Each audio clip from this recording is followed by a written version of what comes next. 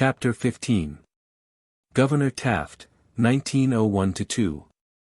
For they have healed the hurt of the daughter of my people slightly, saying, Peace, peace, when there is no peace. Jeremiah 8:11. On February 22, 1898, the American consul at Manila, Mr. Williams, after he had been at that post for about a month, wrote the State Department, describing the Spanish methods of keeping from the world the outward and visible manifestations of the desire of the Filipino people to be free from their yoke. Thus, peace was proclaimed and, since my coming, festivities therefore were held. But there is no peace, and has been none for 2 years. He adds, conditions here and in Cuba are practically alike. War exists, battles are of almost daily occurrence, etc. As will hereinafter appear. This is not far from a correct description of the conditions which prevailed successively in various provinces of the Philippines in gradually lessening degree for the 6 years next ensuing after the report of the Taft Commission of November 30, 1900, wherein they said, a great majority of the people long for peace and are entirely willing to accept the establishment of a government under the supremacy of the United States. We have seen how from the date of the outbreak, February 4, 1899, to the date of his final departure from the islands for the United States on May 5, 1900, General Otis had diligently supplied the eager ear of Mr. McKinley with his situation well in hand, and insurrection about to collapse, telegrams, Secretary of War Alger having meantime been forced out of the cabinet, in part, at least, by a public opinion which indignantly believed that the real situation was being withheld. We have seen how, from soon after the arrival of the Taft Commission at Manila on June 3, 1900, until after the November elections of that year, the same eager presidential ear aforesaid was supplied with like material through the presumably innocent but opportunely diluted optimism of the Commission, as manifested in the above sample message. How the actual military situation as described by General MacArthur, the military commander at the time, was one of desperate resistance by means of a general banding of the people in support of the guerrillas in the field. He having wired the War Department on January 4, 1901, troops throughout the archipelago more active than at any time since November, 1899. And how this had been followed on July 4, 1901, by a civil government, the inauguration of which could by no possibility be construed as affirming to the people of the United States anything other than the existence of a state of peace. We are to trace in this and subsequent chapters how, a short time after the civil government was instituted, the insurrection got its second wind, how a year later came another public declaration of peace, on July 4, 1902. And how this was followed by a long series of public disorders, combated by prosecutions for sedition and brigandage, until toward the end of 1906. The drama is quite an allegory, Uncle Sam wrestling with his guardian angel consent of the governed. He finally gets both the angel's shoulders on the mat, however, and so the two have lived at loggerheads in the Philippines ever since. As soon as we had once blundered into the colonial business, the rock-bottom frankness with which we so dearly love to deal with one another, let carping Europe deny it as she will, was superseded by a systematic effort on the part of the statesman responsible for the blunder to conceal it. It soon became clear to those on the inside that the sovereign American people had bought a gold brick, that is to say, had made a grievous mistake and had done wrong. But as it is not expedient for courtiers to tell the sovereign he has done wrong, because the king can do no wrong, thereafter all the courtiers, i.e., persons desiring to control the sovereign while seeming to obey him, instead of risking loss of the royal favor by boldly telling the people they had done wrong and ought to mend the error of their ways, began to fill their ears and salve their conscience with medieval doctrines about salvation of the heathen through governmental missions maintained by the joint agencies of cross and sword. For the foregoing and cognate reasons, Senator Lodge's description of Spain's last 30 years in Cuba fits our first 6 or 7 in the Philippines. Beginning in 1899 with the original Otis press censorship policy of not letting anything go that will hurt the administration, and coming on down to a certificate made in 1907 by the Philippine Commission for Consumption in the United States. to the effect that a state of general and complete peace had prevailed throughout the islands for a stated period preceding the certificate, when, as a matter of fact, during the period covered by the certificate, an executive proclamation formally declaring a state of insurrection had issued, and the Supreme Court of the islands had upheld certain drastic executive action as legal because of the state of insurrection recognized by the proclamation. The Taft civil government of the Philippines set up in 1901 was an attempt to answer the question which, during the crucial period of our country's history following the Spanish War, rang so persistently through the public utterances of both Grover Cleveland and Benjamin Harrison, Mr. President, how are you going to square the subjugation of the Philippines with the freeing of Cuba? Mr. McKinley's answer had been, in effect, never mind about that, Grover, you and Benjamin are back numbers. I will show you the latest thing, in the consent of the governed line, a government not, essentially popular, it is true, nor indeed at all popular, in fact very unpopular, but essentially popular in form. You lads are not experts on the political trapeze. Accordingly, as Senator Lodge said concerning the dreary years of continuous public disorders in Cuba under Spain, which we finally put a stop to in 1898. We were to go on pretending that the war was not there, etc. Lack of frankness is usually due to weakness of one sort or another. The weakness of the Spanish colonial system lay in the impotent poverty of the home government and the graft tendencies of the colonial officials. The weakness of the American colonial system has always lain in the fundamental unfitness of Republican governmental machinery for boldly advocating and honestly enforcing doctrines which deny frankly and as a matter of course that governments derive their just powers from the consent of the governed. There are so many people in a republic like ours who will always stand by this last proposition as righteous, and as being the chief bulwark of their own liberties. And so many who will always regard denial of that proposition as an insidious practice calculated ultimately to react on their own institutions. That no colonial government of conquered subject provinces eager for independence can ever have the sympathy and backing of all our people. Thus it is that to get home support for the policy, the supreme need of the colonial government is constant apology for its own existence, and constant effort to show that the subject people do not really want freedom to pursue happiness in their own way as badly as their orators say they do. That the oratory is mere hot air, and that the people really like alien domination better than they seem to. Always in a mental attitude of self-defense against home criticism. In its official reports there is ever present with the Philippine insular government the tendency and temptation not to volunteer to the American people evidence within its possession calculated to awaken discussion as to the wisdom of its continuance. It thus usurps a legitimate function never intended to be delegated to the executive, but reserved to the people. It thus makes itself the judge of how much the people at home shall know. The law of self-preservation prompts it not to take the American people into its confidence. At least not that portion of them who are opposed on principle to holding remote colonies impossible to defend in the event of war without a large standing army maintained for the purpose. There is always the apprehension that the value of apparently unfavorable evidence will not be wisely weighed by the people at home, because of unfamiliarity with insular conditions. This is by no means altogether vicious. It is a perfectly natural attitude and a good deal can be said in favor of it. But the real vice of it lies in the fact that your colonial government thus becomes not unlike the president of a certain naval board before which a case involving the commission of an officer of the Navy was once tried. They had no competent official stenographer to take down all that transpired. The Navy Department was asked for one, but they referred it to the board. The president of the board knew very well that the defense wanted to show bias on his part. He exuded conscious rectitude and plainly resented any suggestion of bias. So a stenographer was refused and the case proceeded, the proceedings being recorded in longhand by a regular permanent employee of the board. Under such circumstances, there is so much which transpires that is absolutely irrelevant and immaterial, that the proceedings would be interminable if every little thing were recorded.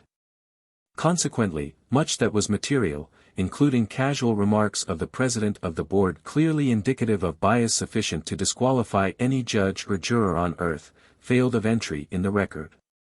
However, enough was gotten into the record to satisfy the President of the United States that the President of the Board was not only not impartial, but very much prejudiced, and he reversed the action of the Board.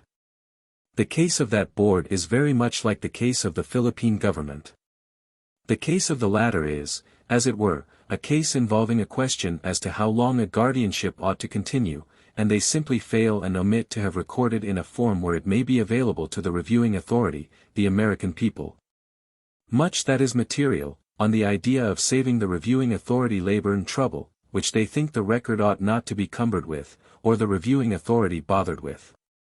This practice is due to a confident belief that the American people, being so far away, and being necessarily so wholly unacquainted with all the ins and outs of the situation in the Philippines, are not fitted to pass intelligently on the questions which continually confront the colonial government.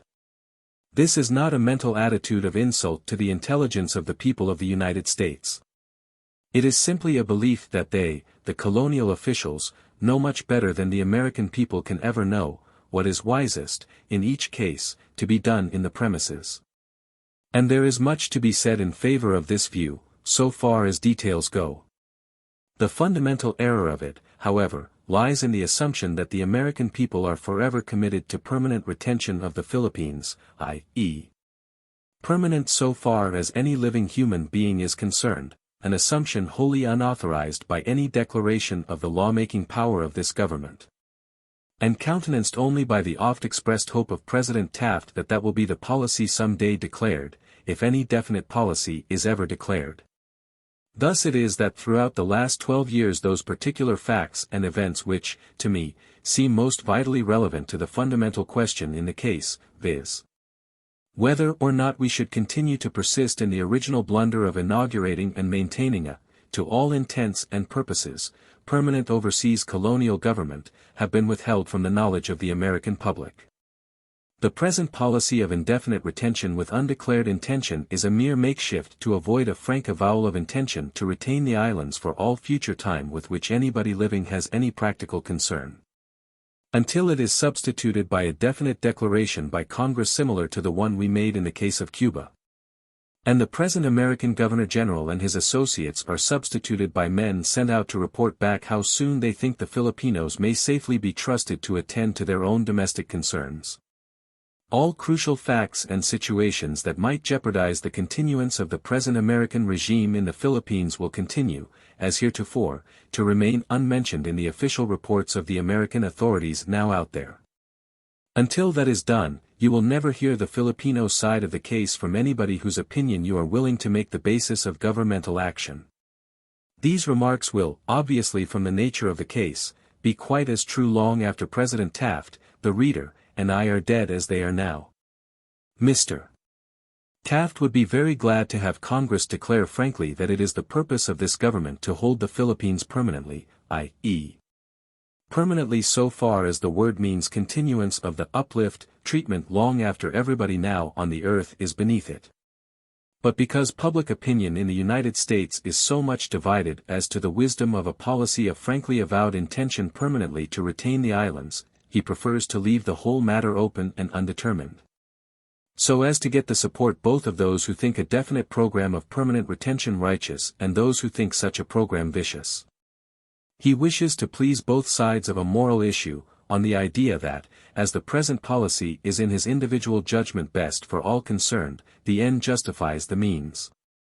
Yet, as the issue is a moral one, which concerns the cause of representative government throughout the world, and a strategic one which concerns the national defense, it should, in my judgment, no longer be dodged, but squarely met.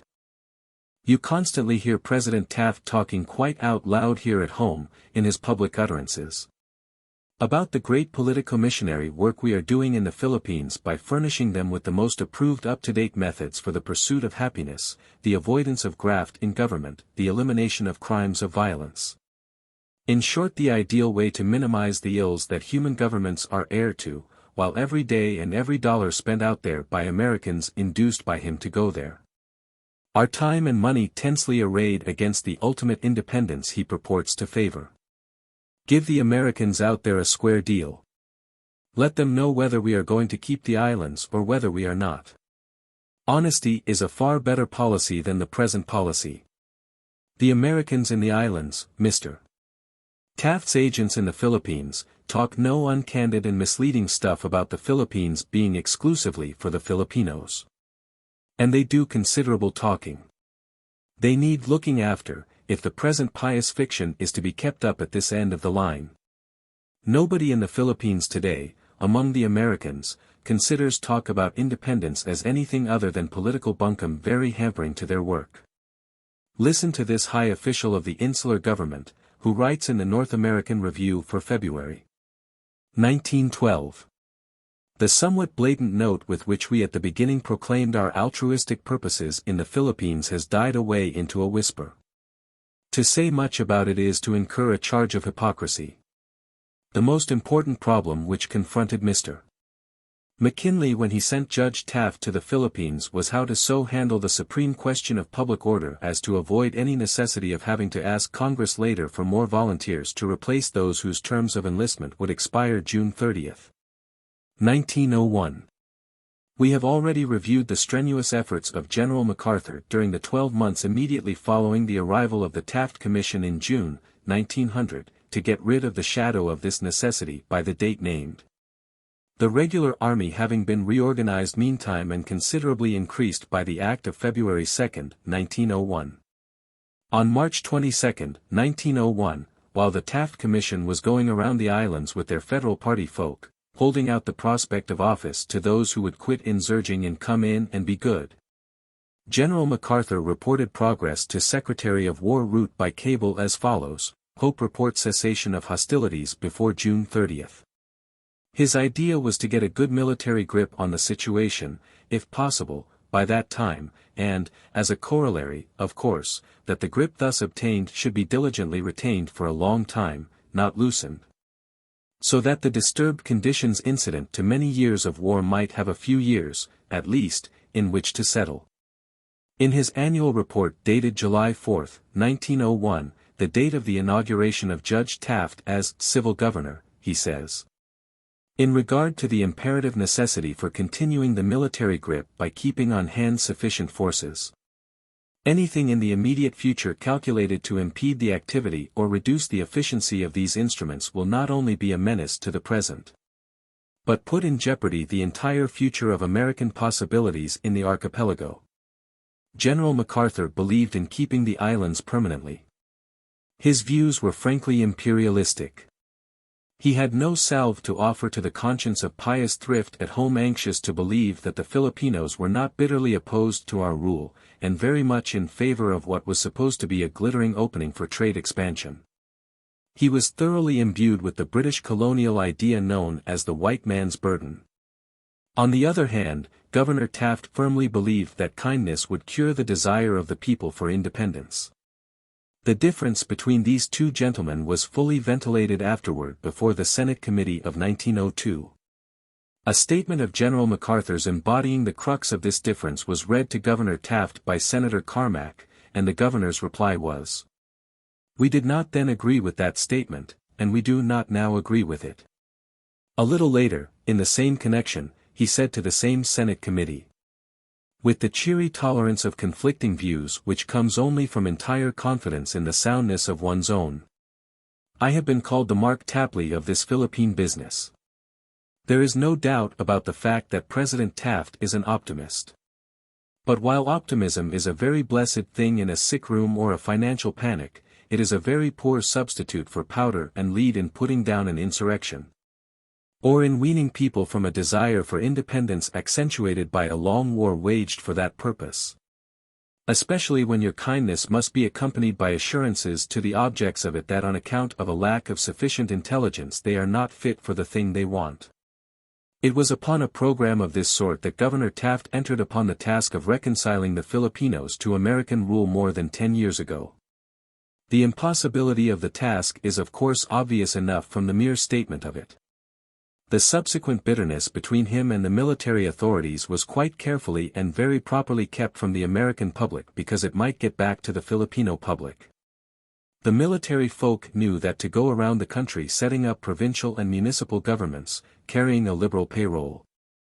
With diligent contemporaneous circulation of the knowledge that anybody who would quit fighting would stand a good chance to get an office, would seem to many of the Filipinos a confession of weakness and fear, sure to cause trouble later. Many of them, of course it would be inappropriate to mention names, simply did not believe that Mr. Taft was honest in his absurd notion. They simply damned politics for meddling with war, and let it go at that. But the real epic pathos of the whole thing was that Mr. Taft was actually sincere. He believed that the majority of the Philippine people were for him and his policies. As late as 1905, he seems to have clung to this idea, according to various accounts by Senators Newlands, Du Bois, and others, in magazine articles written after their return from a trip to the Philippines in that year in company with Mr. Taft, then Secretary of War. In fact, so impressed were they with the general discontent out there, and yet so considerate of their good friend Mr. Taft's feelings in the matter and his confidence that the Filipinos loved benevolent alien domination, that one of them simply contented himself with the remark, "When we left the islands I do not believe there was a single member of our party who was not sorry we owned them, except Secretary Taft himself." Indeed, it is not until 1907 that we find Mr. Taft's paternal solicitude for his stepdaughter, Miss Filipina, finally reconciling itself to the idea that while this generation seems to want home rule as irreconcilably as Ireland herself and won't be happy till it gets it, yet inasmuch as home rule is not, in his judgment, good for every people, this generation is therefore a wicked and perverse generation, and hence the Filipinos must simply resign themselves to the idea of being happy in some other generation. This attitude was freely stated before the Millers' Convention at St. Louis, May 30, 1907, the speech being reported in the St. Louis Globe-Democrat the next day. Said Mr. Taft on that occasion, after admitting that the islands had been a tremendous financial drain on us. "If, then, we have not had material recompense, have we had it in the continuing gratitude of the people whom we have aided?" Answering this, in effect, though not in so many words, alas, no, he adds, with a sigh which is audible between the lines. He who would measure his altruism by the thankfulness of those whom he aids, will not persist in good works. Thus we see the Mark Tapley optimism of 1902 become in 1907 a species of solicitude which Dickens describes in Bleak House as telescopic philanthropy, in the chapter by that title in which he introduces the famous Mrs. Jellaby, mother of a large and interesting family, a lady of very remarkable strength of character, who devotes herself entirely to the public, who has devoted herself to an extensive variety of public subjects at various times, and is at present devoted to the subject of Africa, with a general view to the cultivation of the coffee berry, and the natives, to the woeful neglect of her own domestic concerns and her large and expensive family of children. Since 1907, Mr. Taft has frankly abandoned his early delusion about the consent of the governed, and boldly takes the position, up to that time more or less evaded, that the consent of the governed is not at all essential to just government. The apotheosis of Uncle Sam as Mrs. Jellaby is to be found in one of Mr. Taft's speeches wherein he declared that the present Philippine policy was a plan for the spread of Christian civilization in the Orient. Thus has it been that, under the reactionary influence of a colonial policy, this republic has followed its frank abandonment of the idea that all just government must derive its origin in the consent of the governed by a further abandonment of the idea that church and state should be kept separate. I do not wish to make President Taft ridiculous, and could not if I would. Nor do I seek to belittle him in the eyes of his people, for we are his people, for the time being. No one can belittle him. He is too big a man to be belittled by anybody. Besides, he is, in many respects beyond all question, a truly great man. But he is not the only great man in history who has made egregious blunders. And there is no question that we are running there on the confines of Asia, in the Philippines, a superfluous governmental kindergarten whose sessions should be concluded, not suddenly, but without unnecessary delay.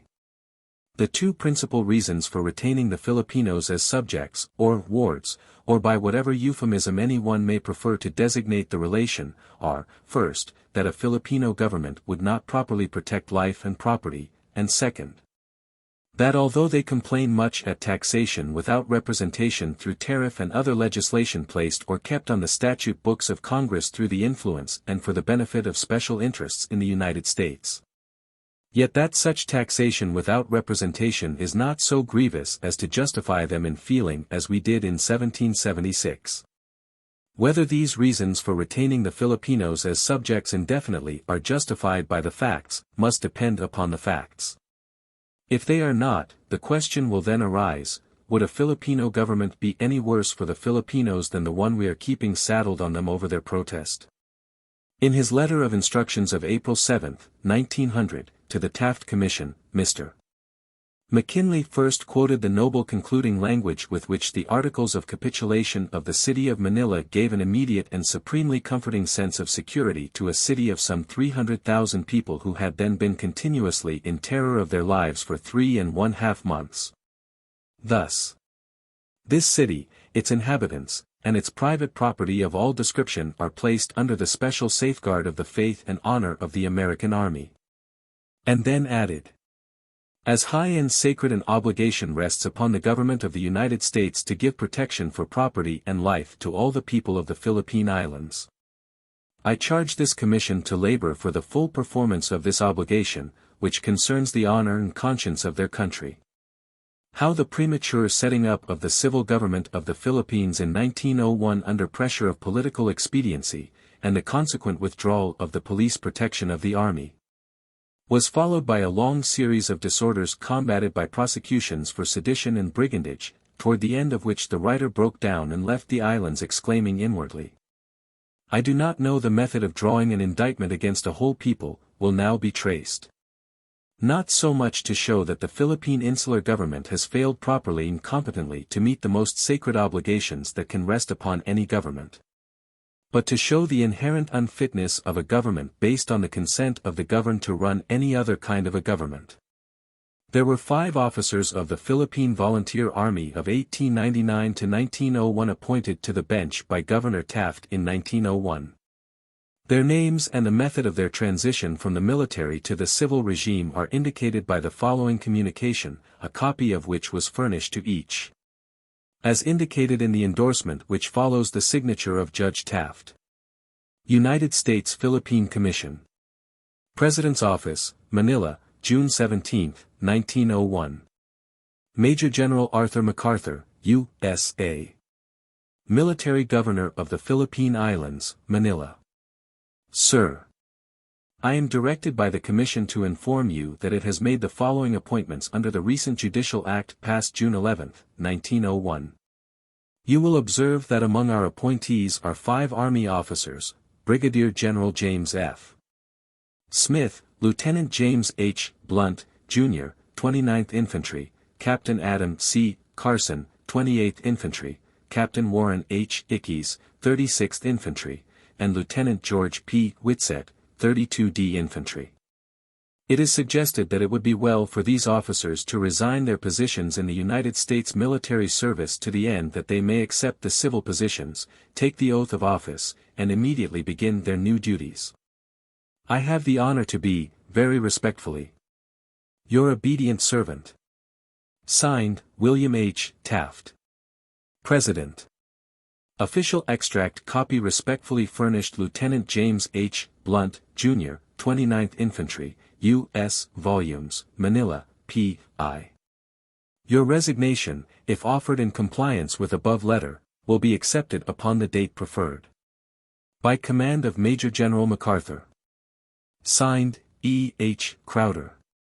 Lieutenant Colonel and Judge Advocate, U.S.A., Secretary. Military Secretary's Office. June 18, 1901. General Smith had come out as Colonel of the 1st Californias, and had won his stars on the field of battle, as has already been described in an earlier chapter. He went from the army to the Supreme Bench, at Manila. The archipelago had been divided by the Taft Commission into 15 judicial districts, containing 3 or 4 provinces each district court to be a nisi prius or trial court.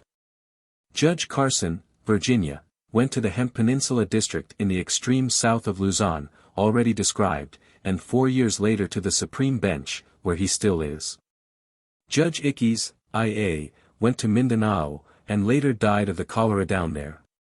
Judge Whitsett, Mo, went to Holo, the little group of islets near British North Borneo, but his wife died soon afterward, and he resigned and came home. The writer, Ga, went to northern Luzon, to the first district hereinafter noticed. Just here it may be remarked that the reader will need no long complicated description of the details of the organization of the new government, interspersed with unpronounceable names. If he will simply assume the viewpoint Governor Taft had in the beginning. Governor Taft simply analogized his situation to that of a governor of a state or territory at home. His 50 provinces were to him 50 counties, 25 of them in the main island of Luzon, which, as heretofore stated, is about the size of Ohio or Cuba, 40-odd thousand square miles. And contains half the population and over 1/3 the total land area of the archipelago. However, each of his provincial governors was liberally paid, and the authority of a governor of a province was, on a small scale, more like that of one of our own state chief executives than like the authority and functions of the chairman of the Board of County Commissioners of a county with us. For instance, the governorship of Cebu, with its 2,000 square miles of territory and 650,000 inhabitants, was quite as big a job as the governorship of New Mexico or some other one of our newer states. So that the task on which Governor Taft entered July 4, 1901, was the governing of a potential ultimate federal union in miniature, containing nearly 8 millions of people. One slight mistake I think he made was in providing that the governors of the provinces should be ex officio sheriffs of the courts of first instance, of the 15 several judicial districts aforesaid. This was to enable the judges of first instance to keep a weather eye on the provincial governors, the judiciary at first being largely American, and it being the program to have native governors. Some of them recently surrendered insurgent generals, as rapidly as practicable and advisable. The scheme was good business, but not tactful. It subtracted some wind from the gubernatorial sails to be a sheriff, a provincial governor under the Spanish regime having been quite a viceregal potentate. But the judges were as careful to treat their native governors with the consideration the authority vested in them called for as Governor Taft himself would have been. So no substantial harm was done, and the real power in the provinces of questionable loyalty remained where it belonged, in American hands. Just after Governor Taft's inauguration, the 4 newly appointed district judges just out of the army called on the governor. Judge Carson was the spokesman, though without prearrangement. He said, "Governor, we have called to pay our respects and say goodbye before going to the provinces. We have been acting under military orders so long, that while we are not here to get orders, we would like to have any parting suggestions that may occur to you." Governor Taft said, "Well, gentlemen, all I can think of is to remind you that if what we have all heard is true, the Spanish courts usually operated to the delay of justice, rather than to the dispensing of it. So just go ahead to your respective districts, and get to work, remembering that you are Americans." So we did. Of course none of us loaned ourselves for a moment to the amiable Taft fiction that the great majority of the people are entirely willing to government under the supremacy of the United States. We had all had a share in the subjugation of the islands as far as it had progressed at that time, and had seen the Filipinos fight, unskillfully and ineffectively, it is true, because they none of them understood the use of 2 sights on a rifle. And simply could not hit us much, but pluckily enough. We knew the Filipinos well, and our attitude was simply that of Pharaoh and the Sergeant, in Kipling's Ballad of the Conquest of Egypt. However, we knew nothing of the Egyptians, except what we had learned in the Bible, gave no thought to whether our occupation was to be temporary, like the British occupation of Egypt since 1882. Or temporary like the American occupation of Cuba in 1898. That was a matter for the people of the United States to determine later. But somebody had to govern the islands, and there we were, and there were the islands. In the scheme of things someone had to do that part of the world's work, and, as the salaries were liberal, we went to the work, not concerning ourselves with amiable fictions of any kind. I think our attitude was really one of more intimately sympathetic understanding of the Filipinos than that of Governor Taft himself, because we had all known them longer, and all spoke their language, i.e., the language of the educated and representative men, Spanish, and knew their ways, their foibles, and their many indisputably noble traits. But we did not start out to play the part of political wet nurses. Our attitude was, if Mr. Filipino does not behave, we will make him. Judge Carson and myself had one peculiar qualification for fidelity to the Taft policies for which we were entitled to no credit. We instinctively resented any suggestion comparing the Filipinos to Negroes. We had many warm friends among the Filipinos, had shared their generous hospitality often, and in turn had extended them ours. Any such suggestion as that indicated implied that we had been doing something equivalent to eating, drinking, dancing, and chumming with Negroes. And we resented such suggestions with an anger quite as cordial and intense as the canons of good taste and loyal friendship demanded. I really believe that the Southern men in the Philippines have always gotten along better with the Filipinos than any other Americans out there, and for the reasons just suggested. Not only is the universal American willingness to treat the educated Asiatic as a human being endowed with certain unalienable rights going to redeem him from the downtrodden condition into which British and other European contempt for him has kept him, but the American from the South out there is a guarantee that he shall never be treated as if he were an African. The African is eons of time behind the Asiatic in development, the latter is eons ahead of us in the mere duration of his civilization. The Filipino has many of the virtues both of the European and the Asiatic. Christianity has made him the superior in many respects, of his neighbor and racial cousin, the Japanese. And Spanish civilization has produced among them many educated gentlemen whom it is an honor to call friend. The 5 lawyers, who on ceasing to be volunteer officers became judges, had other incentives also to make the Taft government a success. The possession of power is always pleasant. We knew the military folk were going to stand by and watch the civil government, and prophesy failure. This of course put us on our mettle to impress upon the dictatorial gentry of the military profession, with didactic firmness, the fundamental importance to all American ideals that the military should be subordinate to the civil authority. The first judicial district to which the writer was first assigned comprised 4 provinces, Ilocos Norte, in the Ilocano country, the province situated at the extreme northwestern corner of Luzon. In the military district the conquest of which by General Young has already been fully described. And the 3 provinces of the Cagayan Valley, overrun by Captain Batchelor on his remarkable march from the mountains to the sea in November, 1899, also already described. Here I remained for a year, and then came home on leave, desperately ill. Being given, on returning to the islands after my recovery, an assignment in one of the southern islands, hereinafter dealt with. We volunteers were all commissioned as judges as of the 15th of June, though none of us I believe were mustered out until June 30th.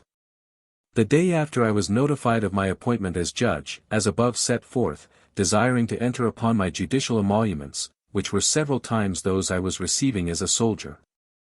I removed the shoulder straps and collar ornaments from my white duck suit, and went over and took the oath of office before the Chief Justice of the Islands. We had not yet been mustered out of the army, but as above stated, Governor Taft had suggested to General MacArthur that we resign without waiting for the day of muster out, so we could get to work that much sooner. And General MacArthur had notified us that if we cared to resign at once as suggested, he would cable our resignations to Washington. Immediately after qualifying before the Chief Justice, I left his office and on emerging from the courthouse hailed a carromata, but the driver said no, he would not carry me. I suggested in a very rudimental way, in rather rudimental Spanish suited to him, that he was a common carrier, and as such under a duty to transport me. He said his horse was tired. His horse did not look tired. He would not have thus casually toyed with veracity if I had had my shoulder straps on. An autoridad, a representative of constituted authority, is to the masses of the Filipino people something which instinctively challenges their respect and obedience, more especially where the authority is firm and just. Respect for authority is their most conspicuous civic trait, and it is on this element in the lower 90, on the intelligence and capacity to guide them of the upper 10, and on the ardent patriotism of both, that I predicate my difference with President Taft as to the capacity of the Filipino people for self-government. However, as I was to all appearances not an authority, this ignorant man treated me as merely one of the Americans who, having invaded his country, apparently were not sure whether they were afraid of his people or not. Again I tried diplomacy, offering him an exorbitant fare. Nothing doing. It was about siesta time, and he would not budge. Here then was the civil government proposition in a nutshell, to take the ignorant people and teach them their rights under theoretically free institutions, instead of letting their own people do it in their own way. To reason directly with such people as this Cachero, Hackman, to begin at the bottom of the social scale right on the jump, the idea being to fit them, the sacred majority, to know their rights and, knowing dare maintain them against the educated minority, as if the latter did not have a greater natural interest in their welfare than any stranger could possibly have. That I indulged all these reflections at the time I of course do not mean to say. The significance of the incident has of course deepened in the light of the subsequent years. At any rate, I did not succeed in budging that Cachero. I walked home, forego the difference between the military and the judicial salary for the 2 weeks remaining before muster-out day, put my shoulder straps back on, and kept them on until June 30, 1901. When I first landed on the China seacoast of the district I was to preside over, I was met by quite a reception committee of the leading men, who conducted me with great courtesy to the provincial capital. A little later the justices of the peace paid their respects. One of them came 30 miles to do so. The courtroom was very long, and when I first spied this last man, he was at the other end of the room bowing very low. He would bow, then advance a few steps, then bow again, then resume the forward march toward me. I reminded myself of some ancient king, so profound were his obeisances. At first I thought to myself, he bows too low, he must have been up to some devilment lately. Experience showed me later that it was simply one of the ever-present manifestations of the respect of the Filipino for constituted authority. They positively love to show their respect for authority, just as a good soldier loves to show his respect for an officer. Here's some American remarks, but that is not good proof of capacity for self-government. They would not cuss out the party in power enough.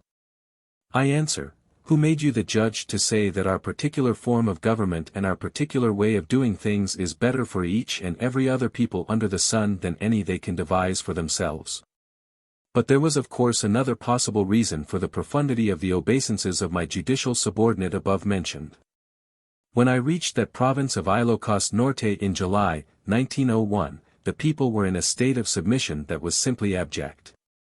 They had at first worked the amigo business on General Young, and treachery of that kind had been so inexorably followed by dire punishment, that every home in the country had its lesson. Yet that was the only way. The poor devils did not seem to know when they were licked. This is not maudlin sentiment. It is a protest against the contemporary libel on Filipino patriotism about the great majority being entirely willing to accept our rule, and the contemporary belittling of the work the army had to do to make them accept it. I remained in charge of the 1st Judicial District for more than a year, and during that period tried few or no crimes of a political character, that is to say, indictments for sedition or the like, attempts to subvert the government. The district comprised a total population of about 500,000 people, more than 1/8 of the population of Luzon, and a total area of over 13,000 square miles, nearly 1/3 of all Luzon. But remember, this was in northern Luzon, where the work of pacification was lucidly completed by the army before the peace at any price policy began. We will see what happened in my friend Judge Carson's district, and in the rest of southern Luzon later. The principal broad general fact I now recall, in connection with the administration of justice in the 1st Judicial District during the year or more I had it, is that the main volume of business on the court calendars was crimes of violence of a strictly non-political character due to lack of efficient police protection in the several communities, consequent on withdrawal of military garrisons. The country was in an unsettled state. The aftermath of war, lawless violence, was virulently present, and the presence of troops scattered through a province, under such circumstances, is a wonderful moral force to restrain lawlessness. However high the purpose, however kindly the motive, the setting up of a civil government in the Philippines at the time it was set up, when the country was far from ready for it, was a terrible mistake. Of course no one man in a given province or judicial district had a bird's-eye view of the whole situation and the whole panorama at the time, such as we can get at this distance, in retrospect. Of course it did not lie in human nature for the men responsible for the mistake to see it at first, and, the die once cast, they had to keep on, with intermittent resort to military help, the extent of which help was always minimized thereafter. To show how little the general state of the archipelago was understood by American provincial officials busy in a given part of it, and getting little or no news of the outside world, I remained in the 1st Judicial District from July, 1901, to August, 1902, and heard nothing of the great insurrection in southern Luzon, in Batangas, and the adjacent provinces, which raged during the winter of 1901-02, except a vague rumor that there was trouble down there. The Filipinos did, however. Of course for Mr. Root to be able to furnish in December, 1901, a report, as Secretary of War, to the President, for consumption by Congress and the people of this country, to the effect that his volunteer army had been mustered out on schedule time, June 30, 1901.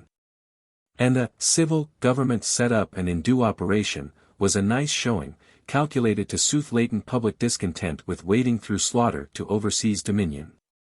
Reports thereafter of disturbances could always be waved aside as merely local in character, and not serious. If it were stoutly asserted that everything was quiet all over the archipelago except in certain parts of certain localities, naming them, that sounded well, and as the public at home simply skipped the unpronounceable names, not caring much whether they represented molecules or hemispheres, all went well. For instance, most of the provinces of the archipelago were organized under civil government prior to the inauguration of Governor Taft, which occurred July 4, 1901, and on July 17, thereafter, Batangas, Cebu, and Bohol were restored to military control. I suppose the fact that Batangas, Cebu, and Bohol had been so restored was duly announced at the time in the Associated Press dispatches from Manila. But what light did it throw on the situation? Who knew whether any one of these names represented a mountain lair, a country village, a remote islet, or a large and populous province? As a matter of fact, each was a province, and the total population of the three provinces was 1,180,655, and their total area 4,651 square miles. The eminent gentlemen charged with the government of the islands, once they committed themselves to their civil government, persisted always in treating the insurrection, as General Hancock's campaign speeches used to treat the tariff, as a local issue. The true analogy, that of a house on fire, with the fire partly but not wholly under control, and momentarily subject to gusts of wind, never seems to have occurred to them. Here were provinces aggregating nearly 1,200,000 people, officially admitted to be still in insurrection within less than 2 weeks after the announcement of the inauguration of a civil government, which included them, with its implied assertion of a state of peace as to them. If to the three provinces above named you add the province of Samar, later of dark and bloody fame, you have a fourth province as to which not only had there been no civil government organized on paper, but no claim yet made by anyone that we had ever conquered it. We had been so busy in Luzon and elsewhere that we had not yet had time to bother very much with Samar.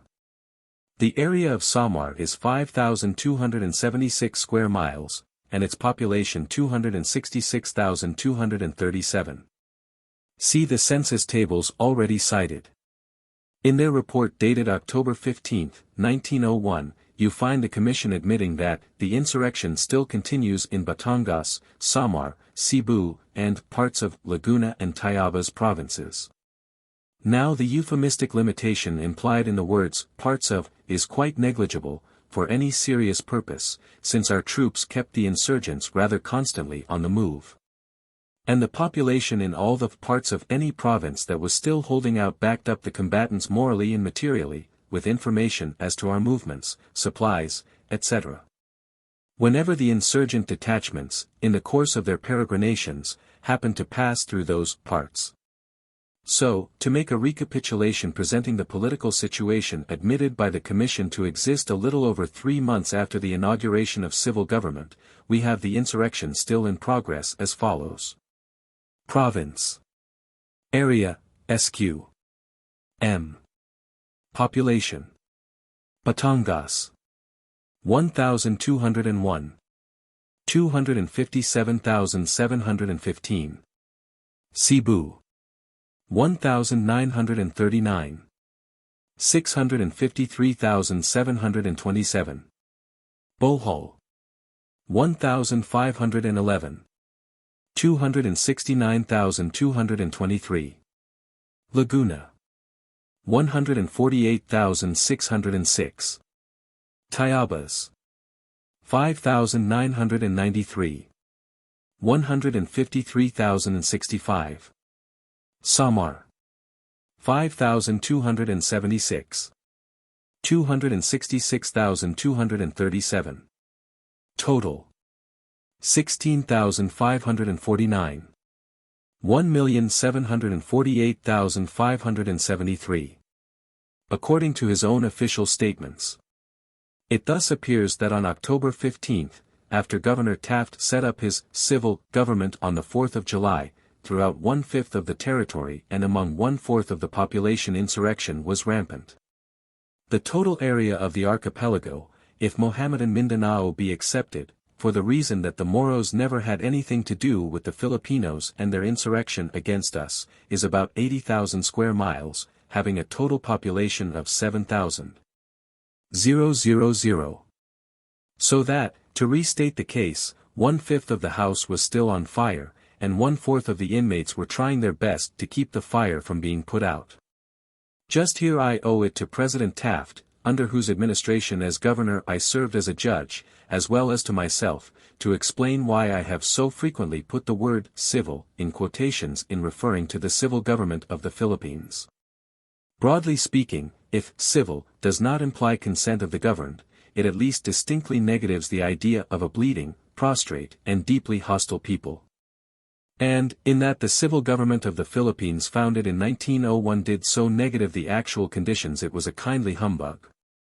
When you go around the country sending people to the penitentiary by scores for political crimes, and then get criticized afterwards for subserviency to the government you are thus serving, you get a trifle sensitive about such criticism. Now the core of the charges made in this country against the Philippine judiciary in the early days was that they were parties to a humbug. Pliable servants of a government which was trying to produce at home an incorrect impression of substantial absence of unwillingness on the part of the governed. I am very sure that the 5 ex-officers of the volunteer army above named, who went from the army to the bench, never did, by act or word, lend themselves to the idea that there was any consent on the part of the governed. Those of us who had been in Cuba with General Wood had but a little while previously observed there a civil regime under a military name. We were now, in the Philippines, serving a military regime under a civil name. We had all of us doubtless, if there was an exception it is immaterial, served on military commissions.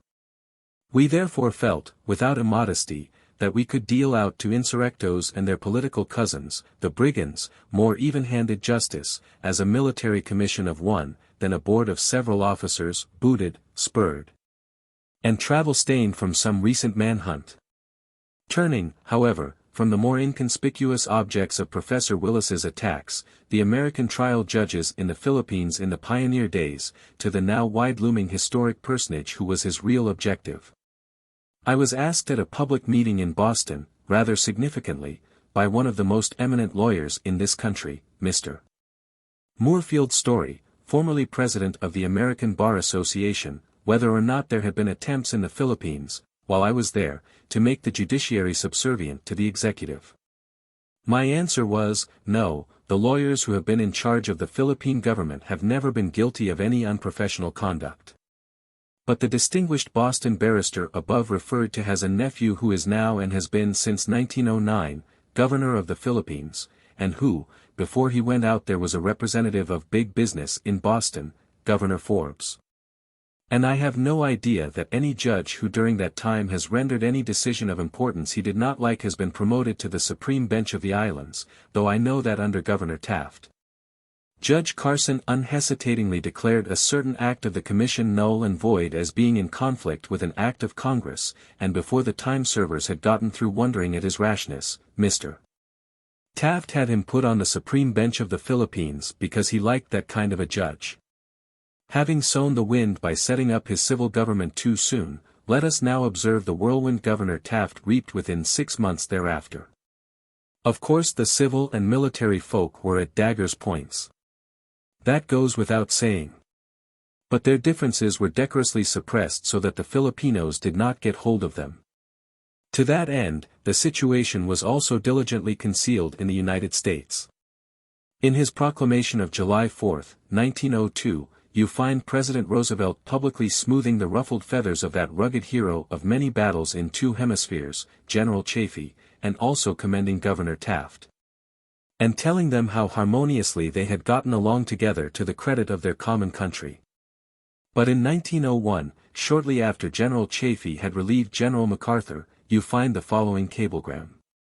Executive Mansion, Washington. October 8, 1901. Chaffee, Manila, I am deeply chagrined, to use the mildest possible term, over the trouble between yourself and Taft. I wish you to see him personally, and spare no effort to secure prompt and friendly agreement in regard to the differences between you. Have cabled him also. It is most unfortunate to have any action which produces friction and which may have a serious effect both in the Philippines and here at home. I trust implicitly that you and Taft will come to agreement. Theodore Roosevelt. The most important words of the above telegram are, and here at home. The serious effect here at home, so earnestly deprecated was that the real issue between General Chaffee and Governor Taft might be ventilated by some congressional committee, and thus bring out the prematurity with which, to meet political exigencies, the civil government had been set up. The issue was that General Chaffee was recognizing the hostility of the people, and deprecating the withdrawal of the police protection of the army from districts in which there were many people who, though tired of keeping up the struggle, and willing to quit, were being harried by the die-in-the-last-ditch contingent. This would mean, ultimately, an examination, such as has already been made in this volume, of the evidence on which Governor Taft based his half-baked opinion of 1900 that the great majority were entirely willing to American sovereignty. It would also show up Mr. Root's nonsense about the patient and unconsenting millions, so shamelessly flouted in the presidential campaign of 1900, and his pious philippics against delivering said millions into the hands of the assassin, Aguinaldo. And would reveal the truth confessed by Secretary Root in a speech made to the cadets at West Point in July, 1902, after the trouble had blown over, in which, apropos of the valor and services of the army, he referred proudly to its having then just completed the suppression of an insurrection of 7 million people. On September 28, 1901, just prior to President Roosevelt's above cablegram pouring oil on the troubled politico-military insular waters, a company of General Chaffee's command, Company C, of the 9th Infantry, had been taken off their guard and massacred at a place called Balangiga, in the island of Samar. This had made General Chaffee somewhat angry, and explains the subsequent dark and bloody drama of which General Jake Smith was the central figure, whereby Samar was made a howling wilderness. But Governor Taft was filled with much more solicitude about the success of his civil government than he was about the obscure lives lost at Balangiga. Apropos of the Balangiga affair, he was wearing the patience of the doughty Chaffee with remarks like this: "The people are friendly to the civil government," and suavely speaking of the evidence which accumulates on every hand of the desire of the people at large for peace and protection by the civil government. The same Taft report goes on to deprecate rigor in the treatment of the situation and the consequent revulsion in those feelings of friendship toward the Americans which have been growing stronger each day with the spread and development of the civil government. General Jake Smith was sent to Samar shortly after the Balangiga massacre, and did indeed make the place a howling wilderness, with his famous kill and burn orders, instructions to kill everything over 10 years old, and so forth. And the army was in sympathy generally with most of what he did, except, of course, the unspeakable 10-year-old part, piously exclaiming, as fallible human nature often will in such circumstances, "Vengeance is mine, saith the Lord." Now the civil government could have put a stop to all this if it had wanted to. It had the backing of President Roosevelt.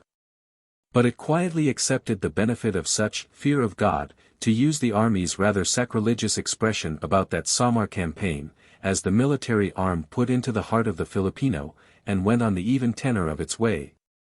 Still maintaining that the Filipinos must like us because the civil government was so benevolent, as if the Filipinos drew any nice distinctions between Governor Taft and General Chaffee. Or suppose the two did not represent one and the same government, the government of the United States. There was much investigation about that awful Samar campaign afterward. General Smith was court-martialed and partly whitewashed, at least not dismissed. At General Smith's court-martial, there was some dispute about the alleged orders to kill and burn, to kill everything over 10 years old, etc. But the nature of the campaign may be inferred from General Smith's famous Circular No. 6, which, issued on Christmas Eve, 1901, advised his command, in effect, that he did not take much stock in the Civil Commission's confidence that the people really wanted peace. That he was thoroughly convinced that the wealthy people in the towns of his district were aiding the insurgents while pretending to be friendly, and that he proposed to adopt a policy that will create in all the minds of all the people a burning desire for the war to cease. A desire or longing so intense, so personal, and so real that it will impel them to devote themselves in real earnest to bringing about a real state of peace. During all his trial troubles, General Smith took what was coming to him, without a murmur, and General Chaffee stuck to him as far as he could without assuming the primary responsibility for the fearful orders above alluded to. If, when General Smith went to Samar, his superior officer, General Chaffee, was in just the direly vengeful frame of mind he, General Smith, afterwards displayed, and prompted him to do, substantially, what he afterward did. Which is by no means unlikely, General Smith never whimpered or put the blame on his chief. But a fearful lesson was given the Filipinos, and the civil government profited by it. General Chaffee was never really pressed on whether he did or did not prompt General Smith to do what he did. Governor Taft was never even criticized for not protesting, but with a flourish of presidential trumpets, General Smith was finally made the GOAT by being summarily placed on the retired list, and that closed the bloody Samar episode of 1901-02. I wonder General Smith has not gone and wept on General Miles's shoulder and like him become a member of the Anti-Imperialist League of Boston. Some of the best fighting men in the army say that as a soldier in battle General Smith is superb. At any rate he may find spiritual consolation in the following passage of the Scriptures which fits and describes his case. But the goat, on which the lot fell to be the scapegoat, shall be presented alive before the Lord, to make an atonement with him, and to let him go for a scapegoat into the wilderness. In his report for 1901 Governor Taft says that the four principal provinces, including Batangas, which gave trouble shortly after the civil government was set up in that year, and had to be returned to military control, were organized under civil rule, on the recommendation of the then commanding general, MacArthur. It certainly seems unlikely that the haste to change from military rule to civil rule came on the motion of the military. If the commission ever got, in writing, from General MacArthur, recommendation that any provinces be placed under civil rule while still in insurrection, the text of the writing will show a mere soldiery acquiescence in the will of Mr. McKinley, the commander-in-chief. Parole contemporaneous evidence will show that General MacArthur told them, substantially, that they were riding for a fall. In fact, whenever an insurrection would break out in a province after Governor Taft's inauguration as governor, the whole attitude of the army in the Philippines, from the commanding general down, was, "I told you so." They did not say this where Governor Taft could hear it, but it was common knowledge that they were much addicted to damning politics as the cause of all the trouble. Governor Taft's statement in his report for 1901, that the four principal provinces, above named, Batangas and the rest, were organized under civil rule on the recommendation of General MacArthur, is fully explained in his testimony before the Senate Committee of 1902. From the various passages hereinbefore quoted from President McKinley's state papers concerning the Philippines, especially his messages to Congress, the political pressure Mr. McKinley was under from the beginning to make a show of civil government, thus emphasizing the alleged absence of any real substantial opposition to our rule by a seeming absence of necessity for the use of force, so as to palliate American repugnance to forcing a government upon an unwilling people, has been made clear. There were to be no dark days of Reconstruction. The Civil War in the United States from 1861 to 1865 was a love feast compared with our war in the Philippines. Yet the work of Reconstruction in the Philippines was to be predicated on the theory of consent, so persistently urged by President McKinley before the American people from the beginning, viz., that the insurrection represented only a small faction of the people. We have seen how General MacArthur also had originally, in 1898, entertained this notion, and how by the time he took Malolos in March, 1899, he had gotten over this notion, and had, regretfully, recognized that the whole people are loyal to Aguinaldo and the cause he represents. And now came Governor Taft, after 15 months more of continuous fighting, to tell General MacArthur, on behalf of Mr. McKinley, that he, MacArthur, did not know what he was talking about, and that, the great majority, were for American rule. The representative men of my own state of Georgia welcomed the return of the state to military control in 1870. Most of them had been officers of the Confederate Army. The federal commander simply told them that if they could not restrain the lawless element of their own people, he would. By premature setting up of the Philippine civil government, the lawless element was allowed full swing. General MacArthur had been in the Civil War. He knew something about Reconstruction. But here were the Taft Commission, with instructions from Mr.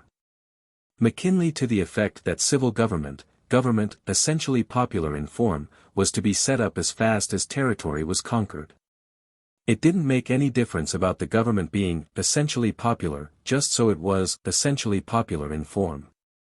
To the Senate Committee of 1902, Governor Taft said, General MacArthur and the Commission did differ as to where the power lay with respect to the organization of civil governments, as to who should say what civil governments should be organized. The Commission contending that, under the instructions, it was left to them, and General MacArthur thinking that everything was subject to military control ultimately, in view of the fact that the islands were in a state of war. Governor Taft then added that he and General MacArthur reached a modus vivendi. When a good soldier once finds out just what his commander-in-chief wants done, he will endeavor, in loyal good faith, to carry out the spirit of instructions, no matter how unwise they may seem to him. As soon as General MacArthur saw what President McKinley wanted done, he proceeded to cooperate loyally with Governor Taft to carry out the plan. He well knew the country was not ready for civil government, but if Mr. McKinley was bent on crowding civil government forward as fast as territory was conquered, he would make his recommendations on that basis. In the matter of the utter folly of the prematurity with which the civil government was set up in the Philippines in 1901, and the terrible consequences to the hapless Filipinos, hereinafter described, which followed. By reason of the premature withdrawal of the police protection of the army and the sense of security its several garrisons radiated, from a country just recovering from some 6 years of war. General MacArthur's exemption from responsibility is shown by his reports for 1900 and 1901. The former has already been fully examined, and the original sharp differences between him and Governor Taft made clear. In the latter report dated July 4, 1901, the date of the Taft inauguration as governor, and also, if I mistake not, the day of General MacArthur's final departure for the United States. The latter washes his hands of the kindly McKinley-Taft nonsense, born of political expediency, about there having never been any real fundamental or unanimous resistance. In no uncertain terms thus. Anything in the immediate future calculated to impede the activity or reduce the efficiency of these instruments, our military forces, will not only be a menace to the present, but put in jeopardy the entire future of American possibilities in the archipelago. No, President Taft can never make General MacArthur the GOAT for what General Bell had to do in Batangas Province in 1901–02 to make our willing subjects behave. Nor can the ultimate responsibility before the bar of history for the awful fact that, according to the United States Coast and Geodetic Survey Atlas of the Philippines of 1899, the population of Batangas Province was 312,192. And according to the American Census of the Philippines of 1903 it was 257,715, rest entirely on military shoulders. An attempt to place the responsibility for the prematurity of the civil government on General MacArthur was made by Honorable Henry C. Ide, who was of the Taft Commission of 1900, and later Governor-General of the Islands, and is now Minister to Spain, in the North American Review for December, 1907. But Mr.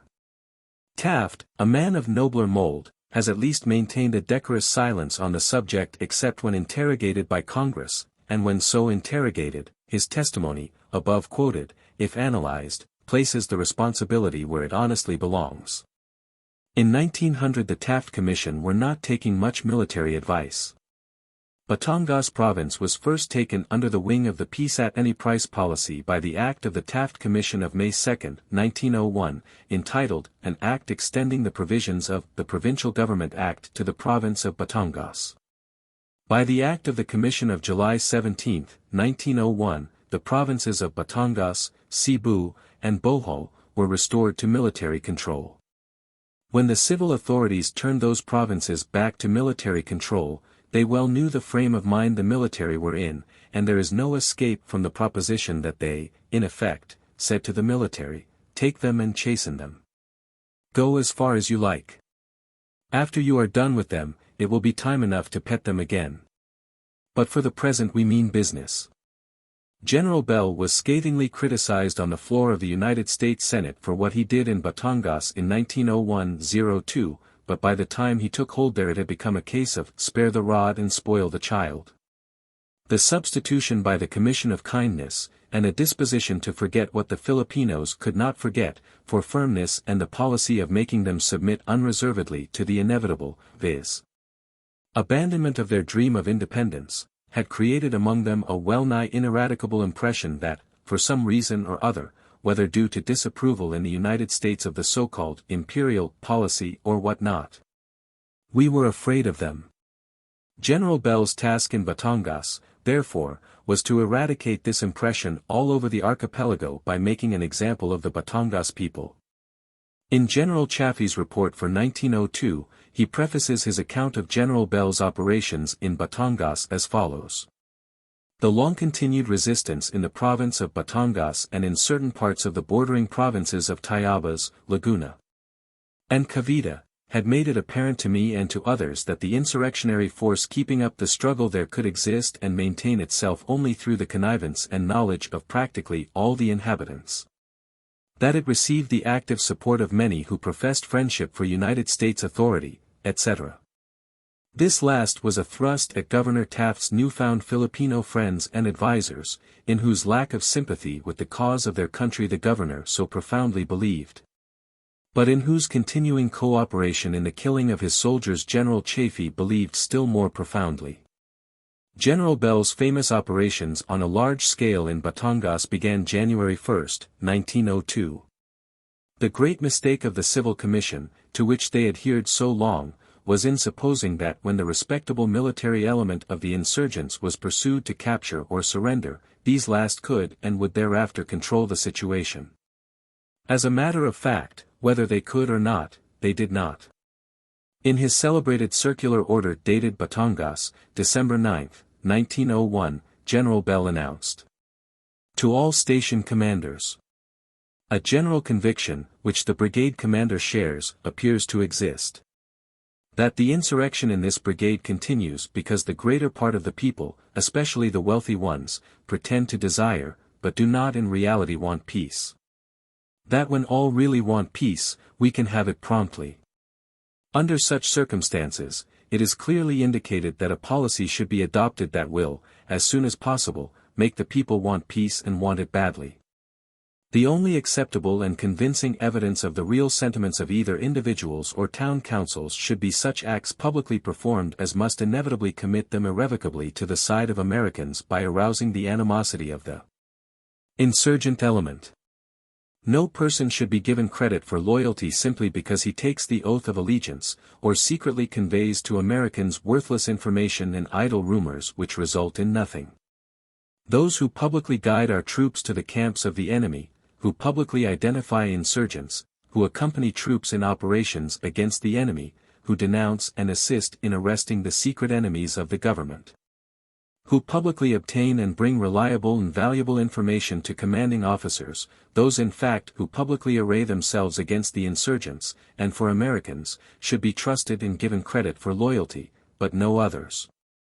No person should be given credit for loyalty solely on account of having done nothing for or against us so far as known. Neutrality should not be tolerated. Every inhabitant of this brigade should be either active friend or be classed as enemy.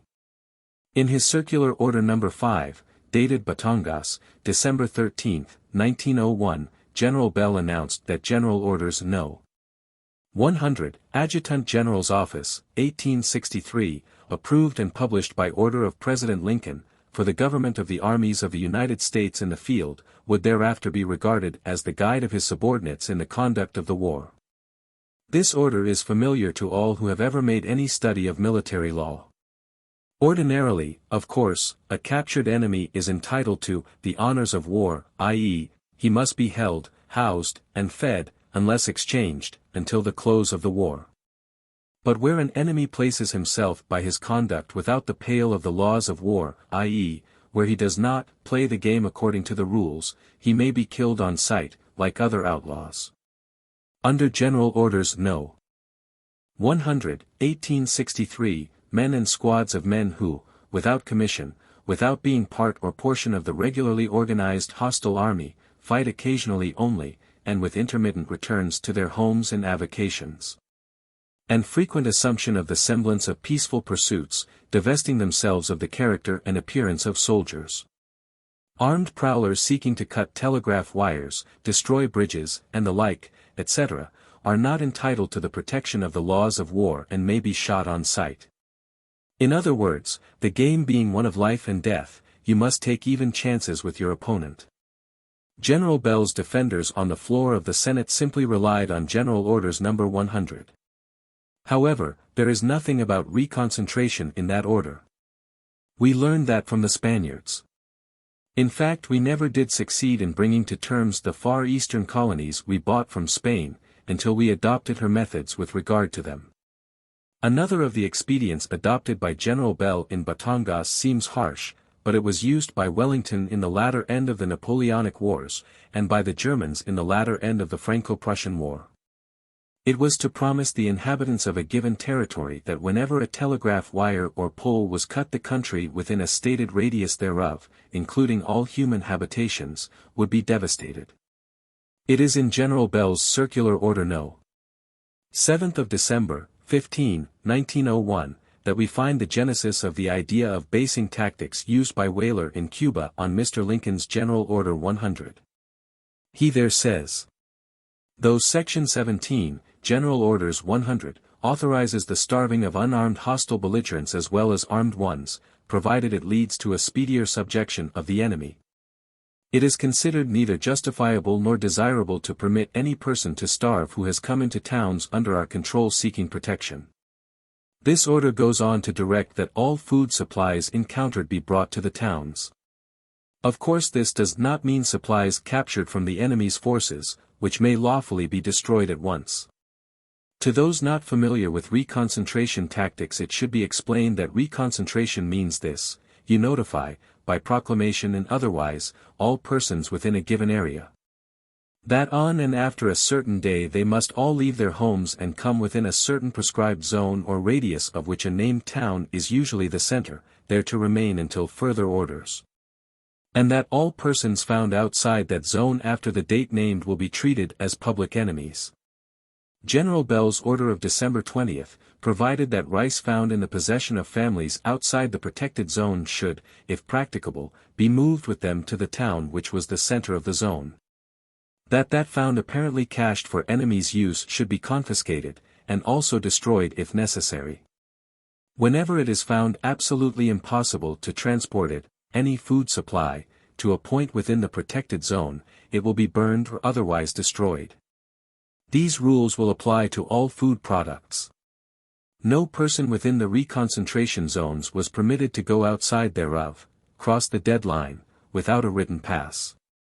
The circular order of December 23d, apparently solicitous lest subordinate commanders might become infected with the Taft belief in Filipino affection, directs that after January 1, 1902, all the municipal officials, members of the police force, etc., who have not fully complied with their duty by actively aiding the Americans and rendering them valuable service, shall be summarily thrown into prison.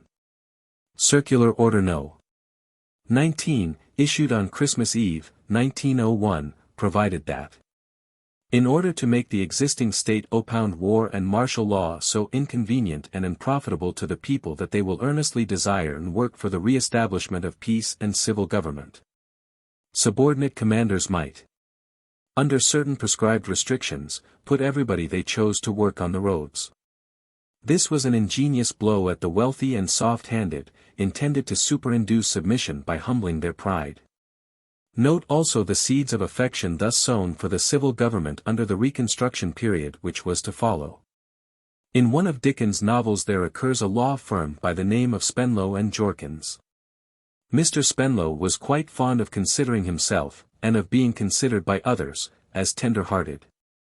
Mr. Jorkins did not mind when the widow and the orphan would plead with Mr. Spenlow to stay the foreclosure of a mortgage, that benevolent soul would tell them, with a pained expression of infinite sympathy, that he would do all he could for them, but that they would have to see Mr. Jorkins, who is a very exacting man, he would say. In the dual American politico-military regime in the Philippines of 1901-02, Governor Taft was the Mr. Spenlow, General Chaffee the Mr. Jorkins. But the former always seemed to harbor the amiable delusion that the Filipinos did not at all consider the firm as the movants in each proceeding against them, and that on the contrary they were sure to make a favorable contrast in their hearts between the kindness of Mr. Spenlow and the harshness of Mr. Jorkins. He seemed blind to the fact that the Filipinos, in considering what was done by any of us, spelled us, U.S. General Bell's Circular Order No.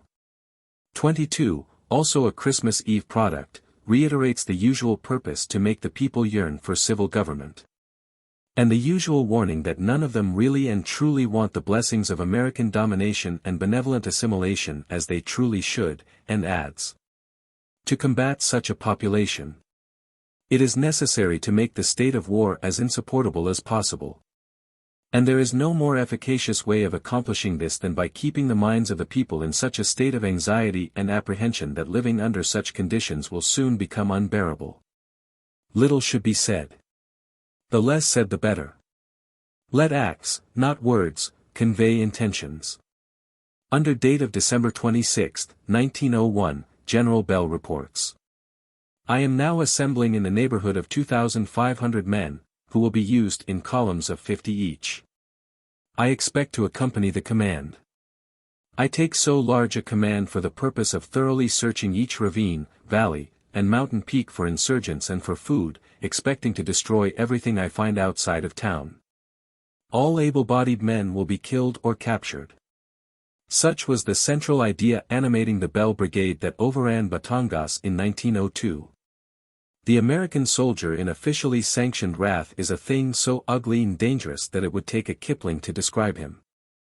I have seen him in that mood, but to describe it is beyond me.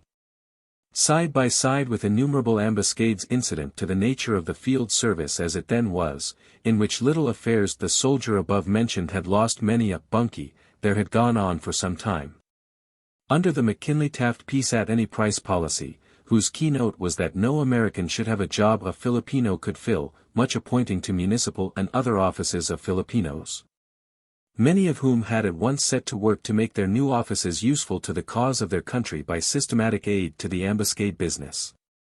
With this and the Balangiga massacre ever in mind, the men of General Bell's brigade began their work in Batangas in a mood which quite made for fidelity in performance of orders to make living unbearable for the Filipino by acts, not words. Also, the American soldier can sing, sometimes very badly, but often rather irrepressibly, until stopped by his officer. Also, whether justly or unjustly is beside the question, he considers a politician who pets the enemy in the midst of a war a hypocrite. So General Bell's 2,500 men began that Batangas campaign on New Year's Day, 1902, giving preference, out of their repertoire, to a campaign song whose ominous chorus ran. He may be a brother of William H. Taft, but he ain't no friend of mine. And between songs they would say purringly to one another, remember Balangiga. And their commanding officer was the very incarnation of this feeling. So listen to the stride of his 7-league boots and the ring of his iron heel. I expect to first clean out the wide Lubu Peninsula. I shall then move command to the vicinity of Lake Taal, and sweep the country westward to the ocean and south of Cavite, returning through Lipa. I shall scour and clean up the Lipa Mountains. Swinging northward, the country in the vicinity of, here follows a long list of towns, will be scoured, ending at, a named mountain, which will then be thoroughly searched and devastated. Swinging back to the right, the same treatment will be given all the country of which, 2 named mountains, are the main peaks. And so on ad libitum. General Bell's course in Batangas was commended in the annual report of his immediate superior, a very humane, as well as gallant, soldier, General Wheaton, as a model in suppressing insurrections under like circumstances. The Batangas program was approved by General Chaffee, the commanding general. In 1902 the United States Senate rang with indiscriminate denunciation of the Batangas severities and the Samar, kill and burn, orders. I tried in 1903, without success, to satisfy my distinguished and beloved fellow townsman, Senator Bacon, that at the time it was adopted it had become a military necessity, which it had. The fact was that the McKinley-Taft policy of conciliation, intended to gild the rivets of alien domination and cure the desire for independence by coddling, had loaned aid and comfort to the enemy, by creating among a people used theretofore solely to force as a governmental agency for making sovereignty respected, the pathetic notion that we were afraid of them, and might be weakening in respect to our declared program of denying them independence. The Bell opinion of the Commission's confidence in Filipino gladness at its advent among them is sufficiently apparent in his orders to his troops. On May 23, 1902, Senator Bacon read in the Senate a letter from an officer of the Army, a West Point graduate and a personal friend of the Senator's, whose name he withheld, but for whose veracity he vouched. Which letter alluded to a reconcentrado, pen with a dead line outside, beyond which everything living is shot. Spoke of this corpse carcass stench wafted in, to where the letter writer sat writing, as making it slightly unpleasant here, and made your flesh crawl thus. At nightfall clouds of vampire bats softly swirl out on their orgies over the dead. This does not sound to me like Batangas and Bell. It sounds like Smith and Samar. There were about 100,000 people, all told, gathered in the reconcentrado camps in Batangas under General Bell, and they were handled as efficiently as General Funston handled matters after the San Francisco fire. There was no starvation in those camps. All the reconcentrados had to do was not to cross the deadline of the reconcentration zone, and to draw their rations, which were provided as religiously as any ordinary American who is not a fiend and has plenty of rice on hand for the purpose will give it to the hungry. The reconcentrado camps and the people in them were daily looked after by medical officers of the American Army. General Bell's active campaigning began in Batangas January 1, 1902, Malvar surrendered April 16 thereafter, and Batangas was thoroughly purged of insurrectos and the like by July. During this period the total of insurgents killed was only 163, and wounded 209, and 3,626 insurgents surrendered. The truth is General Bell's bark was much worse than his bite. The inestimable value of what he did in Batangas in 1901-02 lay in convincing the Filipinos once and for all that we were not as impotent as the civil government coddling had led them quite naturally, but very foolishly, to think we were. Reference was made above to the fact that the population of Batangas in 1899 was 312,192, and in 1903, 257,715. Those figures were inserted at the outset to make General Bell's bark sound louder, but now that we are considering his bite, how many lives his Batangas lesson to the Filipino people cost, another bit of testimony is tremendously relevant. On December 18, 1901, the Provincial Secretary of Batangas Province reported to Governor Taft that the mortality in Batangas due to war, pestilence, and famine has reduced to a little over 200,000, the more than 300,000 inhabitants which in former years the province had. Considering that General Bell's 1901-02 campaign in that ill-fated province cost outright but 163 killed, how many of the 209 wounded recovered does not appear. They may have all recovered. The Bell program in Batangas was indeed a very tender model, from the humanitarian standpoint, of civilizing with a crag, a model of suppressing insurrection under like circumstances. But it was never again followed. It had made too much noise at home. Senator Bacon's corpse carcass stench from supposed reconcentrado pens and his clouds of vampire bats softly swirling on their orgies over the dead, so vividly reminded our people of why they had driven Spain out of Cuba, that the administration became apprehensive.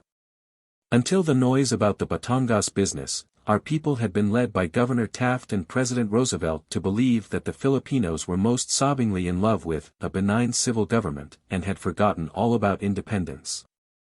It was obvious that a repetition of such a campaign in any other province might create in the public mind at home a disgust with the whole Philippine policy which would be heard at the polls in the next presidential election. So the Batangas affair made it certain that the army was not going to be ordered out again in the Philippines before said next presidential election, at least, whatever castigation might be deemed advisable thereafter. It was intimated above that Senator Bacon's army friends, clouds of vampire bats softly swirling over the corpses of reconcentrados, were doing said swirling not over Batangas at all, but over Samar. Any man familiar with the lay of the land in the two provinces can see from the letter that it was written from Samar. Moreover, Colonel Wagner afterwards testified before the Senate Committee of 1902 that if there had been any great mortality in the reconcentration camps in Batangas, he would have known of it.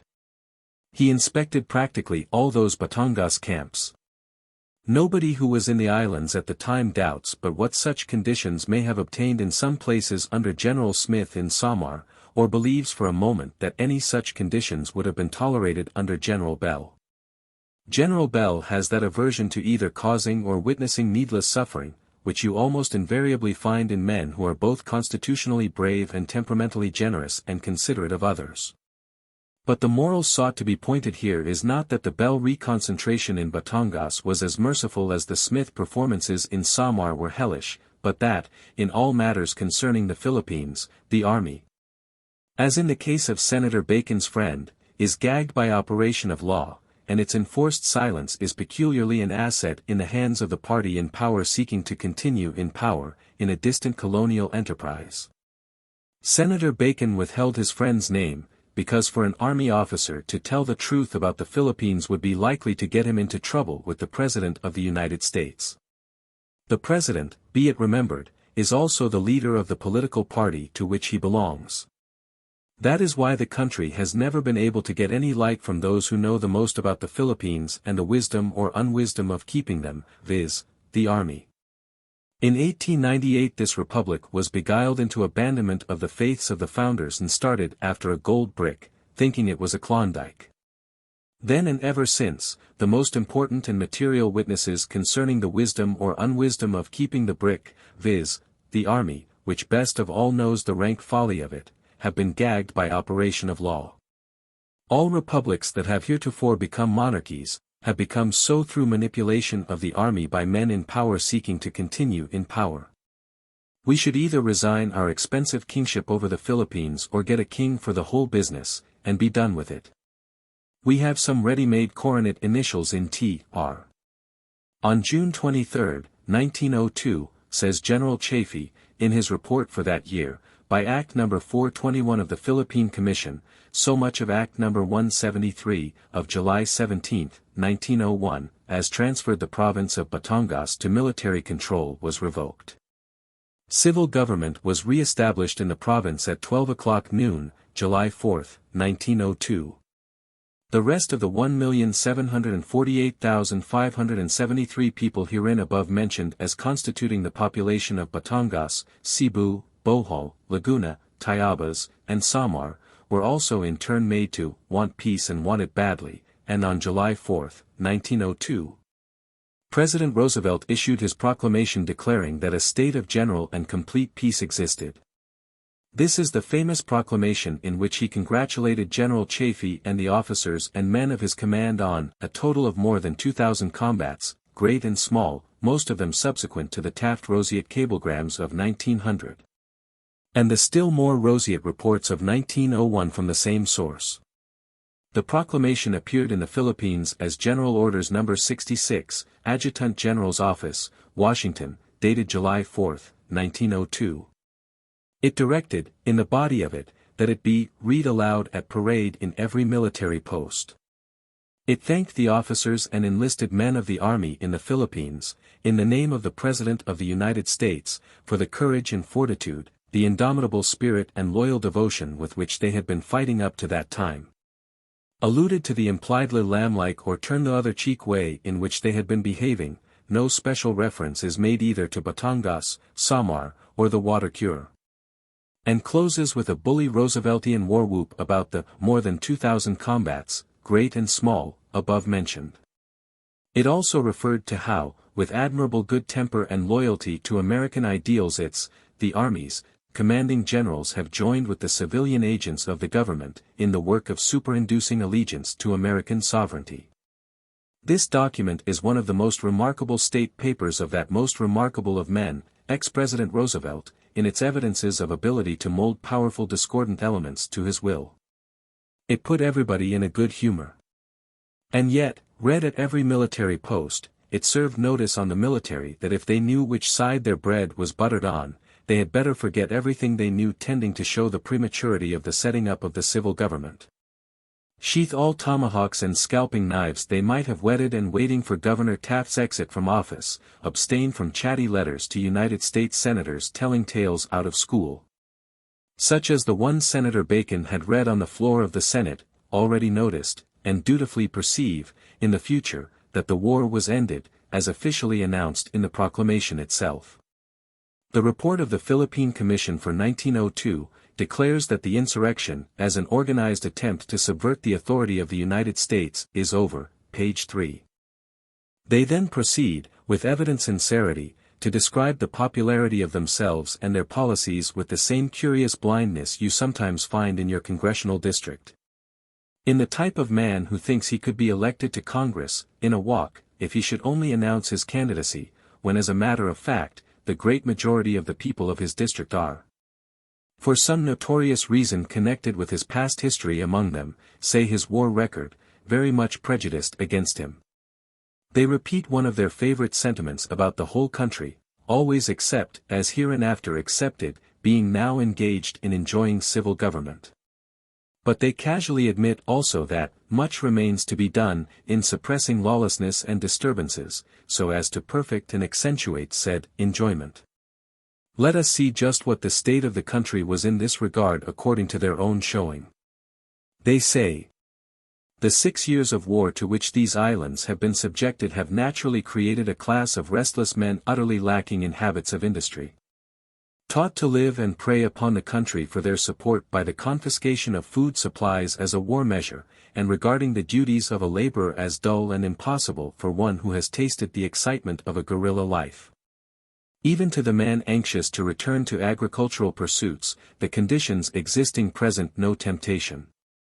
By the war and by the rinderpest, chiefly the latter, the carabaos, or water buffaloes, have been reduced to 10% of their former number. Think of the condition of a country, any country, but especially one whose wealth is almost wholly agricultural, which has just had 9/10 of its plow animals absolutely swept off the face of the earth by war and its immediate consequences. The report proceeds. The chief food of the common people of these islands is rice, and the carabao is the indispensable instrument of the people in the cultivation of rice. Adding also that the carabao is the chief means of transportation of the tobacco, hemp, and other crops to market, and that the few remaining carabaos, the ordinary price of which in normal Spanish times had been $10 was now $100. Then, after completing a faithful picture of supremely thorough desolation such as the islands had never seen since they first rose out of the sea, certainly not during the sleepy, easygoing Spanish rule. They say, the Filipino people of the better class have received the passage of the Philippine Act with great satisfaction, meaning the Act of Congress of July 1, 1902, the Philippine Government Act. Gott im Himmel! What did the people care about paper constitutions concerning benevolent assimilation? What they were interested in was food and safety, not politics. Food, raiment, shelter, and efficient police protection from the brigandage which immediately follows in the wake of all war, not details as to what we were going to do with the bleeding and prostrate body politic. But the Commission had started out to govern the Filipino people on a definite theory, apparently on the idea that if Americans wore white duck and no brass buttons, in lieu of khaki and brass buttons, the Filipinos would at once forget the war and be happy with an exceeding great happiness. Now the real situation was this. The islands had not yet been thoroughly beaten into submission. Northern Luzon had been conquered. The lake region of southern Luzon had been conquered. The most important of the Visayan Islands had been conquered. But the extreme southern portion of Luzon, the enormously rich hemp peninsula already described in a former chapter, and the adjoining hemp island of Samar, were still seething with sedition which later broke out. All through the winter of 1901 General MacArthur had tried to get Mr. Root to let him close the hemp ports. But some powerful influence at Washington had prevented the grant of this permission. On January 9, 1901, General MacArthur had wired Mr. Root. Hemp in southern Luzon in same relation to present struggle as cotton during rebellion. Nothing doing. General MacArthur must worry along with the blockade runners, as best he could, no matter how much hemp money might be poured into the insurgent coffers. So that in the latter part of 1902, although the more respectable of the insurgent leaders had then surrendered, even in the hemp country, the flames of public disorder, which had flickered for a spell after the Batangas lesson, broke out anew in the province of Albay, and in parts of Sorsogon, the two provinces of the hemp peninsula having the best seaports. The man at the head of this Albay insurrection was a sorry scamp of some shrewdness by the name of Simeon Ola, with whom I afterwards had an interesting and in some respects most amusing acquaintance. But that is another story. I have simply brought the whole archipelago abreast of the close of 1902, relatively to public order. In this way only may the insurrections in Albay and elsewhere in 1902-03, described in the chapter which follows, be understood in their relation to a comprehensive view of the American occupation from the beginning, and not be regarded as a local issue like General Hancock's tariff, having no general political significance.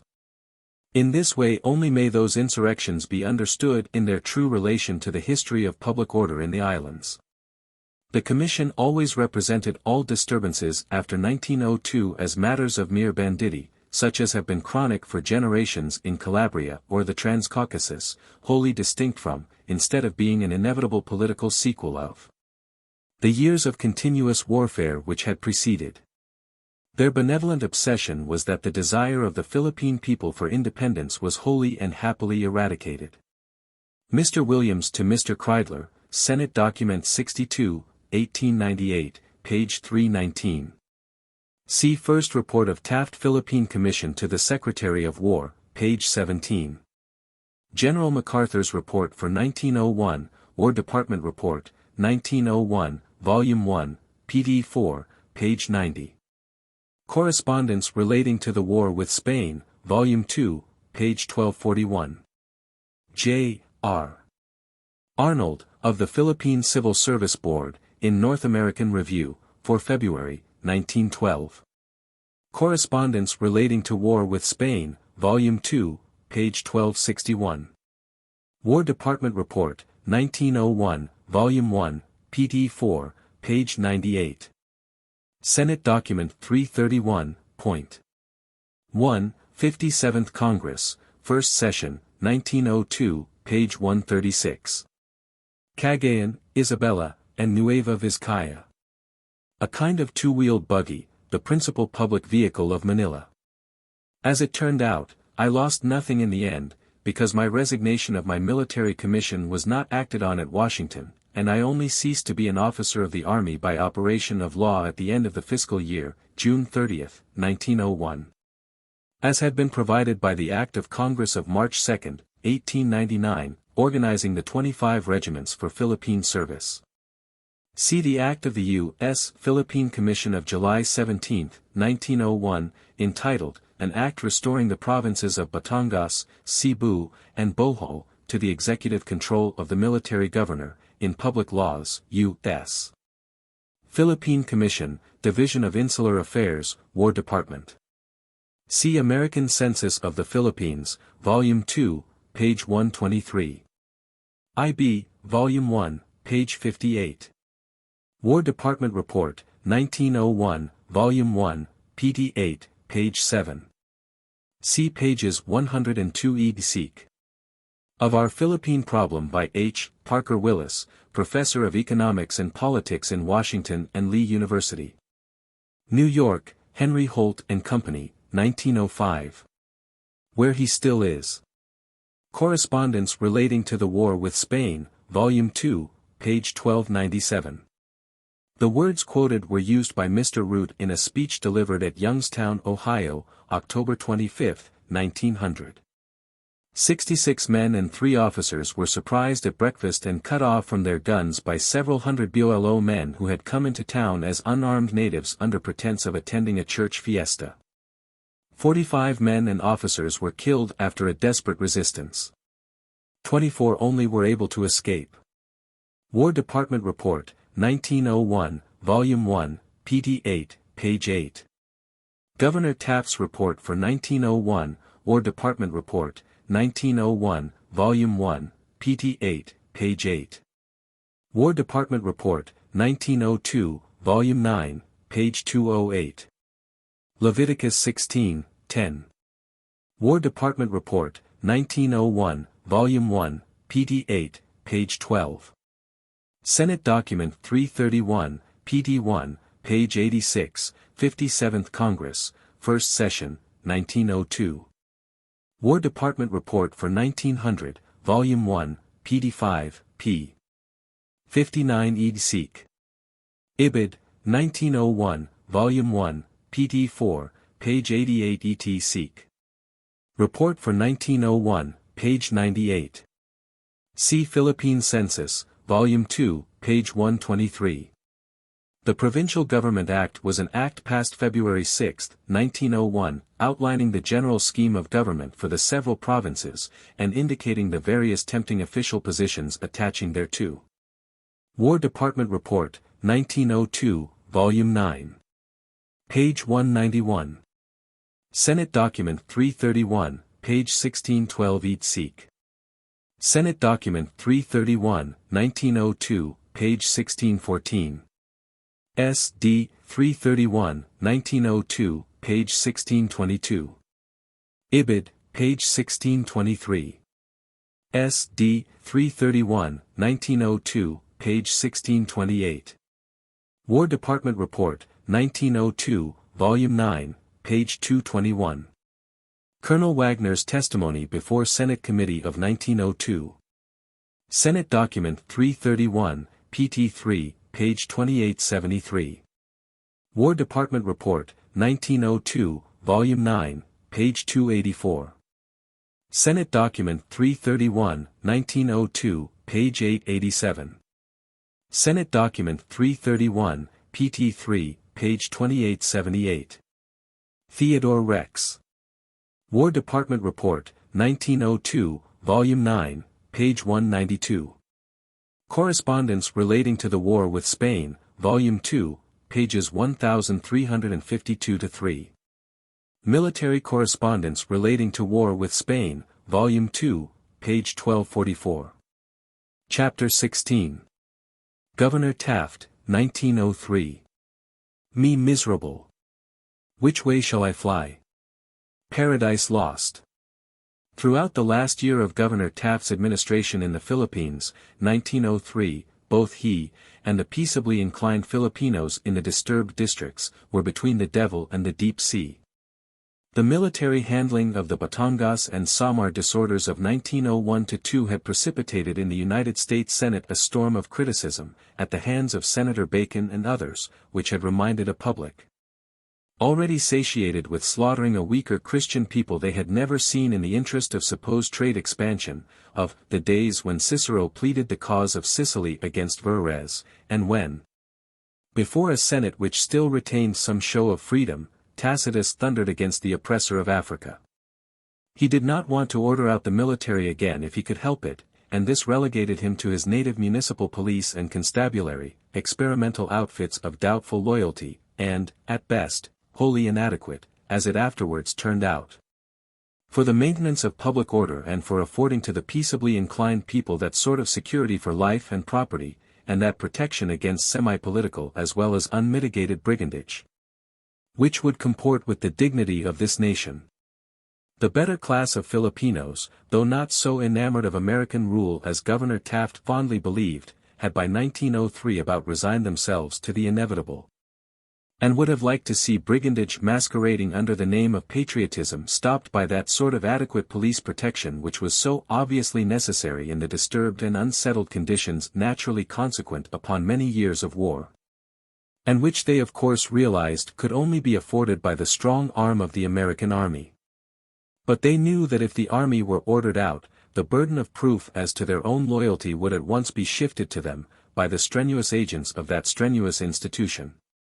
The result was a sort of reign of terror for nearly a year, in 1902-3, in the richest province of the whole archipelago, the hemp-producing province of Albay, at the southern end of Luzon, and also in portions of the province of Misamis. These conditions had begun in those provinces in 1902, and, not being promptly checked, because the army was held in leash and the constabulary were crude and inadequate, by 1903 brigandage therein was thriving like a garden of weeds. Super-solicitude concerning the possible effect of adequately vigorous governmental action in the Philippines on the fortunes of the administration in charge of the federal government at Washington. An attitude not surprising in the colonial agents of that administration, but which, as we have seen, had been from the beginning, as it must ever be, the curse of our colonial system, had rendered American sovereignty in the disturbed districts as humiliatingly impotent as senile decadence ever rendered Spain. The average American citizen will admit that the average American statesman, even if he be not far-sighted, looks at least a year ahead. In matters where both his personal fortunes and those of the political party to which he belongs are intimately related to what he may be doing at the time. If in 1903 Governor Taft's administration of affairs in the Philippines was wholly uninfluenced by any possible effect it might have on President Roosevelt's chances for becoming an elected president in 1904, then he was a false friend and a very poor party man as well.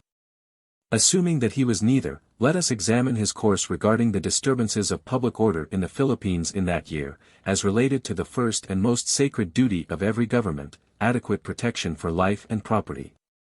In President McKinley's original instructions of April 7, 1900, to the Taft Commission, after quoting the final paragraph of the Articles of Capitulation of the City of Manila, this city, its inhabitants and its private property of all descriptions are hereby placed under the special safeguard of the faith and honor of the American Army. The President had added, as high and sacred an obligation rests upon the government of the United States to give protection for property and life to all the people of the Philippine Islands, I charge this commission to labor for the full performance of this obligation, which concerns the honor and conscience of their country. We will probably never again have a better man at the head of the Philippine government than William H. Taft. We have no higher type of citizen in the Republic today than the man now at the head of it. In the Outlook of September 21, 1901, there appeared an article on the Philippines written in the summer previous by Vice President Roosevelt, entitled "The First Civil Governor," which began as follows.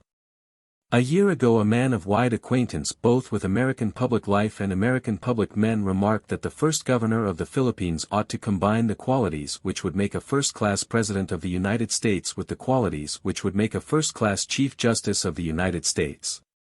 And that the only man he knew who possessed all these qualities was Judge William H. Taft, of Ohio. The statement was entirely correct. The writer subscribed then, and still subscribes, to the foregoing estimate of Mr. Taft, whether Colonel Roosevelt still does or not. Though I dissent most vigorously from more than one of President Taft's policies, and though this book is one long dissent from his chief pet policy, still it is to me an especial pleasure to do him honor where I may. Not merely because he has greatly honored me in the past, but because my judgment approves the above estimate. Though as a party leader he is a very poor general, as chief magistrate of the nation he has certainly deserved and commanded the cordial esteem of the whole country, and the respectful regard of all mankind.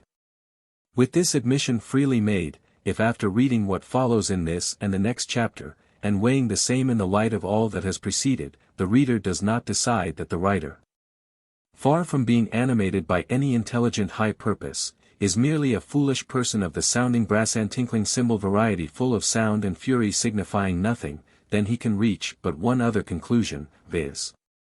That colonization by a republic like ours, such as that we blundered into by purchasing the Philippines, is a case of a house divided against itself, a case of the soul of a nation at war with the better angels of its nature.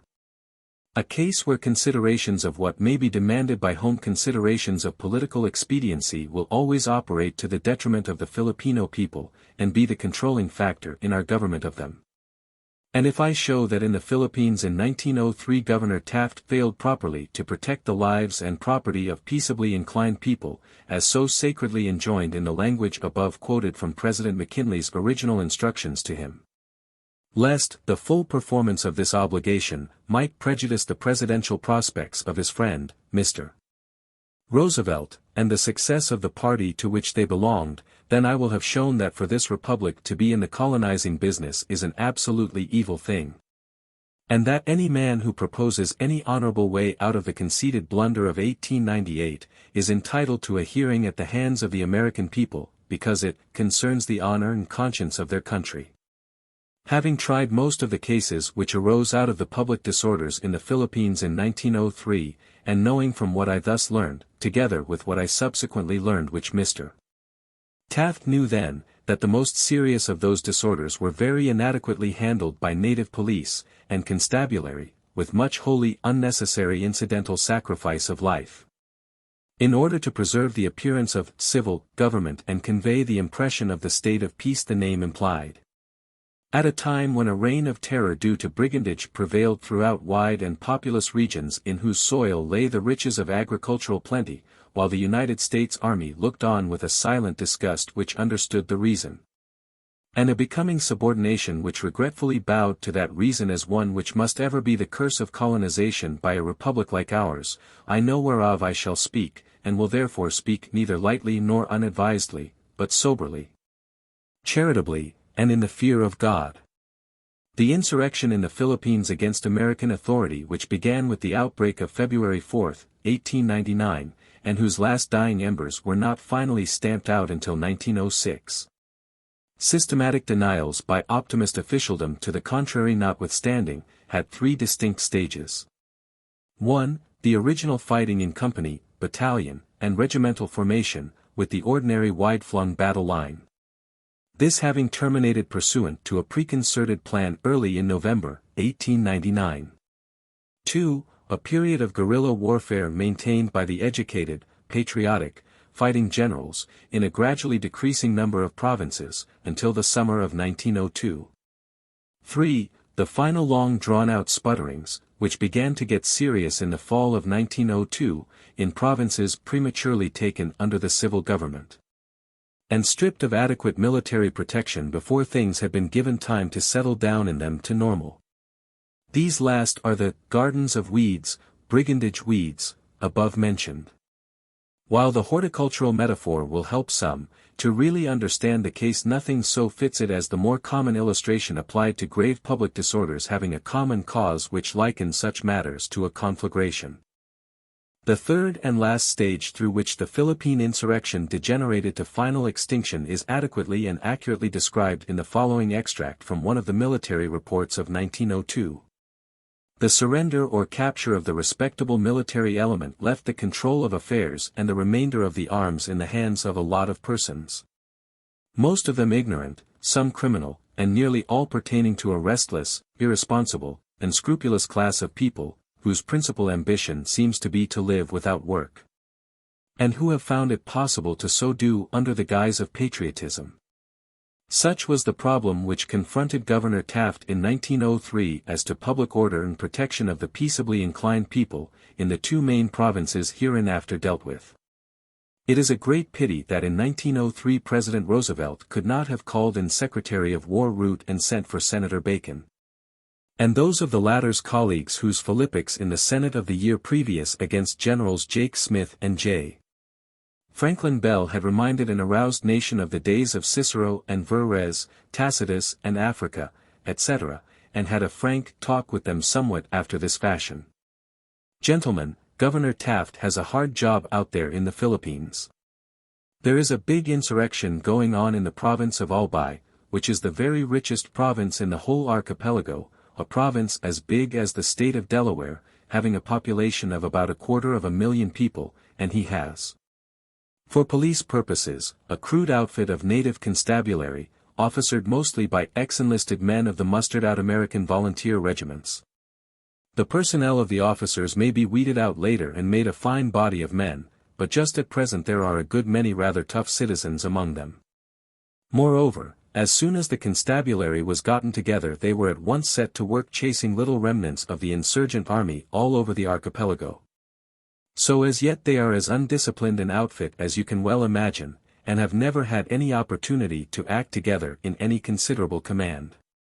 Moreover, hardly any Filipinos have yet had a chance to learn much about how to shoot a rifle. Also, they know practically nothing about the interior economy of large commands, such as handling and distributing rations systematically for troops and for prisoners, or doing the same as to clothing. And nothing at all about medical care of the wounded, or the sick, or prisoners. So you can see that to handle this insurrection with such an outfit as this is sure to mean trouble of one sort or another. Wholly unauthorized overtures through officious natives, to the insurgent brigand chiefs, may, possibly, be made, promising them immunity, when they ought to be made an example of. And that will embarrass us in punishing them when we do finally get them, and be an encouragement to other cutthroats to do likewise in the future.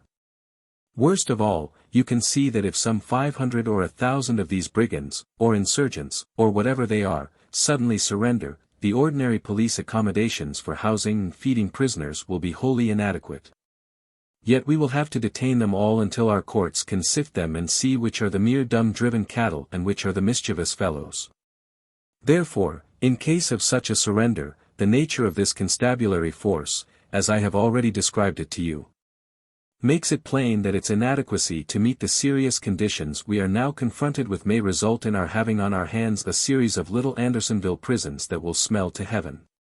The majority of the people of the province are really sick of the war.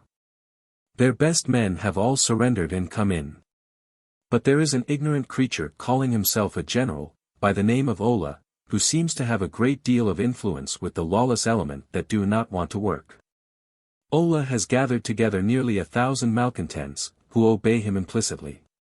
He is terrorizing Albay province and the regions adjacent thereto, and as the constabulary are not adequate to patrol the whole province, the people do not know whether self-interest demands that they should side with Ola or with us. Clearly, therefore, this is a case for vigorous measures, if we all have a common concern for the national honor, for the maintenance of law and order in a territory we are supposed to be governing, and for the proper protection of life and property there. General Bell or somebody else ought to be sent there to comb that province just as Bell did Batangas. But we don't want any howl about it. At this point of the supposed colloquy, I say, colloquy, though tradition has it that most of President Roosevelt's colloquies with senators were what Henry E. Davis, the Sidney Smith of Washington, calls unilateral conversation. One can imagine the senatorial Ciceros exchanging glances expressive of the unspoken thought, the man certainly has his nerve with him. Does he think the Senate is an annex of the White House? Then we can imagine President Roosevelt bending strenuously to his task with infinite tactfulness thus. I put Jake Smith out of business, as you gentlemen all know, for his inhuman methods of avenging the Balangiga massacre in Samar. And I am just as much opposed to cruelty as any of you senators can be.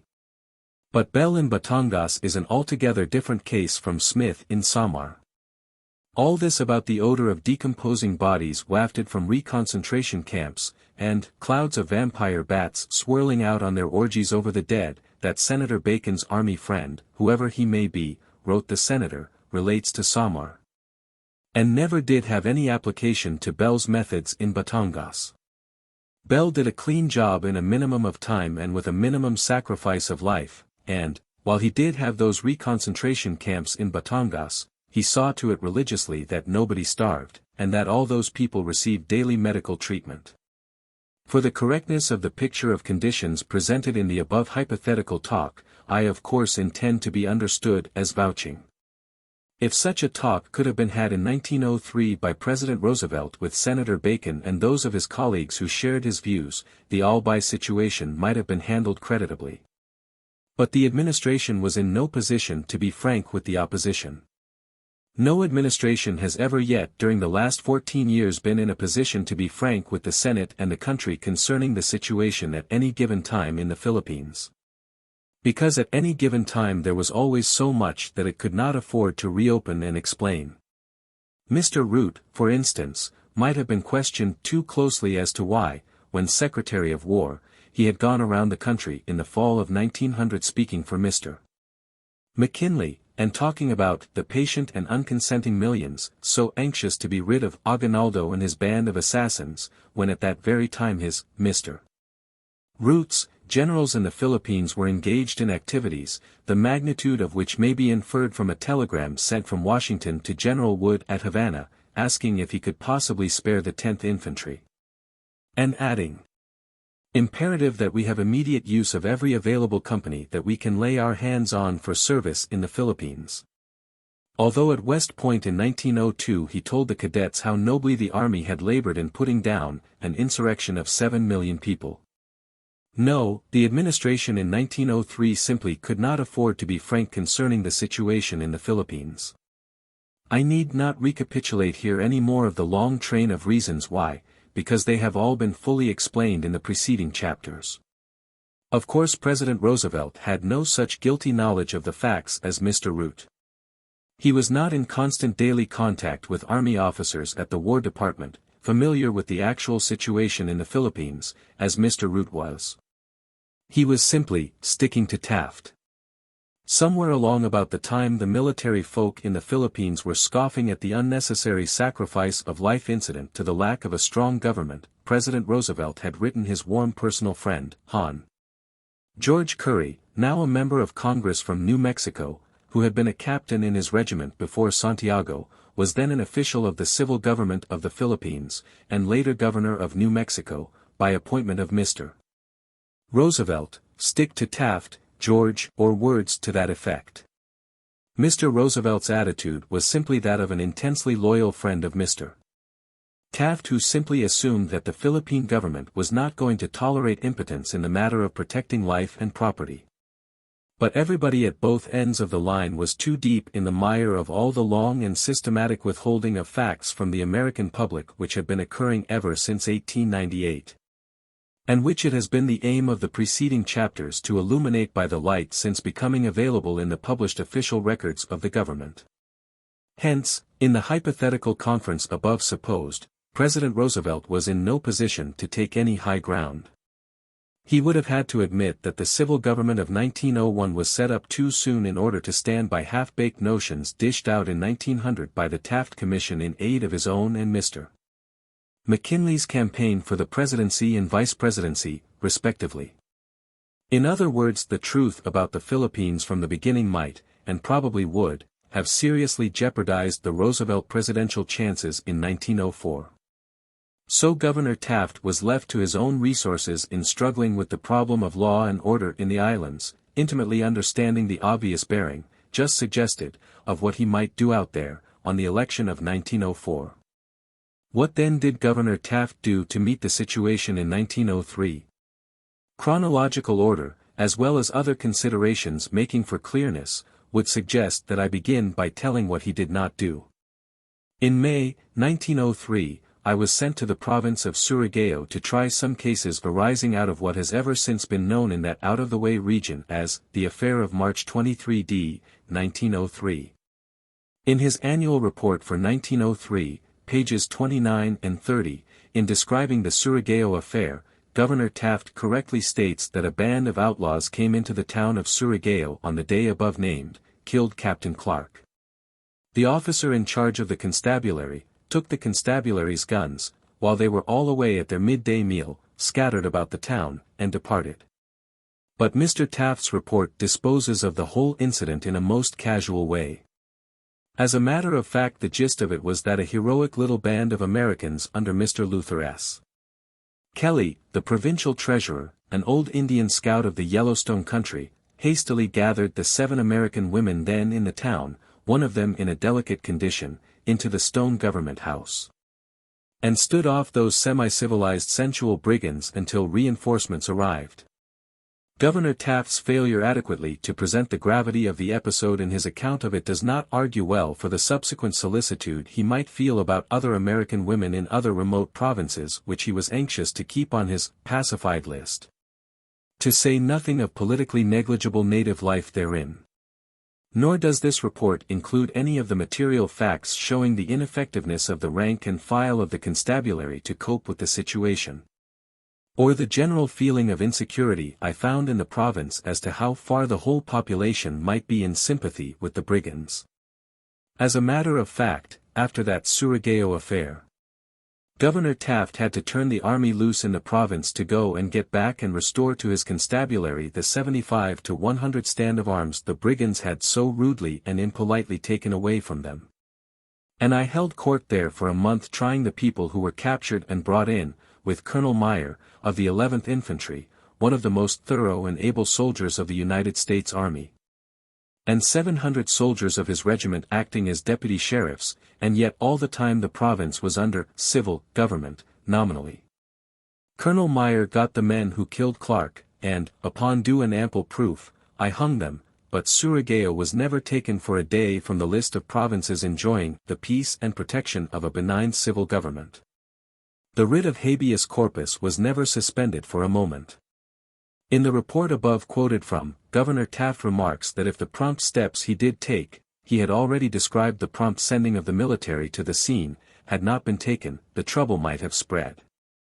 But the Surigao affair seemed to teach the civil government nothing in the matter of subsequent protection of life, nor did it lessen their persistence in relying on their constabulary for due extension of such protection in time of need. By June, 1903, another scheme was invented for avoiding calling on the military. When you are in a foreign country building a new government on the ruins of an old one, you naturally find out as much as you can about how the old one met its problems. The Spaniards had had the same problem in their day about not ordering out the military, because they did not have any military to order out. They were too poor to garrison the various provinces. They had long followed the plan, from time to time, of reconcentrating in the main towns of disturbed districts all the country population they could get to come in, and then acting on the assumption that all who did not come in were public enemies. This meant that when the country people came in, they simply looked out for themselves, while away from their homes and farms, as best they could. Of course nobody at all looked after the farms, and nobody provided medical attention for the reconcentrados, or sanitary attention for the reconcentration camps. This general plan was formally sanctioned by the Commission, in so far as the following law sanctioned it. The law was enacted, June 1, 1903. It is Section 6, of Act 781, which was an act dealing with all the constabulary problems, of which this was one.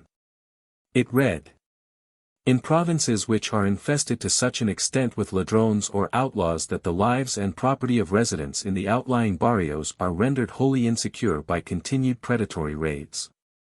Think of permitting a country to get into any such condition when you have an abundance of American troops on hand available to prevent it. And such outlying barrios thus furnish to the ladrones or outlaws their sources of food supply. And it is not possible with the available police forces constantly to provide protection to such barrios. There being all the time available police forces, in the shape of regular troops, amply able to handle these unsettled conditions, which were the inevitable aftermath of lawlessness consequent on 5 or 6 years of guerrilla warfare. It shall be within the power of the Governor-General, upon resolution of the Philippine Commission, to authorize the provincial governor to order that the residents of such outlying barrios be temporarily brought. Observe the length of time this may last is not limited. Within stated proximity to the poblation, or larger barrios of the municipality, there to remain until the necessity for such order ceases to exist. To house and ration the reconcentrados, the following provision is made by the statute we are considering. During such temporary residence, it shall be the duty of the provincial board, out of provincial funds, to furnish such sustenance and shelter as may be needed to prevent suffering among the residents of the barrios thus withdrawn. The Act also provides that during the course of the reconcentration, where the province does not happen to have the necessary ready cash, it may apply to the Commission, in distant Manila, for an appropriation to meet the emergency. What is to be done with those who starve during the temporary deficit, it does not say. If you must have reconcentration, to leave it to such agencies as the above, with the native police and constabulary as understudies, in lieu of availing yourself of the superb equipment of the American Army, with all its facilities for handling great masses of people, as they did, for instance, after the San Francisco fire, is like preferring the Mulligan Guards to the Coldstream Guards. Furthermore, there is no escape from the logic of the fact that reconcentration is essentially a war measure. The difference between what is lawful in war and what is lawful in peace is not a technical one. In war the innocent must often suffer with the guilty. In peace the theory at least is that only the guilty suffer. Hence it is that our Constitution is so jealous that in time of peace no man's life, liberty, or property, shall be taken from him without due process of law, a provision which becomes inoperative in war times, being superseded by martial law. I know that the early question, does the Constitution follow the flag, was answered by the Supreme Court of the United States in the negative as to the Philippines. But the Act of Congress of July 1, 1902, under which we were governing the Philippines in 1903, and still govern them, known as the Philippine Government Act, extended to the islands all the provisions of the Bill of Rights of our Constitution except the right of jury trial and the individual right to go armed, bear arms.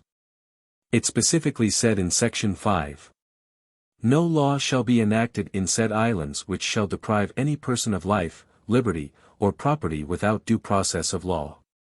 It hardly needs argument to show that to bundle the rural population of a whole district out of house and home, and make them come to town to live indefinitely on such public charity as may drain through the itching fingers of impecunious town officials, abandoning meantime their growing crops, and the household effects they cannot bring with them, is depriving people of their property, and restraining them of their liberty, without due process of law.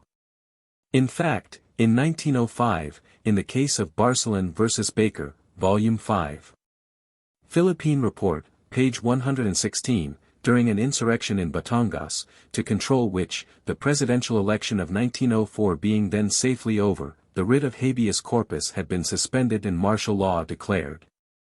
The Supreme Court of the Philippines held that detention of people as reconcentrados under such circumstances, for the purpose of protecting them, was not an illegal restraint of their liberty, because the ordinary law had been suspended.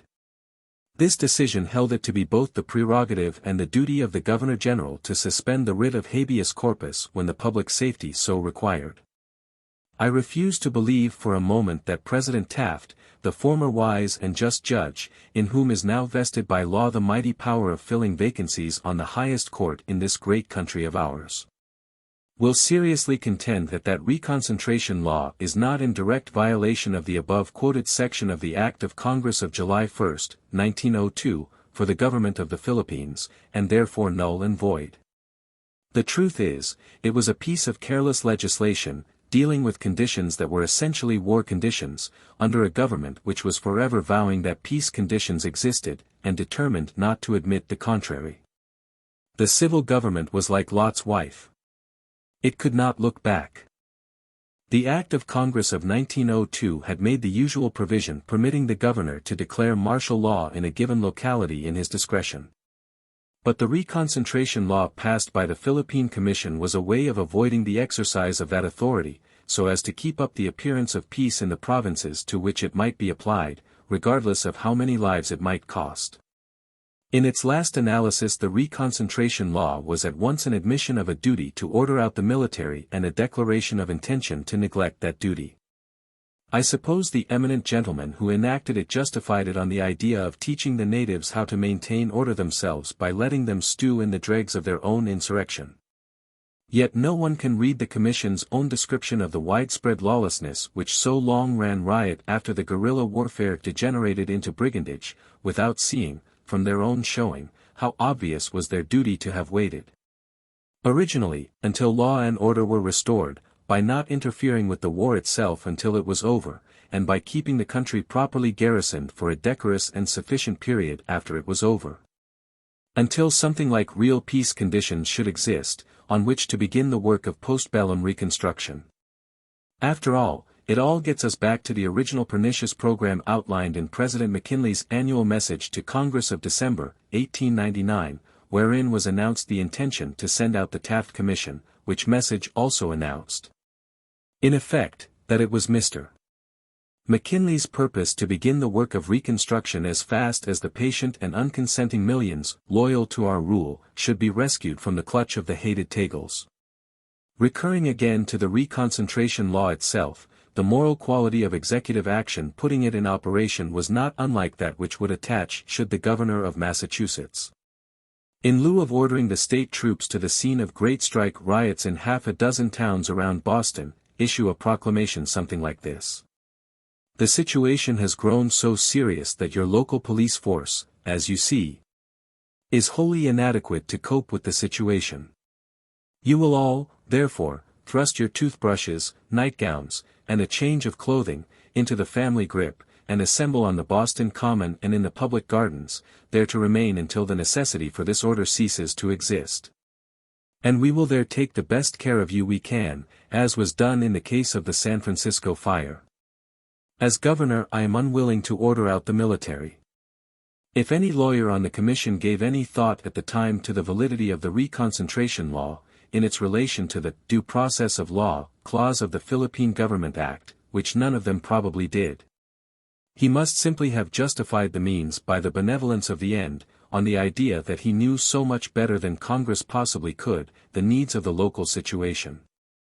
But if you read this law in the light of a knowledge of its practical operation, there is more suggestion between its lines of Senator Bacon's friends, corpse carcass stench, and clouds of vampire bats softly swirling out on their orgies over the dead, than there is of benevolence. It really was unsportsmanlike for the Commission to have entrusted reconcentration to the native police and constabulary the native governors had. And it was wholly indefensible for them to take the liberty of violating an act of Congress in order to live up to their pet fiction about the war being entirely over. After the term of court at Surigao in the month of May, 1903, I was sent to Misamis Province, where I remained until September, handling an insurrection down there. This province also was nominally in a state of peace, i.e., there was no formal recognition of the existence of the insurrection by suspension of the writ of habeas corpus. Curiously enough, as I wrote Governor Taft afterwards, the Misamis crowd of disturbers of the peace were genuine insurrectos. Their movement was not so formidable as the Ola insurrection in Albay I dealt with later, but they were by no means unmitigated cutthroats. I have often wondered how they managed to be so respectable at that late date. They did not steal, as did most of the outlaws of 1903. Their avowed purpose was to subvert the existing government. The use of this word, insurrection, in connection with these various disturbances recalls a pertinent incident. In 1904 there was a vacancy on the Supreme Bench of the Islands. Some of my friends, members of the bar of my district, got up a petition to the then Governor-General setting forth in most partial terms my alleged qualifications for the place. Now in the Philippines, in the candor of informal social intercourse, all of us always called a spade, i.e. we called an insurrection, instead of referring to the disturbance in the guarded and euphemistic terms which you find in all the official reports intended for home consumption. So in their petition, these gentlemen recited, among my other supposed qualifications, that I had held court in 3 different provinces, during insurrections in the same. The Albay insurrection was the worst one I had to deal with during Governor Taft's administration as Governor of the Philippines. This was the insurrection headed by Simeon Ola. The first appearance of this man Ola in the official reports of the Philippine government in connection with the Albay disturbances of 1902-3 is in the report of the colonel commanding the constabulary for the district which included Albay, Colonel H. Bandholtz, dated June 30, 1903. This report contains a sort of diary of events for the year preceding the date of it. An entry for October 28, 1902, begins. Early this month negotiations were opened with Simeon Ola, chief of the Ladrones in this province, with a view of inducing him to surrender. Think of this great government negotiating with the leader of a band of thieves who were openly and flagrantly defying its authority. The entry proceeds. After many promises and conferences extending over a period of 40 days, during which hostilities were suspended, Ola broke off negotiations and withdrew his entire force and a large number of additional recruits that he had secured during the armistice. Before Ola finally surrendered he is supposed to have had a total command ranging at various times from 1,000 to 1,500 men. And I think Colonel Bandholtz must have had in the field opposed to him, first and last, at least an equal number of native forces. Ola also makes an official reappearance in the report of the governor of Albay province for 1904. It there appears that reconcentration was begun in Albay as part of the campaign against Ola and his forces, in March, 1903, and continued until the end of October of that year. Says this report of the governor of Albay concerning reconcentration. Naturally, the effect of this unusual volume of persons in a limited area was disease and suffering for want of food and ordinary living accommodations. The governor does not say how large the unusual volume of persons was that was herded into the reconcentration zones, nor does he furnish any mortality statistics. Nobody kept any. How much there was of the awful mortality and clouds of vampire bats softly swirling out on their orgies over the dead, that Senator Bacon's army friend correspondent encountered in Samar does not affirmatively appear. The number of people affected by reconcentration in Albay and an adjacent province that caught the contagion of unrest and had to be given similar treatment, was about 300,000. In his report for 1903, in describing the Ola insurrection of 1902-3, Governor Taft says, a reign of terror was inaugurated throughout the province. He then goes on to state that to meet it he applied the reconcentration tactics. In the same report he describes what is to my mind the most humiliating incident connected with the whole history of the American government in the Philippines, viz. Vice-Governor Wright's visit to Albay in 1903, apparently in pursuance of the peace at any price policy that the Manila government was bent on. Governor Taft says of the civil government's dealings with His Excellency, the Honorable Simeon Ola, the chief of the brigands, that General Wright and Dr. Pardo de Tavera, a Filipino member of the commission, went down to Albay and talked to the people, the idea apparently being that those poor unarmed or ill-armed creatures should go after the brigands. This was to avoid ordering out the military, and summarily putting a stop to the reign of terror as became the dignity of this nation. I think these talks had something to do with the origin of the charge afterwards made that immunity was promised Ola and the men who finally did surrender with him. Of course General Wright made no such promises. But the idea got out in the province that the word was, "Get the guns," the inference being that if Ola and his people would come in and surrender their guns they would be lightly dealt with. In his book Our Philippine Problem, Professor Willis, at page 140, gives what purports to be an agreement signed by Colonel Bandholtz, dated September 22, 1903, whereby Bandholtz promises Ola immunity. And also promises a number of other things which are on their face rankly preposterous. Ola was much on the witness stand before me during that term of court, and everything came out in the wash. He was represented by competent, intelligent, and fearless Filipino counsel, and they did not suggest the existence of any such document. No proof of any offer of immunity was adduced before me. I think Ola simply finally decided to throw himself on the mercy of the government, on the idea that there would be more joy over the one sinner that repenteth than over the 99 that are already saved. He was probably as much afraid that Governor Taft would order out the military as the wretched Pacificos were that he would not. He immediately turned state's evidence against all the men under him of whose individual actings and doings he had any knowledge, the prosecuting attorney making, with my full approval, a promise to ask executive clemency as a reward. This was in keeping with the practice in like cases customary in all jurisdictions throughout the English-speaking world. The magnitude of the Ola insurrection may be somewhat appreciated from the financial loss it occasioned. Says Governor Taft. In his report for 1903. The governor, of Albay, estimates that hemp production and sale have been interfered with to the extent of some $10 to $12 million Mexican, which is equivalent to $5 or $6 million American money.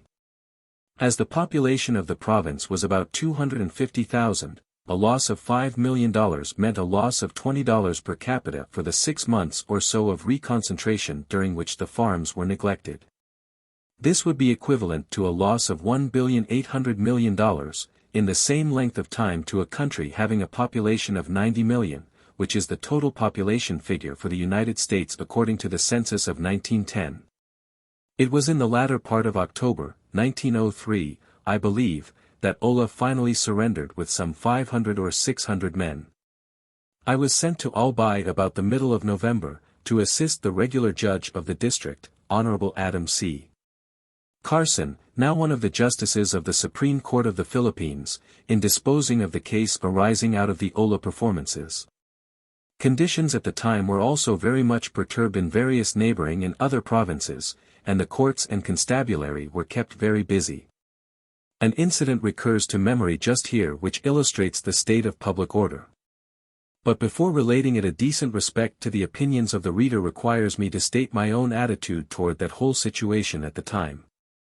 I am perfectly clear in my own mind that as society stands at present, capital punishment is a necessary part of any sensible scheme for its protection. I have no compunction about hanging any man for the lawless taking of the life of another. We owe it to the community as a measure of protection to your life and mine and all others.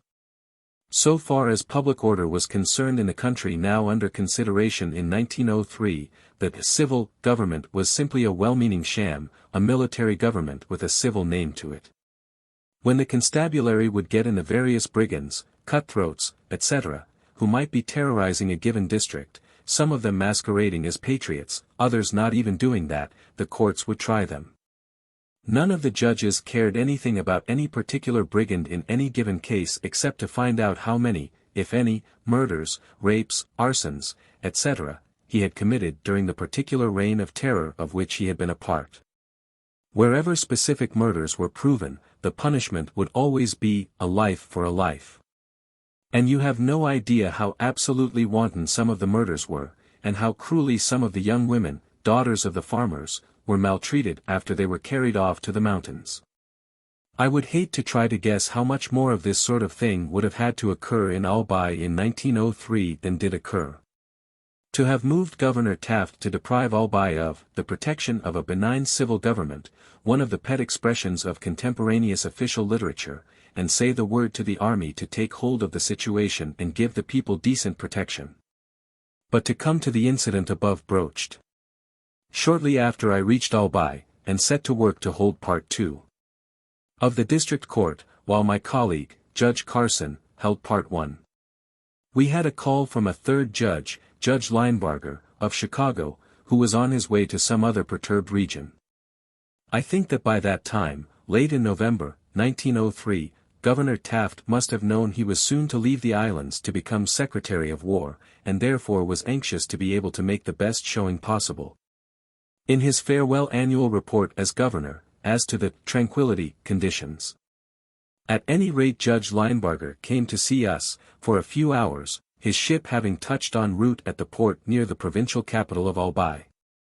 Judge Carson had had a gallows erected near the public square of the town, for the execution of some brigand he had convicted, whether it was for maltreating some poor farmer's daughter until she died, or burying an American alive, or what, I do not now recollect.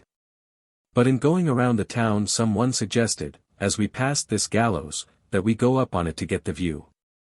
So we went, the three of us. Then each looked at the other and all thought of the work ahead. Then Judge Carson smiled and dispelled the momentary somberness by repeating with grim humor an old Latin quotation he happened to remember from his college days at the University of Virginia: Haec olim meminus jovabit, it will be pleasant to remember these things hereafter. The Ola insurrection had continued from October, 1902, to October, 1903, without suspension of civil government. During that period the jail had been filled far beyond its reasonable capacity most of the time. It sometimes had contained many hundreds. As to the sanitary conditions, in passing the jail building one day in company with one of the provincial officials, he remarked to me, nonchalantly, "It's equivalent to a death sentence to put a man in that jail." I afterwards found out that this was no joke. During most of my visit to the province I was too busy holding court and separating the sheep from the goats, to think much of anything else. But toward the close of the term, after Christmas, after Governor Taft had left the islands and gone home to be Secretary of War, an incident happened that produced a profound impression on me, suggested a new viewpoint, and started troubled doubts as to whether the whole benevolent assimilation business was not a mistake born of a union of avarice and piety in which avarice predominated, doubts which certain events of the following year, hereinafter related, converted in conviction that any decent kind of government of Filipinos by Filipinos would be better for all concerned than any government we could give them. Hampered as we always will be by the ever-present necessity to argue that government against the consent of the governed is not altogether wrong, and that taxation without representation may be a blessing in disguise. The Yuletide incident above alluded to was this. Most of the docket having been disposed of, and there being a lull between Christmas and New Year's Day which afforded time for matters more or less perfunctory in their nature, the prosecuting attorney brought in rough drafts of 2 proposed orders for the court to sign. One was headed with a list of 57 names, the other with a list of 63 names. Both orders recited that the foregoing persons had died in the jail, all but one between May 20th and December 3rd. 1903, roughly 6½ months, as will appear from an examination of the dates of death, and concluded by directing that the indictments be quashed. The writer was only holding an extraordinary term of court there in Albay, and was about to leave the province to take charge of another district to which Governor Taft had assigned him before leaving the islands. The newly appointed regular judge of the district, Judge Trent, now of the Philippine Supreme Court, was scheduled soon to arrive.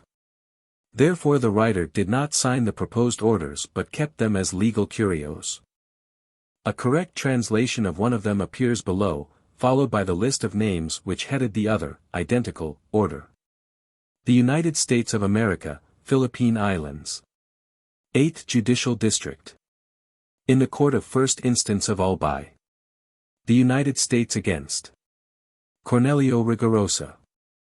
Died December 3, 1903. Fabian Basques.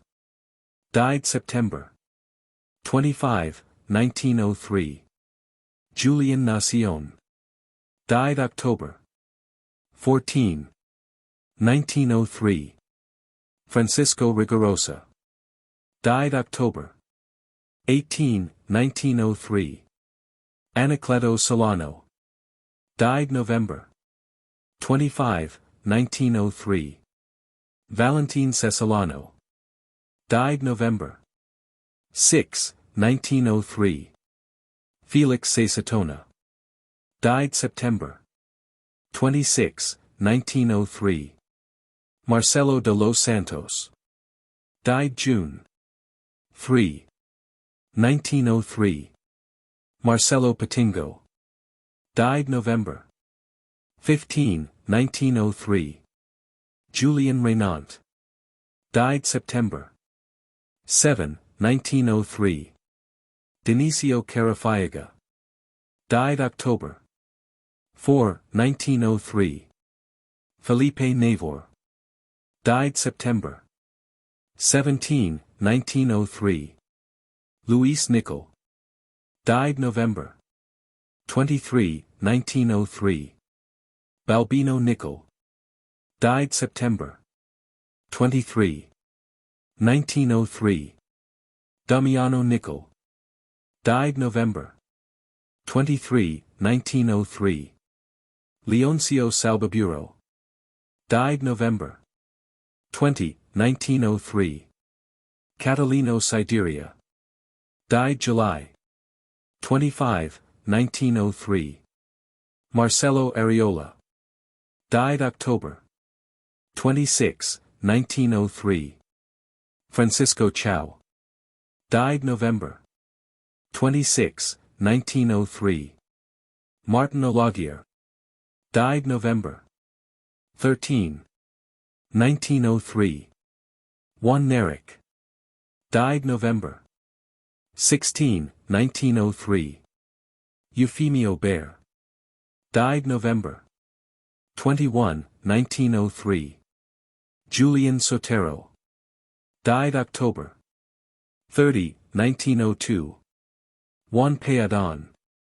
Died September 10, 1903. Benedicto Milla. Died July 30, 1903. Placido Porlich. Died June 13, 1903. Gaudenzio Ogita. Died October 11, 1903. Alberto Cabrera. Died September 8, 1903. Julian Peadon. Died August 4, 1903. Eusebio Peadon. Died August 10, 1903. Leonardo Rabusi. Died November 2, 1903. Julian Riobaldus. Died October 2, 1903. Victor Riobaldus. Died October 23, 1903. Mauricio Balbin. Died September 27, 1903. Tomás Rigador. Died July 23, 1903. Miguel de los Santos. Died July 28, 1903. Eustaquio Mapula. Died November 18, 1903. Eugenio Lamabeo. Died November 1, 1903. Francisco Luna. Died August 7, 1903. Gregorio Siert. Died October 31, 1903. Teodoro Patingo.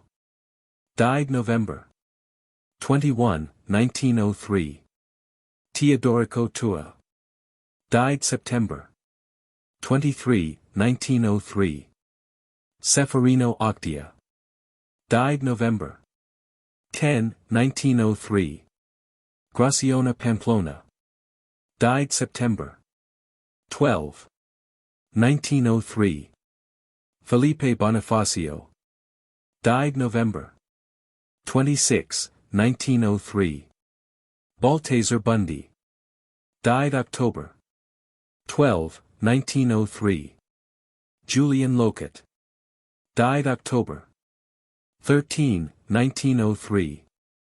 Francisco de Punta. Died August 20, 1903. Pedro Madrid. Died August 24, 1903. Felipe Puziquit. Died July 17, 1903. Rufo Manzalan. Died July 14, 1903. Ignacio Titano. Died June 20, 1903. Alfonso Locat. Died June 29, 1903. Gil Locat.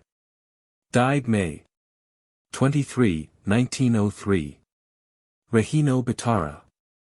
Died September 7, 1903. Bonifacio Bo. Died August 2, 1903. Francisco de Belen. Died September 29, 1903. Decree. The defendants above named, charged with diverse crimes, having died in the provincial jail by reason of various ailments, upon various dates, according to official report of the jailer. It is ordered by this court, that the cases pending against the said deceased persons be, and the same are hereby, quashed, the costs to be charged against the government. Judge of the 12th District acting in the 8th. Albay, December 28, 1903. The foregoing order contains 57 names. As already indicated, the second order was like the first. It contained the names of 63 other deceased prisoners, as follows, to wit. Anacleto Avila. Died September 2, 1903. Gregorio Sequido. Died July 21, 1903. Francisco Almonte. Died October 11, 1903. Faustino Saulau. Died October 9, 1903. Leocadio Pena. Died October 16, 1903. Juan Renuco. Died October 16, 1903. Esteban de Lima. Died February 4, 1903. Estanislo Jacoba. Died October 7, 1903. Macario Ordials. Died October 19, 1903. Laureano Ordials.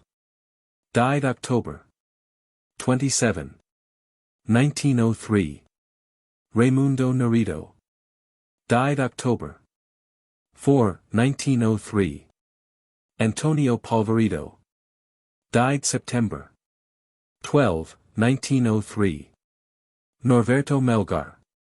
Died June 14, 1903. Bartolome Rico. Died November 8, 1903. Simon Ordials.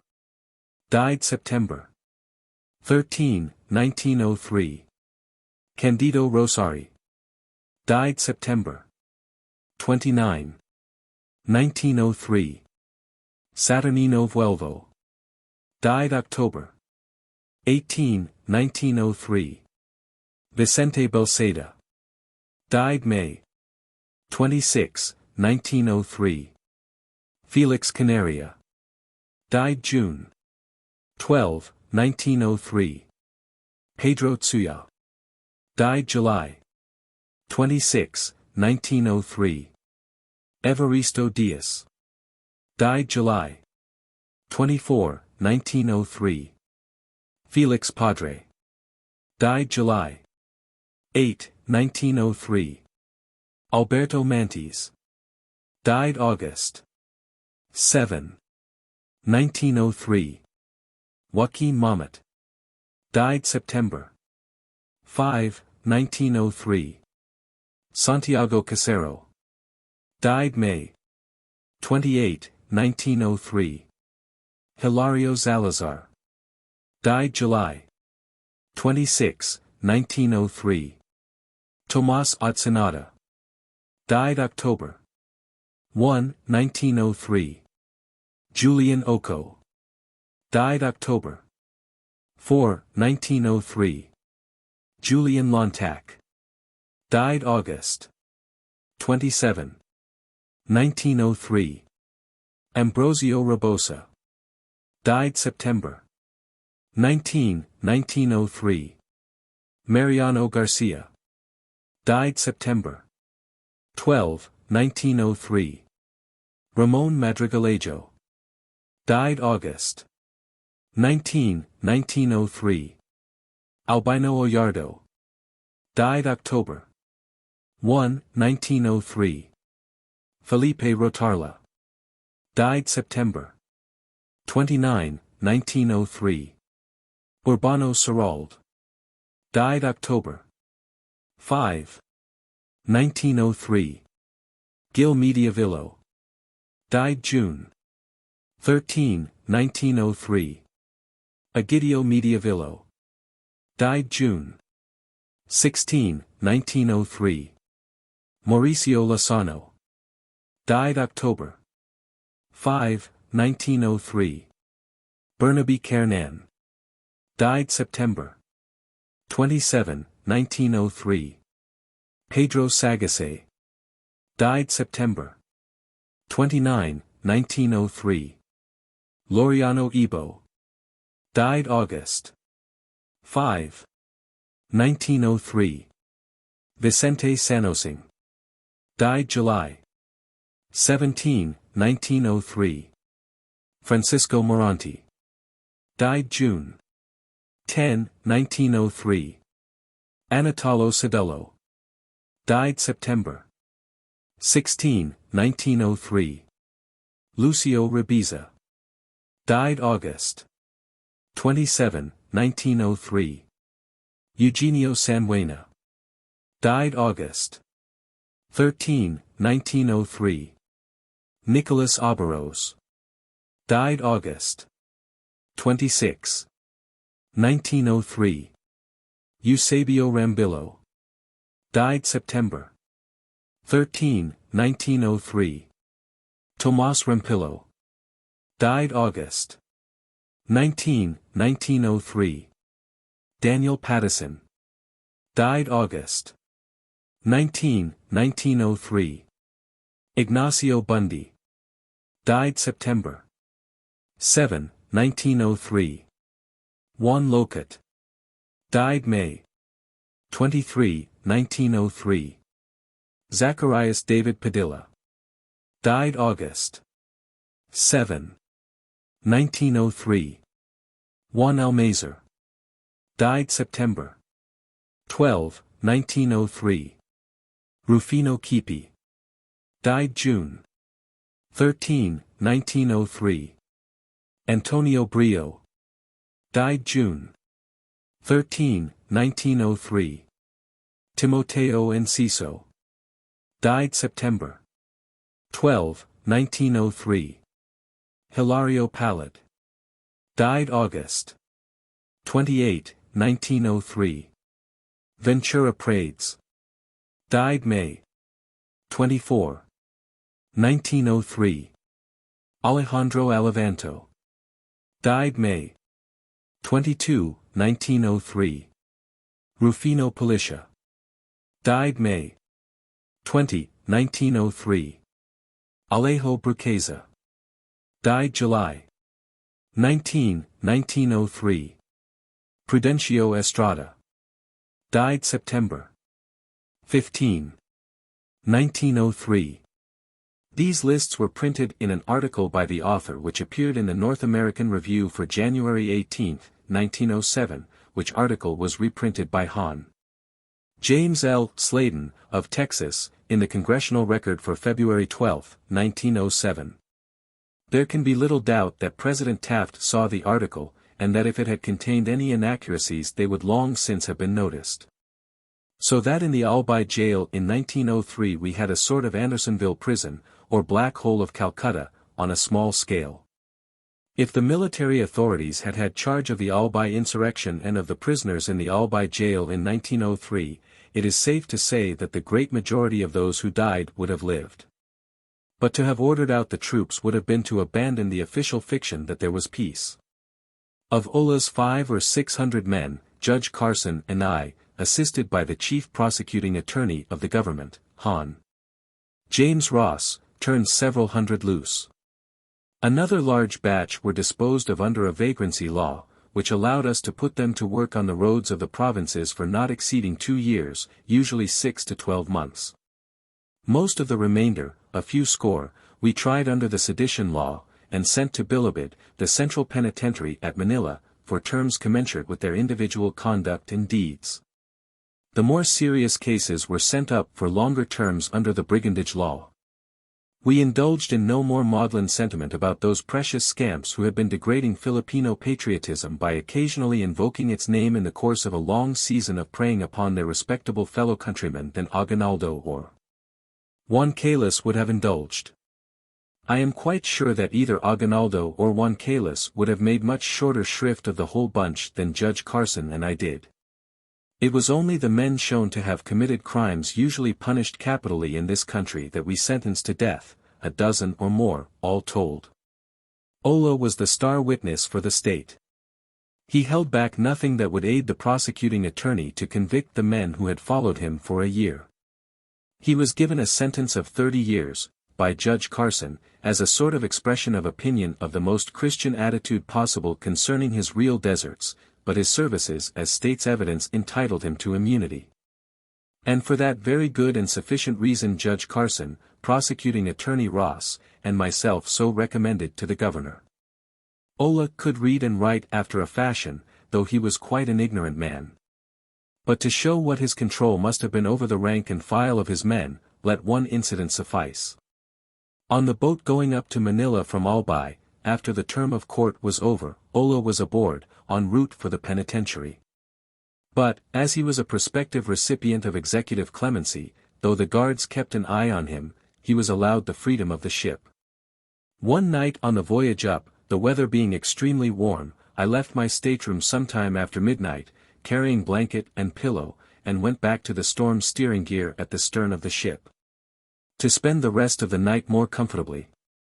Waking some time afterward for some unassignable cause, I realized that the crown of another head was tangent to the crown of my own, and occupying part of my pillow.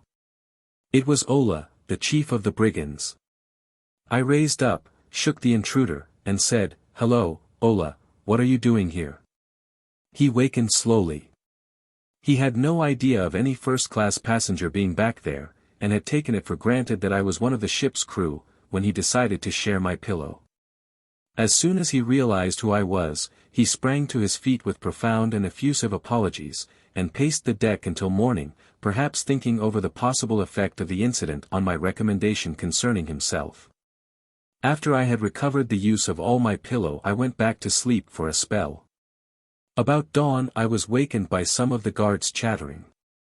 But I heard Ola, who had apparently been keeping watch over my august slumbers in the meantime, say in an imperious tone to the guards, his keepers, "Hush, the judge is sleeping." They looked at the brigand chief, and cowed, obeyed. Ola was pardoned. Macaulay's Trial of Hastings. Says General Henry T. Allen, commanding the Philippines Constabulary, in his report for 1903, Report U.S. Philippine Commission, 1903, PD3, p. 49, for some time to come the number of troops, meaning American, to be kept here should be a direct function of the number of guns put into the hands of natives. He adds, it is unwise to ignore the great moral effect of a strong armed force above suspicion. The constabulary force was about 5,000. When disturbances in one province would become formidable, constabulary from provinces would be hurried thither, thus denuding the latter provinces of proper police protection. 1912. The reference is supposed to be to Mr. McKinley. War Department Report, 1902, Volume 9, page 264. Delaware has 2,050 square miles, all by 1783. Correspondence relating to war with Spain, Volume 2, page 1249. President Roosevelt cabled Kelly, whom he had known in the West many years before, congratulating him on the results of his cool and determined fearlessness and presence of mind on that occasion. But elaboration on the Surigao affair was not part of the insular program, which was one of irrepressible optimism as to the state of public order. Every province in the Philippines is divided into so many pueblos. Pueblo, in Spanish, means town.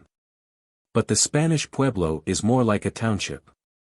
It does not mean a continuous stretch of residences and other buildings, but a given municipal area. Each pueblo is likewise subdivided into barrios, dotted usually with hamlets, and groups of houses. Report U.S. Philippine Commission, 1903, pt. 3, page 92. Report U.S. Philippine Commission, 1903, pt. 1, page 366. Senate Document 170, 58th Zone. 2D Session, page 16.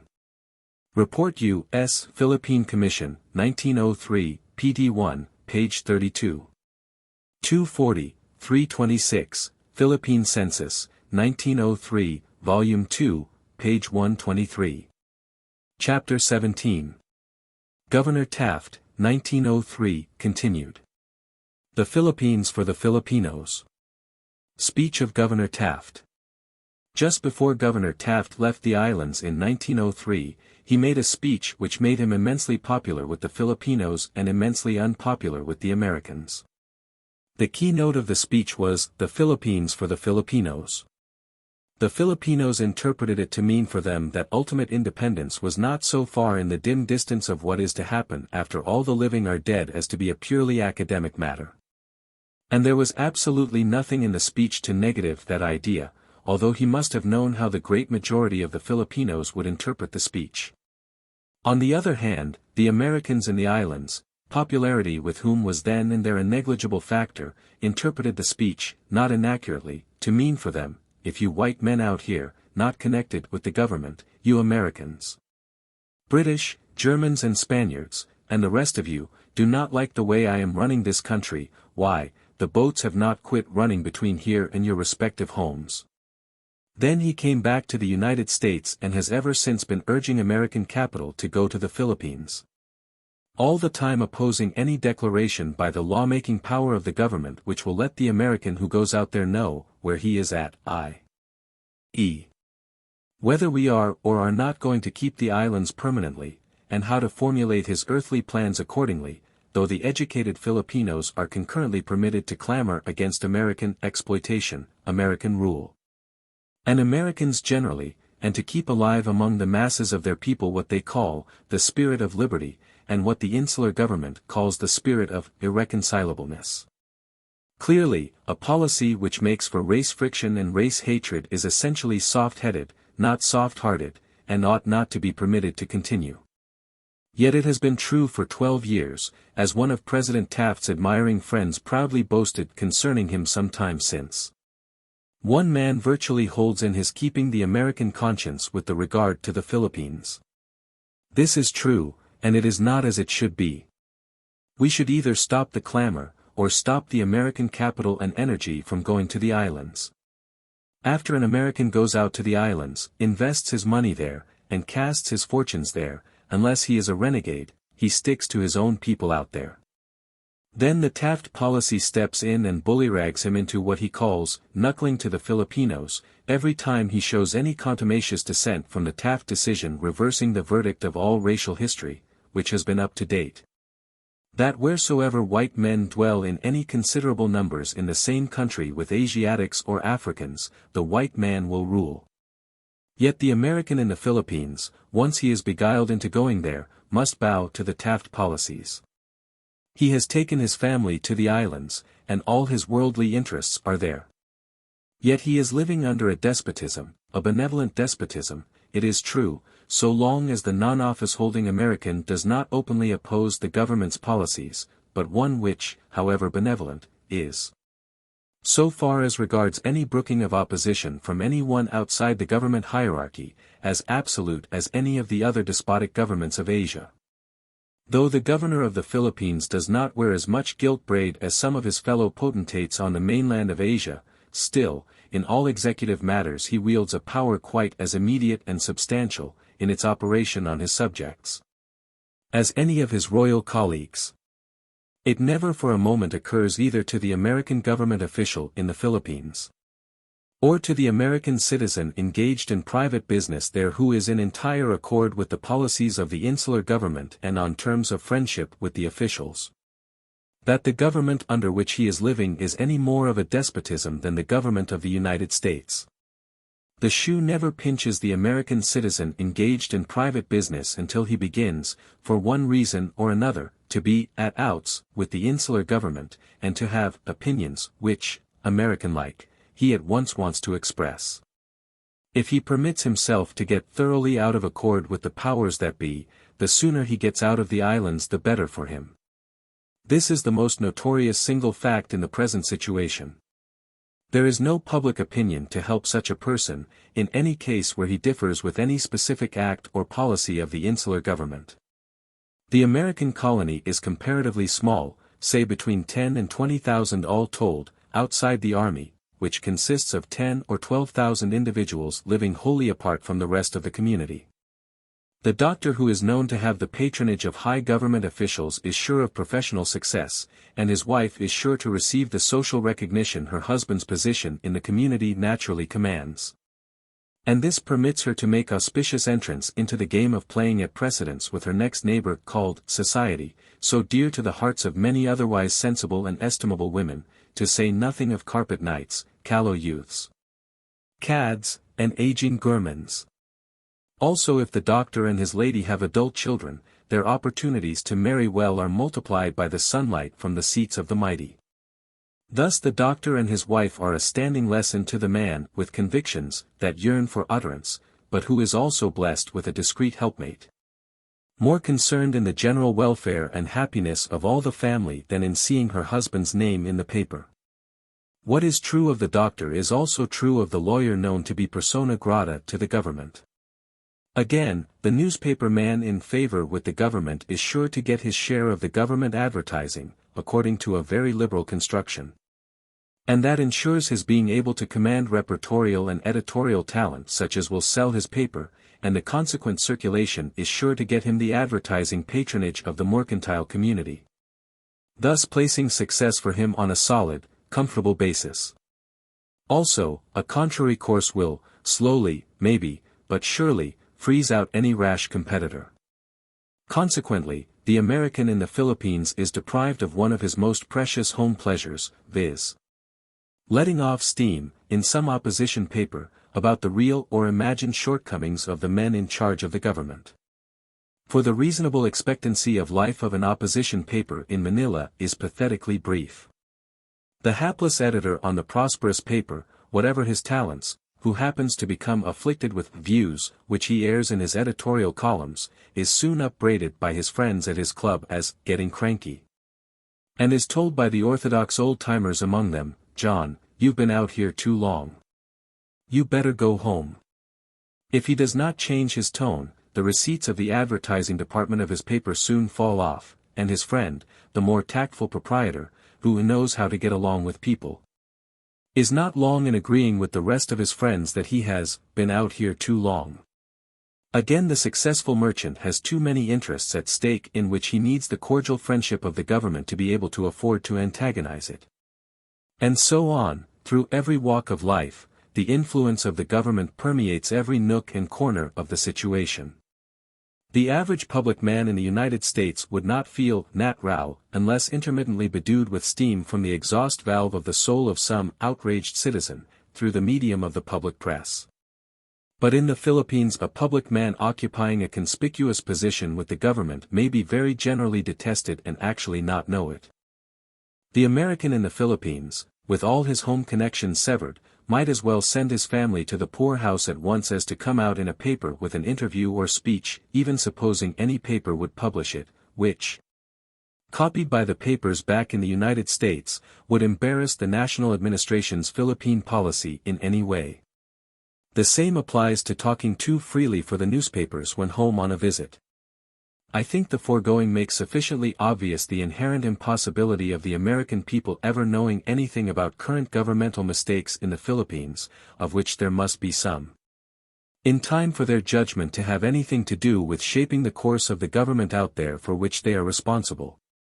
And therefore it shows the inherent unfitness of their governmental machinery to govern the Filipinos so long as they do not change the home form of government to meet the needs of the colonial situation. By providing a method of invoking the public judgment on a single issue, as in the case of monarchical ministries, instead of lumping issues as we now do. It is certainly a shame that the fate and future of the Philippines are today dependent upon issues as wholly foreign to anything Philippine as is the price of cheese in Kamchatka or the price of wool in the United States. Whether the Filipinos are fit for self-government or not, under our present form of government we are certainly wholly unfit to govern them. In our government of the Filipinos, the nature of the case eliminates our most valuable governmental asset, to wit, that saving grace of public opinion which stops public men, none of whom are infallible, before they can accomplish irreparable mischief, through uncorrected faith in plans of questionable wisdom and righteousness to which their minds are made up.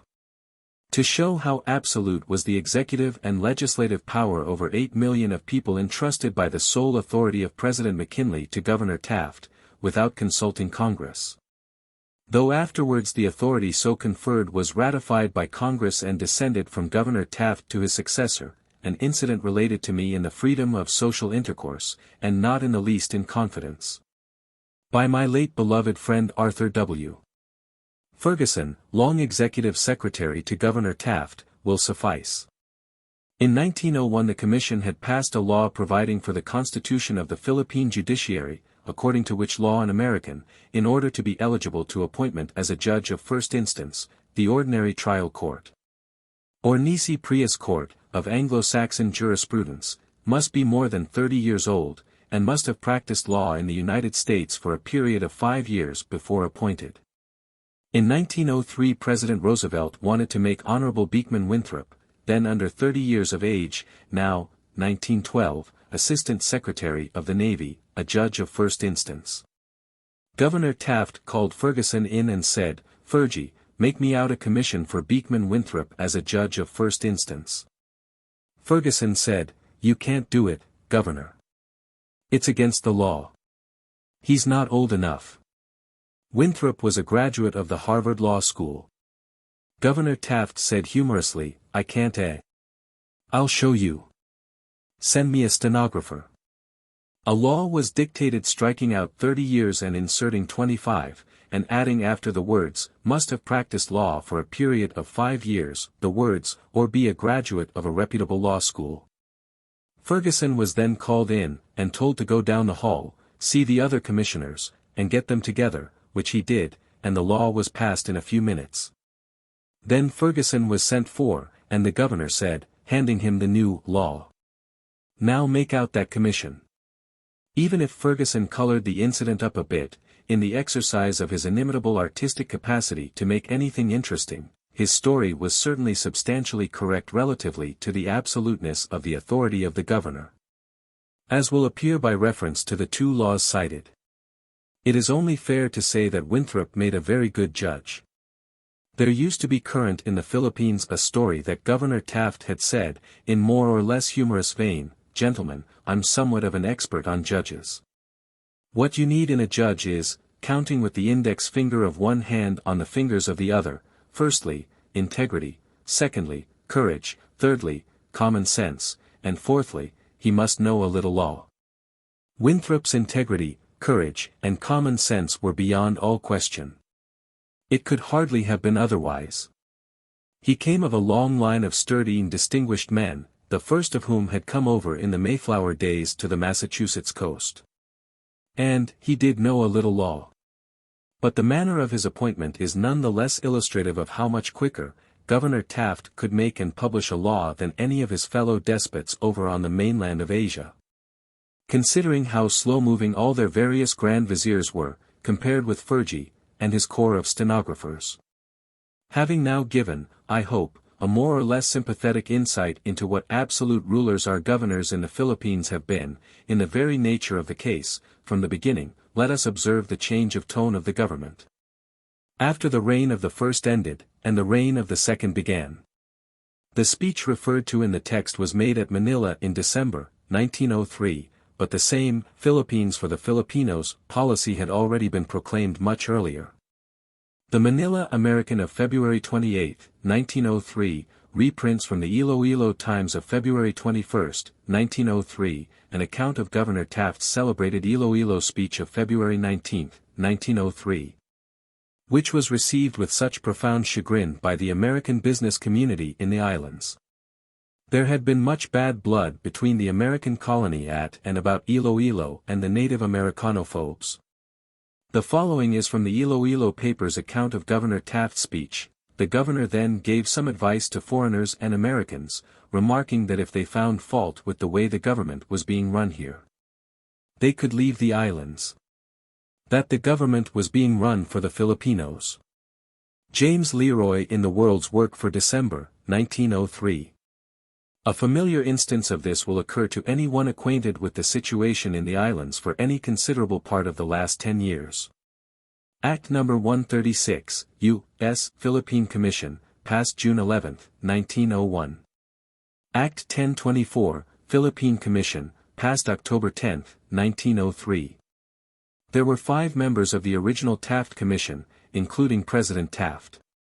I neither forget nor gainsay the generally benevolent character of his despotism, and having been a beneficiary of it myself I am therefore disposed to see much of wisdom in the way it was exercised. Chapter 18. Governor Wright, 1904. The blame of those ye better. The hate of those ye guard.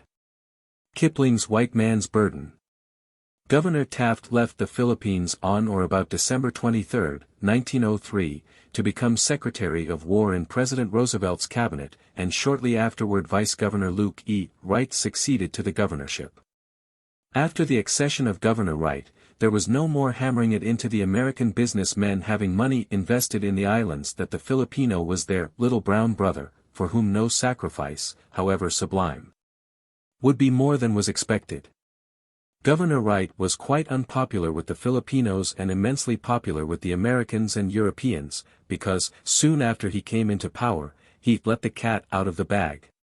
By letting the Filipinos know plainly that they might just as well shut up talking about independence for the present, so far as he was advised and believed. In other words, that Governor Taft's Philippines for the Filipinos need not cause any specially billowy sighs of joy just yet, because it had no reference to any Filipinos now able to sigh, but only to unborn Filipinos who might sigh in some remote future generation. And that the slogan which had caused them all to want to sob simultaneously for joy on the broad chest of Governor Taft was merely a case of an amiable unwillingness to tell them an unpleasant truth, viz. that in his opinion they were wholly unfit for self-government, all of which, in effect, meant that Governor Taft had been merely keeping the word of promise to the ear and breaking it to the hope. The right plain talk made the Filipinos one and all feel, alackaday, our true friend has departed. But as Secretary of War Taft, after 4 years more of trying to please both sides, at home, at last frankly told the Filipinos when he went out to attend the opening of the first Philippine legislature, in 1907. Practically just what Governor Wright had begun to tell them from the moment his predecessor had exchanged the parting tear with them on the waterfront at Manila in 1903. The net result of the Wright policy of uncompromising honesty on the present political situation, may easily be guessed. Governor Wright's method of repudiating the Taft straddle took for its keynote, in lieu of, the Philippines for the Filipinos, the slogan, an equal chance for all. What Governor Wright meant was merely that there would be no more browbeating of Americans to make them love their little brown brother as much as Governor Taft was supposed to love him, but that everybody would be treated absolutely alike and nobody coddled. However, the Filipinos of course knew that they could not compete with American wealth and energy, and so did the Americans in the islands. So what the Wright slogan, unquestionably fair as was its intent, inexorably meant to everybody concerned except the dignified, straightforward and candid propounder of it, was, in effect, the British white man's burden, or trust for civilization theory, a theory whereunder the white man who wants someone else's land goes and takes it on the idea that he can put it to better use than the owner. Thus early did the original, jollying, Mr. Taft had given them become transparent to his little brown brother. Thus early did it become clear to the Filipinos that behind the mask of executive protestations that they shall some day have independence when fit for it, lurks a set determination industriously to earn for an indeterminate number of generations yet to come the blame of those ye better, the hate of those ye guard. This book has been written, up to this point, in vain, if the preceding chapters have not made clear how much political expediency, looking to the welfare of a party in power naturally seeking to continue in power, necessarily dominates Philippine affairs under American rule. We have observed under the microscope of history, made available by the official documents now accessible, the long battle between the political expediency germ and the independence bug which began in General Anderson's dealings with Aguinaldo and continued through General Merritt's and General Otis's regimes. We have seen General MacArthur's attempt at a wise surgical operation to excise the independence bug from the Philippine body politic, so that the expediency germ might die a natural death from having nothing to feed on. We have seen that operation interfered with by the Taft Commission during the presidential campaign of 1900, because the men in control of the Republic could not ignore considerations of political expediency. And we saw the consequent premature setting up of the civil government in 1901, with all its dire consequences in the then as yet unconquered parts of the archipelago, southern Luzon, and some of the Visayan Islands. We have observed the effective though heroic local treatment administered to the Philippine body politic by General Bell in Batangas in 1901-2, with a view of killing off the independence bug there. We have seen the fierce struggle between some of the bug's belated spawn and the expediency germ's now more emboldened forces in Albay in the off-year, 1903. We are now to take our 5th year's course in the Colonial Department of Politico-Entomological Research, the presidential year 1904. It was the way the Samar insurrection of 1904, 5-6 was handled which finally convinced me that the Filipinos would not kill any more of each other in 100 years than we have killed, or permitted to be killed, of them. In the fell process of benevolent assimilation, American imperialism is not honest, like the British variety.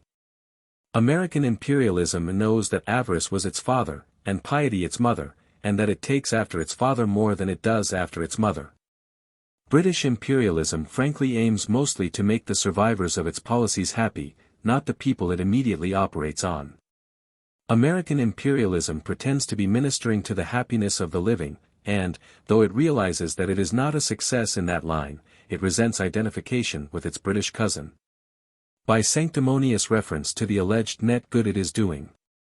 Yet in its moments of frankness it says, with an air of infinite patience under base ingratitude, well, they will be happy in some other generation, and that therefore the number of people we have had or may have, to kill, or permit to be killed, in the process of benevolent assimilation, is wholly negligible. This is simply the old argument that the end justifies the means, the argument that has wrought more misery in the world than any other since time began. When Judge Taft, General Wright, and their colleagues of the Taft Commission, came out to the Philippines in 1900, they came full of the McKinley convictions about a people whom neither they or Mr. McKinley had ever seen, bound hand and foot by political necessity to square the freeing of Cuba with the subjugation of the Philippines. A perfectly natural evolution of this attitude resulted in the position they at once took on arriving in the islands, viz., that to do for the Filipinos what we have done for the Cubans would mean a bloody welter of anarchy and chaos. And the presidential contest of 1900 was fought and won largely on that issue. After 1900, for all the gentlemen above referred to, the proposition was always residential adjudicata. All protests by Filipinos to the contrary caused only resentment, and welded the authorities more and more hermetically to the correctness of the original proposition. Loyalty to the original ill-considered decision became impregnated, in their case, with a fervor not entirely unlike religious fanaticism, and belief in it became a matter of principle, justifying all they had done, and guiding all they might thereafter do.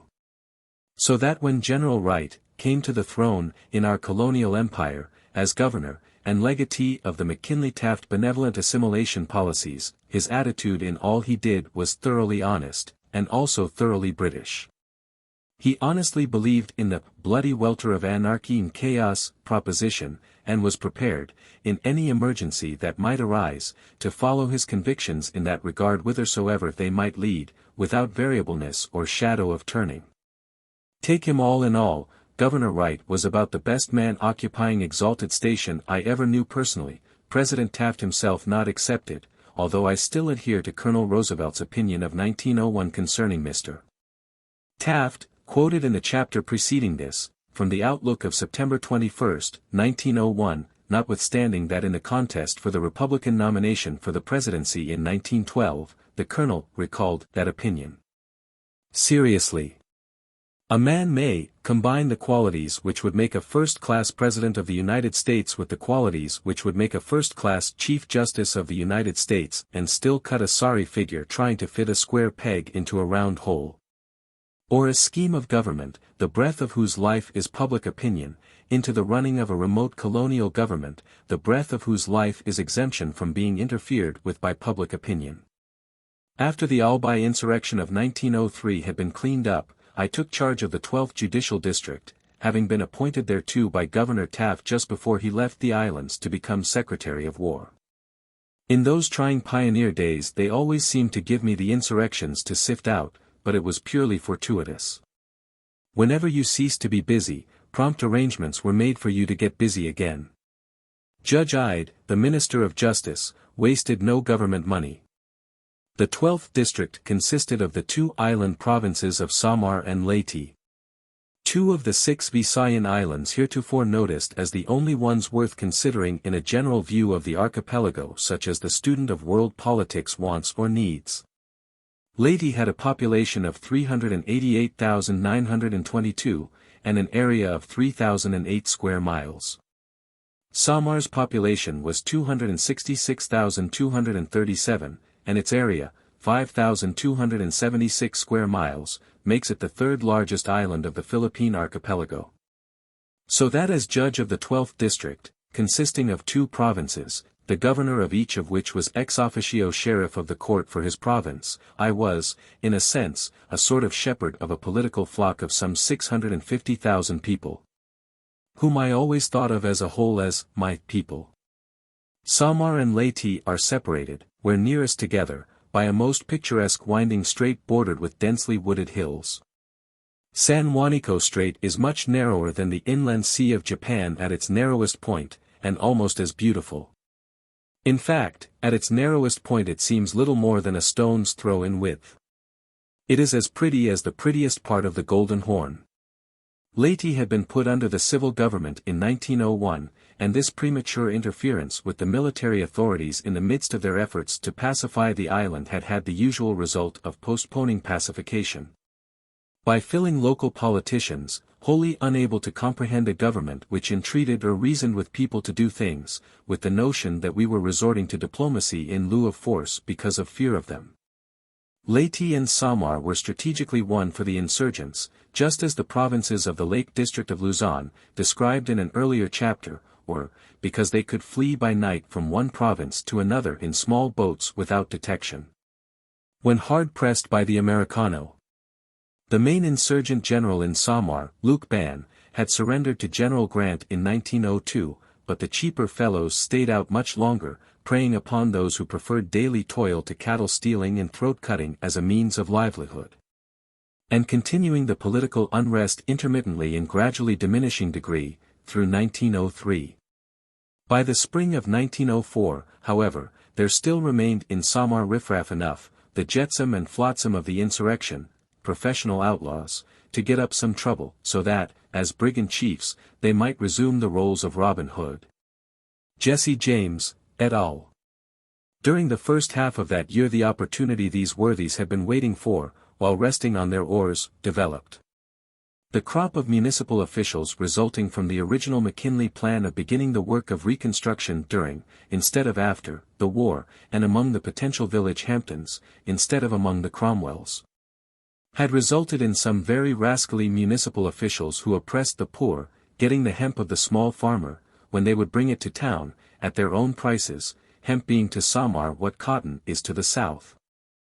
From the lowland and upland farmers the ever-widening discontent spread to the hills, where dwelt a type of people constituting only a small fraction of the total population of the islands, half savage and half child, but loving their hills. And wholly indisposed, of their own initiative, to start trouble, unless manipulated. Obviously, then, the public mind, of Samar, those who know Samar will smile with me at the phrase, but it will do, for lack of a better, was likely soon to be in a generally inflammable condition. By July, 1904, the Robin Hoods, Jesse Jameses, et al. Touched the match to the material and a political conflagration started, apparently as unguided, save by the winds of impulse, and certainly as persistent, as a forest fire. Every native of the Philippine Islands, whether he be of the 7 million Christians or of the 500,000 non-Christian tribes, is born with a highly developed social instinct either to command or to obey. The latter tendency is quite as common in the Philippines as the former is in the United States. Hence the Samar disturbances of 1904, 5-6, though made up at the outset of raids and depredations by various roving bands of outlaws yielding allegiance only to their immediate chief, soon took on a very formidable military and political aspect. The roving bands would ask the peaceably inclined people our flag was supposed to be protecting, "Are you for us or for the Americans?" Promptly chopping their heads off if they showed any lack of zeal in denouncing American municipal institutions and things American in general. Pursuant to Mr. McKinley's original scheme, concocted for a people he had never seen, under pressure of political necessity, to rig up in short order a government essentially popular in form. A lot of most pitiable municipal governments have been let loose on the people, a part of our series of kindergarten lessons. The plan was as wise as it will be for the Japanese. Someone please hold Captain Hobson while I finish the analogy, when they conquer the United States, to go to the Bowery and the ghetto for mayors of all our cities. Thus by our pluperfect benevolence, we had contrived in Samar by 1904 to rouse the highland folk, or hill people, whom the Spaniards had always let alone, against the Pacific agricultural lowland people and the dwellers in the coast villages. The latter, or such of them as did not join the hill folk for protection, we permitted to be mercilessly butchered by wholesale, from August to November, 1904, as hereinafter more fully set forth. Because ordering out the army to protect them might have been construed at home to mean disturbances more serious and widespread than actually existed, and might therefore affect the presidential election in the United States by renewing the notion that the administration had never been frank with the American people concerning conditions in the Philippines. The annual report of the Philippine Commission for 1904 is dated November 1, which was just a week before the presidential election day of that year. Their annual report for 1905 is dated November 1, 1905. In their report for 1904, the Commission deal with the general state of public order in the same roseate manner which, as we have seen, had made its first appearance during the political exigencies of 1900 in the language about the great majority of the people being entirely willing to benevolent alien domination in lieu of independence. When Rip Van Winkle was trying to quit drinking, he used to say after each drink, "Oh, we'll just let that pass." In their report for 1904, the Commission swallow the conditions in Samar with equal nonchalance. After stating that some, impliedly negligible, disturbances had occurred in Samar 2 months since, they add that the constabulary of the province took the field against the bands of Pulajans, or outlaws, and that, as a result, they were soon broken up, and are being pursued and killed or captured, p. 3. In their report dated November 1, 1905, by way of preface to an account of the extensive military operations inaugurated in Samar shortly after the presidential election of 1904. Which operations had not only been in progress for nearly a year on the date of the 1905 report, but continued for more than a year thereafter. The Commission explained their 1904 nonchalance about Samar thus: it was then believed that the constabulary forces had succeeded in checking the further progress of the outbreak, p. 47. Let us examine the facts on which they based this statement, since it meant that they believed that a duly reported epidemic of massacres of peaceably inclined people over whom the American flag was floating as a symbol of protection to life and property, had stood effectually checked by November 1, 1904, the date of their report. And first, of the massacres themselves, their nature and extent. The Samar massacres of 1904 began with what we all called down there, the outbreak of July 10. In August, 1904, I went to Samar to handle the cases arising out of the disturbances there, assisted by the native governor of the province, under the law already alluded to, was ex officio sheriff of the court. And an army of deputy sheriffs, as it were, the constabulary, numbering several hundred. The outbreak of July 10 was always known afterwards as the Tawiran affair. This Tawiran affair was a raid by an outlaw band on the barrio of Tawiran, one of the hamlets of the municipal jurisdiction of the township called Gandara, in the valley of the Gandara River, in north-central Samar, wherein 100 houses, the whole settlement, were burned, and 21 people killed. The term of court lasted from early in August until early in November. The day after the Tawiran affair, over on the other fork of the Gandara River, occurred what was called the Cantagwic affair. Cantagwic was a hamlet or barrio about the size of Tawiran. The brigands killed the lieutenant of police of Cantagwic and some others, but they did not kill everybody in the place. Instead, after killing a few people, they went to the tribunal, town hall, seized the local tenient, or municipal representative of American authority, tied the American flag they found at the tribunal about the head of the tenient. Turban fashion, poured kerosene oil on it, and took the tenient downstairs and out into the public square, where they lighted and burned the flag on his head, the chief of the band, one Juliano Cajicoy by name. Remarking to the onlookers that the act was intended as a lesson to those serving that flag. They then cut off the lips of the tenient so he could not eat. He of course died a little later, burned the barrio and carried off 50 of the inhabitants. Cajicoy was captured some time afterward, and I sentenced him to be hanged. There was practically no dispute about the facts. After the Cantagwic affair, during the term of court mentioned, the provincial doctor, Dr. Cullen, an American who had been a captain doctor of volunteers, had occasion to run up to Manila. The doctor was a most accomplished gentleman, but he had a fondness for the gruesome in description equal to Edgar Allan Poe himself. After he came back he told me about having told the Governor-General of the Cantagwic affair, and repeated with an evident pleased consciousness of his ability to make his hearers' blood curdle, how the governor had said to him slowly, "Doctor, that is awful." Blood seemed to whet the appetite for slaughter.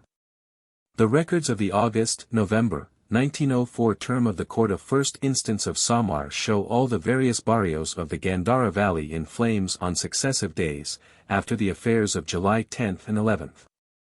I do not speak from memory, but from documents contained in a large bundle of papers kept ever since, in memory of that incarnadine epoch. You find one barrio burned one day and another day, until all the people of the Gandara Valley were made homeless. One of the constabulary officers, Lieutenant Bowers, a very gallant fellow, testified before me that from July 10 to the date of his testimony, which was on or about September 28, some 50,000 people had been made homeless in Samar by the operations of the outlaws. I deem Lieutenant Bowers' estimate quite reasonable. His figures include only 1/5 of the population of an island which was in the throes of an all-pervading brigand uprising. The conservative nature of Lieutenant Bowers' estimate concerning the mischief that had already been wrought by the end of September, 1904, and was then gathering destructive potentiality like a forest or prairie fire, may be inferred from the contents of a memorandum appearing below, furnished me by a Spanish officer of the constabulary, a Lieutenant Calderon, who had been an officer of the rural guard in the Spanish days. It contains a list of 53 towns, villages, and hamlets. A barrio may be quite a village, sometimes even quite a town, though usually it is a hamlet, burned up to the date the memorandum was furnished me. In order to a clear understanding of these Samar massacres and town burnings of 1904, as well as for general geographical purposes, a few preliminary words of explanation will be appropriate just here. A province in the Philippines has heretofore been likened to a county with us. But in the largest provinces, the subdivisions of provinces called municipalities are more like counties. And each municipality is in turn subdivided into sections called barrios. A municipality, Spanish, pueblo, in the Philippines is not primarily a city or town, as we understand it, i.e. a more or less continuous settlement of houses and lots more or less adjacent, but a specific area of territory, a township, as it were. This area or territory may be 5 by 10 square miles, or 10 by 20, or more, or less. For example, Samar's area is 5,276 square miles. Yet it contained in 1904, and probably still contains, only 25 townships or municipalities all told, each municipality being subdivided in turn into barrios. Municipalities in the Philippines vary in size as much as counties do with us, and their total area accounts for and represents the total area of the province. Just as the total area of the counties of a state represents with us the total area of the state. The seat of government of the municipality always bears the same name as the municipality itself, just as the county seat of a county usually, or frequently, bears the same name as the county, with us. Take for instance, the name of the first municipality or township in the list which appears below, Gandara.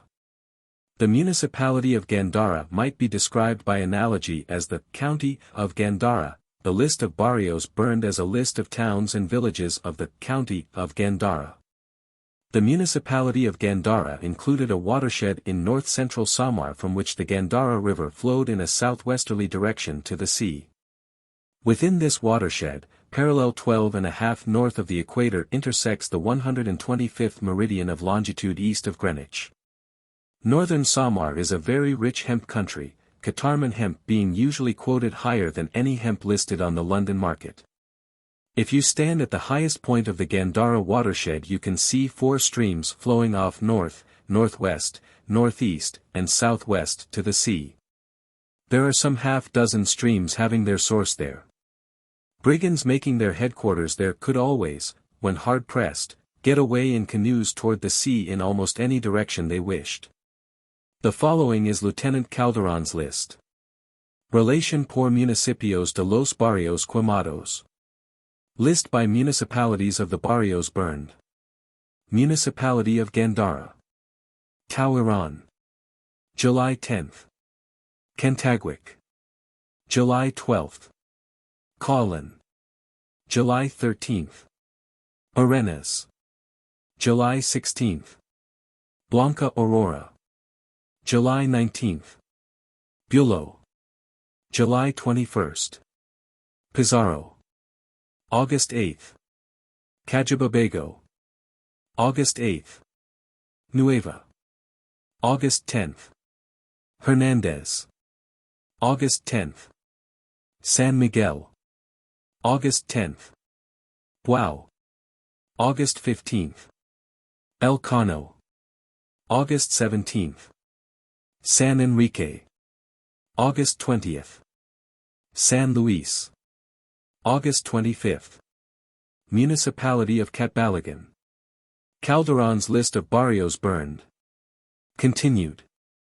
Malino. July 31st. Silanga. August 9th. Jinga. August 13th. San Fernando. August 15th. Maragadan. August 20th. Talinga. August 21st. Santa Cruz. August 22nd. Dap Dap. August 29th. Palencia. August 31st. Albalate. Date not given. Villa Hermosa. Date not given. The above list of villages burned in the township of Catbalogan shows how bold the Pulajans had then grown. By that time they were committing depredations, robbery, murder, and town burning, in all the various villages within the municipal jurisdiction of the township of Catbalogan, coming often within a few miles of the town proper of Catbalogan itself, the seat of the provincial government. In the attack on Silanga, which occurred August 9th, a number of people were killed.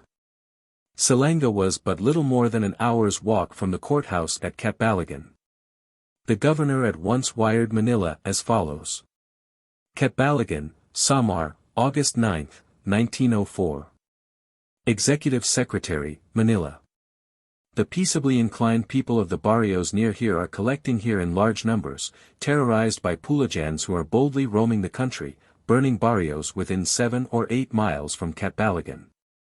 They kill men, women, and children without distinction.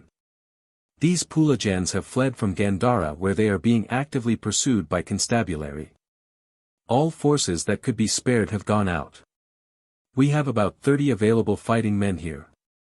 Pulajans liable at any time to enter Catbalogan. We are in danger of some occurrence quite as serious as the Surigao affair. There are buildings here which I must protect at all hazards, treasury, provincial jail with 95 prisoners, and commissary and ordnance stores of constabulary. We need at once at least 300 men, scouts if possible, to handle situation, between here and Gandara. Pulajans undoubtedly have friends in Catbalogan. I suspect certain of the municipal authorities here. I estimate number of Pulajans now operating at about 500. Signed, Fido, Governor. On September 2d, the provincial governor of Samar sent to Manila the following telegram. Catbalogan, September 2, 1904. Carpenter, Act, XXIX. Palace, Manila. 7:30 this evening. Simultaneous reports from north and south sides of town. Pulajans approaching. They have not entered yet and may not, but have gathered Americans with wives and children in my house. Arms supplied. Treasury 25,000 konant. 140 prisoners in jail. Only 47 constabulary here. If Pulajans enter, much needless sacrifice life. Pacific citizens here. Feel sure Pulajans have friends in Catbalogan. Request company either scouts or soldiers from Calbayog stationed here, preferably former. Their presence guarantee stability. Signed, Fido, Governor. Of course Governor Fido did not call for the regular army of the United States. His job, poor devil, was to demonstrate as best he could that the military were not needed. He would at once have been suspected of trying to scuttle the ship of benign civil government, if he had admitted that the regular army was needed. But to return to Calderon's list. Municipality of Calbayog. Calderon's list of barrios burned, continued. Ilo. August 17. Napuro. August 17. Balad. August 17. Municipality of Right. Calderon's list of barrios burned. Continued. Ginican. July 25. Kalapi. July 28. Bonga. August 4. Tutubigan. August 19. Motion. September 1. Lawan. October 10. Sa Jose. Date not given. A sample of the distressing communications I was getting as these massacres progressed is the notification of the Moshing affair of September 1 set forth below, which I give as a type of the methodical stoicism of those bloody times. Moshing was 7 miles down the coast road from Catbalogan. In the district of Moshing, Municipality of Right, Province of Samar, Philippine Islands, September 1, 1904. In the presence of the undersigned Peregrine Albano, member of the Village Council, there being also present the President of the Municipal Board of Health, Mr. Tomas San Pablo, and the principal men of the place, there has this day occurred the burial of the corpses, victims of the Pulajans, in the cemetery of this place, to wit, the officer of volunteers, Rafael Rosales, and the following volunteers, viz. Gualberto Gabain, Juan Pacal, Dionisio Disno, Pedro Dantanan, Carmelo Lagbo, also the 2 women, Eustaquia Sapadin and Apollinaria N., also one unknown Pulajan. This in fulfillment of the official letter of instructions No. 136, from the office of the Presidente of the town of Right dated today. Said burial ceremonies were conducted by the Reverend Father Marcos Gomez, and were attended by the whole volunteer force of this place because of the death of their officer Rosales. Tomás San Pablo, President of the Board of Health. Peregrine Albano, Counselor. Illegible, Moro, Captain of Volunteers. Fancy having documents like the foregoing handed you with ever-increasing regularity as you sauntered, morning after morning, from your bath to your coffee and rolls. Preparatory to the daily sifting of incidents such as that which included the burning of the American flag on the head of the municipal representative of American authority already mentioned. And other like acts of poor misguided peasants stirred up by trifling scamps representing the dregs of insurrection. Motion was not only within 7 miles of the courthouse at Catbalogan, but it was so near to Camp Bumpus, over in Leyte, where the 18th Infantry lay, that an order to them to move in the morning would have made life and property in all that brigand-harried region safe that night and continuously thereafter. General William H. Carter, Major General U.S.A. Well known to the American public as the able officer who, in 1911, commanded the United States forces mobilized on the Mexican border during the Mexican Revolution of that year, that ousted President Diaz and seated President Madero, was in command at the time, the fall of 1904, of the military district of the Philippines which included Samar and Leyte. A word of request to him would have made life definitely safe in all the coast towns and their vicinity within 2 or 3 days after receipt of such a request. Besides Gandara, Catbalogan, Calbayog, and Wright, Lieutenant Calderon's list included the trio of ill-fated municipalities set forth below, concluding with the illustrious name of Taft. Municipality of Catabig. Poblation. September 5th. Tagabiran. August 11th. San Vicente. August. Catabig was toward the north end of Samar. On the day of the burning and sacking of the poblation of Catabig, September 5th, which was done by a force of several hundred Pulajans, the scouts and constabulary, so it was afterward reported, killed 100 of the Catabig Pulajans in an engagement. If this report were correct, as is likely, it was the biggest single killing of natives since the early days of the insurrection. But it did not in the least check the Pulajan insurrection, which simply swerved its fury from the Catabig region toward the coast, the Pacific coast, descending upon the towns, villages, and hamlets of the townships of Borongan and Taft. Thus, Municipality of Borongan. Calderon's list of barrios burned, continued. Sipa. September 23. Luxohong. September 23. Mabocog. September 23. Maydalong. September 23. Sorabeo. September 23. Bugas. October 10th. Punta Maria. October 10th. Canjue. October 11th.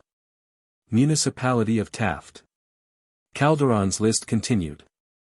Del Remedio. September 22nd. San Julian. September 22. Nina. September 22nd. Libas. September 22nd. Pagbabangnan. September 22nd. San Vicente. September 21st. Ginaleso. October 3. Of the 25 pueblos or townships of Samar, the Calderon list only pretended to throw light on events in 9 of them, those being the only ones from which definite news had then reached headquarters. But as a reign of terror prevailed all over Samar at the time, the rest may be imagined, though it can never be ascertained. Of these 9, the last 2 were Municipality of Llorente. Pagbabalancayan. September 23. Municipality of Oras. Concepcion. September 23. Chipapad.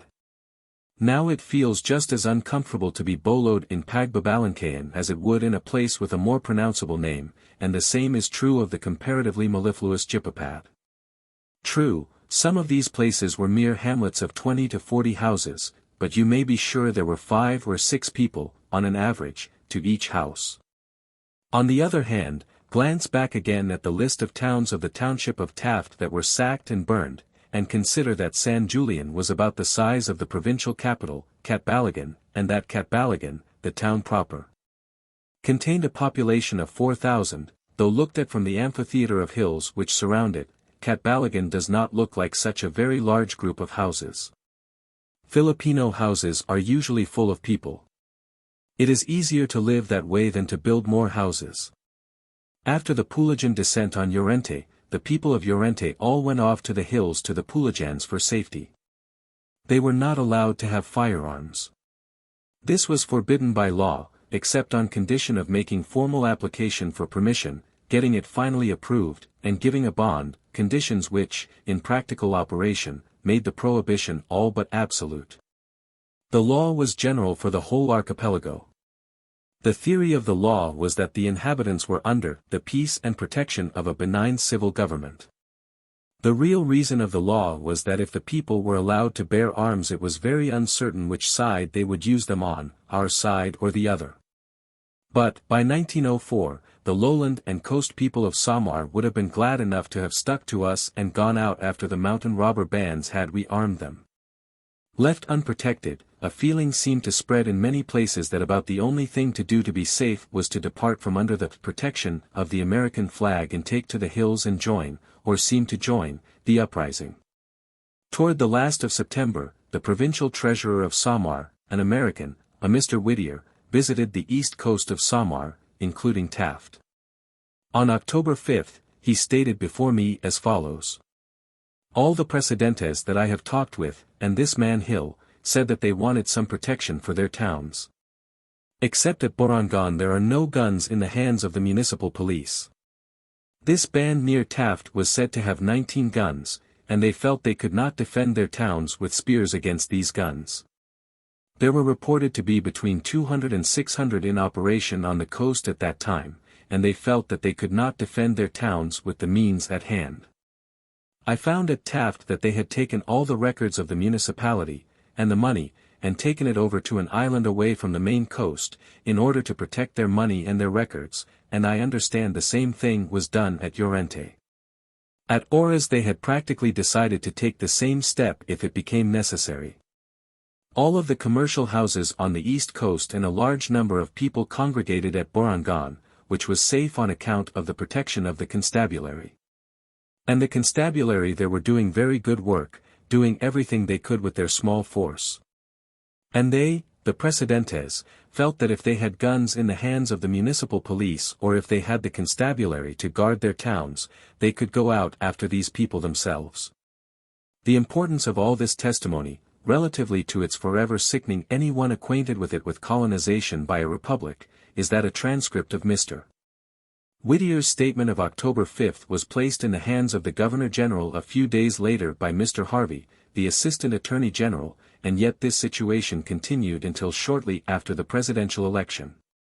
Several years afterwards, in the North American Review, Judge Ide, who was vice-governor in 1904, after admitting that he was in constant consultation with the Governor-General all through that period, by way of showing his opportunities for knowing whereof he spoke, denied that the failure to order out the military to protect the people from massacre had any relation whatever to the presidential election then going on in the United States. Mr. Whittier also stated before me that the total population of the municipality of Taft was 18,000. And that 25 men armed with guns in each of the 4 principal villages thereof that were burned would have prevented the destruction of those villages. So we did not protect the people, and we would not let them protect themselves. I do not select the pueblo of Taft on account of its distinguished name. What's in a name?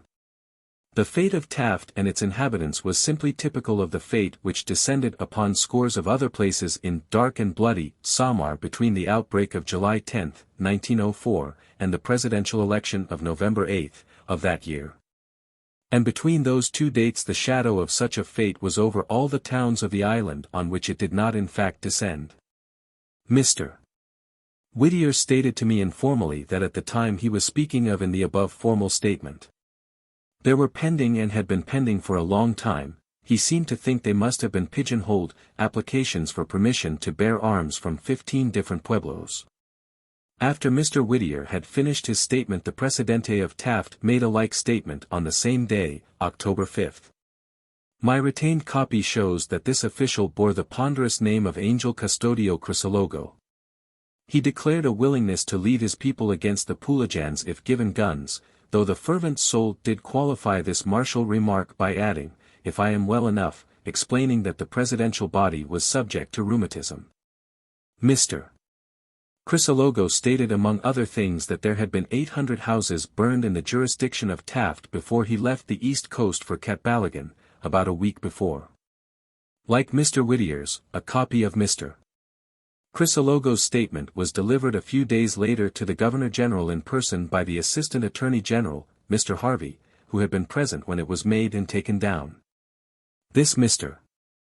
Harvey need not be, to the Western Hemisphere reader, a mere nebulous antipodal entity, as the Honorable Angel Custodio Crisologo might. He is a very live American, a very high-toned gentleman, and an excellent lawyer, and was at last accounts still with the insular government of the Philippine Islands. Though in a higher capacity, Solicitor General, than he was at the date of the events herein narrated. There was very little congenial society in Catbalogan when Mr. Harvey came there to help dispose of the criminal docket, and his advent was to me a very welcome oasis in a desert of the solitude of my own originality, or lack of originality. On September 19 I had wired Vice-Governor I that there were 172 prisoners in the jail awaiting trial and many more coming. Of course no justice of the peace would be trusted to pass on whether an alleged outlaw should or should not be held for trial. If he were secretly in sympathy with the discomfiture American authority in Samar was having, he might let the man go, no matter what the proof. Also he might seek to clear himself of all suspicion in each case by committing men against whom there was no proof, thus unnecessarily crowding an already fast-filling provincial jail of limited dimensions, wherein Beriberi was already making its dread appearance. So the writ of habeas corpus remained unsuspended, thus making it possible to so state in later official certificates covering that period. But habeas corpus cut no more figure in the situation than it did at the Battle of Gettysburg, or at the crossing of the Red Sea by the chosen people, or at the sinking of the Titanic. The constabulary would worry along with such force as they had in the island of Samar, only a few hundred, certainly nearer 500 than 1,000. And, whenever they had a battle with the outlaws, if they themselves were not annihilated, which happened more than once, they would bring back prisoners in droves and put them in the jail, and I was expected to sift out how much proof they had, or claimed to have, of overt acts by persons not actually captured in action. Of course a race then began, a race against death, to see whether death or I would get to John Doe or Richard Roe first. And though I held court every day except Sunday from August to November 8, sometimes getting in 16 hours per day by supplementing a day's work with a night session, death would often beat me to some one man on the jail list whom I happened to have picked out to get to the next day. Men so picked out were men as to whom something I might have heard held out the hope of being able to dispose of their cases quickly by letting them loose, thus getting that much farther from the danger limit of crowding in the jail. Some of these would be specially picked out because reported sick. I kept track of the sick by visiting them myself when practicable, and talking to them. Of course many of them were brigands, Pulajans, but some of them were the saddest-looking, most abject little brigands that anybody ever saw. Of course you might catch some nasty disease from them, but nobody, somehow, ever seemed to have any apprehension on that score in the Philippines. This does not argue bravery at all. It is merely the listless stoicism that lurks in the climate. I recollect going to walk one afternoon, after adjourning court at 5 o'clock, saying to the prosecuting attorney before adjourning, "We will take up the case of Captain's quarrel in the morning. There does not seem, from what I can understand, to be enough proof to convict him of anything." Of course when you were dealing with hundreds of people, you did not have any nerve-wracking hysterics about any one man. Leaving the courthouse I passed by the hospital, where Capens had been transferred, pending the arrival of witnesses against him and the rest of the crowd captured with him. I asked the hospital steward how Capens was. The answer was he had died at 4:45, some 20 minutes before. Death had beat me to Capons. When I meet Capons he will know I did the best I could. I was under a great strain, a sort of writ of habeas corpus incarnate, the only thing remotely suggesting relief from unwarranted detention on the whole horizon of the situation. I was trying to do the best I could by the Constitution, in so far as the spirit of it had reached the Philippines. I broke down totally under the strain about November 8, came home in the spring of the following year and remained an invalid for several years thereafter. And as a noted corporation lawyer once said after recovery from a similar illness, I haven't had much constitution since, but have been living mostly under the bylaws.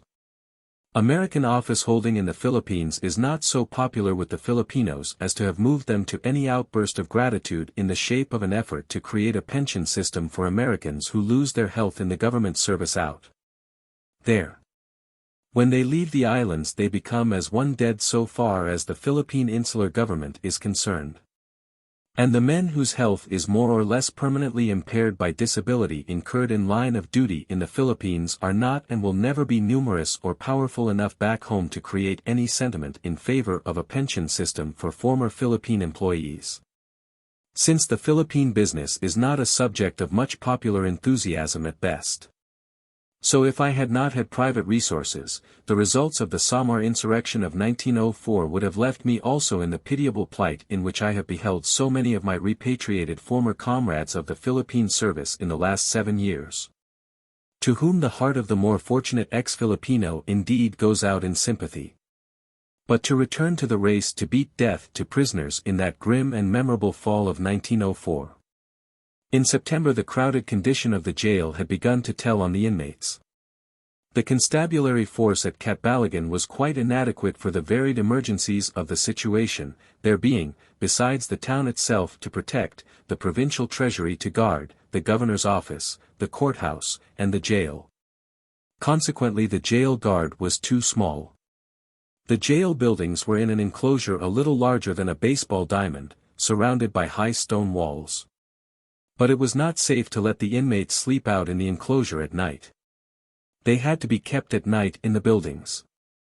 Any American who has visited the Central Penitentiary at Manila called Bilibid has seen a place almost as clean as a battleship. This is American work. But the Filipinos are not trained in sanitary matters, and all they know about handling large crowds of prisoners they learn from the Spaniards. The governor was a native half-caste, a very excellent man, but free from that horror, which I think is an almost universal American trait, of seeing unnecessary and preventable sacrifice of human life, no matter whose the life. I inspected the jail as often as was practicable, and managed to keep down the death rate below what it might have been, the prisoners being allowed to go out in the open court during the day. They also had such medical attention as was available. However, during the last 5 or 6 weeks of that term of court I would be pretty sure to find on my desk every 2 or 3 days, on opening court in the morning, a notice like this. Cárcel Provincial de Samar, I.F. Oficina del Alcalde. Catbalogan, Samar, I.F. 22 de septiembre de 1904. Honorable Señor Juez de I.A. Instancia de esta provincia. Catbalogan, Samar, I.F. Señor. Tengo el honor de poner en conocimiento de ese juzgado, que anoche entre 12:01 de la, Felicio el procesado, Ramón Boris, a consecuencia de la enfermedad de beriberi, que venía padeciendo. Lo que tengo el honor de comunicar a ese juzgado para su superior conocimiento. De muy respetuosamente. Gonzalo Lucero. Alcalde de la Cárcel Provincial. Which being interpreted means. Provincial Jail of Samar, P.I. Catbalogan, Samar, P.I. September 22, 1904. His Honor, the Judge of First Instance of this province. Catbalogan, Samar, P.I. Sir. I have the honor to bring to the knowledge of the court that last night between 12 and 1 o'clock, the accused person Ramón Boris died in consequence of the disease of beriberi from which he has been suffering. which fact I have the honor to communicate to the court for its superior knowledge. Very respectfully. Gonzalo Lucero, Warden of the Provincial Jail. Now a jail death rate of only 10 or 12 a month was not at all a bad record for an insurrection in a Philippine province. It would be rank demagoguery at this late date to be a party to anybody's getting excited about it.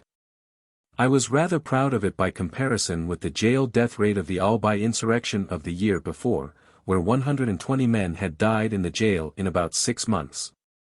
But it began to get on one's nerves to have to expect a billet due like the above on your desk at the opening of court each day, when the accused person had had no commitment trial and may have been wholly innocent.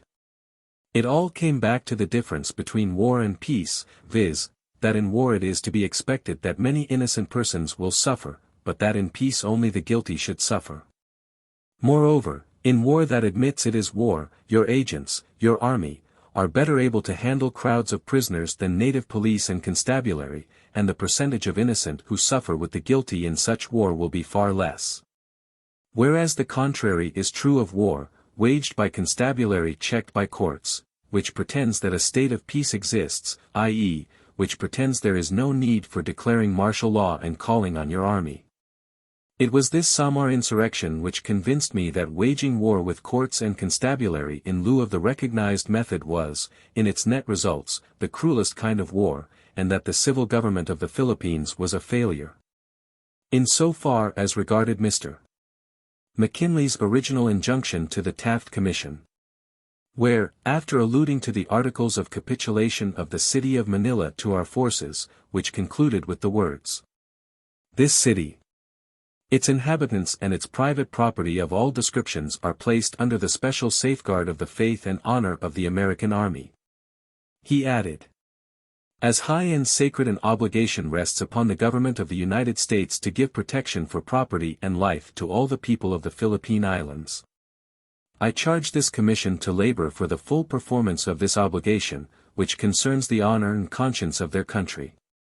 Commenting on this in his inaugural address as Governor of the Philippines, Governor Taft had said, "May we not be recreant to the charge, which he truly says, concerns the honor and conscience of our country."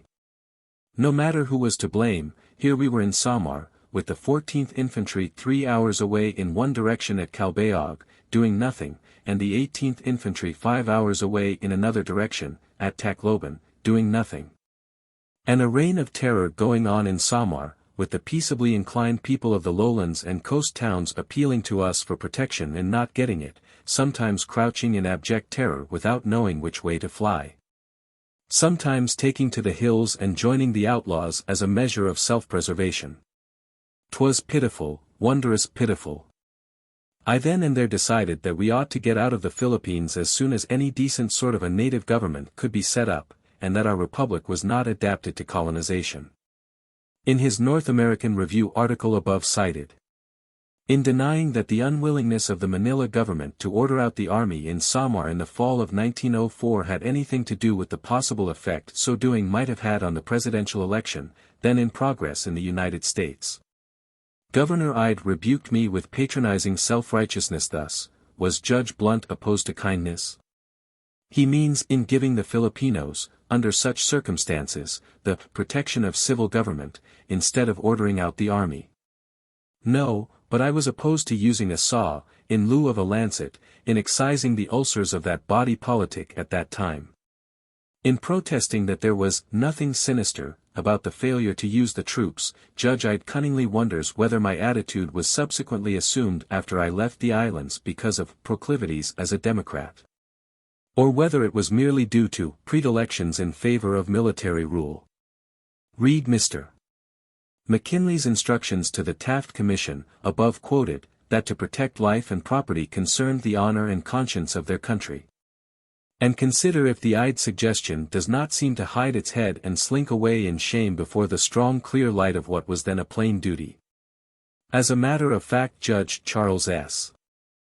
Lobinger, who is still with the Philippine judiciary, visited me en route to another point, during that Samar term of court, and he will recall, should he ever chance upon this book and this chapter, with what vehemence I said to him at the time. In effect, Judge, we belong in the Western Hemisphere. We have no business out here permanently. If proclivities and predilections in favor of affording decent protection to the lives and property of defenseless people by properly garrisoning their towns constitutes lack of kindness, then the eyed rebuke was well taken. These details are not related with Pickwickian gravity in order to acquaint the reader with my utterances as being important per se.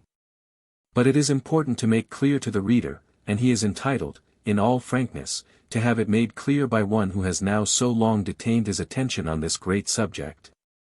To know just when the light from heaven on the road to Damascus broke upon this witness, and how and why he came to be in favor of Philippine independence, because the reasons which convinced him may seem good in the sight of the reader also. If the man who reads this book shall see that the man who wrote it was, in Samar in 1904, neither a Republican nor a Democrat, but simply an American in a far distant land, jealous of the honor of his country's flag in its capacity as a symbol of protection to those over whom it floated, then the work will not have been written in vain.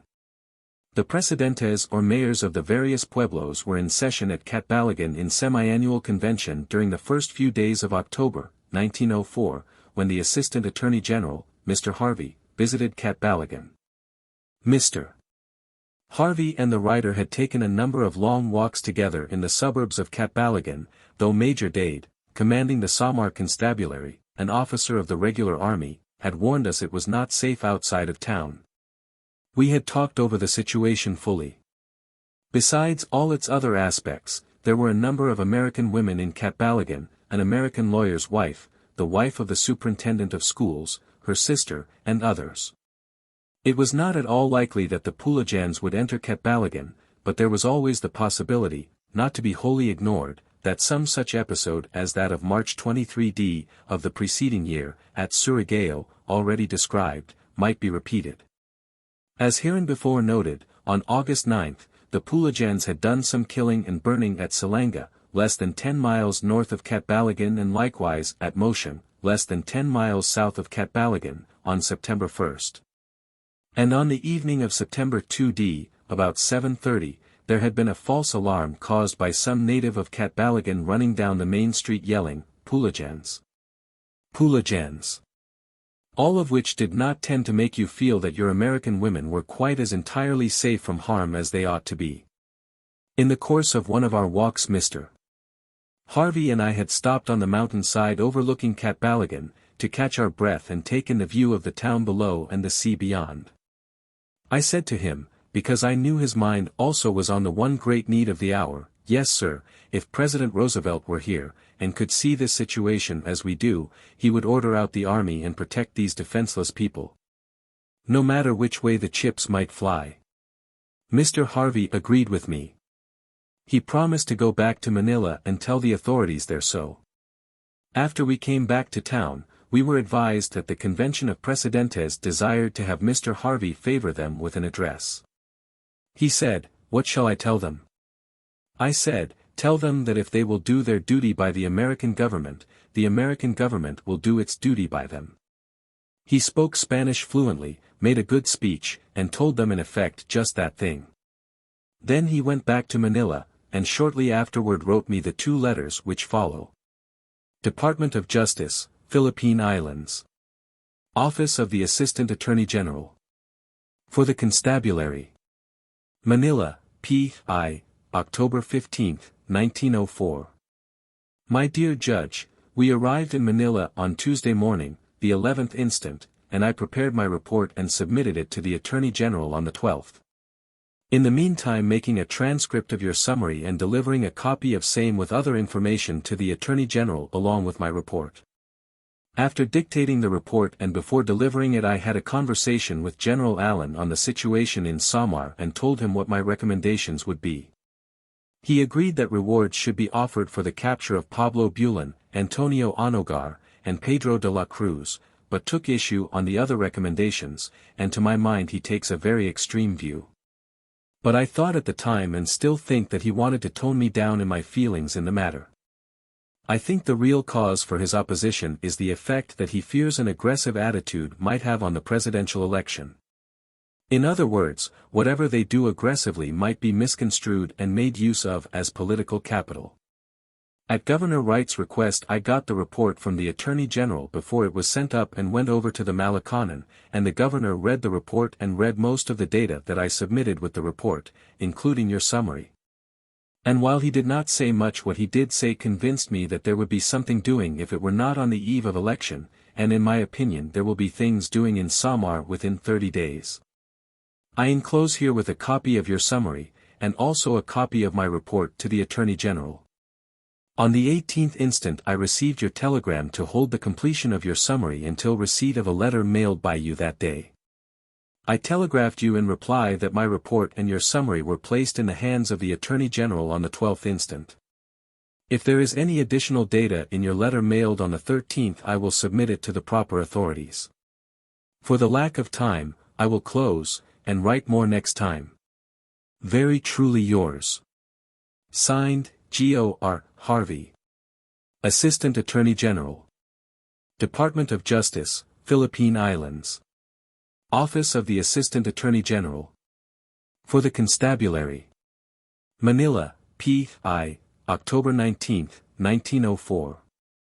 My dear Judge Blount, since mailing my letter to you of last Saturday I have found the copies of your summary on the situation in Samar and enclosed two herewith, in accordance with my promise. This week we have received some good news from Samar with reference to important captures and killings of Pulajans. I am not in touch with what is going on with reference to Samar, and can give you no information along that line. As I remember, the governor told me the other day when I was talking with him that one more company of scouts will be sent down right away. I sincerely hope the situation is improving, and that you are getting along rapidly in disposing of the large docket before you. If there is not a very great improvement in the situation by the 9th of November, I think there will be a considerable movement of troops in Samar within 30 days. For the good of the government, I hope the situation will improve materially before that time. I would like to see them put the troops there right now. I am of the opinion that it would not affect the election a half-dozen votes, and it might save 2 or 3 or a half-dozen massacres and the destruction of much property. With best wishes for your success in your work, and with regards to Mr. Block, I am very truly yours. G.O.R. Harvey. Assistant Attorney General, Philippines Constabulary. To Honorable James H. Blount. Judge of First Instance, Catbalogan, Samar, P.I. These two letters may be found at p. 2532, Congressional Record, February 25, 1908, where they were the subject of remark in the House of Representatives by Honorable Thomas W. Hardwick of Georgia, apropos of Governor Ide's North American Review article of December, 1907. A few weeks after the presidential election I saw Mr. Harvey in Manila. We naturally talked about Samar and his two letters to me. The troops had then been ordered out. He referred to his conference with the Governor General and stated, yes, he told me that was the reason, meaning that the reason for not ordering out the troops was the one assigned in his, Harvey's, letter to me, viz. Whatever we do aggressively might be misconstrued and made use of as political capital. On October 18, 1904, there was received at Manila the following cablegram concerning the presidential campaign in the United States. New York, 16th. Judge Parker, in addressing campaign clubs at Esopus the past week, returned to the subject of the Philippines in the evident hope of making it a paramount issue of the campaign. He repeated his former declaration that the retention of the Philippines and the carrying out of the policy of the Republican administration have cost $650 million and 200,000 lives.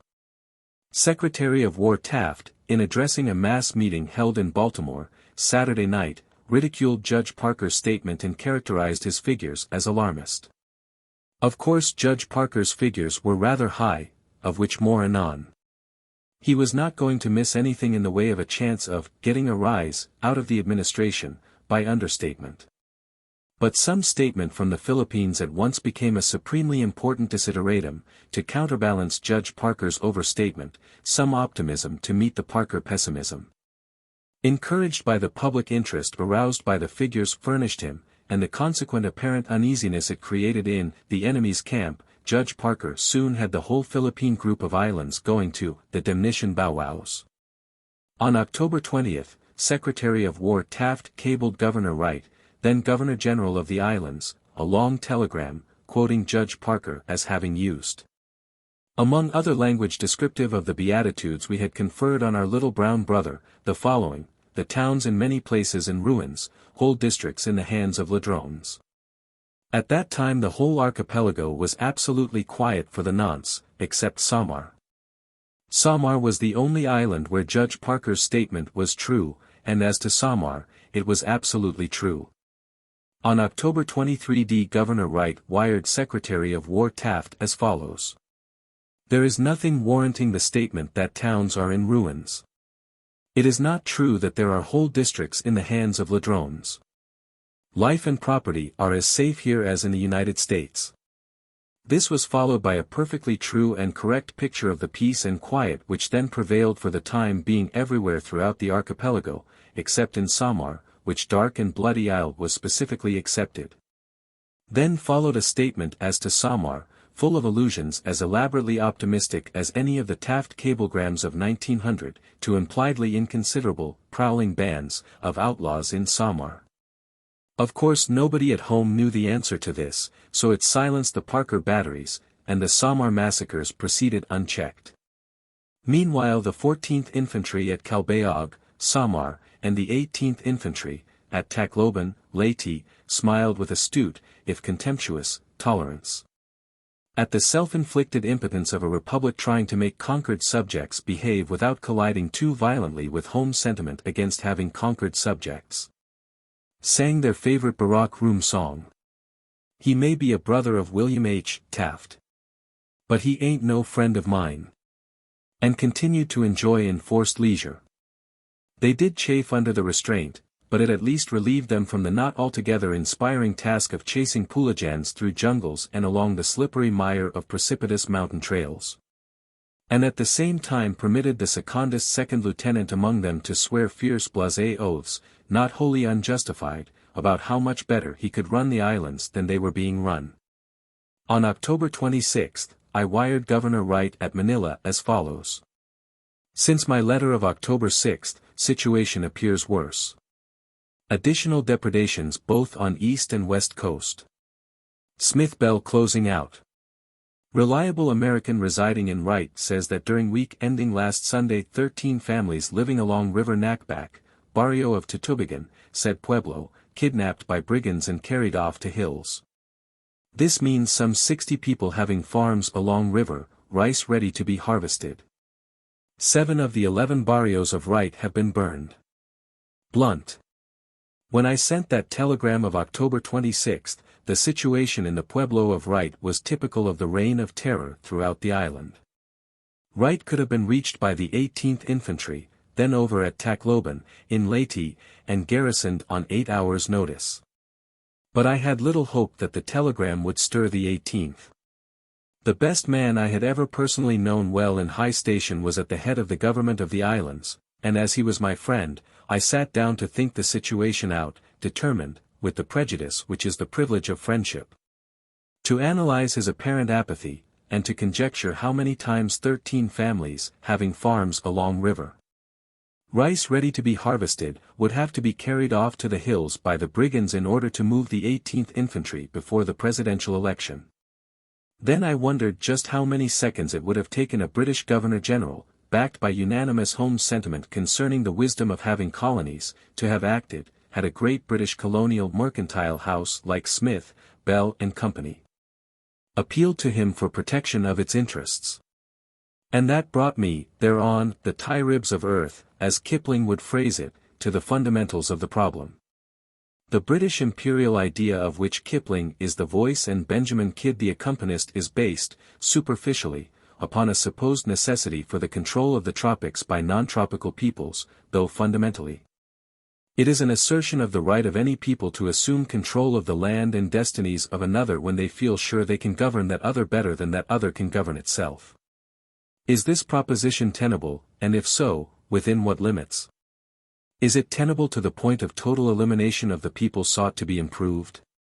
If not, then how far? How far is incidental sacrifice of human life negligible in the working out of the broader problem of the greatest good of the greatest number? In his article in the North American Review for December, 1907, Governor Ide makes exhaustive answer to the doctors who for some months past, in the columns of the North American Review and elsewhere, have published prescriptions for curing the ills of the Filipino people, including Senator Francis G. Newlands, Honorable William J. Bryan, and the writer. In the course of disposing of the quack last mentioned, Governor Ide gets on rather a high horse, asking, with much dignified indignation, how many people in the United States would have known or cared whether the army was or was not ordered out in Samar in 1904? I concede that the solicitude was a super-solicitude, as do the Harvey letters, but like them, I must recognize its reality. However, when Governor Ide reaches this rhapsody of conscious virtue, it is inconceivable that the Commission could have been animated by the base and ignoble partisan prejudices thus charged against them. Capping his climax by triumphantly pointing out that Governor-General Wright was a lifelong Democrat, he doth protest too much. For the angelic pinions he thus attaches to himself are at once rudely snapped by the reflection that a very short while after his article came out in the North American Review Governor Wright became Secretary of War in President Roosevelt's cabinet, and a little later took the stump for Taft and Sherman, in 1908. Governor Wright did not stoop to deny or extenuate his share in the matter, and I honor him for it. But to stick to your own crowd and then deny afterwards that you did so, that is another story. However, let us brush aside such petty attempts to cloud the real issue. Which is, how many people would Governor Wright and Vice-Governor Ide have permitted to be massacred by the Pulajans in Samar in 1904 before they would have ordered out the military prior to the presidential election? Let us consider the case, not with a view of clouding the issue, but of clearing it. The truth is, Governor Wright was very gravely concerned about the Samar situation from August to November, 1904. Of course it is due to him to make perfectly clear that he did not realize the gravity of that situation as vividly as those of us who were on the ground in Samar, 400 or 500 miles away. But the information hereinbefore reviewed, conveyed to him by the provincial governor, by Mr. Harvey, the Assistant Attorney General sent to Samar for the express purpose of getting the Manila government in possession of the exact situation, and by myself, was certainly sufficient to make him chargeable with notice of all that happened thereafter, certainly chargeable with knowledge of all that had happened theretofore. Of course there was General Allen, the Commander-in-Chief of the Constabulary, at Manila. Presumably speaking well of his command, the right arm of the civil government, presumably giving industrious and tactful aid and comfort to the idea that the authorities could afford to worry along with the constabulary alone until after the presidential election. But that could not discount the actual facts reported from the afflicted province by the officials on the ground. General Allen, it should be noted, remained in Manila all this time. So that any Otis-like situation well in hand, bouquets he may have thrown at his subordinates in Samar, and the situation there generally, were mere political hothouse products, sure to be recognized as such by the shrewd kindliness of the truly considerable man at the head of the government than by most any one else he could hand them out to. That man knew, to all intents and purposes, in the great and noble heart of him, what was really going on in Samar. He knew that massacres had been occurring, and that they were likely to keep on occurring. In other words, he knew that preventable sacrifice of life of defenseless people was going on, and that he could put a stop to it any time he saw fit. The question he had to wrestle with was, should he stop it, knowing the hell-fare sartain the Democratic orators in the United States would at once luridly describe as broke loose in the Philippines? I insist that there is no use for any holier-than-thou gentleman to become suffused with any glow of indignant conscious rectitude based on the premises we are considering. Better to look a little deeper, on the idea that you are observing your republic in flagranti colonization, with as good a man as you ever have had, or ever will have, among you, as the principal actor. Governor Wright's course was entirely right, if the Philippine policy was right. If his course was not right, it was not right because the Philippine policy is fundamentally wrong. Governor Wright of course believed that the Philippine policy was right. I myself did not come finally to believe it was wrong until it was revealed in all its rawness by the period now under discussion. Of course the governor did not vividly realize that the American women in Catbalogan were not entirely safe. If he had, he would have rushed the troops there, politics or no politics. But native life was politically negligible. What difference would a few score, or even a few hundred, natives of Samar make, compared with that pandemonium of anarchy and bloodshed all over the archipelago which Messrs. Taft, Wright, and Ide had long been insisting would follow Philippine independence? Was the whole future of 8 million of people to be jeopardized to save a few people in Samar? That was the moral question before the insular government, in its last analysis. And the government faced the proposition squarely, and answered it, no. I will go farther than this. If I had believed, with Messrs. Taft, Wright, and Ide, that Philippine independence meant anarchy in the islands, and the orthodox, bloody welter of chaos, I too might have hesitated to order out the troops on the eve of the election, and my hesitation, like theirs, might have continued until the election was safely over. So might yours, reader. Don't be so certain you would not. Practically absolute power, sure of its own benevolence, has temptations to withhold its confidence from the people that you wot not of. Don't condemn Governor Wright. Condemn the policy, and change a republic back to the course set by its founders. Give the Philippine people the independence they of right ought to have, instead of secretly hoping to unload them on somebody else, through the medium of your next great war. The question of whether the troops should have been ordered out or not at the time above dealt with is by no means without two sides. On the bloody welter side, you have the well-known opinions of Messrs. Taft, Wright, and Ide. On the other side you have before you, for the moment, only my little opinion. So instead of having in Governor Wright a Bluebeard, you simply have a man of great personal probity and unflinching moral courage, following his convictions to their ultimate logical conclusion without shadow of turning, in the act of colonization. In other words, Mr. American, you see yourself, as others see you. So face the music and look at yourself. In your colony business, you are a house divided against itself, which cannot stand. On the other hand, I knew the Filipino people far more intimately than either Mr. Taft, Governor Wright, or Judge Ide. I spoke their language, which they did not. I had met them both in peace and in war, which they had not. I had held court for months at a time in various provinces of the archipelago from extreme northern Luzon to Mindanao, which they had not. I had met the Filipinos in their homes for years on terms of free and informal intercourse impracticable for any governor-general. It was therefore perfectly natural that I should know them better than any of these eminent gentlemen. I was not prepared to be in a hurry about recommending myself out of office by assenting that our guardianship over the Filipinos should at once be terminated, but I knew there was nothing to the bloody welter proposition. The home life of the Filipino is too altogether a model of freedom from discord, pervaded as it is by parental, filial, and fraternal love, and their patriotism is too universal and genuine, to give the bloody welter bugaboo any standing in court. But whosoever questions for one moment Governor Wright's high personal character, simply does not know the man. To do so, moreover, would fatally cloud the issue I have sought to make clear between his view of the duty of our government and my own. In his moods that reminded one of Lincoln, Governor Wright used to say, "Don't shoot the organist, he's doing the best he can." It is true that his answer to Judge Parker was not a full and frank statement of the case.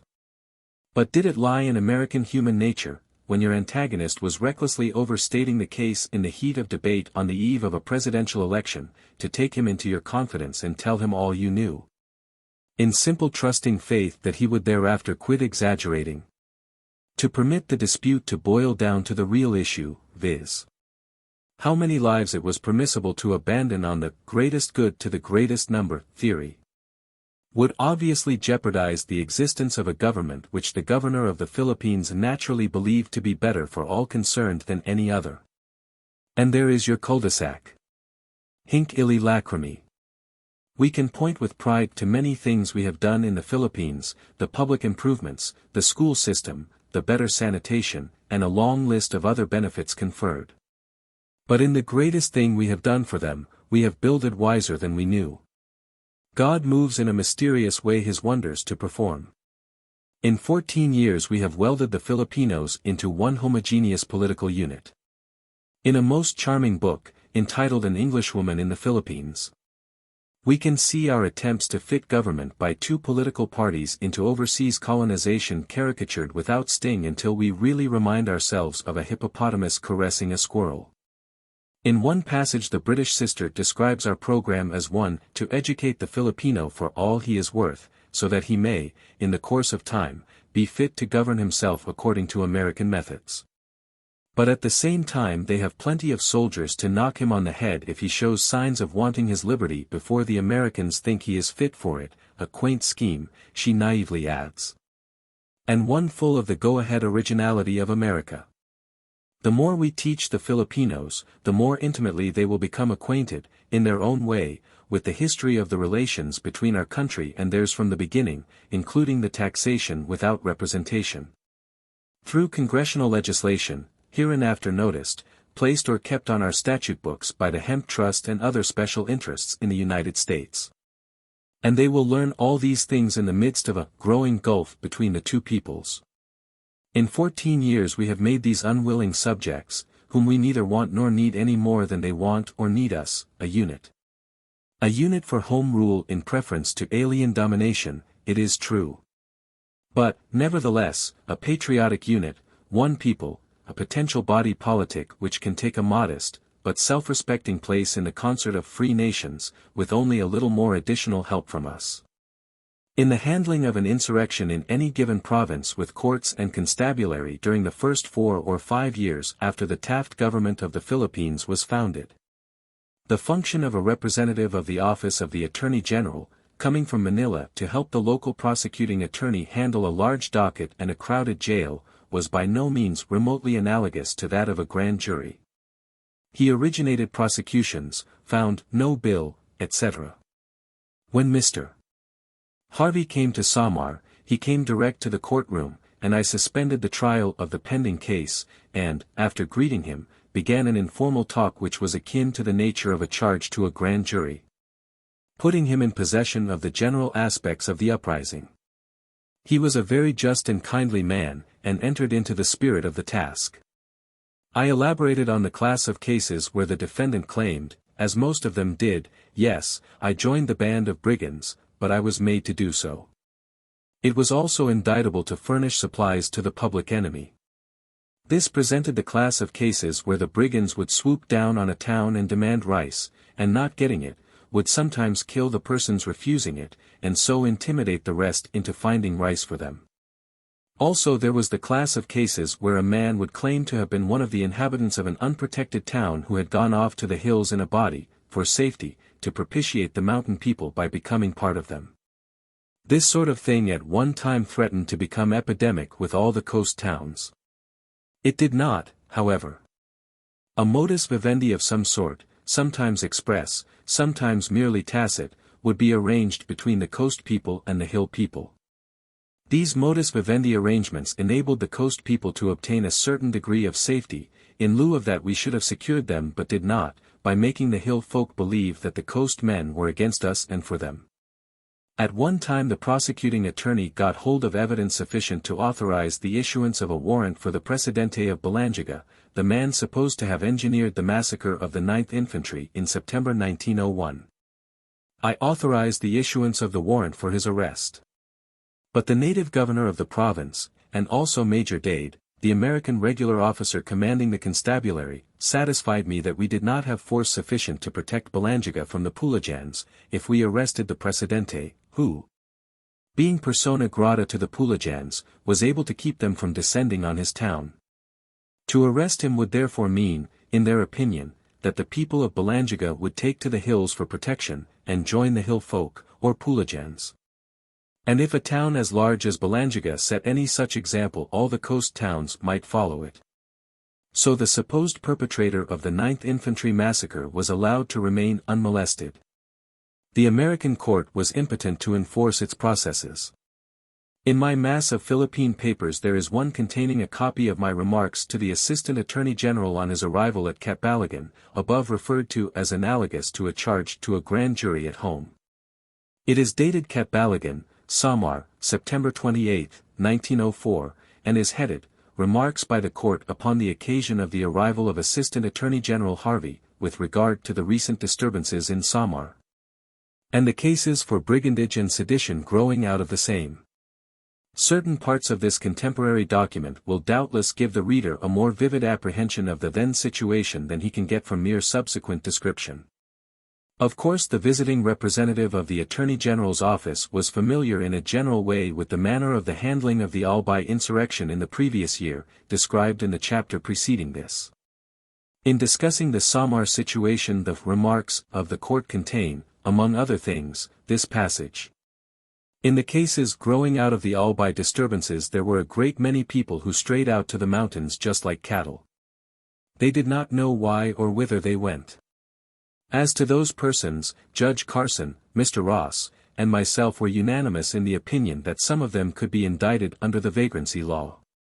There were others of a greater degree of guilt, but who did not appear to have been what you might call ordinary thieves, and we were all agreed to indict those under the sedition law, the limit of which is 10 years and $10,000. Thus you do not force upon a judge of first instance the responsibility of sentencing a man to 20 years of his life for a connection with bandits which may be but little more than technical. Besides those two classes, there were in Albay of course the bandits proper, to whom the bandolerismo, brigandage, law was specially intended to apply. There cannot be any doubt about the fact that this bandolerismo law is one of the most stringent statutes that ever was on the statute books of any country. It is very far from the purpose of this court to attempt to say what would be the wisest legislation, or to say that this is not the very best legislation, under the circumstances. How we administer the several laws alluded to governing public order, will settle whether or not substantial justice is done. The men in the United States who in those days were slinging mud at the Philippine trial judges as being subservient, wholly missed the core of the whole matter. In the provinces where so many heavy sentences were imposed, the real situation was that a state of war existed, and the judges believed, and I think correctly, that they were practically a military commission of one. And much more able to give a prisoner a square deal, tempering justice with mercy, than officers briefly gathered from the scenes of the fighting to act as a military commission. We tried those men with as little prejudice as if they had just come from the moon. Moreover, from the italicized concluding words of the above excerpt from my talk to the Assistant Attorney General, it will be seen that the court had practically unlimited discretion in the matter of punishment, and was, in fact, about the only court of criminal equity in the annals of Anglo-Saxon jurisprudence. In the last analysis, the righteousness or unrighteousness of a civil government in a country not yet entirely subjugated depends on whether more innocent people suffer through completing the work of subjugation with constabulary whose prisoners of war are tried, to see what they may have done, if anything, by one-man courts. Or whether more innocent people suffer through completing the work of subjugation as any other great power on earth but ourselves would have completed it, with an army, trying the prisoners by military commission. Unless you yourself were a traitor to your country, you considered as criminal attempts to subvert your government by cutthroats that no one of the respectable Filipinos, from Aguinaldo and Juan Calas down, would have hesitated to have shot summarily. But you sought to make the punishment in each case fit the crime, by ascertaining as dispassionately as if the defendant were fresh from the moon, just what each accused man had himself done. Either Aguinaldo, or an American military commission would have had such people shot in bunches, as not entitled to be treated as prisoners of war. The trouble with the civil government did not lie in its judiciary, but in its constabulary. It was the physical handling of the crowds of prisoners by the constabulary, and their failure, because not numerous enough, to protect peaceably inclined people, which made it a fact that turning the situation over to the military would have meant less sacrifice of the innocent along with the guilty. It is much more merciful to kill a few hundred people, as a lesson to the rest, and let the rest go, with the clear understanding that if they insurrect again you will promptly kill a few hundred more, than to permit a reign of terror from 1 month to another and from 1 year to another, with all the untilled fields, famine, pestilence, and other disease this involves. Merely in order to be able to invoke the blessing of the Dr. Lyman Abbots of the world on a supposedly benign, civil, government. In all my sentences, and in all his indictments, Mr. Harvey and the writer sailed close to the wind, by holding only those responsible who had taken active parts in the sacking and burning of villages and the massacre of their inhabitants. I knew that sooner or later some officious prosecuting attorney of less noble mold than Harvey would ask me to convict some poor creature of brigandage for giving a little rice to the brigands, and my mind was made up to refuse to do so. And in so refusing to commit heresy once and for all by expressing my sentiments, in the decision, concerning the failure to give adequate protection to defenseless people, along the lines indicated in this chapter. No such case was in fact presented. I broke down under the strain of graver cases early in November and left Samar forever, bound for Manila. Before I left, the whole island was seething with sedition. I was told by a credible American that the chief deputy sheriff of the court, an ex-insurgent officer, one of the peace-at-any-price policy appointees, had remarked among some of his own people where he did not expect the remark to be repeated, "I see no use persecuting our brethren in the hills." The municipal officials of the provincial capital, Catbalogan, were suspected by the native provincial governor, and the latter in turn was suspected by the Manila government. In fact, the whole political atmosphere of the island had become full of rumor and suspicion as to who was for the government, and who was against the government. I left Samar, November 8, which was the day of the presidential election of 1904, determined to try no more insurrections. By that time nearly everybody in the island was more or less guilty of sedition, and I did not know the method of drawing an indictment against a whole people.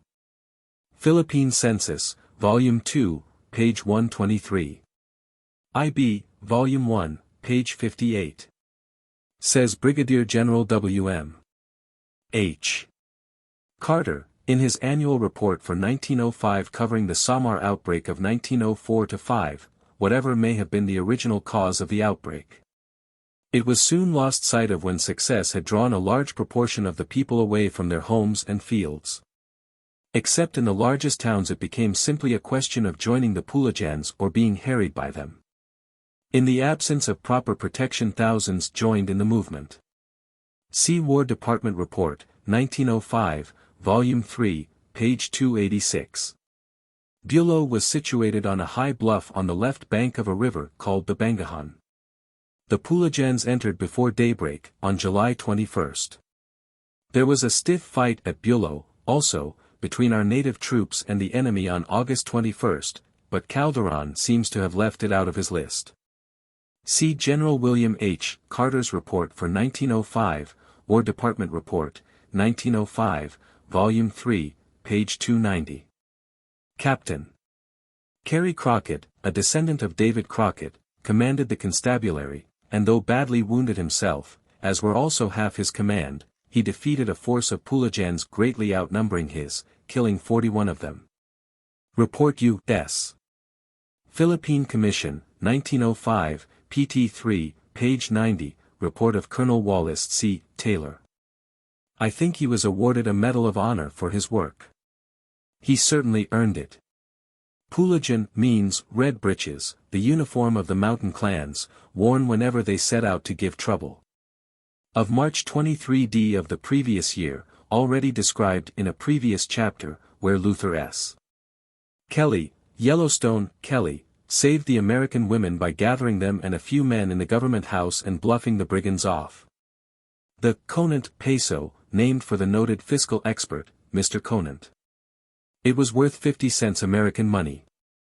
The 14th U.S. Infantry was stationed in garrison just outside the town proper of Calbayog, which was 3 hours by steam launch from the provincial capital, Catbalogan. But the depredations might have been carried to just outside the line of the military reservation, and the military folk would not have dared to make a move save on request first made by the civil government at Manila. In other words, the above 3 villages were burned under their noses.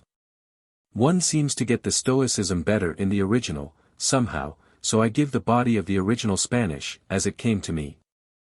En el Distrito de Motion, Municipio de Rite, Provincia de Samar, Islas Filipinas. A primero de septiembre de 1904.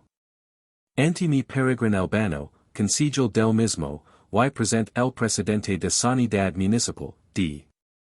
Tomás San Pablo y principales del mismo se presidio al enterramiento de los cadáveres víctimas de los Pulagans en el cementerio de esta localidad. El oficial de voluntarios, Rafael Rosales y otros voluntarios, Gualberto Gabain, Juan Pacal, Dionisio Disno, Pedro Dantanan, Carmelo Lagbo, y particulars Eustaquia Sapitan y Apolinaria n, con otro tanto Pulagan desconocido. En conformidad de la Carta Oficial de la Presidencia Municipal de Right de Fecha de Hoy registrada con el número 136. Del citado enterramiento ha sido asistido por el reverendo Padre Marcos Gómez y acompañado por toda la fuerza voluntaria del mismo por la muerte del oficial Rosales. See War Department Report, 1905, Volume 3, page 290. Hill was Whittier's deputy at Llorente. Even if the municipal police had been like Caesar's wife, they were like chaff before the wind in a Pulagan foray, though they were somewhat better if well led by some prominent and forceful man of the community in an expedition after Pulagans. A disease of a dropsical variety, usually attacking the legs first, which easily becomes epidemic. It had been the cause of many of the 120 deaths in the Albay jail during the Ola insurrection. Ideal conditions for it are a steady diet of poor rice and lack of exercise. It was not well to be too hasty. You might have the head of the whole uprising in custody, or one of his most important lieutenants, and find it out by the merest accident in the course of hearing a case against some apparently abject private of the rear rank. By unwarranted I mean without warrant.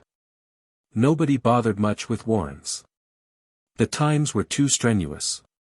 See New York Tribune, October 25, 1904. Ibid.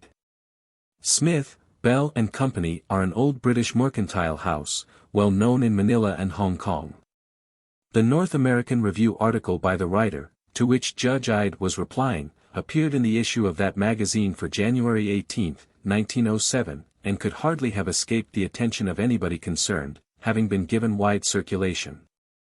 1. By Mr. Andrew Carnegie through pamphlet reprints, 2. By Hon. William J. Bryan, in his paper, The Commoner, 3. By Hon. James L. Sladen, M.C., of Texas, through reprinting in the Congressional Record. Such as the breakwater at Manila, the road building in various provinces, etc., all, however, be it remembered, being paid for by the Filipino people, out of the insular revenues and assets. By Mrs. Campbell Dauncey. Words used by Governor-General James F. Smith, in an address at the Quill Club, Manila, January 25, 1909. Chapter 19. Governor Wright, 1905. My heart is heavy with the fate of that unhappy people. Speech of Hon. A. O. Bacon in U.S. Senate. Because the especially cordial relations which existed to the last between Governor Wright and myself are familiar to a number of very dear mutual friends, I deem it due both to them and to myself. In view of the contents of the preceding chapter, to state that I see no reason why, in writing a history of the American occupation of the Philippines, I should omit or slur the facts which convinced me that that occupation ought to terminate as soon as practicable, and that any decent kind of a government of Filipinos by Filipinos would be better for all concerned than the McKinley-Taft program of benevolent assimilation whereof Governor Wright was the legatee. By the 1,001 uncandid threads of that program, slowly woven from 1898 to 1904, as indicated in the first 16 chapters of this book, Governor Wright had found himself as hopelessly bound to concealment from the American people of the real situation in Samar in the fall of 1904, as a Gulliver in Lilliput. When I finally left Samar and came to Manila, in November, 1904, I was not prepared to figure out how or how soon, the blunder we made by the purchase of the Philippine archipelago could be corrected. But my mental attitude toward the whole Philippine problem had undergone a complete change. In 1901 Governor Wright, then Vice-Governor, had written me, "You younger men out here, who have cast your fortunes with this country, are to be, in all likelihood, in the natural course of events, its future rulers. Up to 1903 I had clung to that idea with the devotion of what was really high and earnest purpose, untroubled with misgivings of any kind. In November, 1903, in Albay, Judge Carson and myself had talked over the long struggle of the civil government to walk without leaning on the military, and, with the readiness of one vested with authority to believe such authority wisely vested, and the readiness of a civilian lawyer to jealously guard the American home idea that the military should be subordinate to the civil authority.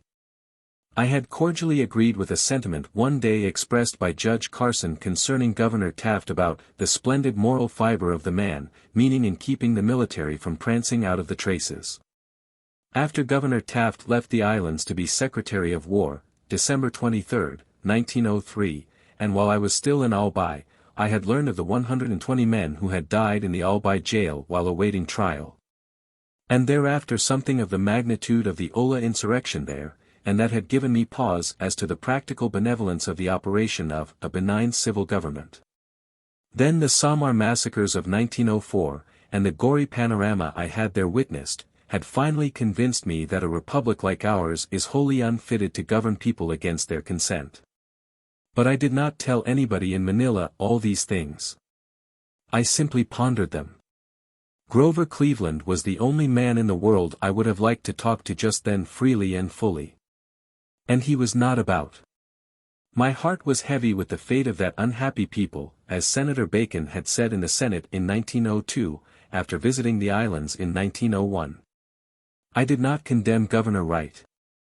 I quite realized that I was up against about the largest ethical problem of world politics, one on which the nations are much divided, and that I was not infallible.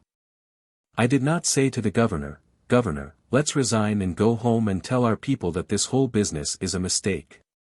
Nor did I ever lose faith in Governor Wright personally. If I had, I might just as well have said, after this, the deluge. I would simply have lost faith in human nature. I had not then, nor have I since, known a man of higher personal character. I had simply lost faith in benevolent assimilation, and begun to take the Filipino people seriously as a potential nation, probably better able to handle their own domestic problems than we will ever be able to handle them for them. The day after I resigned, Mr. Justice Carson, of the Supreme Court, and Mr. Wilfley, the Attorney General, came to call on me. My friends knew I was very much troubled over the Samar business. I was doing some grumbling, but without specifying, because to specify would mean that we all of us ought to give up the life careers we had planned for ourselves in the islands.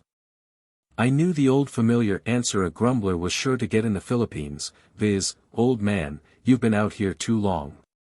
You better go home." But I did a little more grumbling to my friends Judge Carson and Mr. Wilfley, during the course of their visit. They could both pretty well guess what was the matter. But Judge Carson and I had come out in 1899, and had served through the war together. He knew all about the Albay business, and somewhat of the Samar business. Wilfley had not come out until the civil government was founded in 1901. Mr. Wilfley said cheerily, "Oh, Blount, you are too conscientious." I shall never forget what happened then. Judge Carson said, with a ring of something like anger in his tone, "No, Wilfley, I'll be d if he is. Is it any wonder that ever since I have worn that man, as Hamlet would say, in my heart's core?" Here was as brave and true an Irishman as ever gained distinction on battlefield or bench. And he understood. He did not say, which was the implication of Wilfley's tone, "Old man, you've been out here too long, and illness has made you peevish." He knew what was the matter. He knew that as trial judges he and I had not been small editions of Lord Jeffreys, as some of our American critics had implied, but he also knew that there was no method of drawing an indictment against a whole people. Possibly the intensity of my feelings on this great subject, then and ever since, hampers the power of clear expression. Therefore, a word more in attempt at elucidation. In 1898, Judge Carson and I, with many thousands of other young Americans, had trooped down to Cuba, in the wake of the impetuous Roosevelt, to free the inhabitants of that ill-fated island from Spanish rule. drive the Spaniards from the Western Hemisphere, and put a stop to Spain's pious efforts to spare the great island from the dangers of premature independence, as she always expressed her attitude toward Cuba. We had many of us been fired by the catchy Roosevelt utterance which did so much to bring on the Spanish War, viz., "The steps of the White House are slippery with the blood of the Cuban reconcentrados." Then in 1899, we had gone to the Philippines, and had ever since been engaged therein, sparing the islands from the danger of premature independence, and the Samar massacres of 1904 were, to me, the apotheosis of the work. So that after November 8, 1904, I felt the steps of the White House are slippery with the blood of the people of my district. It had all been done under the pious pretense that the Filipinos welcomed our rule, a pretense which had taken the form for 6 years of systematic asseveration that they did so welcome it. Yet it was not true that they, or any appreciable fraction of them, had ever welcomed our rule. And it never will be true. Surely no man can see in this book any scolding or unkindness. It is an attempt merely to bring home to my countrymen a strategic fact, a fact which it is folly to ignore. But to return to the thread of our story. For days after the presidential election of 1904, to wit, on November 12, Governor Wright left Manila and went to Samar, including in his itinerary various others of the southern islands. Soon after their return, the 700 native troops in Samar were increased to nearly 2,000, and 16 companies of regulars, say 100 men to a company, were also thrown into Samar. It took until the end of 1906 to end the trouble. You cannot find in the reports of the civil authorities anything explaining their 3 or 4 weeks stay in the Visayan Islands in November-December, 1904. That is not absolutely in accord with the original Taft obsession of 1900 about the popularity of the proposed alien, civil, government with its subjects. Governor Wright's description of the trip says, "The warm hospitality of the Filipino people made this trip of inspection a most agreeable one." As a matter of fact, on such occasions, the more disaffected a leader of the people was, the more he would seek, by warm hospitality, warm oratory telling the visiting mighty what the visiting mighty longed to hear, parades, fiestas, etc. to divert suspicion of sedition from himself. The poor creatures had met General Young's cavalry column in northern Luzon in 1899 with their town bands, doing the only thing they knew of to do to temper the wind to the shorn lamb, i.e.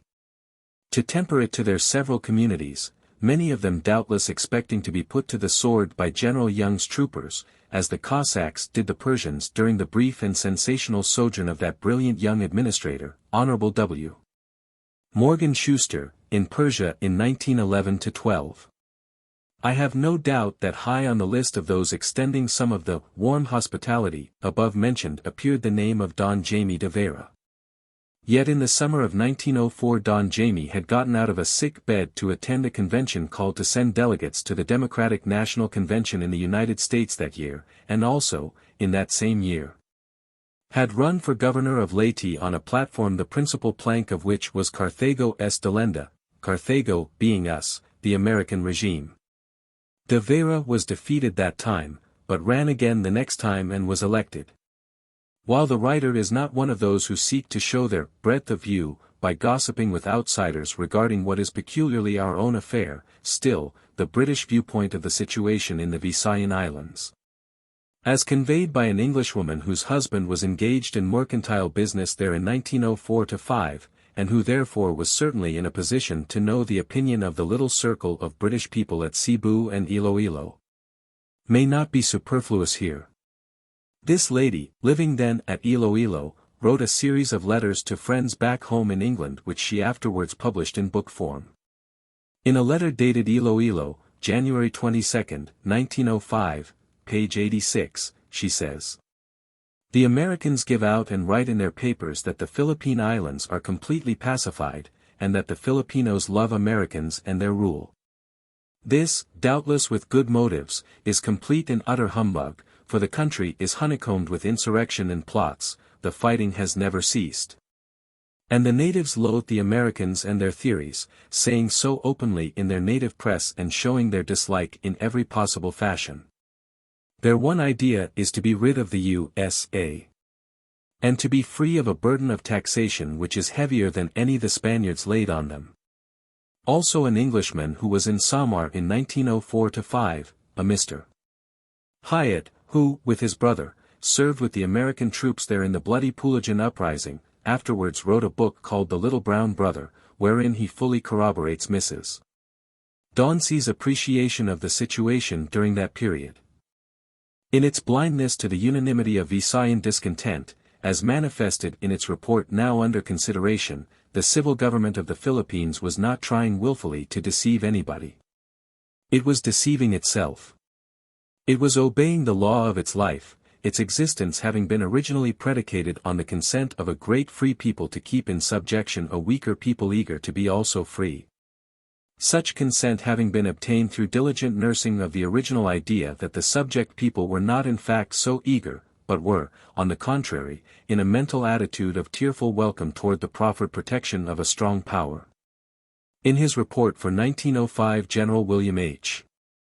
Carter, commanding the Department of the Philippines, which included Samar and the rest of the Visayan Islands, gives the key to the Commission's 26-day stay in his district in the following part of said report.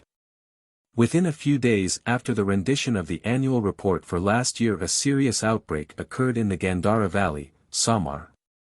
This was followed by disorders in all the other large islands of the department, Negros, Panay, Cebu, and Leyte. Nowhere in the civil government reports do you find the slightest recognition that these disorders had any relation to each other, or to the fundamental problem of public order, or any political significance whatsoever. Each being treated as a purely local issue, the idea that the circumstance of Samar's having been thrown into pandemonium by the successes of the enemies of the American government might have encouraged its enemies in the neighboring islands, never seeming to occur to the authors of the said reports. General Carter's report goes on to state that within 5 months after the Samar outbreak of July, 1904, 700 native troops had been put in the field in that turbulent island. In December, 1904, troops began to be poured into Samar, so that it was not long before the 700 native troops had become 1,700 or 1,800, and, says General Carter, in order to free them from garrison work in the towns, 16 companies of the 12th and 14th Infantry were distributed about the disaffected coasts to enable the people who so desired to come from their hiding places, whither they had gone because the American flag afforded them no protection, and undertake the rebuilding of their burned homes. General Carter avoids touching on the civil government's, to him well-known, obsession about its popularity, a state of mind which could see no political significance in outbreaks of any kind. But he does use this very straightforward language about Samar. Whatever may have been the original cause of the outbreak, it was soon lost sight of when success had drawn a large proportion of the people away from their homes and fields. Except in the largest towns it became simply a question of joining the Pulajans or being harried by them. In the absence of proper protection, thousands joined in the movement. Early in 1905, Hon. George Curry, of New Mexico, who was an officer of Colonel Roosevelt's regiment in Cuba, and had gone out to the Philippines with a volunteer regiment in 1899, remaining with the civil government after 1901, was made governor of Samar. Governor Curry has since been governor of the territory of New Mexico, and is now, 1912, a member of Congress from the recently admitted state of New Mexico. Governor Curry has told me since he was elected to Congress that it took him all of 1905 and most of 1906, aided by several thousand troops, native and regular, to put down that Samar outbreak. Yet a certificate signed March 28, 1907, by the Governor-General and his associates of the Philippine Commission states that a condition of general and complete peace had continued in the islands for 2 years previous to the date of the certificate. We will come to this certificate in its chronological order later.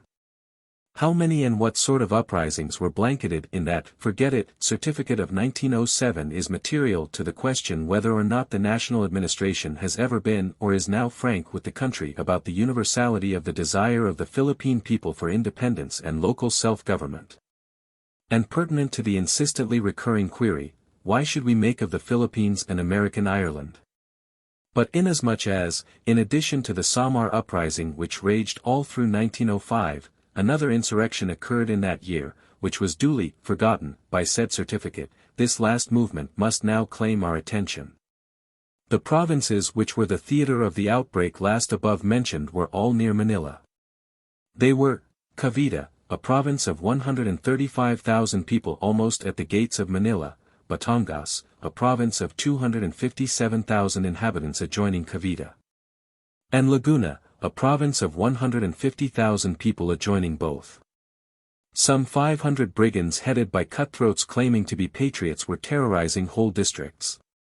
Far be it from me to lend any countenance to the idea that the leaders of this movement, Sakaye, Felizardo, Montalban, and the rest of their gang, were entitled to any respect.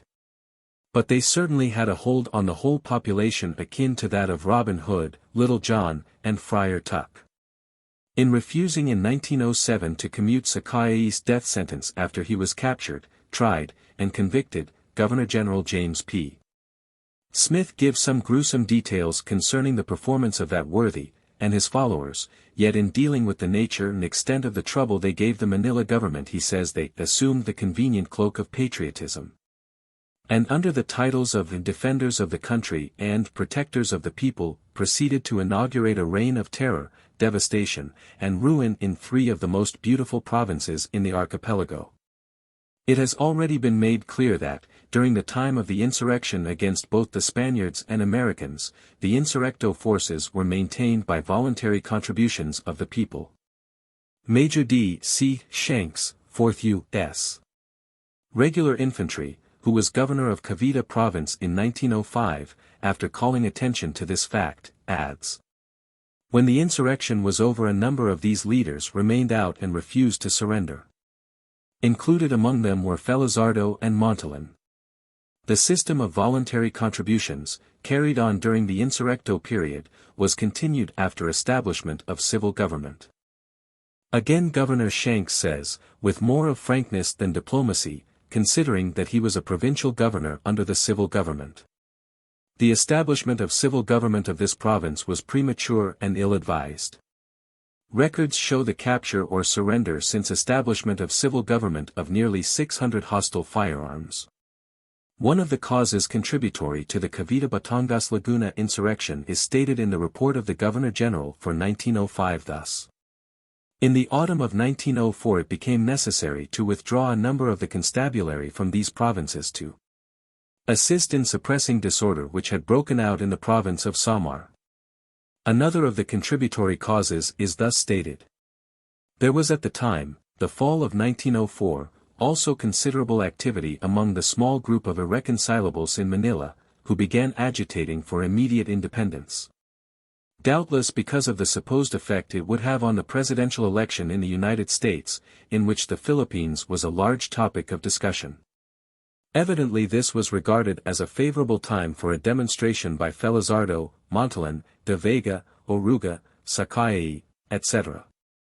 All these men had been officers of the Filipino army during the insurrection. Consider the benevolent casuistry necessary to include these fellows, and the tremendous following they could get up, and did get up, in Cavite, the home of insurrection, and the adjacent provinces.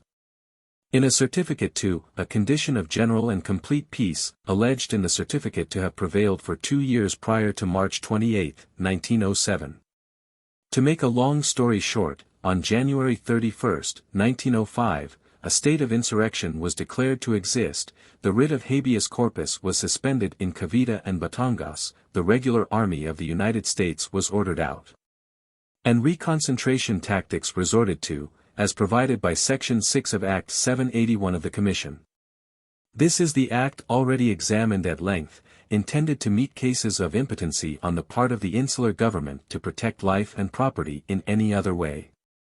Political timidity is conspicuously absent from the resolution of the Philippine Commission of January 31, 1905, formally recognizing a break in the peerless continuity of the general and complete peace. It is virilely frank, the presidential election being then safely over. It concludes by authorizing the Governor-General to suspend the writ of habeas corpus and declare martial law, the public safety requiring it. Then follows a proclamation of the same date and tenor, by the Governor-General. It appears from the case cited in the footnote that in the spring of 1905, one, Felix Barcelon, filed in the proper court a petition for the writ of habeas corpus, alleging that he was one of the reconcentrados corralled and detained and restrained of his liberty at the town of Batangas, in the province of Batangas, by one of Colonel Baker's constabulary minions down there. The writ was denied by the lower court. In one part of the opinion of the Supreme Court in the case it is stated, p. 116, that the petitioner has been detained for a long time not for the commission of any crime and by due process of law, but apparently for the purpose of protecting him. The opinion of the court, delivered by Mr. Justice Johnson, very properly held that the detention was lawful under the war power, basing its decision on the authority conferred on the Governor-General of the Philippines by the Act of Congress of July 1, 1902. Section 5 of which expressly authorizes the suspension of the writ of habeas corpus, when in cases of rebellion, insurrection, or invasion the public safety may require it. A long legal battle was fought, the court holding that the executive department of the government is the one in which is vested the exclusive right to say when a state of rebellion, insurrection, or invasion exists. And that when it so formally declares, that settles the fact that it does exist. At page 98 of the volume above cited the court held. As to the above-mentioned resolution of the Philippine Commission and the above-mentioned executive order declaring a state of insurrection in Cavite and Batangas, the conclusion set forth in the said resolution and the said executive order. As to the fact that there existed in the provinces of Cavite and Batangas open insurrection against the constituted authorities, was a conclusion entirely within the discretion of the legislative and executive branches of the government. After an investigation of the facts. Yet 2 years later the same constituted authorities certified to the President of the United States, in effect, as we shall see, that no open insurrection against the constituted authorities had occurred during the preceding 2 years. They do not in their certificate ignore Cavite and Batangas. They mention them by name, with a lot of whereas, explaining that after all they really believe that the majority of the people in the provinces aforesaid were not in sympathy with the uprising. However, after they get through with their whereas they face the music squarely, and certify to the condition of general and complete peace. Of the nigger in the woodpile, more anon.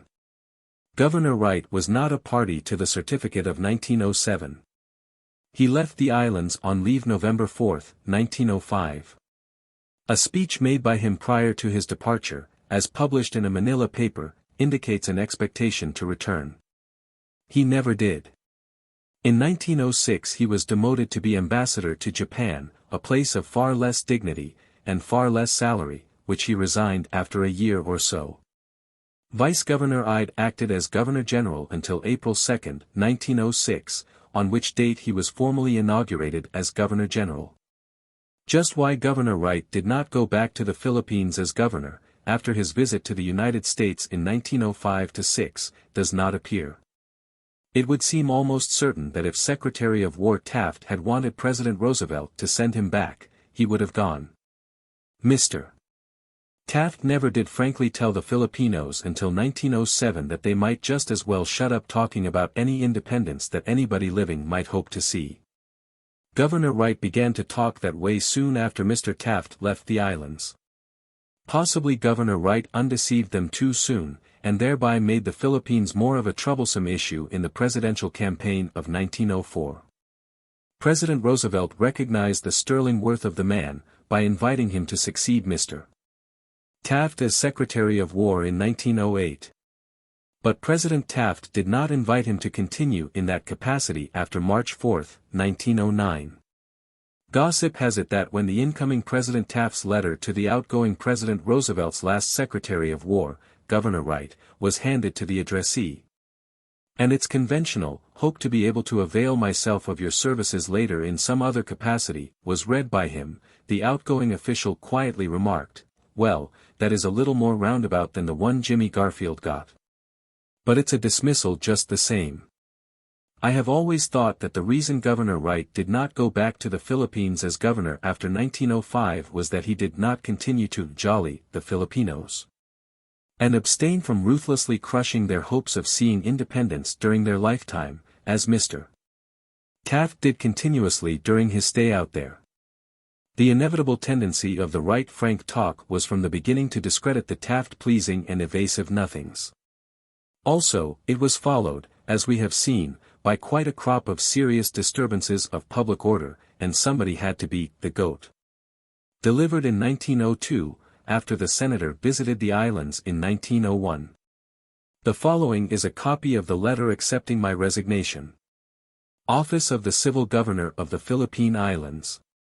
January 25, 1905. My dear Judge Blount. I have to acknowledge the receipt of your communication of yesterday in which you tender your resignation as Judge of First Instance at large. I regret extremely that your ill health has made this course imperative.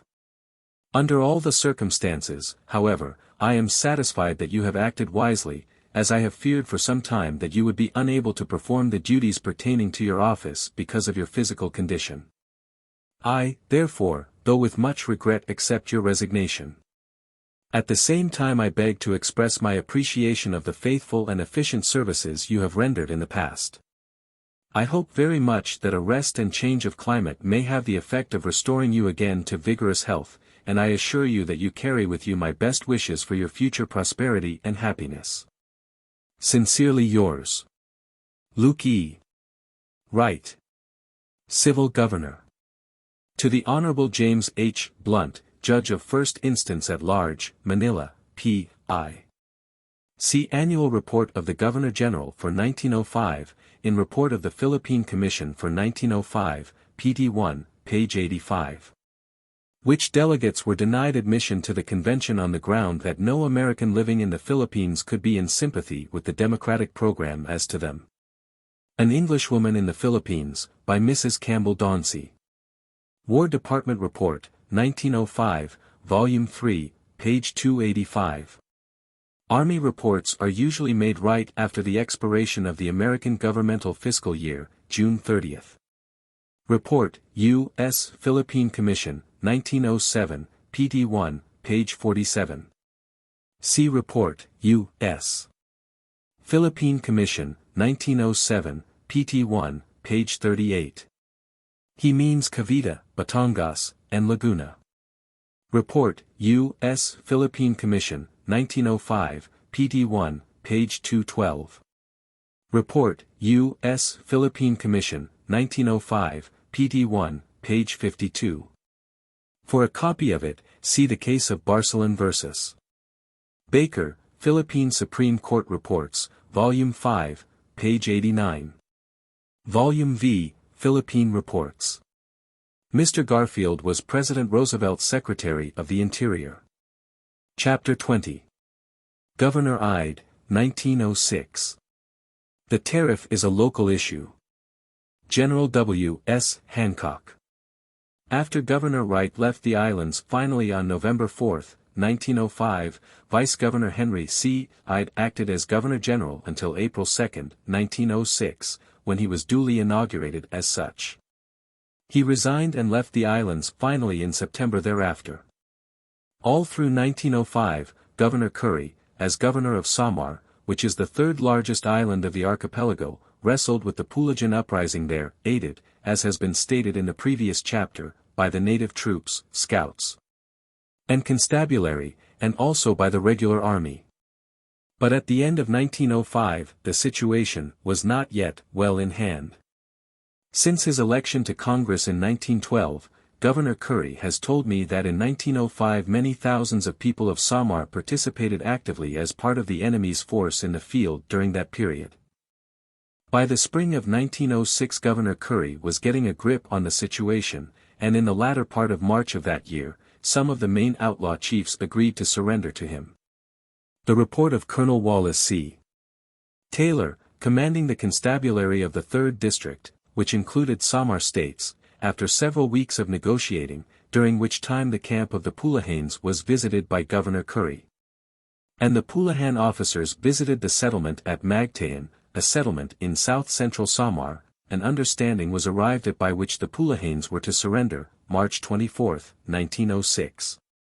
Instead of surrendering as agreed, the Pulahanes, commanded by Nazario Aguilar, made a treacherous attack on the constabulary garrison on the day and hour appointed for the surrender.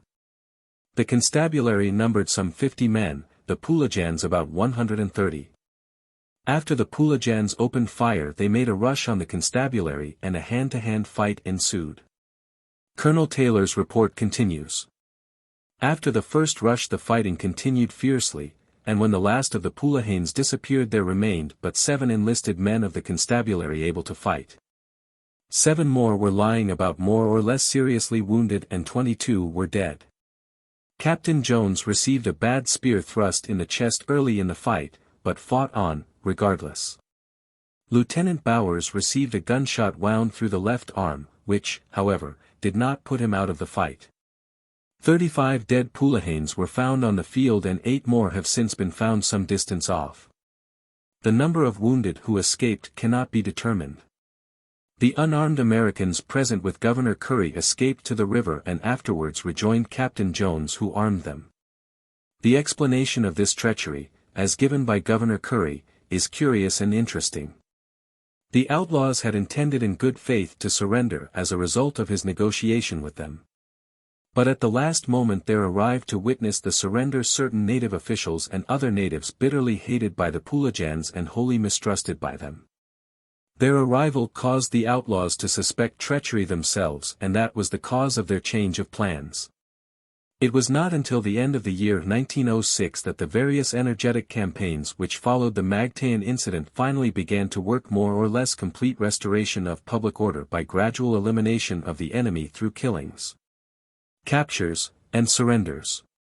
An idea of the seriousness and magnitude of these operations may be gathered without going into the details, from the annual report for 1906 of General Henry T. Allen commanding the Philippines Constabulary. This report, dated August 31, 1906, states: at present 17 companies of scouts and 4 companies of American troops under Colonel Smith, 8th U.S. Infantry, are operating against the Pulahanes, but with success that will be largely dependent upon time and attrition. General Allen adds, the entire 21st Regiment, of Infantry, is also in Samar. These facts are here given because they relate to the period covered by the certificate of the Philippine Commission of March 28, 1907, heretofore alluded to, and which will be more fully dealt with hereinafter. Which stated that, a condition of general and complete peace had prevailed throughout the archipelago for 2 years prior to March 28, 1907. Without a brief exposition of all these matters, it would be impossible to enable the reader to feel the pulse of the Filipino people as it stood at the time of the election of their assembly in 1907. The fact of our having been unable to discontinue Filipino killing altogether for any considerable period from 1899 to the end of 1906 is too obviously relevant to the state of the public mind in 1907 to need elaboration. The report of the Philippine Commission for 1906 deals at some length with disturbances which occurred in the island of Leyte, area 3,000 square miles, population nearly 400,000, beginning in the middle of June.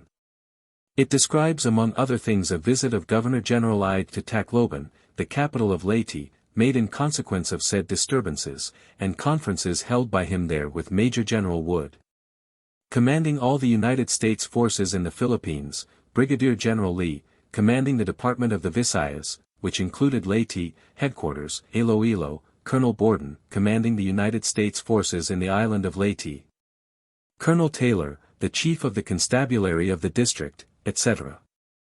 Certainly from this formidable gathering of notables, it is clear that there was about to take place in Leyte what our friends of the Lambs Club in New York would call an all-star performance. Leyte was 400 to 500 miles from Manila. Yet so serious was the disturbance that the highest military and civil representatives of the American government in the archipelago deemed it necessary to meet in the island which was the scene of the trouble with a view of handling it. Yet in the report of the Philippine Commission for 1906 one finds the usual rotund rhetoric treating the disturbances as of no political significance, which was only another way of claiming that they were not serious. It is difficult to handle this aspect of the matter without imputing to the civil authorities intent to deceive, but to leave such an imputation unremoved would be to miss the whole significance of the matter. As has already been made clear, when Judge Taft, Judge Ide, and their colleagues of the Philippine Commission had left Washington for Manila in 1900, Mr. McKinley had assured them he had no doubt that the better element of the Philippine people, once they understood us, would welcome our rule. As soon as they set foot in the Philippine Islands, they had at once begun to act upon the theory that there was no real fundamental opposition to us on the part of the people of the Philippines, and had continued obstinately to act upon that theory ever since. Certainly the attitude of the civil government toward the disturbances in Leyte in 1906 is not surprising when the mind adverts for a moment to the panorama of the 5 more or less sanguinary years already fully described hereinbefore, and then takes the following bird's-eye glance at the official reports for those years. The report of the Philippine Commission for 1900, page 17, had said, "A great majority of the people long for peace and are entirely willing to accept the establishment of a government under the supremacy of the United States." The report of the Philippine Commission for 1901, page 7, had said, "The collapse of the insurrection came in May." The report of the Philippine Commission for 1902, page 3, had said, "The insurrection as an organized attempt to subvert the authority of the United States in these islands is entirely at an end." Referring farther on to the whole Christian Philippine population as enjoying civil government. If the enjoyment thus described had been genuine, continued, profound, and sincere, it would have been another story. But the net attitude of the civil government toward the general health of the body politic, relatively to public order, reminds one of the cheerful gentlemen who remarked of his invalid friend, "He seems to be enjoying poor health." The report of the Philippine Commission for 1903, page 25, says, "The conditions with respect to tranquility in the islands have greatly improved during the last year." The report of the Philippine Commission for 1904, page 1, says, "The great mass of the people, however, were domestic and peaceable." The report of the Philippine Commission for 1905, Part 1, page 59, says, "On the whole life and property have been as safe as in other civilized countries."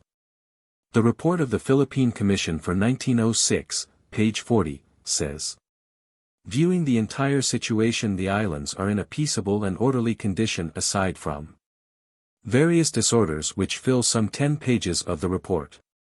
The inflexible attitude of the Commission from the beginning, of treating each successive disturbance of public order as a purely local issue, after General Hancock's method with the tariff, is thus sufficiently apparent. They always refused to see in successive outbreaks in various parts of the islands any evidence of general and unanimous lack of appreciation for a benign alien civil government. Therefore it was of course clearly a foregone conclusion, in 1906, that Governor Ide, who had been in the islands all these years, was going to be wholly unable to see anything in the disturbances in Leyte in the least tending to show that American rule was unpopular. And yet it was a matter of common knowledge all over the Visayan Islands that Jaime Vera, then governor of Leyte, elected by the people, was one of the most obnoxious anti-Americans in the archipelago. Both the army and constabulary were ordered out in Leyte, and a good deal of fighting occurred before order was restored. The report of General Allen, commanding the constabulary for that year, shows one engagement with the outlaws in Leyte participated in by the constabulary and the 21st Regular Infantry, in which the enemy numbered 450 and left 49 dead upon the field. All this period is covered by the Certificate of General and Complete Peace of 1907, in the fall of which year a Philippine legislature was elected. And those of the membership of that body not in favor of Philippine independence were almost as few as the Socialist Party in the American House of Representatives, which, I believe, consists of Representative Berger. True, the peace certificate does not ignore the Leyte outbreak. It forgets and forgives it, so to speak, as we shall see. Governor Ide left the islands finally on September 20, 1906, having resigned. Why he should have resigned, it is difficult to say. Take it all in all, he made a splendid Governor-General, and ought to have been allowed to remain. He knew the islands from Alpha to Omega and had been there 6 years. His going out of office to make way for still another Governor-General was wholly uncalled for. So far as the writer is informed, he was, when he left, still blessed with good health. He had filled a very considerable place in the history of his country most creditably. He had drawn up a fine code of laws for the islands known as the Ide Code. He had made a great minister of finance, successfully performing the perilous task of transferring the currency of the country from a silver basis to a gold basis, and in so doing had proven himself fully a match. In protecting the interests of the government, for the wily local financiers representing the Hong Kong and Shanghai Bank, the Chartered Bank of India, Australia, and China, and other institutions run by experienced men of more or less piratical tendencies. As Governor-General of the islands, his justice, firmness, and courtliness of manner combined to produce an administration in keeping with the dignity of his great office. After returning to the United States, he remained in private life for a time, and was finally given a comparatively unimportant post as minister to a second-class country, Spain, which post he still occupies, in 1912.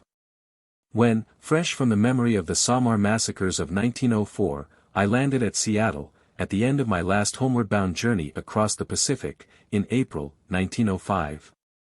One of the natives of Seattle asked me, "Have those people over there ever got quiet yet?" The question itself seemed an answer to the orthodox official attitude at Manila, which had so long been elaborately denying, as to each successive local outbreak, that such outbreak bore any relation to the original insurrection, or was anywise illustrative of the general state of public feeling in the islands. At the time the question was asked, the answer was, not entirely. Not until toward the end of 1906 did, yes, become a correct answer to the question.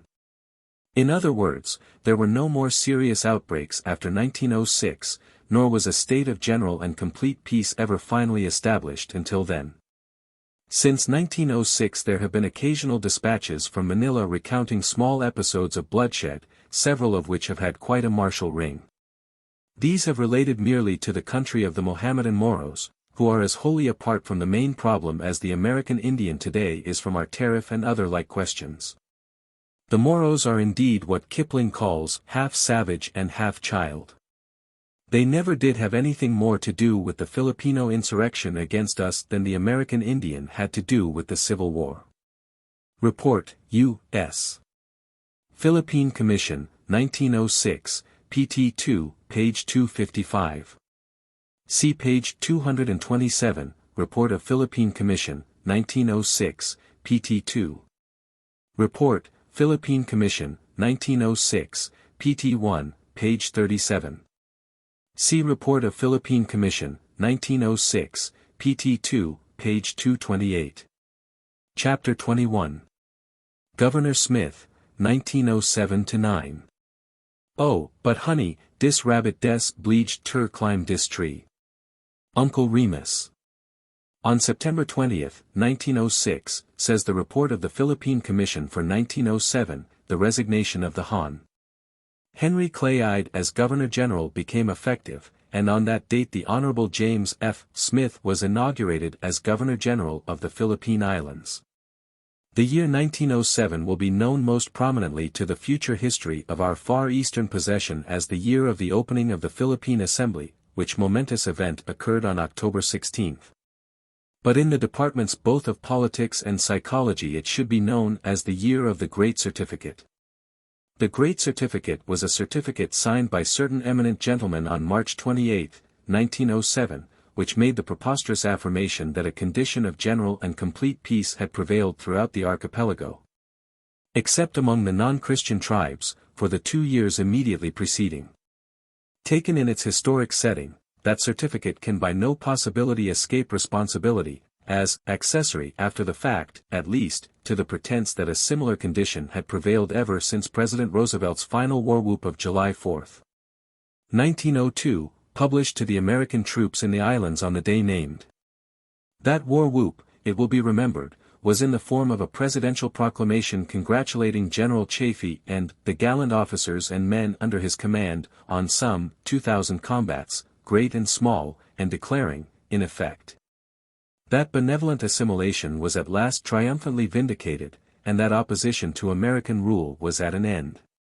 The certificate of March 28, 1907, appears at pages 47-8 of the report of the Philippine Commission for 1907, Part 1.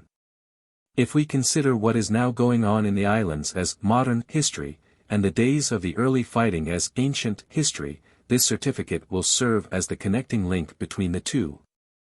It furnishes the keynote to all that had happened during the American occupation prior to 1907, and the keynote of all that has happened since.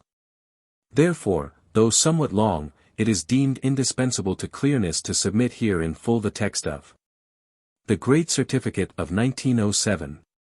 Whereas the census of the Philippine Islands was completed and published on the 27th day of March, 1905, which said completion and publication of said census was, on the 28th day of March, 1905.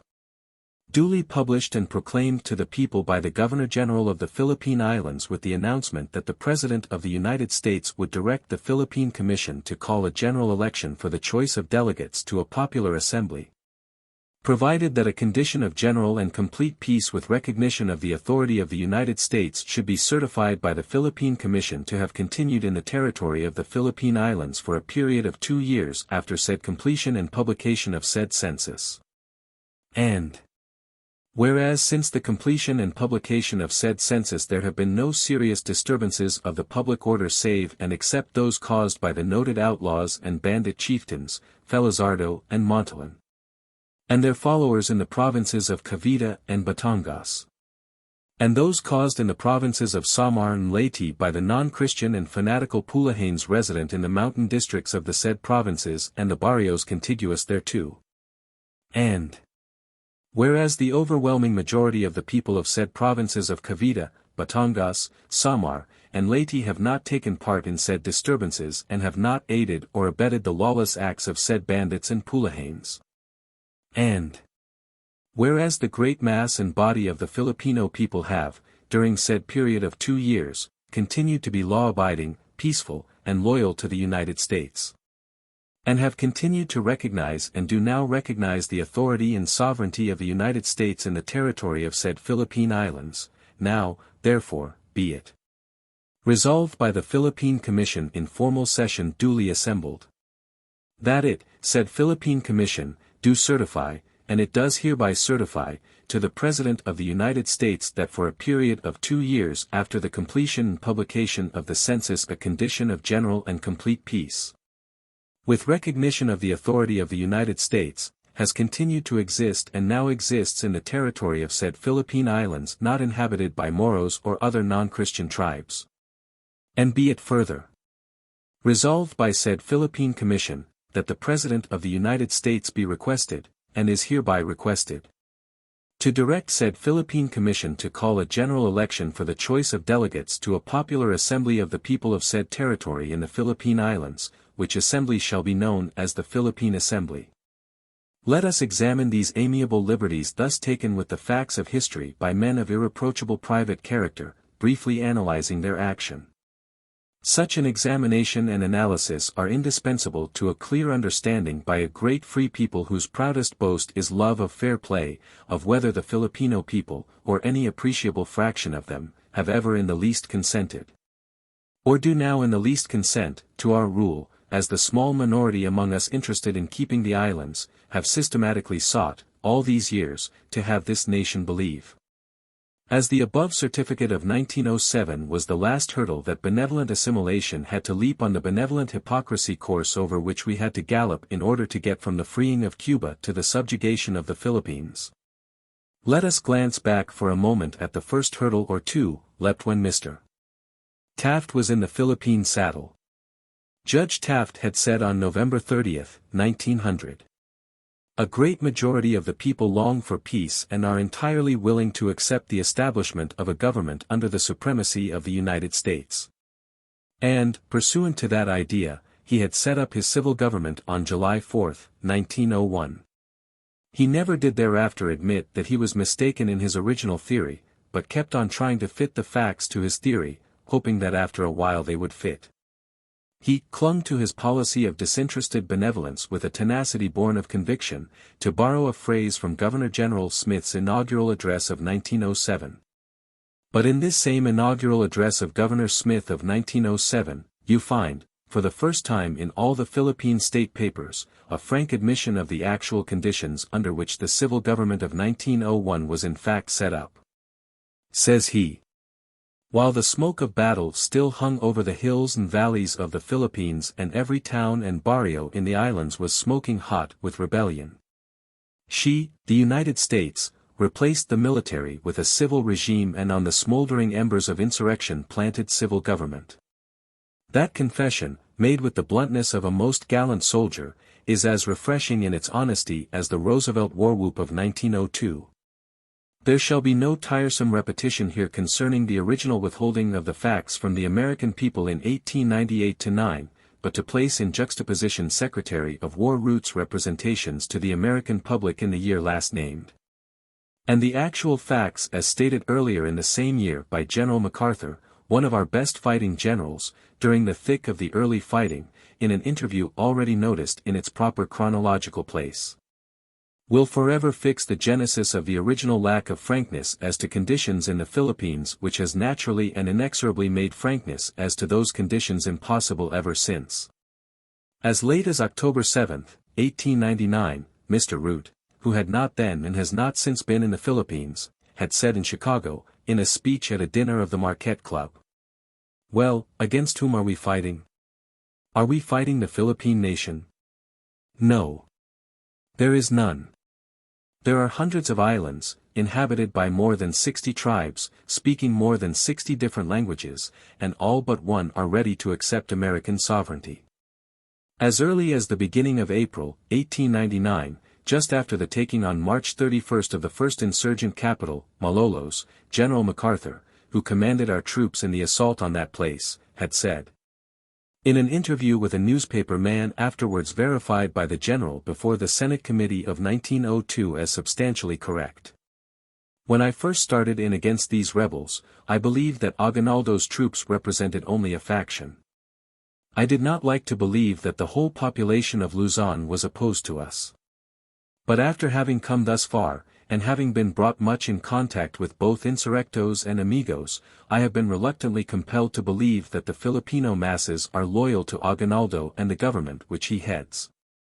The presidential election of 1900 had been fought out, in the midst of considerable bitterness, on the idea that the Root view was correct and the MacArthur view was altogether mistaken. So that after 1900, the McKinley administration was irrevocably committed to the Root view. The Philippine government had, after 1900, diligently set to work to live up to the Root view, and to fit the facts to the Root view by prayer and hope, accompanied by asseveration. Hence in 1901 the alleged joyous sobs of welcome with which the Filipino people are, in effect, described in the report of the Philippine Commission for that year as having received the benign civil government. Said sobs or other manifestations having spread, if the Commission's report is to be taken at its face value, like wildfire. Hence also the attempt of 1902 to minimize the insurrection of 1901-2, in Batangas and other provinces of southern Luzon, conducted by what Governor Luke E. Wright, in a speech delivered at Memphis in the latter part of 1902, called the Dayan the Last Ditch Contingent. Hence the quiet placing of the province of Surigao in the hands of the military in 1903 without suspension of the writ of habeas corpus, and the failure to order out the army in Albay in 1903 and in Samar in 1904. Hence also the prompt use of the army in Samar, Batangas, and Cavite in 1905, after the presidential election was safely over. Hence also the seething state of sedition which smoldered in the Visayan Islands in 1906, punctuated by the outbreak in Leyte of that year. The psychologic processes by which the distinguished gentlemen who signed the Great Certificate of March 28, 1907, got their own consent to sign it make the most profoundly interesting study, relatively to the general welfare of the world. In all our Philippine experiments so far, they are the final flowering of the plant political expediency. They are the weeds of benevolent casuistry that become from time to time unavoidable in a colonial garden tended by a republic based on the consent of the governed and therefore by the law of its own life unfitted to run any other kind of a government frankly. These processes find their origin in the provisions of the Act of Congress of July 1, 1902, known as the Philippine Government Act. 3 days after President Roosevelt approved the act, he issued his proclamation of July 4, 1902, above noticed, declaring the insurrection at an end. Section 6 of that act provided, "Whenever the existing insurrection in the Philippine Islands shall have ceased, and a condition of general and complete peace shall have been established therein. And the fact shall be certified to the President by the Philippine Commission, the President, upon being satisfied thereof, shall order a census of the Philippine Islands to be taken by said Philippine Commission." This census was intended to be preliminary to granting the Filipinos a legislature of their own, but as a legislature full of insurrectos would of course stultify its American sponsors before all mankind, it was announced in effect, in publishing the census program, that no legislature would be forthcoming if the Filipinos did not quit insurrecting, and remain good for 2 years. If they did remain good for 2 years after the census was finished, then they should have their legislature. During the lull of general and complete peace which, in the fall of 1902, followed the suppression of the Batangas insurrection of 1901-2, and preceded the Ola insurrection of 1902-3 in the hemp provinces of southern Luzon, the Commission made, on September 25, 1902, the certificate contemplated by the above Act of Congress, and the taking of the census was accordingly ordered by the President of the United States, Mr. Roosevelt, by a proclamation issued the same day. Section 7 of the aforesaid Act of Congress provided, 2 years after the completion and publication of the census, in case such condition of general and complete peace with recognition of the authority of the United States shall have continued in the territory of said islands not inhabited by Moros or other non-Christian tribes, and such facts shall have been certified to the President by the Philippine Commission, the President upon being satisfied thereof shall direct said Commission to call, and the Commission shall call, a general election for the choice of delegates to a popular assembly of the people of said territory in the Philippine Islands, which shall be known as the Philippine Assembly. On March 27, 1905, the President of the United States was duly advised that the census had been completed, and on March 28, the presidential proclamation promising the Filipinos a legislature 2 years later if in the meantime they did not insurrect any, was duly published at Manila. It is true that there is no Philippine state paper signed by anybody, either by the President of the United States, or the Governor-General of the Philippines, or anyone else, certifying to a condition of general and complete peace, between the certificate to that effect made by the Philippine Commission on September 25, 1902, above mentioned, which authorized commencing the census, and was justified by the facts, and the presidential promise of March 28, 1905, that if they would be good for 2 years more, they should have a legislature. But the whole manifest implication of the representations of fact sought to be conveyed by the action both of the Washington and the Manila authorities at the date of the presidential promise of March 28, 1905, is that a condition of general and complete peace had obtained ever since the last certificate to that effect, the certificate of September 25, 1902. Yet, as we saw in the chapter covering the last year of Governor Wright's administration, besides the Samar disturbances that lasted all through 1905, a big insurrection was actually in full swing in Cavite, Batangas, and Laguna provinces. On March 28, 1905, had then been in progress since before the first of the year, and continued until the latter part of 1905, the then Governor-General, Governor Wright, having, by proclamation issued January 31, 1905, declared Cavite and Batangas to be in a state of insurrection, ordered the military into those provinces, and suspended the writ of habeas corpus. President Roosevelt's proclamation of March 28, 1905, can by no possibility be construed as saying to the Filipinos anything other than substantially this: you have not insurrected any since my proclamation of July 4, 1902. If you will be good 2 years more, you shall have a legislature. What then was the Philippine Commission to do at the end of those 2 years, peppered, as they had been, with most annoying outbreaks in various provinces not inhabited by Moros or other non-Christian tribes? During the presidential campaign of 1900 for the Commission had committed themselves, as we have seen, to the proposition that nothing serious was going on at that time in Samar. So how could they take frank official cognizance on paper of the reign of terror let loose there by their delay in ordering out the army until after the presidential election, a delay which, like a delay of fire engines to arrive at the scene of a fire, had permitted the Samar outbreak to gain such headway that it took 2 years to finally put it down? Then there was the outbreak of 1906 in Leyte, described in the last chapter, as to which even the Commission had admitted in their annual report for that year. Possibly its, Leyte's, immediate vicinity to Samar has had to do with the disturbed conditions. In other words, possibly, a fire may spread from one field of dry grass to another nearby.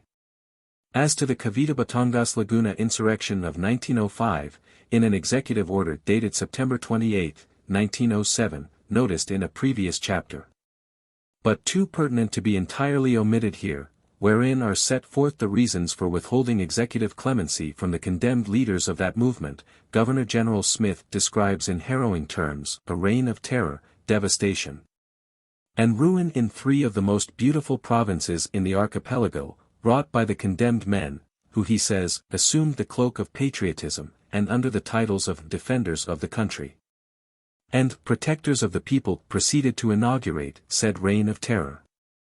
These men were most of them former insurgent officers who had remained out after the respectable generals had all surrendered. This Cavite-Batangas Laguna insurrection was the very sort of thing which the conditional promise of a legislature made by Congress to the Filipino people in sections 6 and 7 of the Act of July 1, 1902, the Philippine Government Act, had stipulated should not happen. This is no mere dictum of my own. In the case of Barcelon against Baker, 5 Philippine Reports, pages 87 seek, already very briefly noticed in a previous chapter, the Supreme Court of the Islands had, in effect, so held. Section 5 of the Act of Congress of July 1, 1902, had provided that if any state of affairs serious enough should arise, the governor of the Philippines should have authority to suspend the writ of habeas corpus, when in cases of rebellion, insurrection, or invasion the public safety may require it. Sections 6 and 7 of the same Act had provided, on the other hand, that if a condition of general and complete peace should prevail for a stated period the Filipinos should have a legislature. In the case of Barcelon against Baker the Supreme Court held that the situation contemplated by Section 5 of the Act of Congress had arisen in the provinces of Cavite and Batangas. That, of course, automatically, so to speak, made the postponement of the Philippine Assembly a necessary logical sequence, under the provisions of Sections 6 and 7. These Sections 6 and 7 promised the Filipinos a legislature in the event the conditions contemplated by Section 5 should not arise.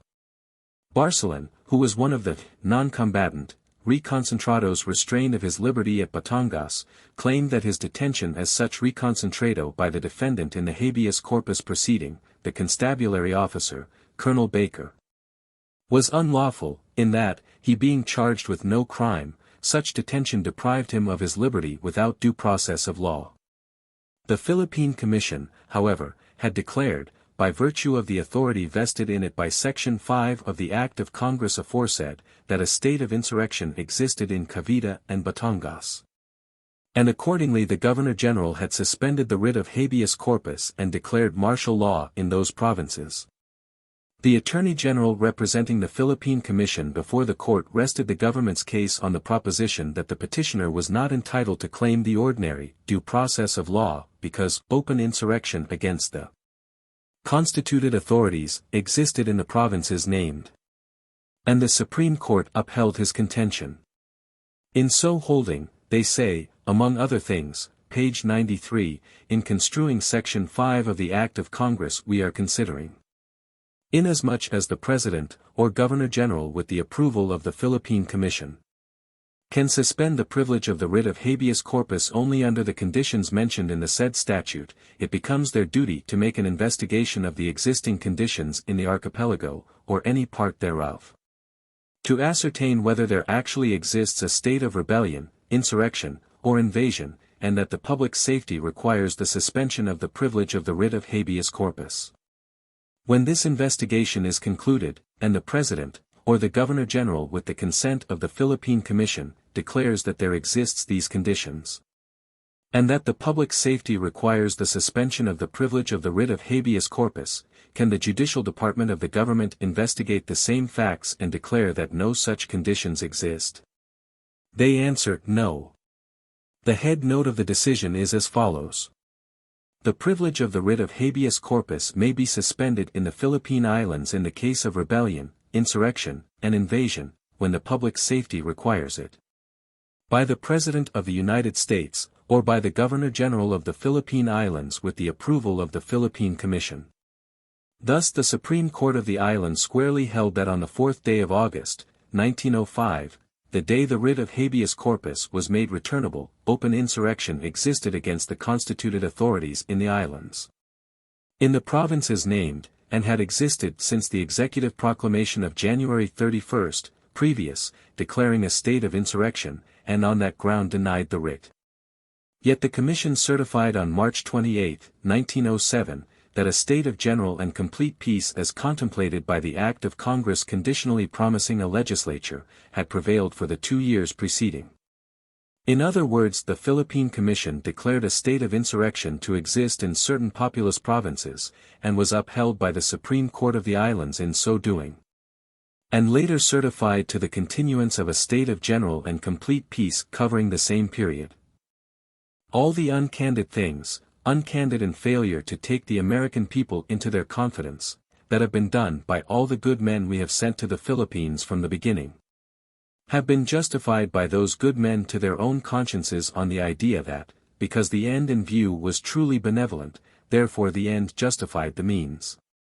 As a matter of fact, American benevolent assimilation in the Philippines has, in its practical operation, worked more of misery and havoc, first through war, and since through legislation put or kept on the statute books by the influence of special interests in the United States with Congress, than any which has darkened their unhappy past, to use one of Mr.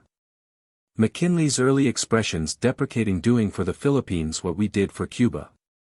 But let us see just how much the Philippine Commission that signed the peace certificate of March 28, 1907, swallowed, and how they swallowed it. It will be observed that they sugar-coated their certificate with a lot of whereas. The first of these recites President Roosevelt's promise of March 28, 1905. That the Filipinos should have a legislature 2 years thereafter, provided that a condition of general and complete peace with recognition of the authority of the United States should be certified by the Philippine Commission to have continued in the territory of the Philippine Islands for a period of 2 years, after the proclamation. Whereas number 2, it will be noted, goes on to state that there have been no serious disturbances of public order save and except those in Cavite, Batangas, Samar, and Leyte, the magnitude of which has been fully described in previous chapters. Of the Cavite-Batangas insurrection, the only one they had previously formally admitted to be an insurrection, they say it was caused by certain noted outlaws and bandit chieftains, naming them, and their followers. Obviously this was hardly sufficient to show that an insurrection they had once officially recognized as such was not in fact such at all. So in order to justify a statement that a condition of general and complete peace had continued in these 2 great provinces of Cavite and Batangas, which they had but shortly previously declared to be in a state of insurrection, and been upheld by the Supreme Court in so doing, they resort to the old Otis expedient of 1898-9, worked on the American people through Mr. McKinley to show absence of lack of consent of the governed. This expedient, as we have seen in the earlier chapters of this book, consisted in vague use of the word majority. It had stood Judge Taft in good stead in the campaign of 1900, because when he then said that the great majority of the people were entirely willing to accept American rule, There was no earthly way to disprove it in time for the verdict of the American people to be influenced by the unanimity of the Filipinos against a change of masters in lieu of independence. It was the only possible expedient for an American conscience, because every American naturally feels that unless he can, by some sort of sophistry, persuade himself that the majority of the people want a given thing, then the thing is a wrong thing to force upon them. So the ethical hurdle the Commission had to leap in order to sign the certificate of 1907 was cleared thus. The overwhelming majority of the people of said provinces have not taken part in said disturbances and have not aided and abetted the lawless acts of said bandits. As a matter of fact, the report of the American governor of Cavite and conditions were conceded to be identical in the two provinces of Cavite and Batangas, shows that the reason it was so hard to suppress the Cavite-Batangas troubles of 1905 was that the people would not help the authorities to apprehend the outlaws. No doubt the King of England would have signed a similar certificate as to the people of the shires and counties in which Robin Hood, Little John, and Friar Tuck held high carnival. Of course I do not mean to libel the fair fame of that fine freebooter Robin Hood and his companions by placing the rascally leaders of the bands of outlaws now under consideration in the same jolly and respectable class with those beloved friends of the childhood of us all. But the Cavite-Batangas patriots of 1905 could never have given the authorities as much trouble as they did if the people had not at least taken secret joy in discomfiture of the American authorities. Until finally suppressed, all such movements as these always grew exactly as a snowball does if you roll it on snow. Says Governor Shanks, a major of the 4th United States Infantry, who was governor of Cavite, in 1905 in his report for that year, in explaining the uprising under consideration, and the way it grew, the Filipino likes to be on the winning side. Certainly this is not peculiar to the Filipino. Governor Shanks proceeds. The prestige acquired, by the uprising, at San Pedro Tunasan, Paranaque, Taal, and San Francisco de Malabon had great weight in creating active sympathy for ladrone bands and leaders. Something was needed to counterbalance the effect of their combined successes, and the appearance of regular troops was just the thing needed. This explains how the overwhelming majority of which the certificate of 1907 speaks was obtained in Cavite. It took 6 months to obtain said majority at that. I suppose the campaigning of the American regulars might be credited with obtaining the majority, and the reconcentration of Brother Baker of the constabulary might be accorded the additional credit of making the majority overwhelming. If you have, as election tellers, so to speak, a soldier with a bayonet on one side, and a constabulary officer with a reconcentration camp back of him on the other, you can get an overwhelming majority for the continuance of American rule even in Cavite province. Through men I commanded during the early campaigning, I have killed my share of Filipinos in the time of war. And after the civil government was set up I had occasion to hang a good many of them, under what seemed to me a necessary application of the old Mosaic law, an eye for an eye, a tooth for a tooth, and a life for a life. But I thank God I have never been a party to the insufferable pretense that they, or any appreciable fraction of them, ever consented to our rule. This, however, is the whole theory of the Philippine Commission's certificate of March 28, 1907. It is curious how generously and supremely frank a brave soldier will get when he forgets to be a politician. In one of his state papers of 1907 Governor-General Smith speaks of General Trias, who had been Lieutenant General of the insurgent army in the days of the insurrection, and next in rank to Aguinaldo himself, as one whose love of country had been tested on many a well-fought field of honorable conflict. Contrast this tribute to the respectability of the original Philippine War for Independence against us with the long list of stale falsehoods already reviewed in this volume, on the faith of which, in the presidential campaign of 1900, the American people were persuaded that to deny to the Filipinos what they had accorded to Cuba was righteous. The leaders of the Cavite-Batangas uprising of 1905 had been officers of the insurgent army, and that was the secret of their hold upon the people of those provinces. It is true that they must have been pretty sorry officers, and that they were ladrones, brigands. They were cruel and unmitigated scoundrels working for purely selfish and vainglorious ends. But it was the cloak of patriotism, however, infamously misused, that gained them such success as they attained in 1905. Says the American governor of Cavite province in his annual report for 1906. The province should be most carefully watched. I am convinced that ladrone leaders do not produce conditions, but that the conditions and attitude of the public produce ladrones. So much for the Cavite Batangas hurdle. And now as to the Samar and Leyte hurdle. The signers of the certificate of 1907 justify their certificate as to Samar and Leyte on a very ingenious theory. The Act of Congress of July 1, 1902, already cited, which had provided for the taking of a census preliminary to the call of an election for delegates to a legislature, had recognized the crude ethnological status of the Moros and other non-Christian tribes. These had never had anything whatever to do with the insurrection against us.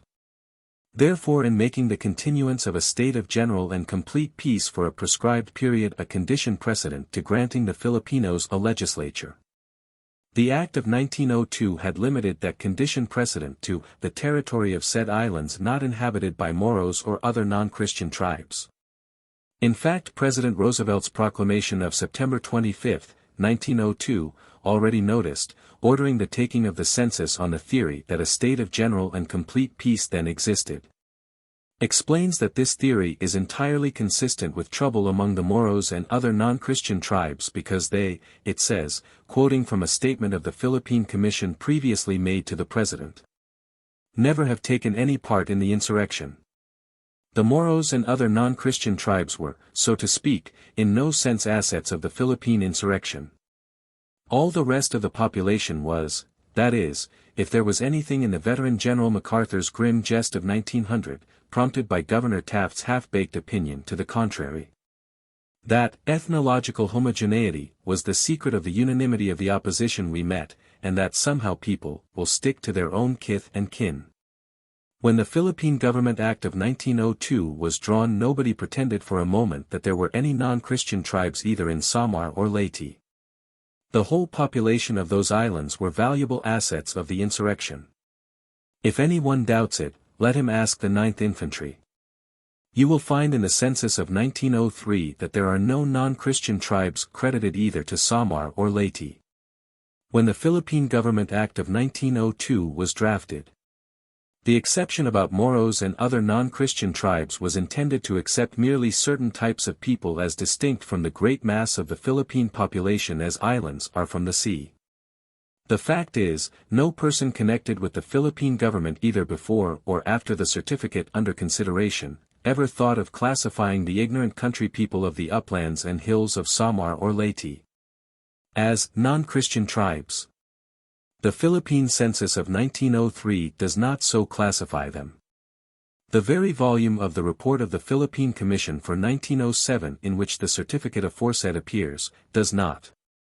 In that volume, the report of the Executive Secretary deals elaborately with the subject of non-Christian tribes. Professor Worcester of the Philippine Commission has for the last 12 years been the grand official digger-up of non-Christian tribes. He takes as much delight at the discovery of a new non-Christian tribe in some remote, newly penetrated mountain fastness, as the butterfly catcher with the proverbial blue goggles does in the capture of a new kind of butterfly. The Executive Secretary's report, out of deference to the professor, omits no single achievement of his with reference to his anthropological hobby. It treats, with an enthusiasm that would delight Mrs. Jellaby herself, of the progress that was made during the fiscal year in the work of civilizing non-Christian tribes scattered throughout the archipelago. It gives an alphabetical list of all the provinces where there are non-Christian tribes, and, under the name of each province it gives notes as to the progress during the year with those tribes. Neither Samar nor Leyte appear in that list of provinces. So that the Samar Pulajans, or Red Breeches, fellows, fanatical Pulajans, they are called in the certificate, were non-Christian tribes, for peace certificate purposes only. One thing which makes it most difficult of all for me to understand how these gentlemen got their consent to sign that certificate is that each non-Christian tribe in the Philippines has a language of its own. Whereas the country people of the uplands and mountains of Samar and Leyte who are labeled, or libeled, non-Christian tribes, in the certificate of 1907, were no more different from the rest of the population of those islands than, for instance, the ignorant mountain people of Virginia or Kentucky are different, ethnologically, from the inhabitants of Richmond or Louisville. In his report for 1908, Governor-General Smith himself makes this perfectly clear, where he describes the Samar Poolajan, or mountaineer, thus. The Poolajan is not a robber or a thief by nature, quite the contrary. He is hard-working, industrious, and even frugal. He had his little lade of hemp on the side of the mountain, and breaking out his pickle of hemp, he carried it hank by hank for miles and miles over almost impassable mountain trails to the nearest town or barrio. There he offered it for sale, and if he refused the price tendered, which was generally not more than half the value, he soon found himself arrested on a trumped-up charge, and unless he compromised by parting with his hemp he found himself, after paying his fine and lawyer's fees, without either hemp or money. The non-Christian tribes, on the other hand, never have anything to do with the civilized people. The Act of Congress of 1902, therefore, had no sort of reference to the simple, ignorant, and ordinarily docile mountain folk who tilled the soil, revered the priests, paid their saithala or head tax like all the rest of the population of the islands, and carried their agricultural products from season to season, their hemp and the like, to the coast towns to market. In other words, inclusion of the Samar Poolajans, or Red Breeches Brigade, and the Lady Bandits, in the peace certificate of 1907, as non-Christian tribes, was an afterthought, having no foundation either in logic or fact. It was a part of benevolent assimilation. This is clearly apparent from President Roosevelt's message to Congress of December, 1905. You do not find any bunkum about non-Christian tribes in that message. In their reviewing the Samar and other insurrections of 1905 in the Philippines, you find him dealing with the real root of the evil with perfect honesty, though adopting the view that the Filipino people were to blame therefor. Because we had placed too much power in the hands of an ignorant electorate, which had elected rascally officials. Cavite and Samar, he says, are instances of reposing too much confidence in the self-governing power of a people. If we had let the Filipinos go ahead with their little republic in 1898, instead of destroying it as we did, they knew and would have utilized the true elements of strength they had, viz. a very considerable body of educated, patriotic men having the loyal confidence of the masses of the people. But we proceeded to ram down their throats a preconceived theory that the only road to self-government was for an alien people to step in and make the ignorant masses the sine qua non. Yet if there was one point on which Mr. McKinley had laid more stress than on any other, in his original instructions of April 7, 1900, to the Taft Commission, that point was the one consecrated in the following language of those instructions. In all the forms of government and administrative provisions which they are authorized to prescribe, the Commission should bear in mind that the government which they are establishing is designed not for the expression of our theoretical views, etc. Of course the ignorant electorate we perpetrated on Samar as an expression of our theoretical views proved that we had gone too fast in conferring self-government, or, to quote Mr. Roosevelt, had been reposing too much confidence in the self-governing power of a people, if to begin with the rankest material for constructing a government that there was at hand was to offer a fair test of capacity for self-government. But President Roosevelt's message, above quoted, shows you that the ignorant electorate was merely an ignorant electorate and not a non-Christian tribe, as the Philippine Commission later had the temerity to certify they were. Now the plain, unvarnished, benevolent truth is just this: the Commission knew that nobody in the United States, whether they were for retaining the islands or against retaining them, had any desire to postpone granting a legislature to the Philippine people. So in their certificate they simply included everybody who had given trouble in Samar and Leyte as non-Christian tribes. The only justification for this was that they had in fact acted in a most unchristian-like manner, i.e., for people who devotedly murmur prayers to patron saints in good standing in the church calendar. In making their certificate, the Commission simply ignored the various uprisings of the preceding 2 years. They simply said, generously, "Oh, forget it. They knew nobody in the United States begrudged the Filipinos their conditionally promised legislature, or cared to postpone it. The leading Filipinos begged the authorities to forget the various disturbances that had occurred since the publication of the census, and there was a very general desire in the islands to let bygones be bygones, wipe the slate, and begin again. Any other attitude would have meant that the legislature would have to be postponed. Then the opposition in the United States would want to know why, and by 1908 Philippine independence might become an issue again. In the eyes of the Commission, the end, being benevolent, justified stretching the language of the Act of 1902 as if it had been the blessed veil of charity itself, i.e., the end justified the means.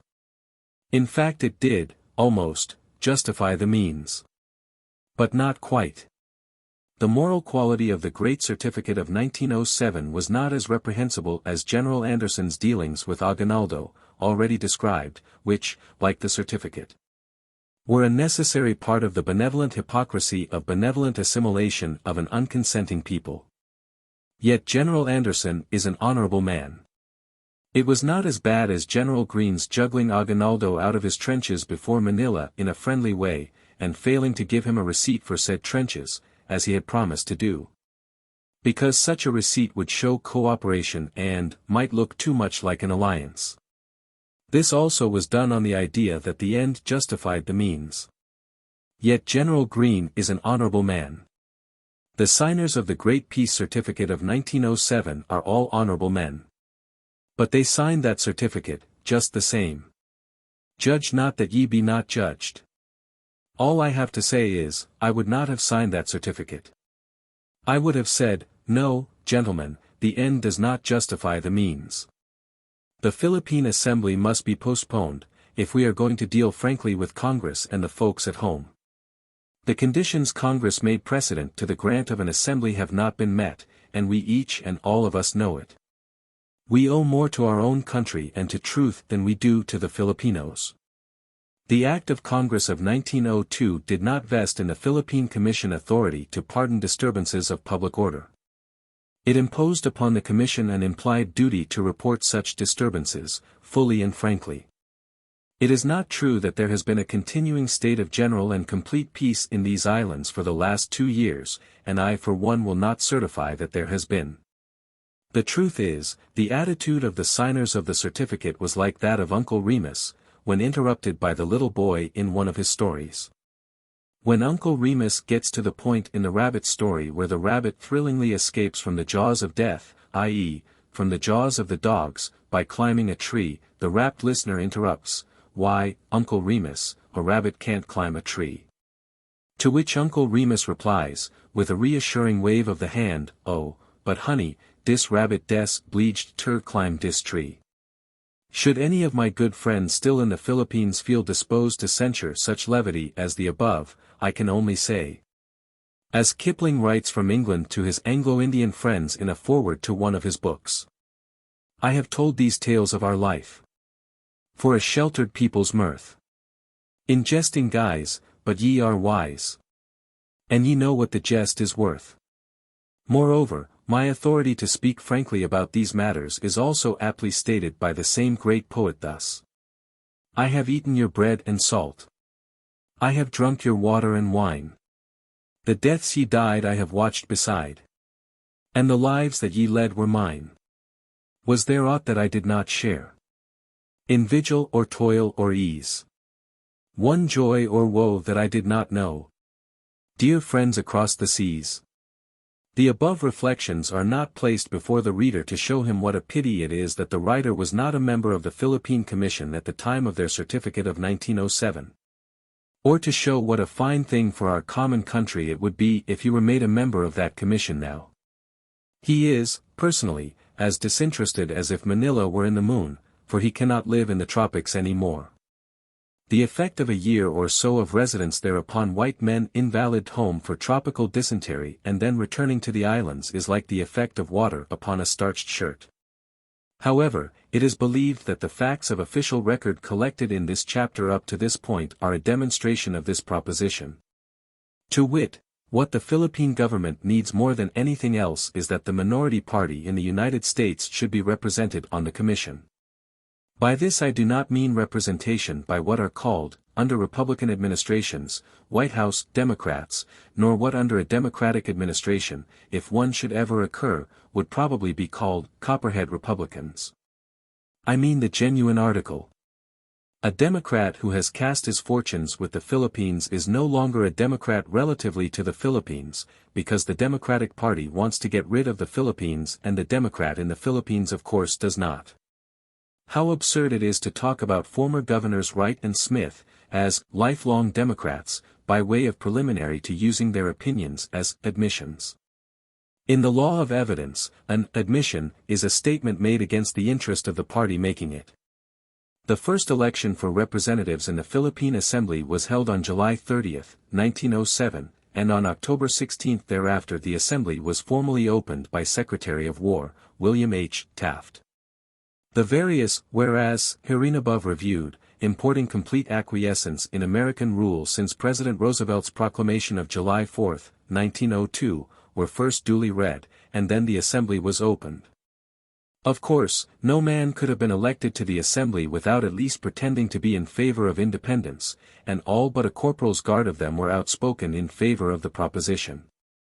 As the present Governor-General Mr. Forbes said, while Vice-Governor, in the Atlantic Monthly for February, 1909. To deny the capacity of one's country for self-government is essentially unpopular. When he visited the Philippines to open their assembly in 1907, Mr. Taft had said nothing definite and final on the question of promising independence since his departure from the islands in 1903. His then benevolent unwillingness to tell them frankly he did not think they had sense enough to run a government of their own, and that they were unfit for self-government, has already been reviewed. For 2 years after 1903 Governor Wright had made them pine for the return of Mr. Taft. They longed to hear again some of the siren notes of the celebrated speech, The Philippines for the Filipinos. They had gotten very excited and very happy over that speech. Of course they would not have gotten very excited over independence supposed to be coming long after they should be dead and buried. During the 2 dark frank years of Governor Wright's regime, they had frequently been told that they were not fit for independence. So that when Secretary of War Taft had visited the islands in 1905 they all had been on the qui vive for more statements vaguely implying an independence they might hope to live to see. During the visit of 1905 the time of the visiting congressional party was consumed principally with tariff hearings, and comparatively little was said on the subject uppermost in the minds of all Filipinos. It is true that Mr. Taft said then he was of the opinion that it would take a generation or longer to get the country ready for self-government, but he said it in a tactful, kindly way, and did not forever crush their hopes. So when he went out to the islands to open the assembly in 1907, the attitude of the whole people in expectation of some definite utterances on the question of a definite promise of independence at some future time, was just the attitude of an audience in a theater as to which one affirms, you could hear a pin fall. In this regard Mr. Taft's utterances were as follows. I am aware that in view of the issues discussed at the election of this assembly I am expected to say something regarding the policy of the United States toward these islands. I cannot speak with the authority of one who may control that policy. The Philippine Islands are territory belonging to the United States, and by the Constitution, the branch of that government vested with the power and charged with the duty of making rules and regulations for their government is Congress. The policy to be pursued with respect to them is therefore ultimately for Congress to determine. I have no authority to speak for Congress in respect to the ultimate disposition of the islands. After that there was some talk about mutually beneficial trade relations and improvement of the people both industrially and in self-governing capacity. But with regard to the process of political preparation of the Filipino people for self-government the Secretary said that was a question no one could certainly answer. And so far as he was concerned he thought it would take considerable longer than a generation. Somewhere in the early Philippine state papers there is a quotation used by Mr. Taft from Shakespeare about keeping the word of promise to the ear and breaking it to the hope. The Filipinos have eagerly read for the last 12 years every utterance of Mr. Taft's that they could get hold of. If any of those embryonic statesmen of the First Philippine Assembly, familiar with the various Taft utterances, had looked up the context of the Shakespearean quotation above alluded to, he would have found it to be as follows. And be these juggling fiends no more believed, that palter with us in a double sense, that keep the word of promise to our ear, and break it to our hope. Since the announcement by Secretary of War Taft at the opening of the Philippine Assembly in October, 1907, of the policy of indefinite retention of the islands with undeclared intention, the Filipinos have of course clearly understood that if they were ever to have independence they must look to Congress for it. But they know Congress is not interested in them and that they have no influence with it, and that the Hemp Trust, the Tobacco Trust, and the Sugar Trust, have. So that since 1907, both the American authorities in the Philippines and the Filipinos have settled down, the former suffused with benevolence, hardened however by paternalistic firmness, the latter stoically, to the program of indefinite retention with undeclared intention. No conceivable program could be devised more ingeniously calculated to engender race hatred. The Filipino newspapers call the present policy one of permanent administration for inferior and incapable races. The Act of Congress of July 1, 1902, known as the Philippine Government Act, which is the Constitution, so to speak, we have given the Filipinos, accords liberty of the press, in the exact language of our own Constitution. The native press does not fail to use this liberty to the limit. Naturally the American press does not remain silent. So here are a pair of bellows ever fanning the charcoals of discontent. And the masses of the Filipino people read the Filipino papers. If they cannot read, their children can. In one of the reports of one of the American constabulary officials in the Philippines, there is an account of the influence of the native press too graphic to be otherwise than accurate. He says one can often see, in the country districts, a group of natives gathered about some village Hampton, listening to his reading the latest diatribe against the American occupation. Never was there such folly in the annals of statesmanship. In their native papers, the race situation of course comes in for much comment.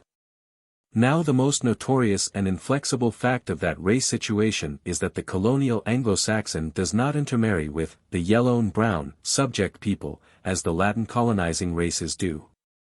It would be an overstatement of the case to say that the Filipinos today had rather have the Spaniards back as their overlords instead of us.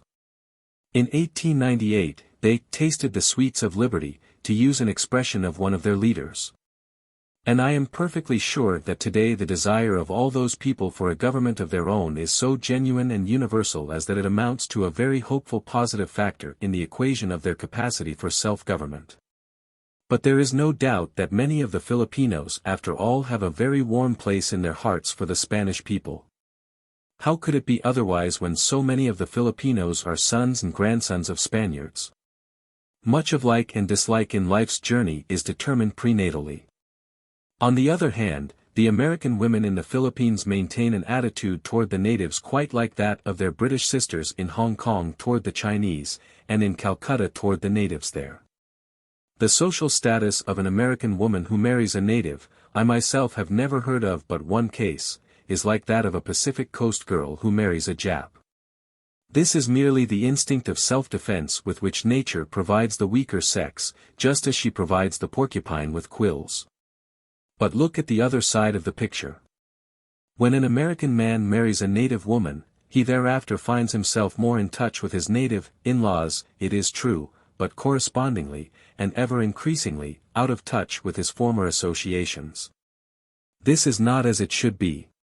But it is a most unpleasant and inexorable fact of the present situation. In an address delivered at the Quill Club in Manila on January 25, 1909, Governor Smith, after reciting the various beneficent designs contemplated by the government and the various public works consummated, at the expense of the people of the islands, deplored, in spite of it all, what he termed the growing gulf between the races. Said he, an era of ill-feeling has started between Americans and Filipinos, and, I hesitate to say it, race hatred. Cherchez la femme. You find her, on the one hand, in the American woman whose attitude has been indicated, and you find her, on the other, in the refined and virtuous native woman. Who finds her American husband's relations to his compatriots altered, queered, since his marriage to her, no matter how faithful a wife and mother she may be. This is the unspeakably cruel situation we have forced upon the Filipino people, whom I really learned to respect, and became much attached to, before I left the islands, and President Taft knows it as well as I do. Yet he does not take the American people into his confidence. He simply worries along with the situation, wishing it would get better, but knowing it will get worse. That this situation is a permanent one is clearly shown by all the previous teachings of racial history. In his Winning of the West, written in 1889, speaking of the French settlers in the Ohio Valley before 1776. And the cordial social relations of the dominant race with the natives, relations which have always obtained with all Latin races under like circumstances, Mr. Roosevelt says, Volume 1. Page 41. They were not trammeled by the queer pride which makes a man of English stock unwilling to make a red-skinned woman his wife, though anxious enough to make her his concubine. Men of English stock have changed but little in the matter of race instinct since 1776. If we had a definite policy, declared by Congress, promising independence, the American attitude in the Philippines toward the Filipinos would at once change, from the present impossible one, to our ordinary natural attitude of courtesy toward all foreigners, regardless of their color. On May 7, 1909, the Honorable James F. Smith took his departure from the Philippine Islands forever and turned over the duties of his office to the Honorable W. Cameron Forbes, as acting President of the Commission and Governor-General. As in the case of Governors Wright and Ide, so in that of Governor Smith, no reason is apparent why the Washington government should have been willing to dispense with the services of the incumbent. This was peculiarly true in the case of General Smith. He was but 50 years of age when he left the islands in 1909. He has rendered more different kinds of distinguished public service than any American who has ever been in the Philippine Islands from the time Dewey's guns first thundered out over Manila Bay down to this good hour. Going out with the first expedition in 1898 as colonel of the 1st California Regiment, he distinguished himself on more than one battlefield in the early fighting and in recognition thereof was made a brigadier general. Subsequent to this he became military governor of the island of Negros. That one of the 6 principal Visayan islands which gave less trouble during the insurrection and after than any other, a circumstance doubtless not wholly unrelated to General Smith's wise and tactful administration there. Later on during the military regime he became collector of customs of the archipelago. The revenues from customs are the principal source of revenue of the Philippine government and the sums of money handled are enormous. The customs service, moreover, in most countries, and especially in the Philippines, is more subject to the creeping in of graft than any other. General Smith's administration of this post was in keeping with everything else he did in the islands.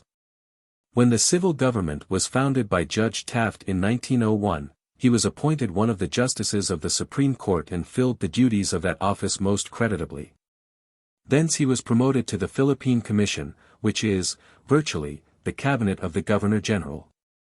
Still later he became vice-governor, and finally governor, serving as such from September, 1906, to May, 1909. Any other government on earth that has overseas colonies and recognizes the supreme importance of a maximum of continuity of policy, would have kept Governor Smith as long as it could have possibly induced him to stay. Just as the British kept Lord Cromer in Egypt. Governor Smith was succeeded by a young man from Boston, who had come out to the islands 4 years before, and who, prior to that time, had never had any public service in the United States of any kind, had never been in the Philippine Islands, and probably had never seen a Filipino until he landed at Manila. General Smith is now, 1912, one of the judges of the Court of Customs Appeals at Washington. Pt 1, page 36. Report of Taft Philippine Commission for 1900, page 17. See Report of U.S. Philippine Commission, 1907, Pt 1, page 229. Amigo, in Spanish, means friend. Every non-combatant Filipino with whom our people came in contact in the early days always claimed to be an amigo, and never was, in any single instance. See Testimony of General MacArthur before the Senate Committee of 1902, Senate Document 331, 1902, page 1942.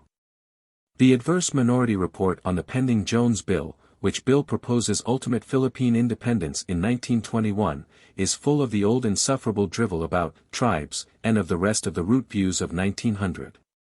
See Report of U.S. Philippine Commission, 1907, pt. 1, page 211. Part 1, page 38.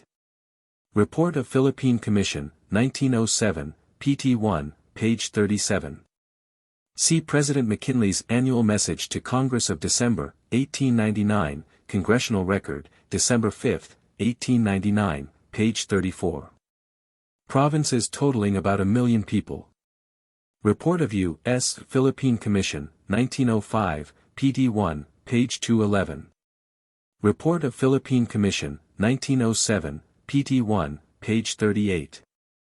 Ibid, 1906, pt. 1, page 225. To be absolutely accurate, there are 688 people classified as wild in the census figures as to Samar, and 265,549 are put down as civilized, the total of population being 266,237. All the 388,922 people of Leyte are put down as civilized. See Philippine Census, Table of Population, Volume 2, page 123. Report of Philippine Commission for 1907, pt. 1, page 195. See Report of Philippine Commission, 1908, pt. 1, page 62. Tract. You speak of the small farmer's late of hemp in the Philippines as you do of his patch of cotton in the United States. A pickle is a bale of a given quantity, weight. Breaking out a pickle of hemp is analogous, colloquially, to picking a bale of cotton. See Congressional Record, December 5, 1905, page 103. See Report of Philippine Commission, 1907, pt. 1, page 215. Macbeth, Act V, Sc. 8. Chapter 22. Governor Forbes, 1909–1912. The trouble with this country today is that, under long domination by the protected interests, a partnership has grown up between them and the government which the best men in the Republican Party could not break up if they would. Woodrow Wilson. When Governor Forbes assumed the duties of Governor-General of the Philippines, some 10 years after the ratification of the Treaty of Paris whereby we bought the islands, he was the 9th supreme representative of American authority we had had there since the American occupation began. The following is the list. 1. Gen. Thomas M. Anderson. June 30, 1898 to July 25, 1898. 2. Gen. Wesley Merritt. July 25, 1898 to August 29, 1898. 3. Gen.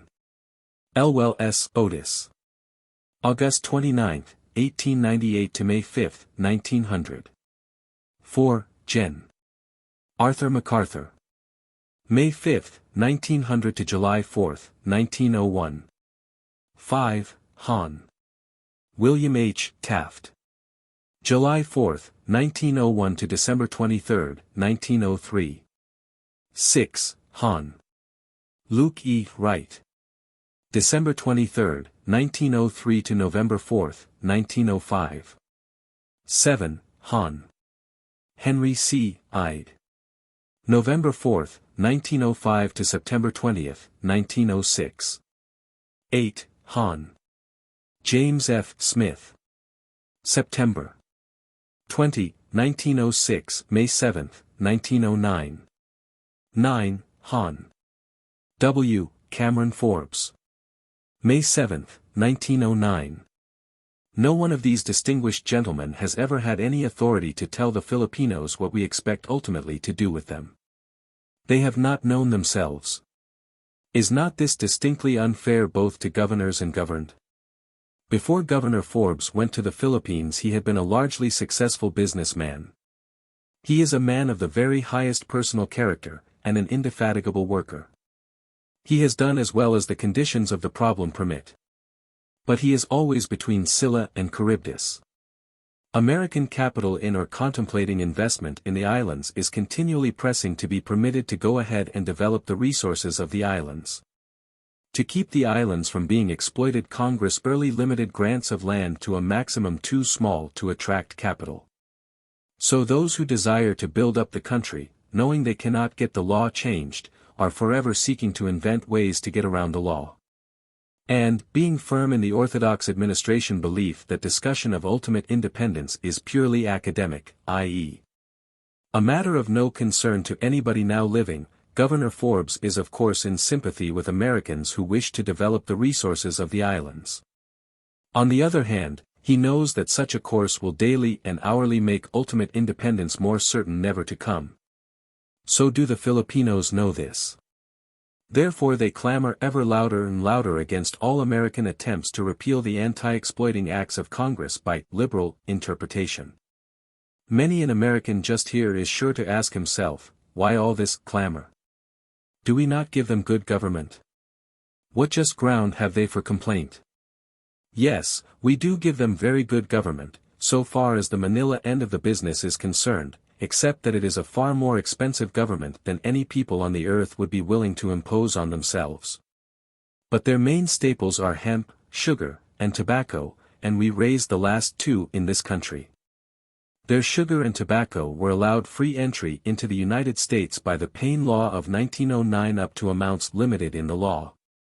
But the Philippine people know very well that American sugar and tobacco interests will either dwarf the growth of their sugar and tobacco industries by refusing to allow the limit raised, the limit of amounts admitted free of duty, or else that our sugar trust and our tobacco trust will simply ultimately eliminate them by absorption. Just as the Standard Oil Company used to do with small competitors. In this sort of prospect certainly even the dullest intellect must recognize just ground for fearing, nay for plainly foreseeing, practical industrial slavery through control by foreign corporations of economic conditions. So much for the two staples in which the Philippines may someday become competitors of ours. It took Mr. Taft 9 years to persuade American sugar and tobacco that they would not be in any immediate danger by letting in a little Philippine sugar and tobacco free of duty. Then they consented. Not until then did they promise not to shout, "Down with cheap Asiatic labor. We will not consent to compete with it." Their mental reservation was, of course, and is, if the Philippine sugar and tobacco industries get too prosperous, we will either buy them or cripple them by defeating their next attempt to get legislation increasing the amounts of Philippine sugar and tobacco admitted into the United States free of duty. And the Filipinos know that this is the fate that awaits 2 out of the 3 main sources of the wealth of their country. Their third source of wealth, their main staple, is the world-famous Manila hemp. This represents more than half the value of their total annual exports. And as to it, practical industrial slavery through control by foreign corporations of economic conditions, is today not a fear, but a fact. The International Harvester Company has its agents at Manila. The said company or allied interests, or both, are large importers of Manila hemp. The reports of all the governors general of the Philippines who have preceded Governor Forbes tell, year after year, of the millions, handed over, to American hemp importers through, the hemp joker, of the Act of Congress of 1902. Hereinafter explained, in the chapter on congressional legislation. Why did these complaints, made with annual regularity up to Governor Forbes's accession, cease thereafter? You will find these complaints of his predecessors transcribed in the chapter mentioned, because if I had restated them you might suspect exaggeration. The rake-off of the American importers of Manila hemp for 1910 was nearly $750,000, as fully explained in. Governor Forbes will be in this country when this book is issued. I think he owes it to the American people to explain why he does not continue the efforts of his predecessors to halt the depredations of the hemp trust. Why does he content himself in his last annual report with a mild allusion to the fact that the condition of the hemp industry is not satisfactory? I have said that Governor Forbes is a man of high character, and take pleasure in repeating that statement in this connection. The truth is we are running a political kindergarten for adults in the Philippines, and those responsible for the original blunder of taking them, and all their political heirs and assigns since, have sought to evade admitting and setting to work to rectify the blunder. Unmasked, this is what the policy of benevolent assimilation now is. They allege an end, and so justify all the ways and means. Benevolent assimilation needs the support of the International Harvester Company and of all other big business interested directly or indirectly in Manila hemp. The end justifies the means. Hence the silence. Philippine gubernatorial reticence is always most reticent about that particular subject on which at the time the American people are most peculiarly entitled to information. As long as public order was the most pressing question, Philippine gubernatorial reticence selected that branch of our colonial problem either for especial silence or for superlatively casual allusion, as we have already seen.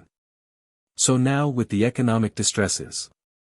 Frankness would obviously furnish too much good argument for winding up this Oriental receivership of ours. The Philippine government will never tell its main current troubles until after they are over. But as the present trouble, the economic depredations of powerful special interests, must necessarily be fruitful of discontent which will crop out some day to remind us that as we sow so shall we reap. Anyone who helps expose the root of the trouble is doing a public service. No congressman who in silence would permit big business to prey upon his constituents as Governor Forbes has, could long remain in office. Taxation without representation may amount to depredation, and yet never be corrected, when the powers that prey have the ear of the court, and the victims cannot get the ear of the American people. So the Hemp Trust continues to rob the Filipinos under the forms of law, and the Mohunk Conference continues to kiss benevolent assimilation on both cheeks. And Dr. Lyman Abbott periodically says amen. I am not speaking disrespectfully of Dr. Abbott. I am deploring the lack of information of our people at home as to conditions in the Philippines. It is a relief to turn from such matters to some of the real substantial good we have done out there, to which Governor Forbes has heretofore publicly pointed with just pride. In an article in the Atlantic Monthly for February, 1909, Governor Forbes, then Vice Governor, said, among other things, "We have completed the separation of church and state, buying out from the religious orders their large agricultural properties, which are now administered by the government for the benefit of the tenants." This statement I cannot too cordially endorse. It would be grossly unfair not to accord full measure of acclaim to Governor Taft for the way he worked out the problem of the friar lands. He has been attacked in some quarters in this regard, and most unjustly. Not being a Catholic, and all my people being Protestants, I have no fear of being suspected of special pleading in the matter. The working out of the friar land problem by Governor Taft in the Philippines was a splendid piece of constructive statesmanship. He was at his greatest and best in that very transaction. The Treaty of Paris had guaranteed that all vested rights should be respected, including those of ecclesiastical bodies. The friars had long owned the lands in question. There can be no particle of doubt on this point. The tenants on the land had all long ago returned to them, father and son, from time out of mind, paying rent regularly. But by claiming jurisdiction over their tenants' souls also, and getting that jurisdiction effectively recognized, the thrifty friars used to raise the rent regularly, quieting incipient protest with threats of eternal punishment, or protracted stay in purgatory. The advent of our government let loose a revolt against the authority of the friars generally, and, their spiritual hold once loosened, this led the tenants to dispute the land titles of their spiritual shepherds, who were also their temporal landlords.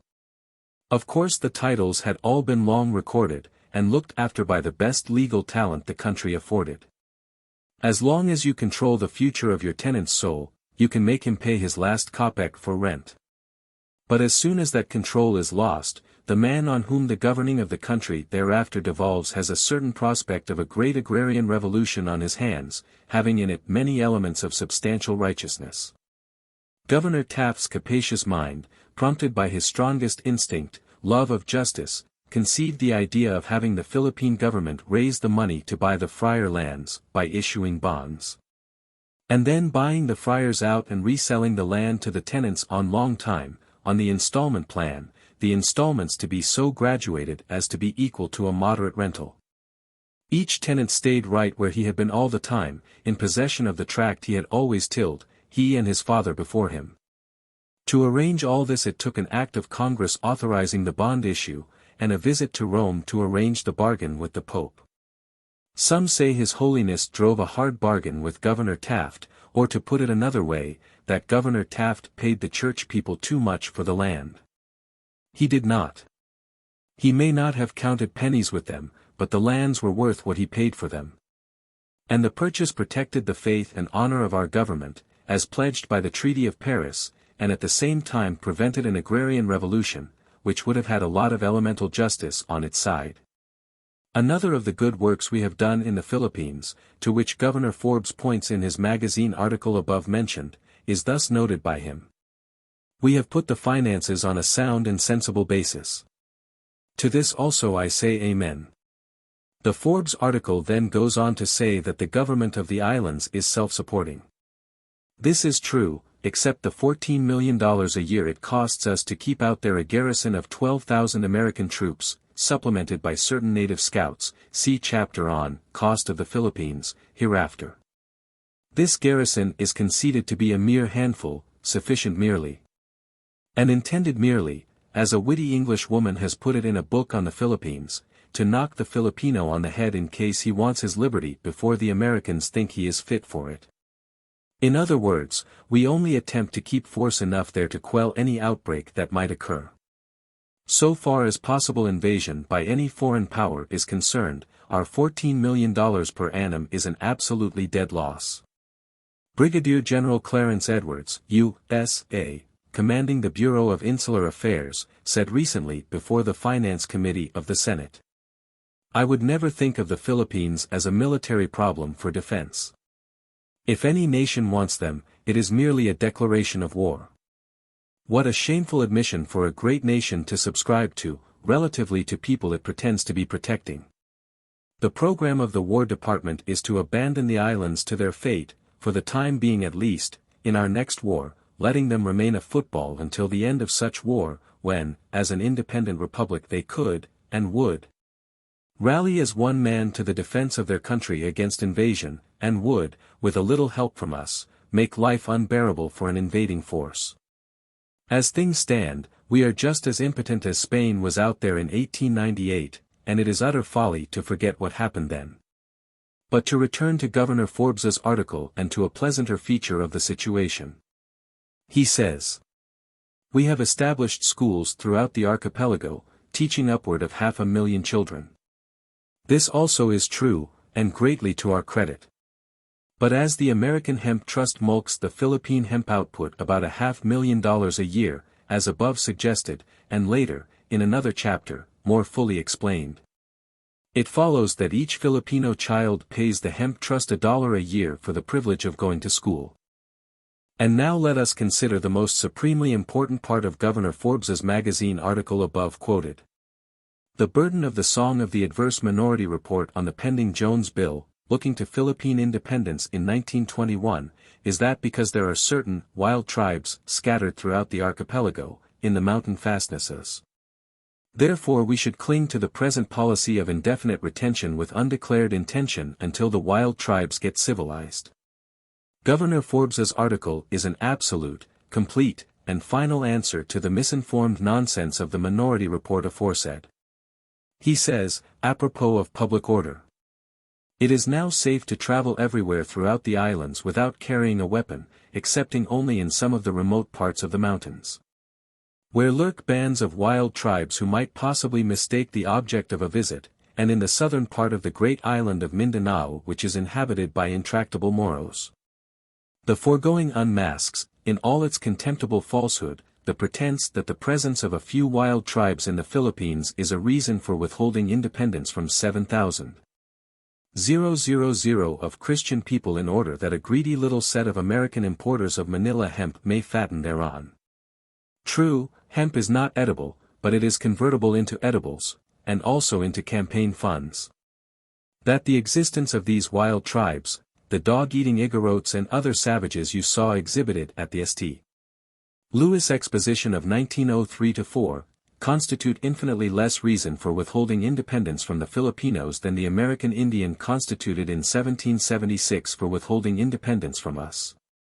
Will be sufficiently apparent from a glance at the following table, taken from the American Census of the Islands of 1903, Volume 2, p. 123. Island. Civilized. Wild. Total. Luzon. 3,575,001.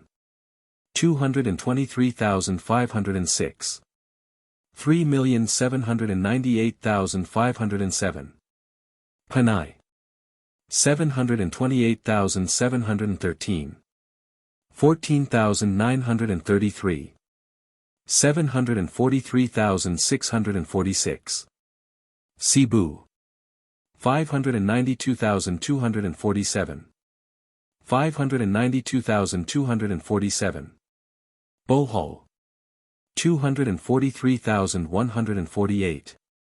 243,148. Negroes. 439,559. 21,217. 460,776. Laity. 357,641. 357,641. Samar. 222,002. 222,690. Mindanao. 246. 694. 252,940. 499,634. I think the above table makes clear the enormity of the injustice I am now trying to crucify. Without stopping to use your pencil, you can see that Mindanao, the island where the intractable Moros Governor Forbes speaks of live, contains about 500,000 people. Half of these are civilized Christians, and the other half are the wild, crudely Mohammedan Moro tribes. Above Mindanao on the above list, you behold what practically is the Philippine archipelago, except Mindanao, viz. Luzon and the 6 main Visayan islands. If you will turn back to pages 225 seek. Especially to page 228, where the student of world politics was furnished with all he needs or will ever care to know about the geography of the Philippine Islands. You will there find all the rocks sticking out of the water and all the little daubs you see on the map eliminated from the equation as wholly unessential to a clear understanding of the problem of governing the islands. That process of elimination left us Luzon and the 6 main Visayan islands above, as constituting, for all practical governmental purposes all the Philippine archipelago except the Moro country, Mindanao, i.e., parts of it, and its adjacent islets. Luzon and the Visayan Islands contain nearly 7 million of people, and of these the wild tribes, as you can see by a glance at the above table, constitute less than 300,000, sprinkled in the pockets of their various mountain regions. Nearly all these 300,000 are quite tame, peaceable, and tractable, except, as Governor Forbes suggests, they might possibly mistake the object of a visit.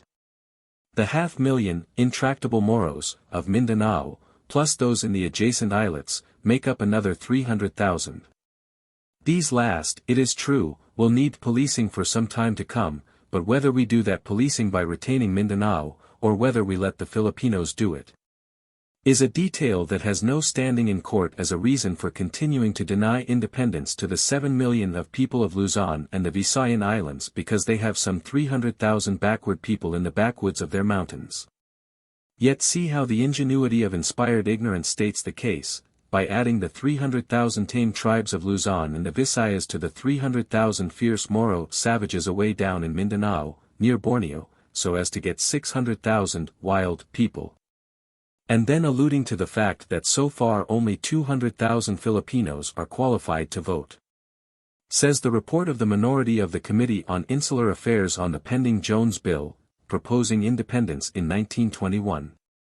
The wild and uncivilized inhabitants of the islands outnumber, 3 to 1. Those who would be qualified to vote under the pending bill, the Jones Bill. You see, the Minority Report is counting women and children, when it talks about the wild tribes, but not when it talks about voters.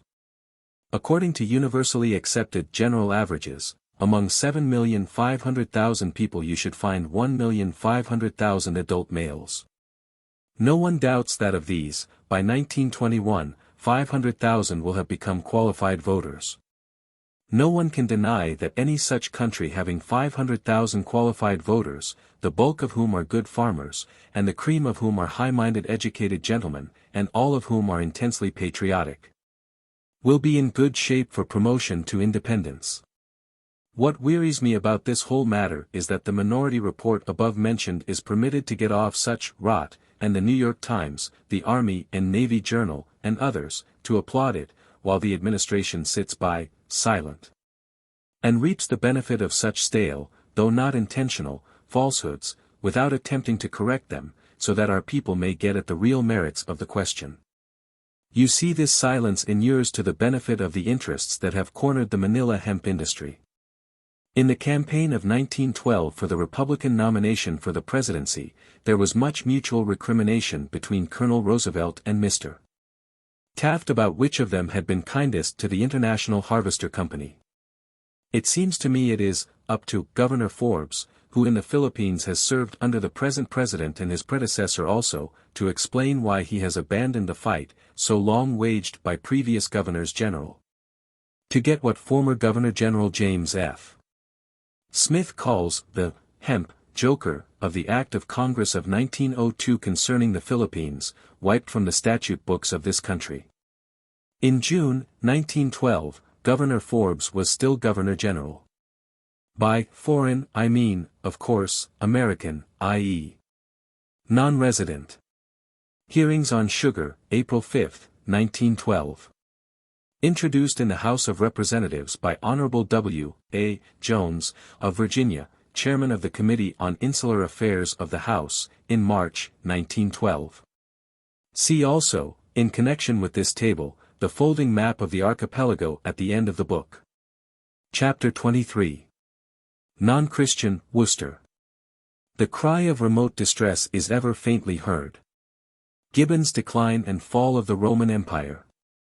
In the year 1911, the editor of one of the great metropolitan papers told me that President Taft told him that the Honorable Dean C.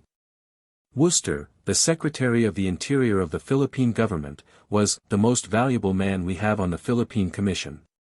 Certainly, reproduction of such an endorsement from so exalted a source shows a wish to be fair, in one who considers Professor Worcester the direst calamity that has befallen the Filipinos since the American occupation, neither war, pestilence, famine, reconcentration, nor terror-fraught poverty excepted.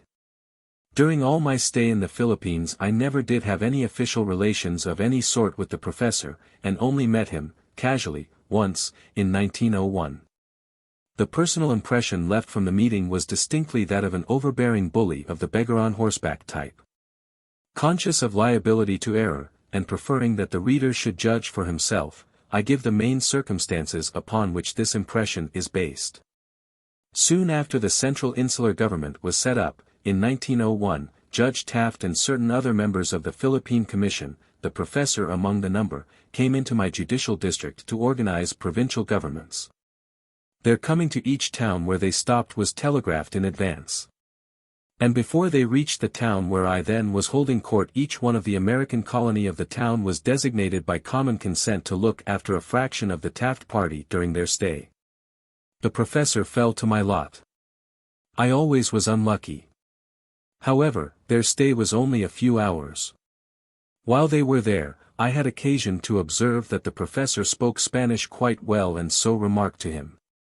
The well-bred reply was, "You'll find that I know a great many things you might not think I knew." Whether this was merely the insolence of office, cropping out in a previously obscure young man suddenly elevated to high station, or whether it was an evidence of the commissioner's idea of the relation of the executive department of a government to its judiciary, is a question. At all events, I think the incident gives an insight into the man not irrelevant to what is hereinafter submitted.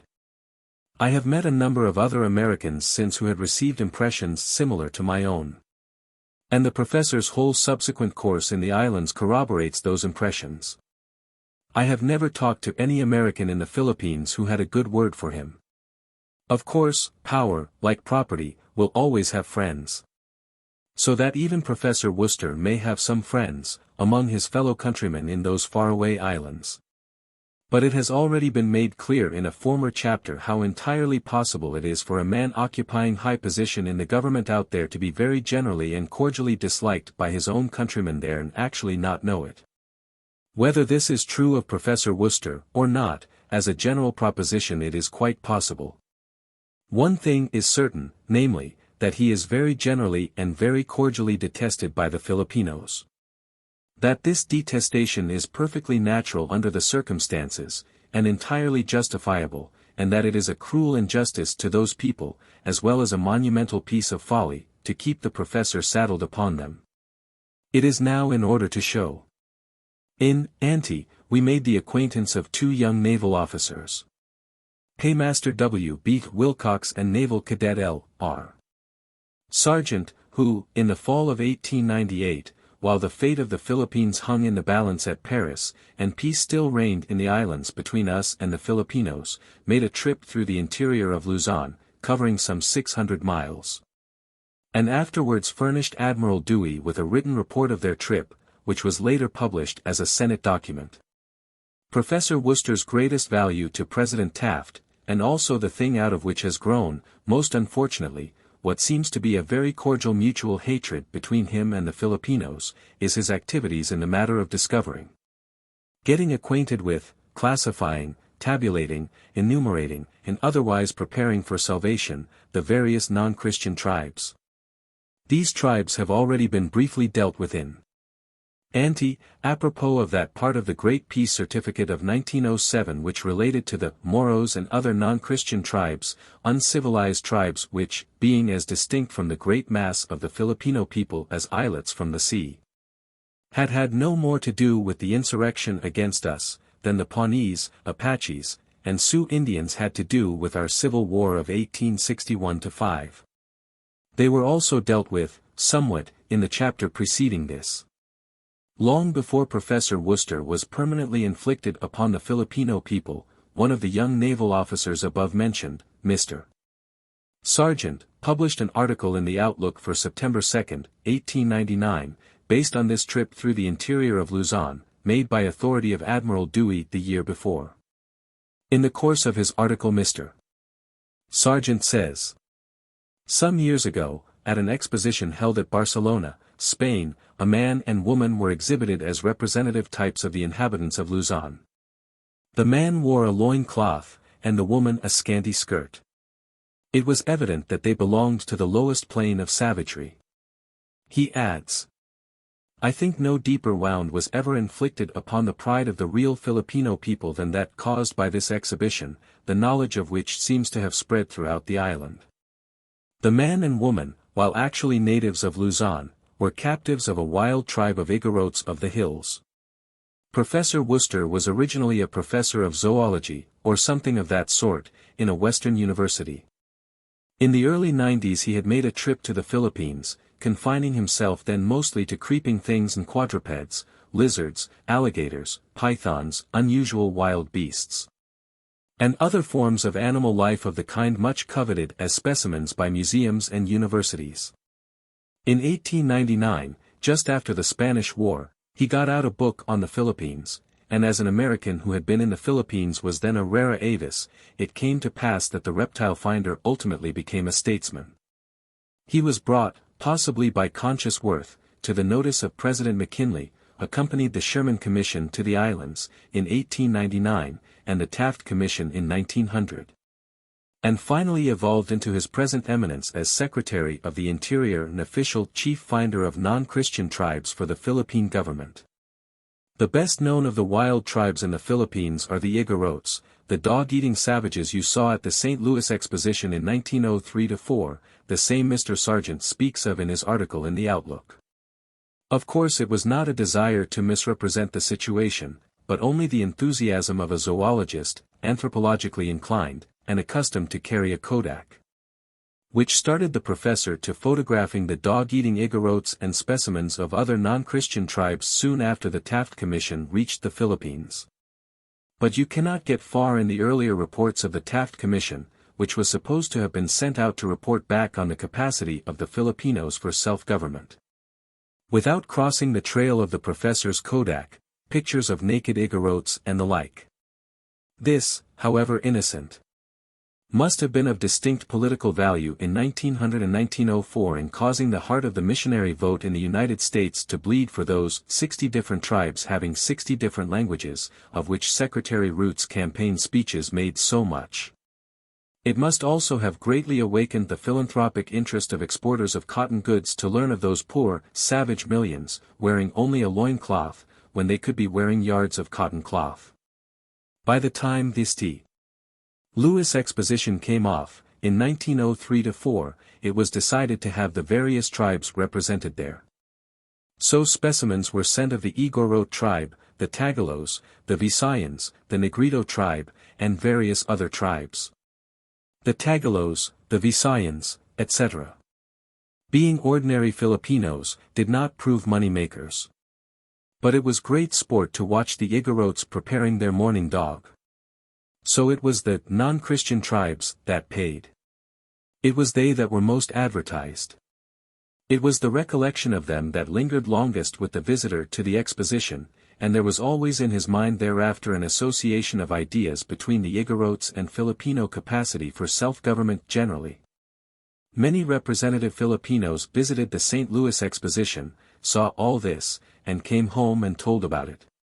One very excellent Filipino gentleman, a friend of mine, who was governor of Samar during my administration of the district which included that island, sent me one day in October, 1904, a satirical note. Enclosing a pamphlet he had just received called Catalogue of Philippine Views at the St. Louis Exposition. He knew I would understand, so he said in the note, that the pamphlet was sent in order that you may learn something of certain tribes still extant in this country. Concerning all this, I can say of my own knowledge exactly what Naval Cadet Sergeant said concerning the lesser-like indignity of the one Igorot couple exhibited at Barcelona while the Filipinos were asking representation in the Spanish Cortes. Viz.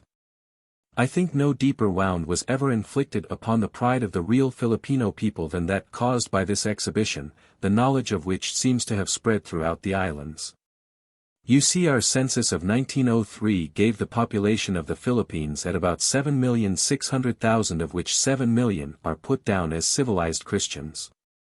And of the remaining 600,000, about half are the savage, or semi-civilized, crudely Mohammedan Moros, in Mindanao, and the adjacent islets down near Borneo.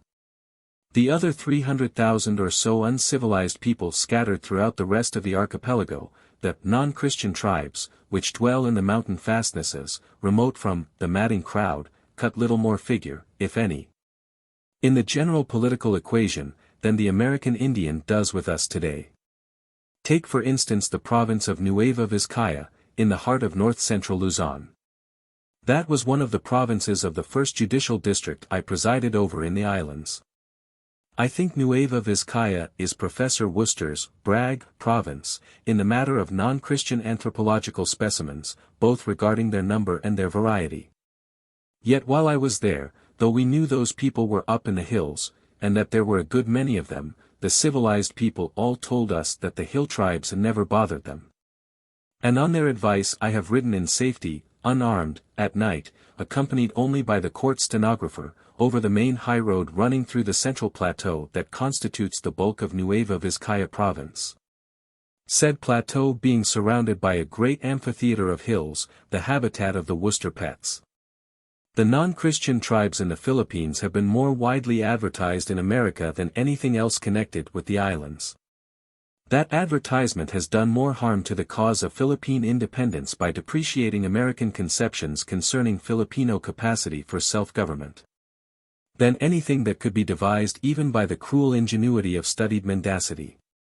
And Professor Worcester is the P.T. Barnum of the non-Christian tribe industry.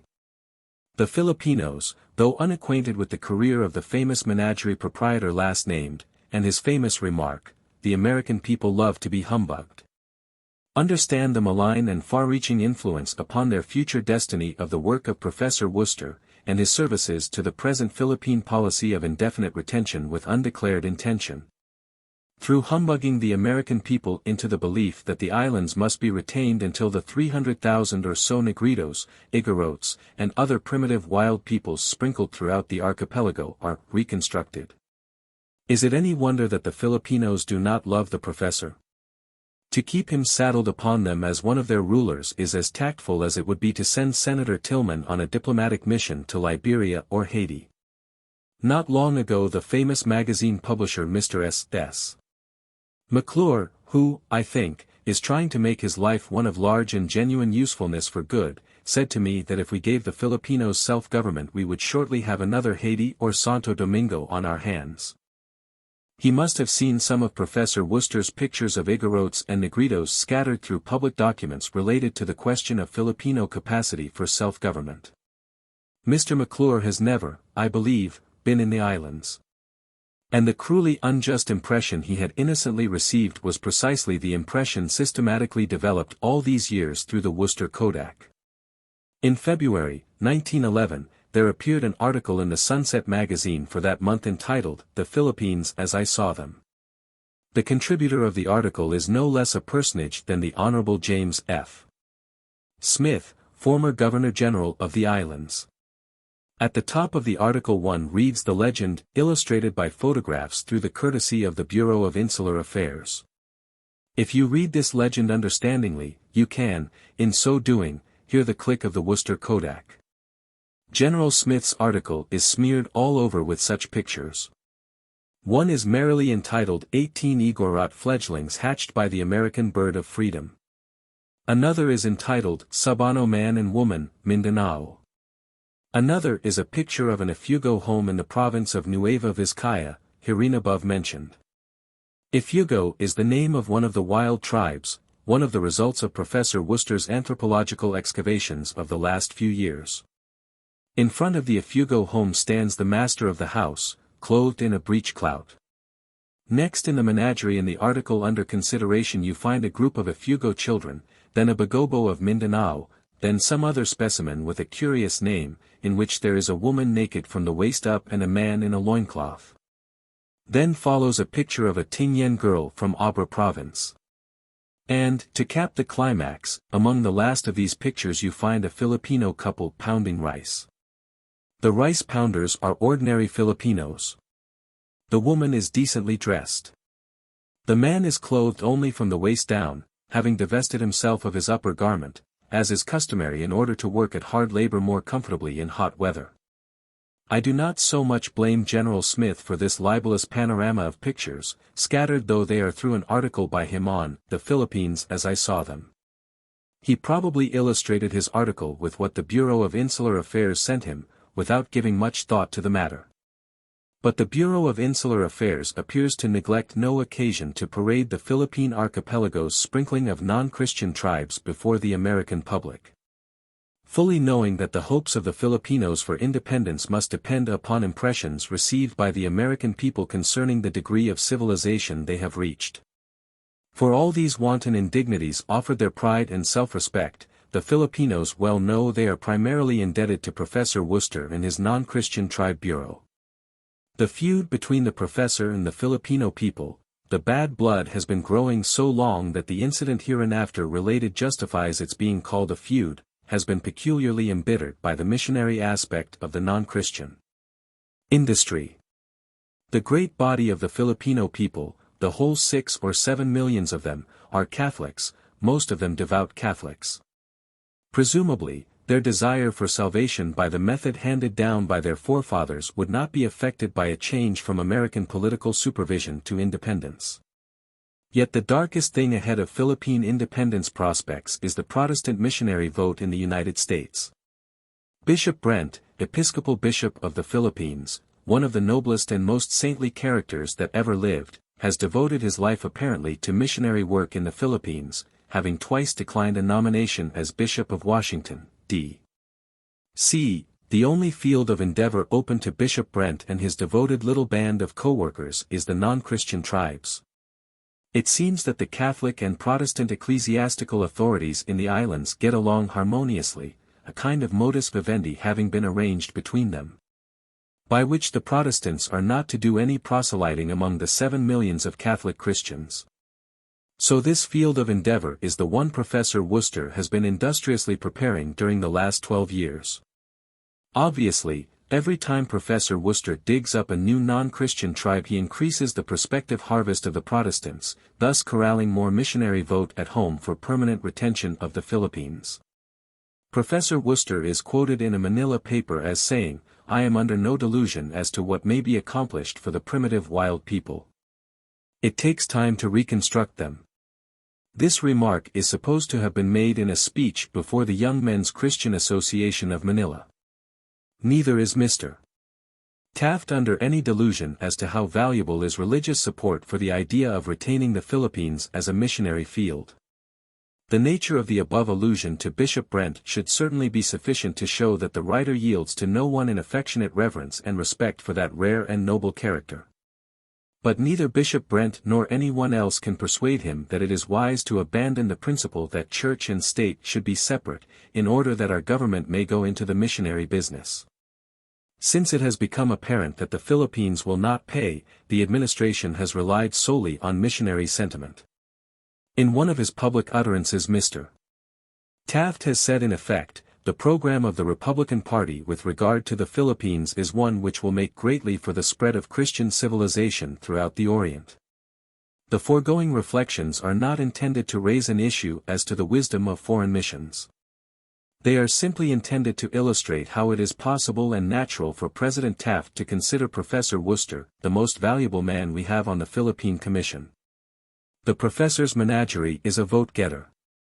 Also, President Taft's whole Philippine policy being founded upon the theory that the great majority of the Filipino people are in favor of alien thraldom in lieu of independence. He tolerantly permits their editors to let off steam through clamor for independence. This privilege they do not fail to exercise to the limit. The attitude of the insular government permits the native press much latitude of sauciness, in deference to the American idea about liberty of the press. In the exercise of this privilege during the last few years the native press has gone the limit. However, there was no way to stop them, on the principle to which we had committed ourselves. The thing was very mischievous, and became utterly intolerable. There was a native paper called Renacimiento, Renaissance. This paper was long permitted to say things more or less seditious in character which no self-respecting government should have tolerated. This was done pursuant to the original theory, obstinately adhered to up to date, that there was no real substantial unwillingness to American rule. Of course, if this were true, newspaper noise could do no harm. Therefore it was permitted to continue. Finally, however, like a boy taking a dare, the Renacimiento published an article on Professor Worcester which intimately and sympathetically voiced the general yearning of the Filipino people to be rid of the professor.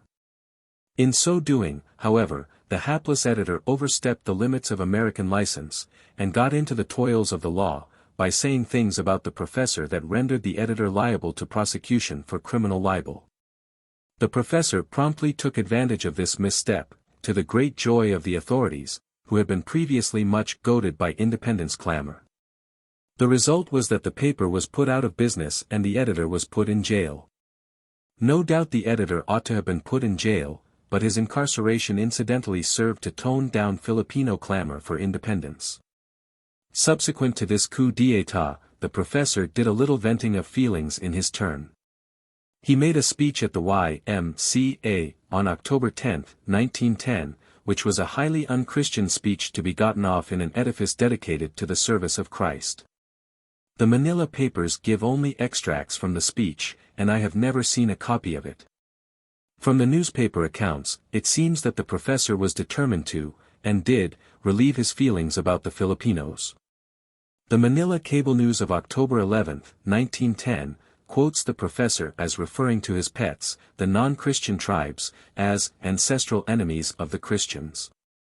Thus for the first time is developed an attitude of being champion of the uncivilized pagan remnant, left from prehistoric times, against the Christians of the islands.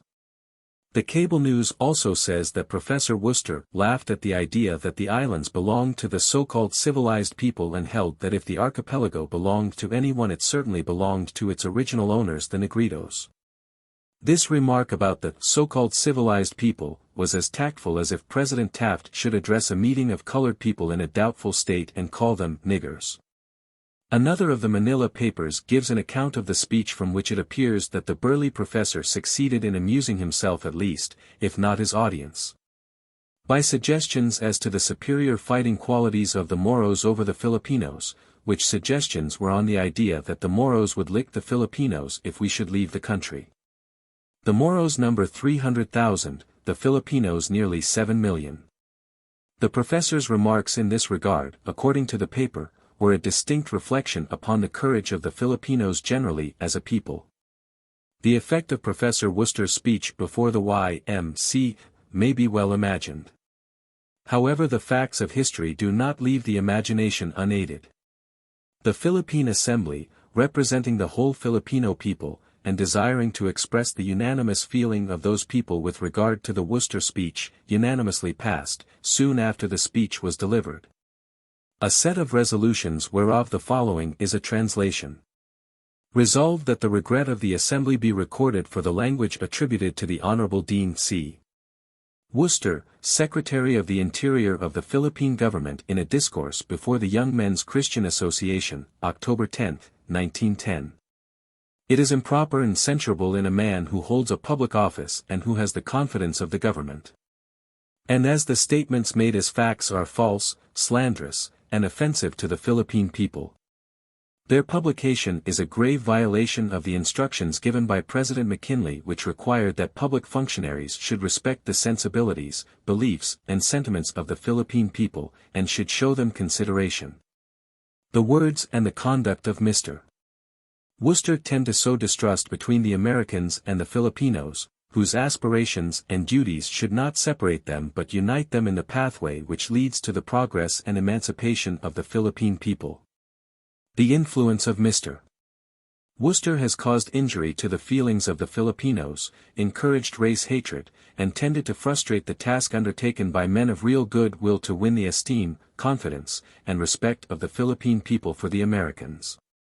Resolved further that this House desires that these facts should be communicated to the President of the United States through the Governor of the Philippines and the Secretary of War. Presumably these resolutions were forwarded to the President of the United States through the Governor of the Philippines and the Secretary of War. But apparently they were pigeonholed when they reached Washington. I stumbled on them in the Insular Affairs Committee of the House of Representatives whither they had landed through Mr. Sladen of Texas. The distinguished veteran congressman from Texas, being known as an enemy of all wrong things, was appealed to by certain persons in the United States to bring the matter to the attention of Congress. He did so by presenting to the House of Representatives an American petition which embodied a copy of the resolutions of the Philippine Assembly.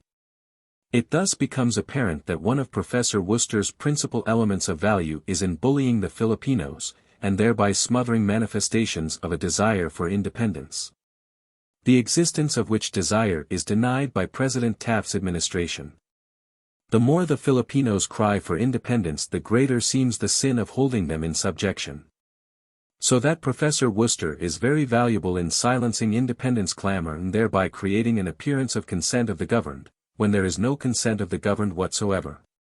In describing the discontent in distant provinces under brutal proconsuls, which contributed largely to the final disintegration of the Roman Empire, Gibbon says, "The cry of remote distress is ever faintly heard.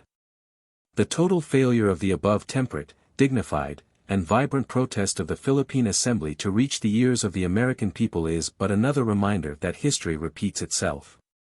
The greatest defect of the Philippine government was in the beginning, and still is, that the Philippine Commission, which is the executive authority, controls the appointment and assignment of the trial judges, and also, largely, their chances for promotion to the Supreme Bench of the Islands. The justices of the Supreme Court are appointed by the President of the United States, often on recommendation of the Commission, but thereafter they are absolutely independent. The trial judges ought also to be appointed by the President of the United States. Republished, Congressional Record, January 9, 1900, page 715. Chapter 24. The Philippine Civil Service. Is our occupation of the Philippines to be temporary, like our occupation of Cuba after the Spanish War, or temporary, like the British occupation of Egypt since 1882?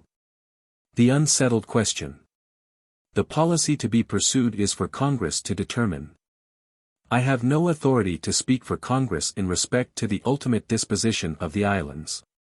Secretary of War William H. Taft to Philippine Assembly, 1907. The Act of Congress of July 1, 1902, known as the Philippine Government Act, is entitled, An Act Temporarily to Provide a Government for the Philippine Islands. The young American who goes out to the Philippines to take a position with the insular government there has usually read his share of Kipling, and his imagination likes to analogize his prospective employment to the British Indian Civil Service. The latter, however, offers a career. But what does the former offer? Take the prospects of the rank and file, as set forth by Mr. J.R.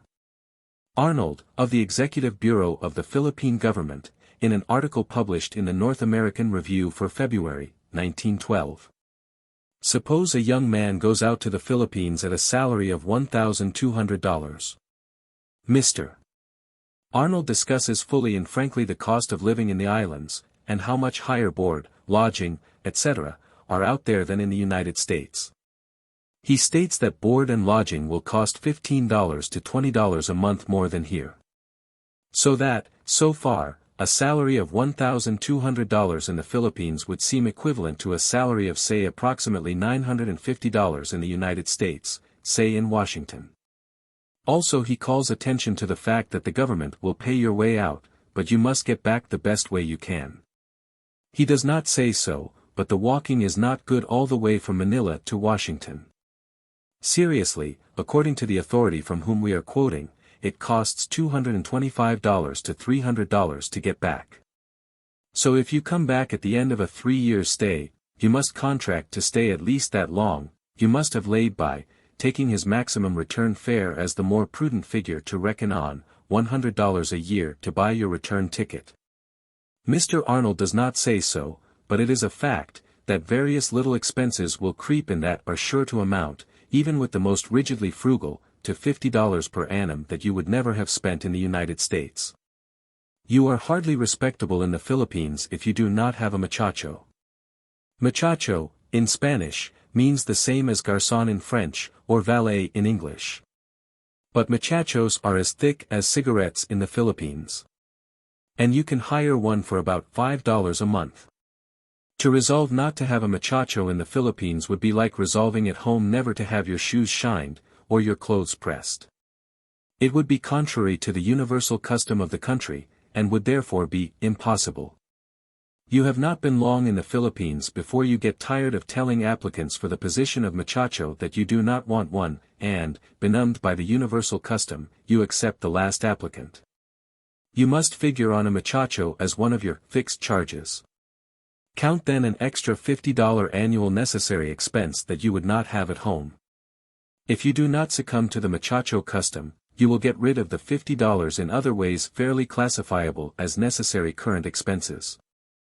Thus, if you take from your $1,200, worth $950 in Manila, as above stated, the $100 per annum necessary to be laid by against your homecoming, and the other $50 last suggested, your salary of $1,200 per annum in Manila becomes equivalent to one of $800 at home, so far as regards what you are likely to save by strict habits of economy. In other words, to figure how you are going to come out in the long run, if you go out as a $1,200 man, while your social position will be precisely that of a man commanding the same salary in a government position in Washington. You must knock off a third of the $1,200. This is not the way Mr. Arnold states the case exactly. I am simply taking his facts, supplemented by what little I have added, and stating them in a way which will perhaps illustrate the case better to some people. Mr. Arnold says you are apt to get up as high as $1,500 and finally even to $1,800 in 3 to 5 years. Suppose you do have that luck.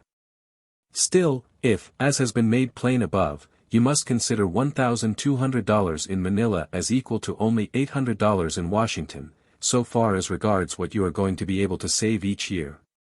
By the same token you must consider $1,500 in Manila as being equal to only $1,000 in Washington, and $1,800 as only $1,200.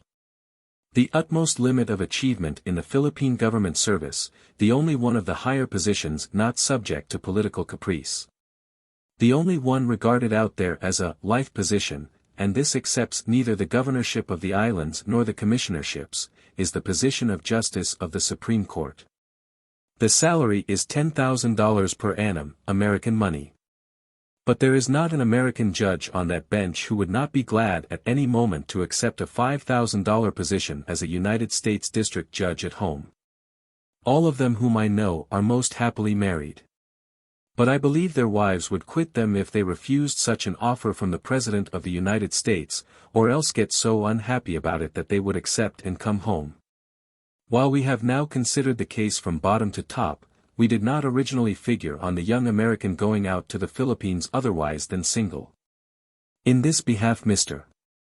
Arnold himself says, I do not think it can be fairly called other than risky for an American to attempt to practice love in a cottage in the Philippines. Says the late Arthur W. Ferguson, who gave his life to the Philippine Civil Service, in his annual report for 1905, as Executive Secretary. The one great stumbling block, and which no legislative body can eradicate, is the fact that very few Americans intend to make the Philippines their permanent home, or even stay here for any extended period. This is doubtless due to the location of the islands, their isolation from centers of civilization and culture, the enervating climate, lack of entertainment and desirable companionship, and distance from the homeland. Every clerk, no matter what his ideals or aspirations, realizes after coming here that he must at some time in the future return to the United States and begin all over again. After spending a year or more in the islands, the realization that the sooner the change is made the better, becomes more acute. This condition causes, doubtless, the class of men who are not adventurous or fond of visiting strange climes to think twice before accepting an appointment for service in these islands, and generally to remain away. And a great majority of those who do come here to leave the service again after a very short period of duty. Then Mr. Ferguson comes to the obvious but apparently unattainable remedy, which he says is to make a Philippine appointment a permanent means of livelihood by providing an effective system of transfers to the federal service after a reasonable period of service here. Under the present regulations, influence must be brought to bear at Washington in order that requisition may be made by the chief of some bureau there for the services of a clerk desiring to transfer. You see, if a Washington bureau, say the Coast and Geodetic Survey, or the Geological Survey, sends a man out to the islands, he is never for a moment separated from the federal civil service or the federal government's payroll. The same is true of civilian employees of the Army.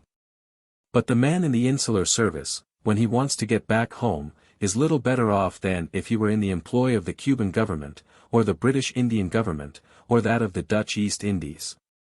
Mr. Ferguson also says, it is believed to be useless to try to influence men to come out here unless there is something permanent offered to them at the expiration of a reasonable term of service. The average European is content to live and die east of Suez, the average American is not. I am firmly convinced that a permanent service under present conditions is entirely out of the question. How can you have a permanent service unless you have a definite declared policy? Why not declare the purpose of our government with regard to the islands? In his annual report for 1906 Mr. Ferguson says, our relations to the islands are such that the education and specialization of a distinct body of high-class men purposely for this service as is done in England for the Indian service, will probably be always a practical impossibility. He then goes on to reiterate his annual plea for a law providing for transfer as a matter of right, not of influence, from the Philippine Civil Service to the Federal Civil Service in the United States. And tells of a very capable official of his bureau who got a chance during the year just closed to transfer from the Philippines to a $1,400 government position in the United States, and was glad to get it. Although $1,400 was considerably less than half what he received here. Mr. Ferguson quickly gives the key to all this in what he calls, the haunting fear of having to return to the States in debilitated health and out of touch with existent conditions, only to face the necessity of seeking a new position. He adds that this is not a mere theory is proven by the number of Army, civilian, employees who contentedly remain year after year.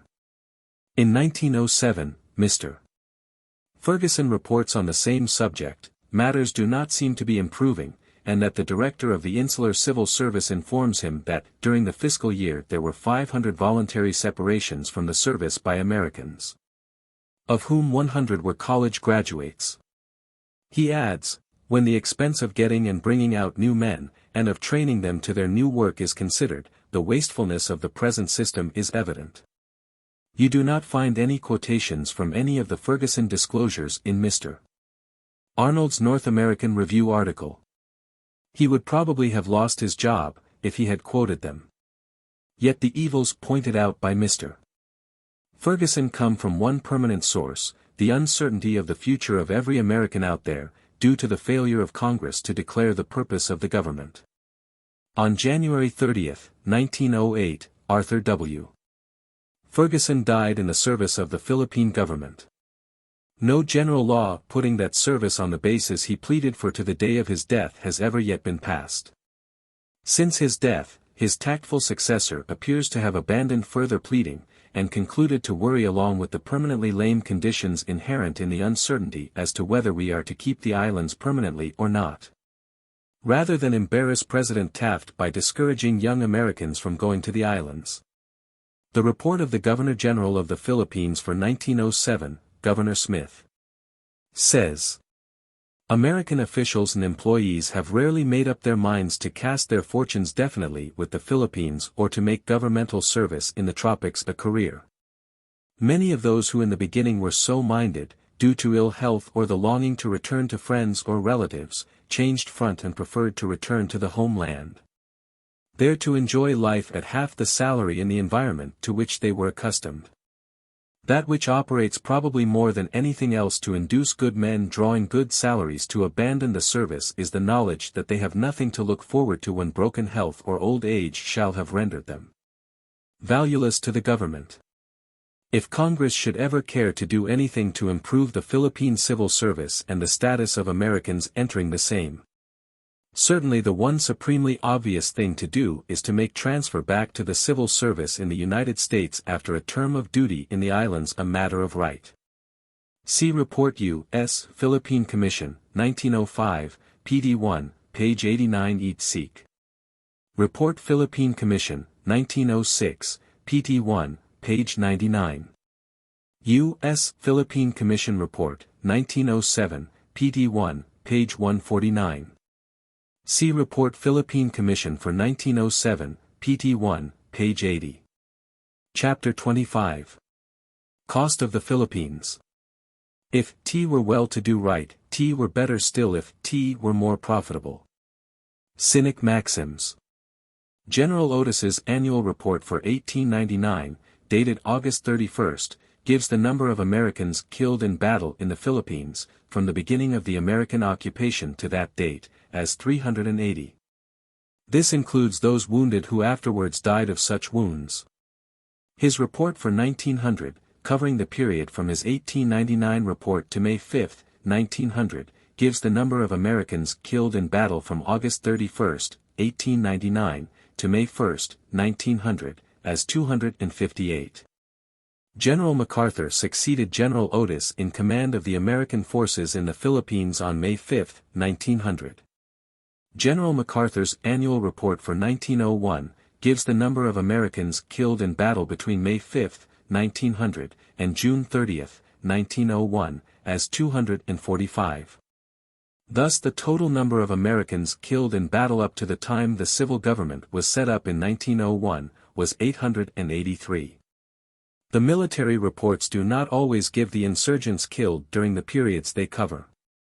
But on June 4, 1900, as we saw in a previous chapter, General MacArthur reported the number of Filipinos killed up to that time, so far as our records showed, to be something over 10,000. General MacArthur's report, above quoted, giving our killed for the period it covers, May 5, 1900, to June 30, 1901, at 245, gives the insurgent killed for the same period as 3854. If we add this 3,854 to the 10,000 killed up to about where May merged into June in 1900, we have 13,854 Filipinos killed up to the time Judge Taft was inaugurated as governor, in 1901.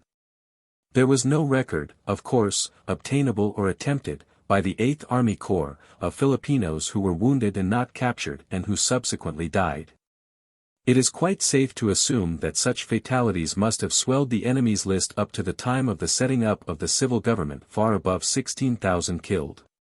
Thus, as has heretofore been stated, the ratio of the enemy's loss to our loss was, literally, at least 16-1, up to the time the civil government was set up. General MacArthur's report for 1900 would seem to bear out the above ratio. He there gives the number of our killed, from November 1, 1899, to September 1, 1900, including the wounded who afterwards died of such wounds, at 268, and the Filipinos killed, as far as of record, 3227. While these last figures make our killed for the period they relate to, considerably over 200, and the enemy's killed but a very small figure over 3,200, still, making allowances for the enemy's wounded that died afterwards, of which of course we have no record, the 16-1 ratio would seem to give a fairly accurate probable estimate of the relative loss of life. These figures are explained by the facts, already noticed hereinbefore, that most of our people knew how to shoot and the Filipinos did not.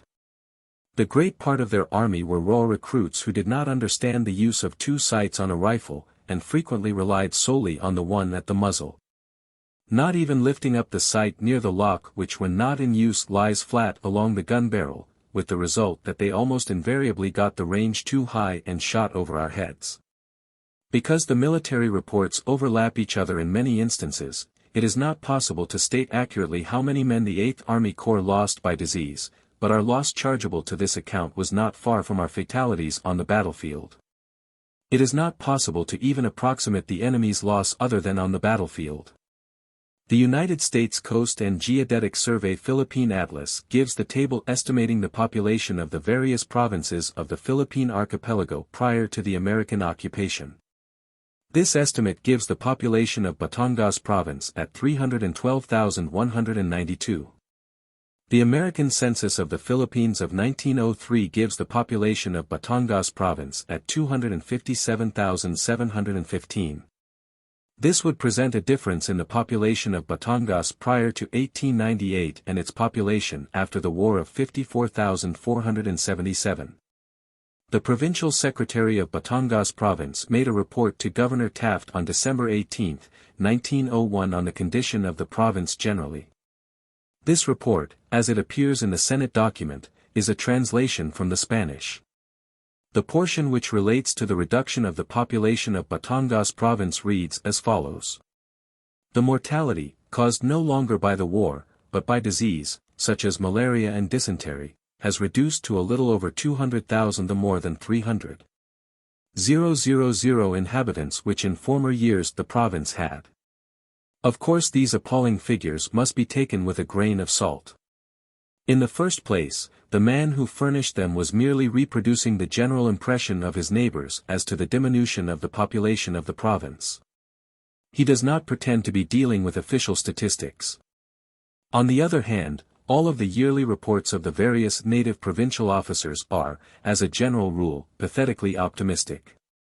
They all seem to think it their duty to present a hopeful view of the situation. In fact, if you read these reports one after the other, the various signers seem to vie with one another in optimism as if their tenure of office depended upon it. So that, balancing probabilities, it would seem unlikely that the provincial secretary of Batangas would have stated more than what he at least believed to represent actual conditions, and the results of the war. A comparison of the Atlas population tables above mentioned with the census tables of 1903 shows no very startling difference in the population of any of the other provinces of the archipelago before and after the war except Batangas. It is also notorious that Batangas suffered by the war more than any other province in the Philippine Islands. However, a glance at the table of population of the various provinces of the census of 1903 shows you 50 provinces with a total of 7,635,426 people. While we will never know whether Batangas did or did not lose 100,000 as a result of the war and its consequences, still, if it did, the other 49 provinces above mentioned must have lost as many more, that is to say, must have lost another 100,000. So that while it is all a matter of surmise, with nothing more certain to go on than the foregoing, it would really seem by no means absurd to assume the Filipino loss of life, other than on the battlefield, caused by the war, and the famine, pestilence, and other disease consequent thereon, at not far from 200,000 people. In more than one province, the people died like flies, especially the women and children, as a result of conditions incident to and consequent upon the war. This will not seem an overstatement to men who have lived much among people that do not know much about how to take care of themselves in the midst of great calamities, people who will eat meat of animals carried off by disease, in time of famine. Who will drink water contaminated by what may for euphony be called sewage, and who are unprovided with any save traditional home remedies against cholera, smallpox, etc. As to the cost of the Philippines in money, it used to be said in the early days that we paid $20 million for a $200 million insurrection. Just what the islands have cost us up to date in money it is utterly impossible to figure out with any degree of certainty, except that a safe minimum may be arrived at. Said the distinguished congressman from Texas, Honorable James L. Sladen, in a speech which appears in the Congressional Record of February 25, 1908, pages 2532 each seek. On this point, and in reply to a resolution of the Senate in 1902, the Secretary of War reported that the cost of the Army in the Philippines from June 30, 1898, to July 1, 1902, had been $169,853,512. To this let us add $114,515,643. 00. The admitted cost of the Army in the Philippines from May 1, 1902, to June 30, 1907, and we will have a grand total of $284,369,155. That does not take into account the additional cost of the Navy.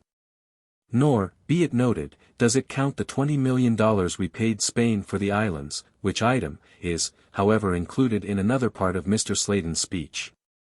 The only other estimate of what the islands have cost, made in the last few years, which seems to be specially worthy of consideration, is one which appeared in the New York Evening Post of March 6, 1907. This estimate was prepared by one of the best trained and most conservative newspaper men in the United States, Mr. Edward G. Lowry, then Washington correspondent of the Evening Post, and since 1911, its managing editor. The total which Mr. Lowry arrives at is $308,369,155, up to that time. There have been various absurd estimates made recklessly without knowledge, but Mr. Lowry's estimate is very carefully studied out, and presented in detail in the newspaper referred to. From the testimony of Mr. Sladen and Mr. Lowry, given as a result of their inquiries into the matter, it would thus seem that the islands must have cost us by the end of 1907 something like $300 million. The insular government is now self-sustaining, except as to military affairs. The cost per annum of the Philippine, native, scouts, of which there are 4,000, is paid out of the United States Treasury, and amounts to $2 million per annum. The number of American troops in the islands for the last few years has been about 12,000. Those who are wedded to the present Philippine policy of indefinite retention with undeclared intention, insist that our military expenses in the Philippines, in respect to the regular army out there, are not fairly chargeable as a part of the current expenses of the Philippine occupation. This argument must be admitted to have some force as far as the Navy is concerned, but as to the Army it is clearly without merit. Under the Act of Congress reorganizing the Army of the United States after the Spanish War, provision was made for a skeleton army of about 60,000 men capable of expansion to something like 100,000 in time of war. The method of expansion thus contemplated was to have companies of, say, for illustration, 60 men, in time of peace, which companies could be recruited up to a war footing of 100 men, in time of war. The suggestion that the cost of the part of the regular army which we have to keep in the Philippines is not chargeable to the Philippines because those same troops would have to be somewhere in the United States if they were not where they are, is not well taken. If we did not need 12,000 men continually in the Philippines, the army could be at once reduced by that much without affecting its present organization. If we had no troops in the Philippines, this would not mean the absolute elimination from the army of enough regiments to represent 12,000 men. It would not eliminate any existing organization. It would simply mean contraction of the number of men in the several companies of the several regiments of the army toward a peace basis to the extent of a total of 12,000 men, more or less. The War Department has long figured on the cost of an American soldier in the Philippines per annum, including his pay, allowances, and transportation out and back, at $1,000 per annum. The cost of 12,000 soldiers at $1,000 per annum is $12 million per annum. The conclusion would, therefore, seem inevitable that the extra military current expense chargeable to our occupation of the Philippines is $12 million per annum, outside the Philippine Scouts, or a total of $14 million. Even if the Philippines have cost us $300 million, that is no reason why we should continue to run a kindergarten for adults out there, and let the Monroe Doctrine run to seed. Something is not bound to turn up. The Philippine Islands will not prove a blessing in disguise. In every war with a nation having discontented colonial subjects, the enemy will always strike the colony first, and hope for aid from the inhabitants thereof. Even if the Philippines have cost us $300 million, we are a nation of nearly 100 million people. So they have cost us, all told, in the neighborhood of only about $3 apiece. And we subjugated them by mistake, after freeing a less capable people, the Cubans. The Panama Canal is to be finished in 1913. This means a splendid, but free-for-all contest, for the trade of South America. In South America we will meet a tremendous pro-German sentiment, and a by no means inconsiderable anti-Yankee sentiment.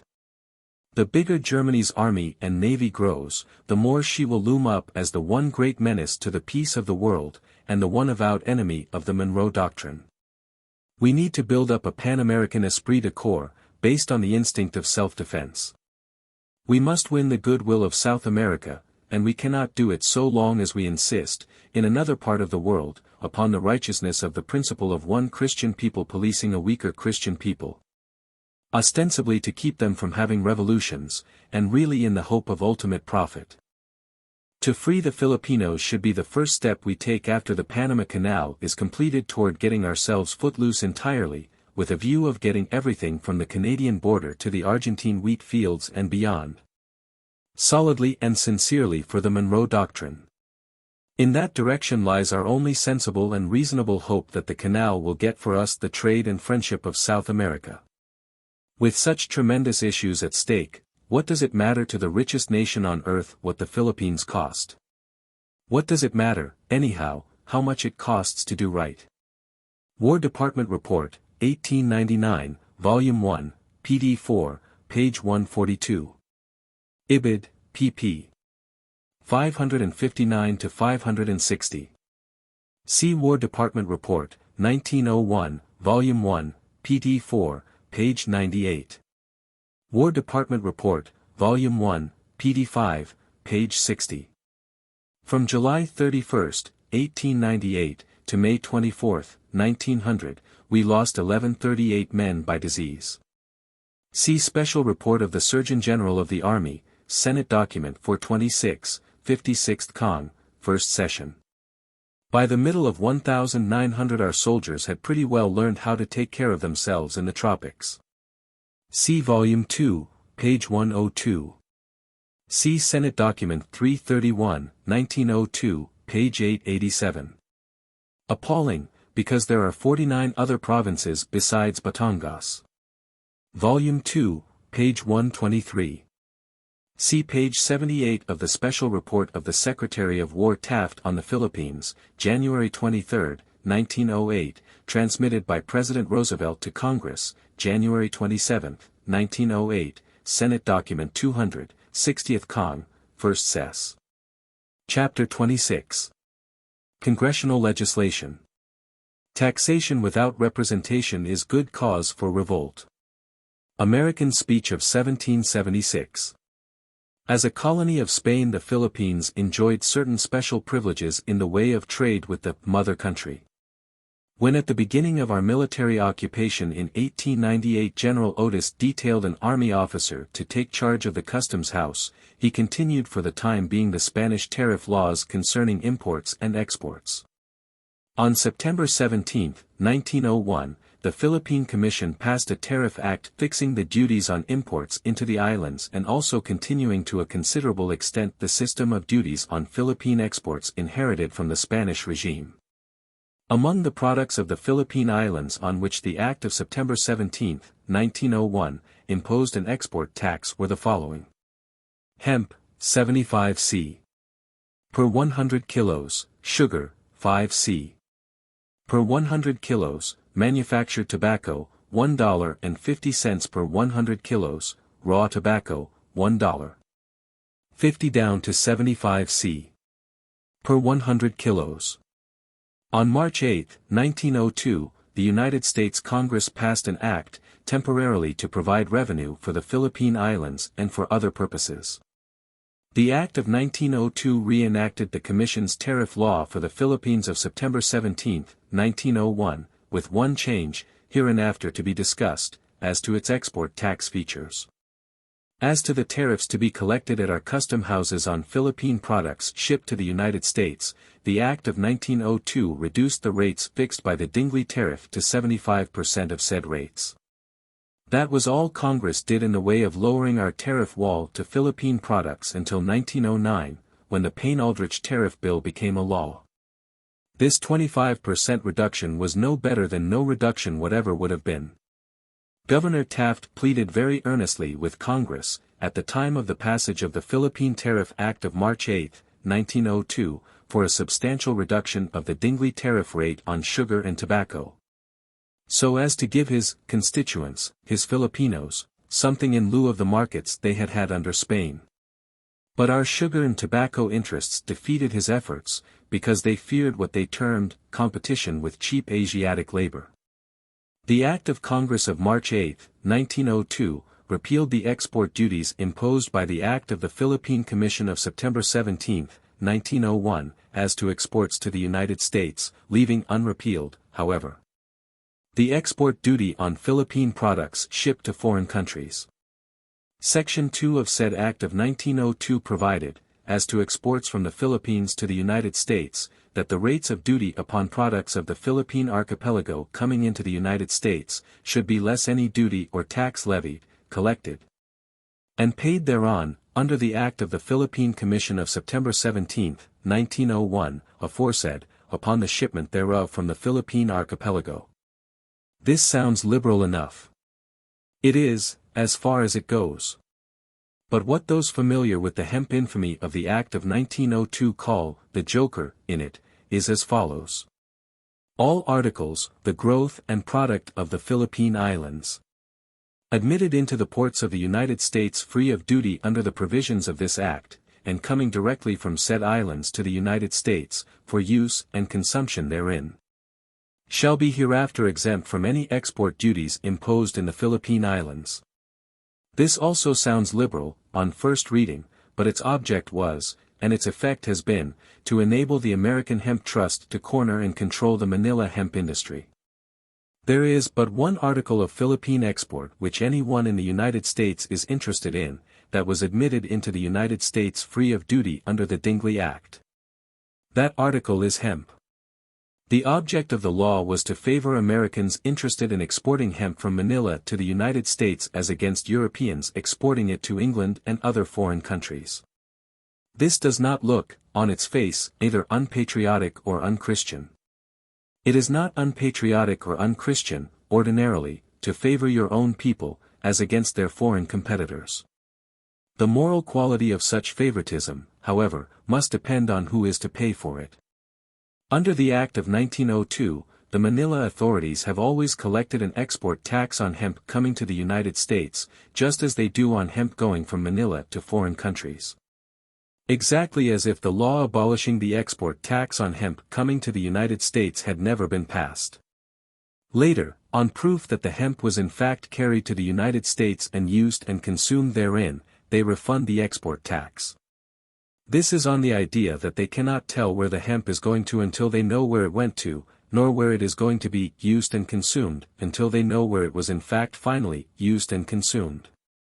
Of course, the small farmer is in no position to follow his bale of hemp into the markets of the world and show, if it happens to go to the United States, that it did in fact go there and that it was there used and consumed, and finally obtaining the proof of this, submit it to the Manila government and get his little export tax on his bale of hemp refunded. Only the big buyers' agents at Manila are in a position to do this. So the hemp crop is bought and moved under conditions which are the same as if all hemp were subject to an export tax. And only the big fish get the benefit. For instance, the International Harvester Company has its hemp buyers at Manila. And as to the part of the Philippine hemp crop it handles, it can, of course, follow the hemp to its ultimate consumption in the United States, make the proof, and get the refund. The wealth of the Philippines is practically entirely agricultural. Neither mining nor manufactures cut any appreciable figure. Hemp, sugar, tobacco, and copra are the chief staples and main exports, and of the first of these Secretary of War Taft says in one of his reports, "The chief export in value and quantity from the Philippines is Manila hemp. It amounting to between 60 and 65% of the total exports." Let us see just how far, according to the annual reports of our own agents in the Philippines, those charged by us with governing them, this piece of legislation gotten through by special privilege has depressed the Manila hemp industry, the chief source of wealth of the islands. And before we even get to the main trouble, let us permit the insular government to place on the screen, as a preliminary view, a glance at what the instinct of self-preservation of American sugar and tobacco interests, fearing competition from cheap Asiatic labor, have deemed it necessary to do to the Philippine sugar and tobacco industries, through the Dingley Tariff. The annual report of the Philippine Commission for 1904, before it gets to the subject of hemp, draws a most gloomy picture of how we killed the markets for sugar and tobacco the islands had under Spain, and gave them none instead. They speak of the languishing state of these industries, page 26, and describe a state of affairs that sounds more like Egypt under Pharaoh than anything else, including a cattle disease that carried off 90% of the beasts of burden of the country, and wholesale destruction of crops by locusts. What they have to say of the annual tribute levied by the American Hemp Trust, through Congress, on the Manila hemp industry, should not be restated, but quoted. They say, "We desire to call attention to the injustice effected upon the revenues of the islands by Section 2 of the Act of Congress approved March 8, 1902, which provides that the Philippine government shall refund all export duties imposed upon articles exported from the islands into and consumed in the United States. Under the provisions of this section there has been collected in the Philippine Islands, since its enactment down to the close of the fiscal year 1904, the sum of $1,060,460.20 United States currency, which is refundable. These refundable duties are principally upon hemp exportations to the United States, and are in effect a gift of that amount to the manufacturers of the United States who use hemp in their operations." They add, "It is manifestly a discrimination in favor of our manufacturers as against those of foreign countries. No good reason is perceived why this bounty to American manufacturers should be extracted from the treasury of the Philippine Islands, and it is respectfully submitted that the law authorizing it should be repealed." The annual report of the Philippine Commission for 1905, after the usual complaint about being made a political football by benevolent assimilation on the one side, and Louisiana and our sugar-beet states on the other. And the usual annual and true description of the consequent poverty, says concerning hemp. We have several times in our reports called attention to the practical workings of that portion of the Act of Congress approved March 8, 1902, which provides for the refund of duties paid on articles exported from the Philippine Islands to the United States and consumed therein, and have as repeatedly recommended its repeal. It is a direct burden upon the people of the Philippine Islands, because it takes from the insular treasury export duties collected from the people and gives them to manufacturers of hemp products in the United States. These manufacturers were already prosperous before this bounty was given them, and it seems hardly consistent with our expressions of purpose to build up and develop the Philippine Islands when we are thus enriching a few of our own people at their expense. By the end of the fiscal year 1905, June 30, the American importers of Manila hemp, of whom the International Harvester Company and its allied interests are the most influential, had, under the operation of the rebate system based on the Act of 1902, milked the Philippine people to the tune of about $1 million. Says the Philippine Commission's annual report for 1905, immediately after the passage last above quoted. The amount of duties refunded under this act to manufacturers in the United States during the 3 years ending June 30, 1905, is $1,057,251. 12. Many of the departments of the government are much hampered in their operations because of the lack of funds, notably the Bureau of Education, and were the sum thus taken available for educational purposes, to say nothing of any other. The government would be enabled to give instruction to thousands of Filipino children whom they are now unable to reach and who must remain steeped in ignorance because of the lack of funds to provide such instruction.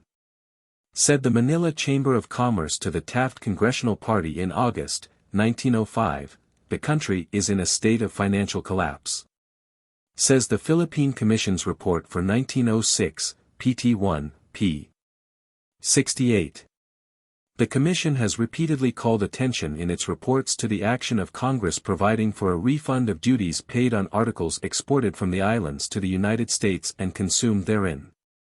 The reasons that led the Commission heretofore to recommend the repeal of that provision are still operative. Since the passage of that act on March 8, 1902, the amount of duties collected and paid into the Philippine Treasury and handed over to manufacturers in the United States down to June 30, 1906, is $1,471,208.47. This money has been taken out of the poverty of the insular treasury to be delivered directly into the hands of manufacturers of cordage and other users of Philippine hemp in the United States for their enrichment. The cordage interests are prosperous and do not need this help, the Philippine Islands are poor. Legislation which takes money directly from the Philippine Treasury and passes it over to a particular industry in the United States is not founded on sound principles of political economy or of justice to the Filipinos. We renew our recommendation for the repeal of this provision.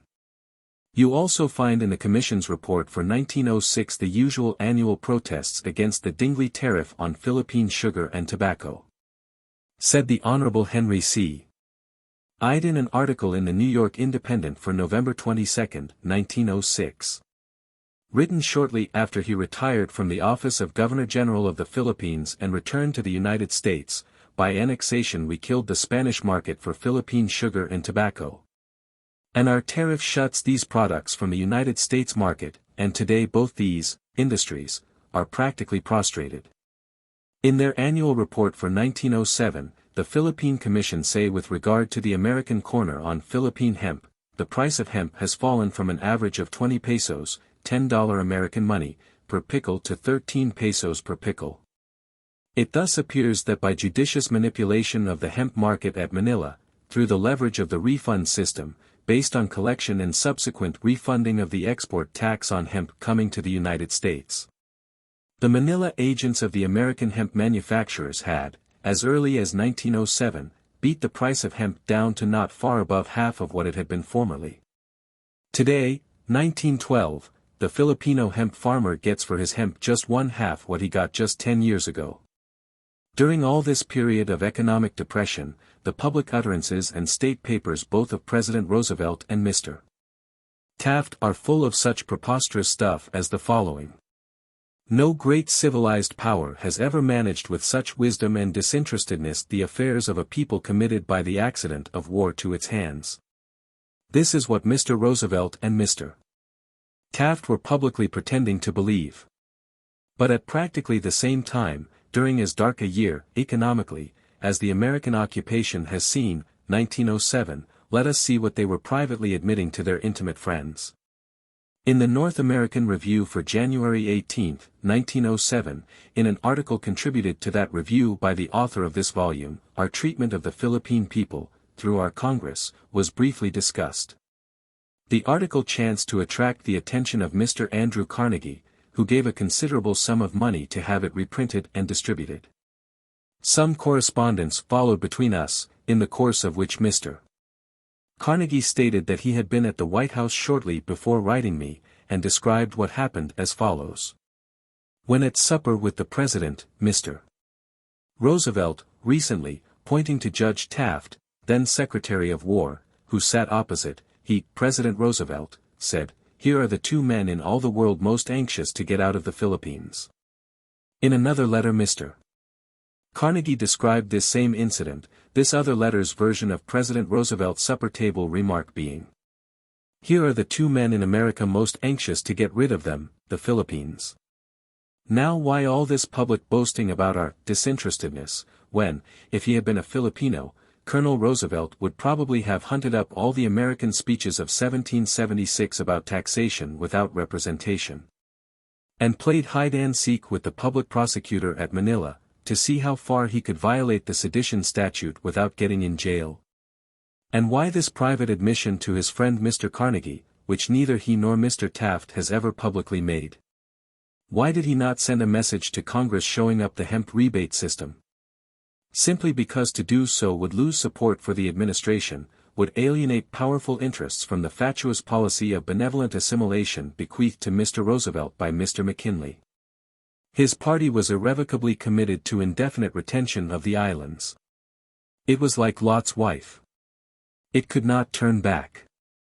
So the protected and subsidized interests were permitted to continue to prey upon the Philippine people. Tariff evils were never President Roosevelt's specialty. Nor has war against entrenched privilege of any sort ever been Mr. Taft's specialty.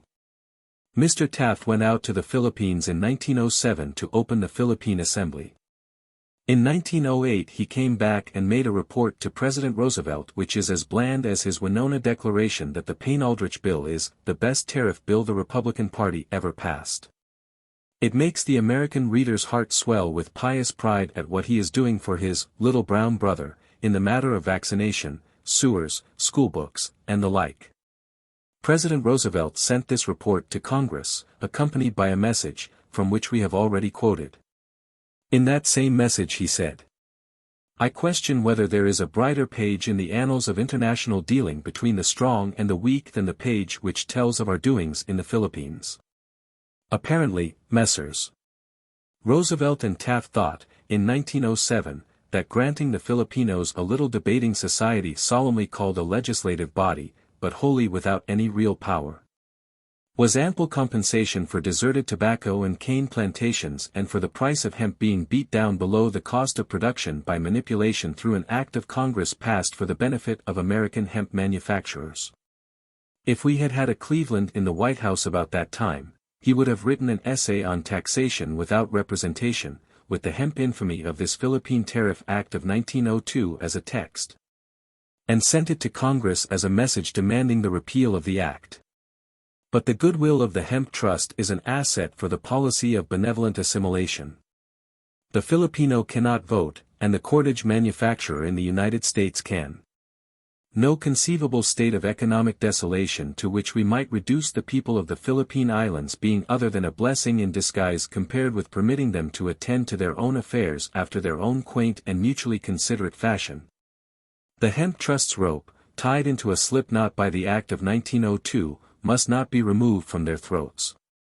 By judicious manipulation of sufficient hemp rope, you can corral much support for benevolent assimilation. Therefore, to this good hour, the substance of the hemp part of the Philippine Tariff Act of March 8, 1902, remains upon the statute books of the United States, to the shame of the nation. At last, under the Payne Tariff Law of 1909, Mr.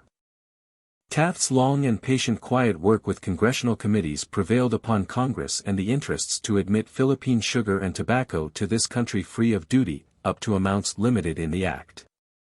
Since then you find the reports of our American officials in the Philippines palpitating with gratitude to Congress.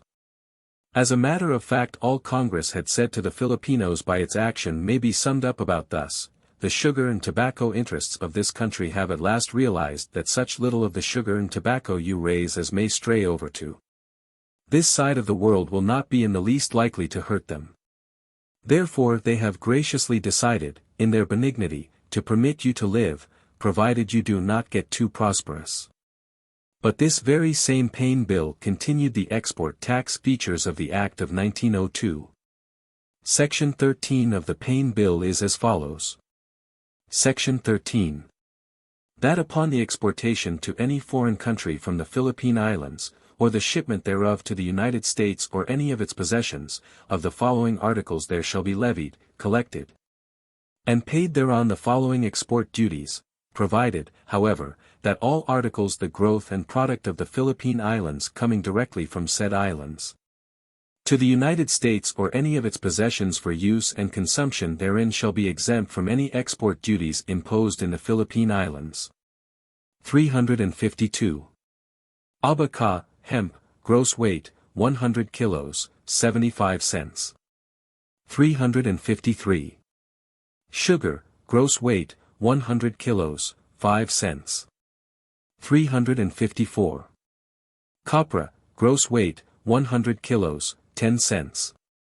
355. Tobacco, gross weight. A. Manufactured or unmanufactured, except as otherwise provided, 100 kilos, $1.30. B. Stems, clippings, and other wastes of tobacco, 100 kilos, 50 cents. Let us briefly glance at the net results of this law, and its predecessor, the Act of 1902, the export features of which it reenacted. It is important that every fair-minded American who can possibly spare the time should take such a glance at what Congress has done to the Philippine hemp industry. Because of the obvious bearing that such taxation without representation will probably have on the attitude of the Philippine people whenever we get into a war with a foreign power.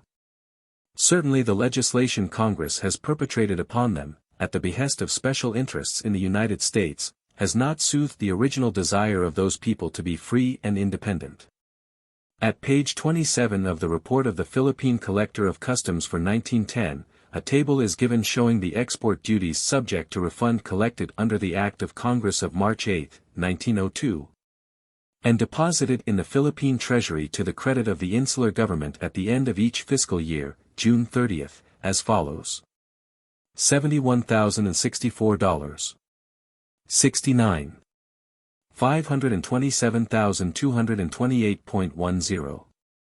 $462,433.83. $486,475.56. $433,991.79.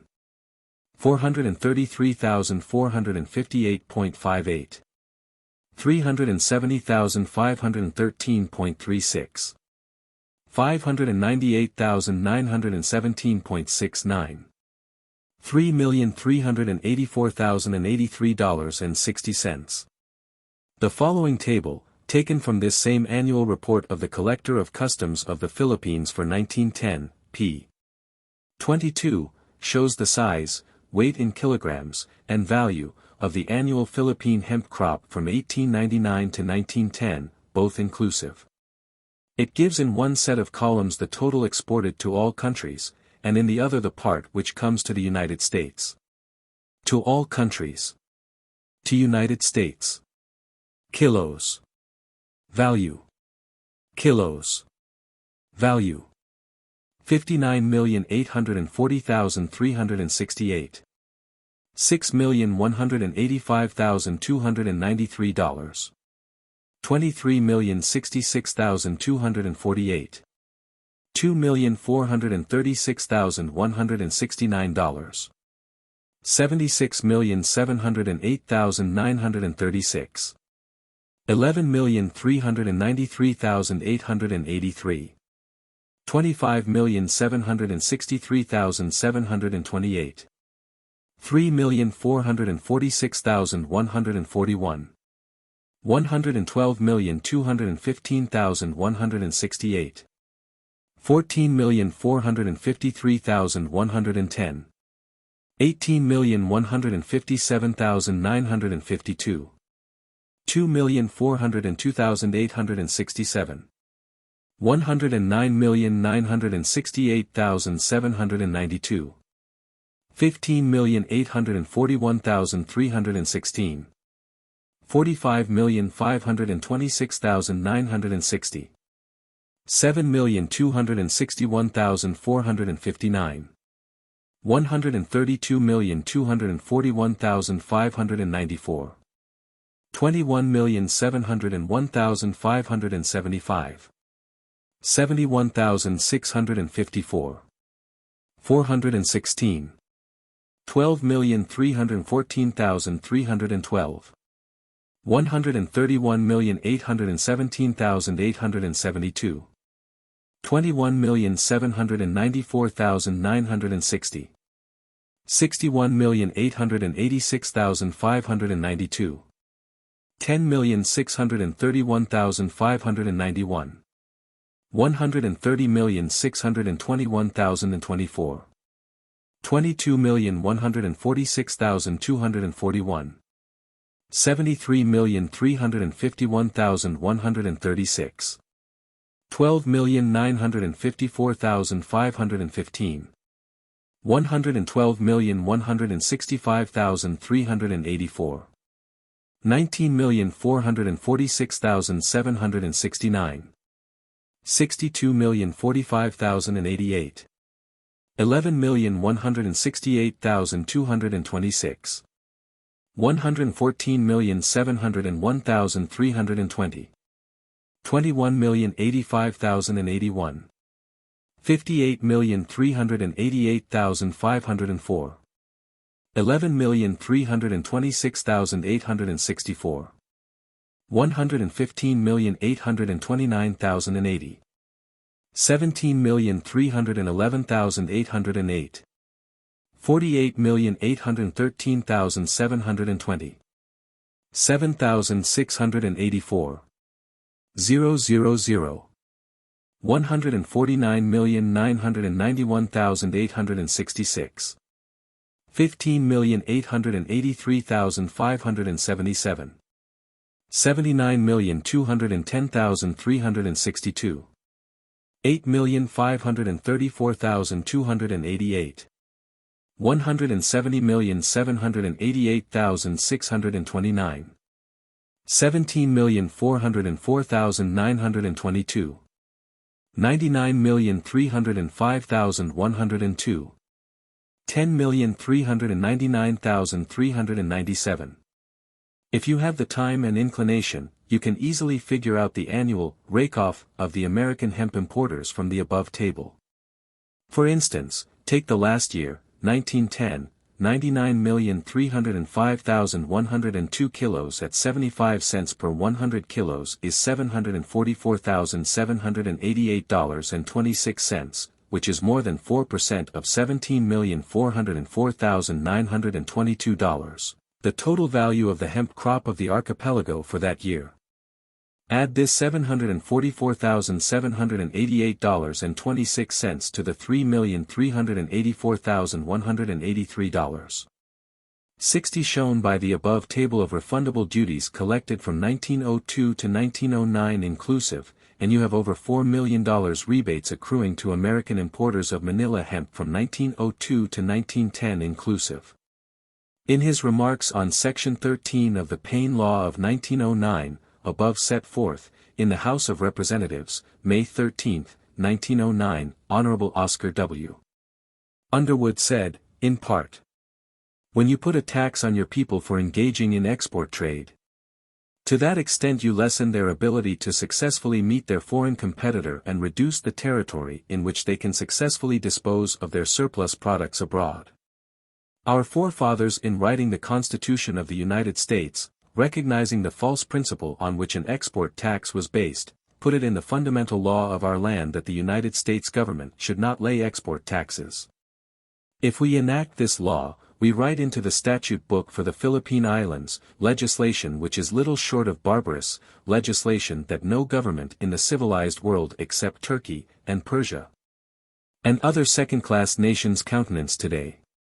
But the hemp interests won out and the section was adopted.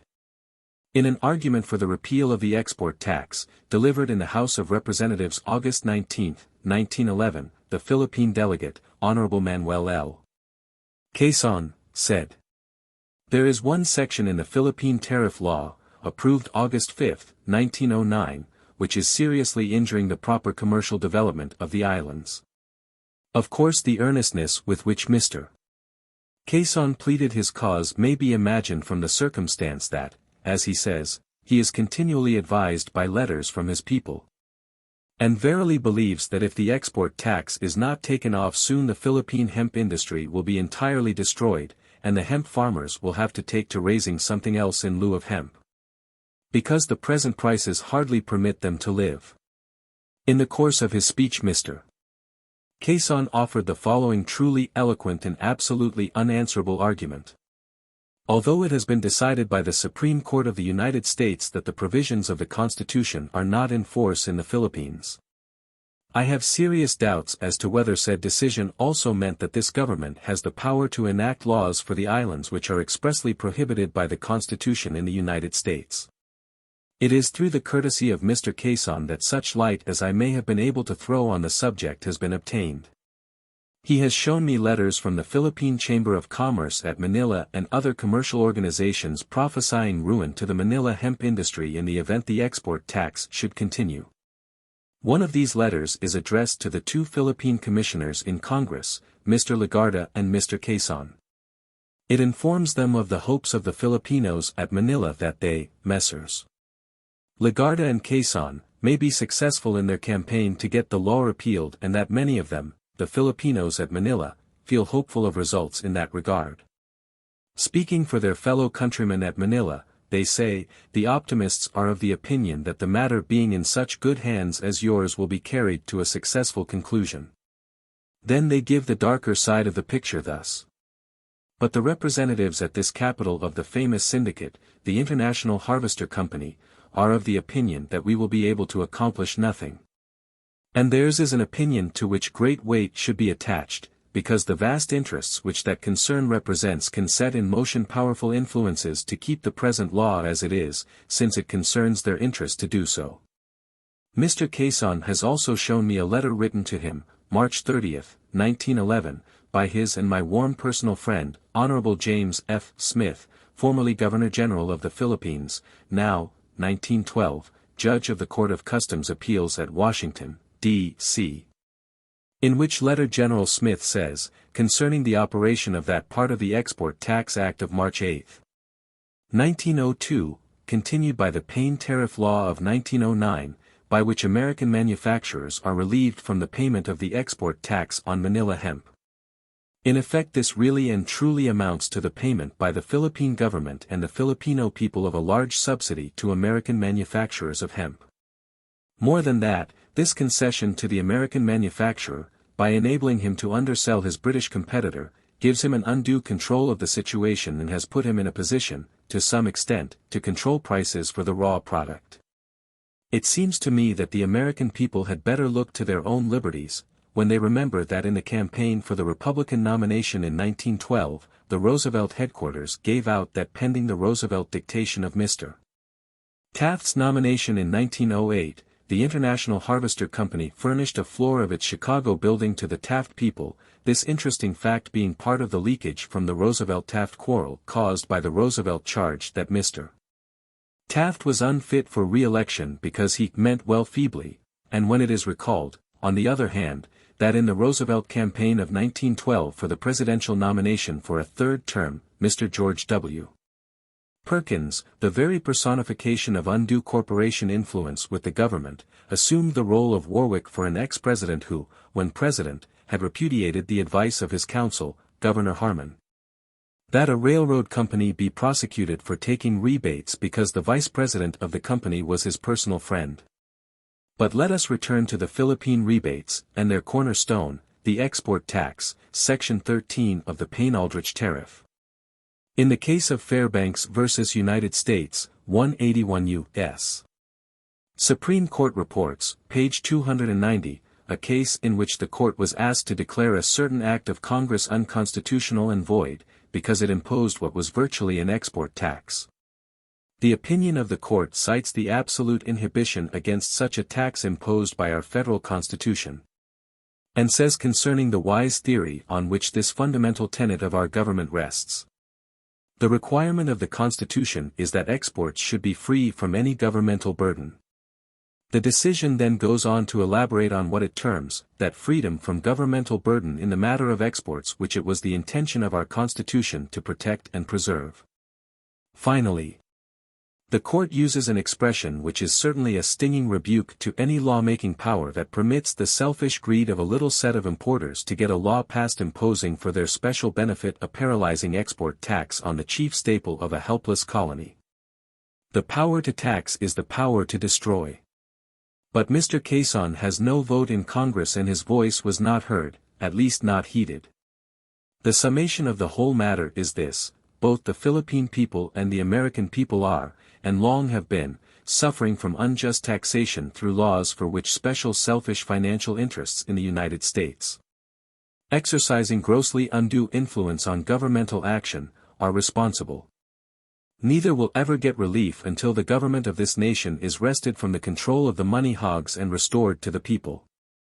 Until that is done, selfish greed will continue to sow sedition in the Philippines, and socialism in the United States. Act 230, U.S. Philippine Commission. For the convenience of readers who do not constantly use the metric system, a kilo is about 2.25 pounds.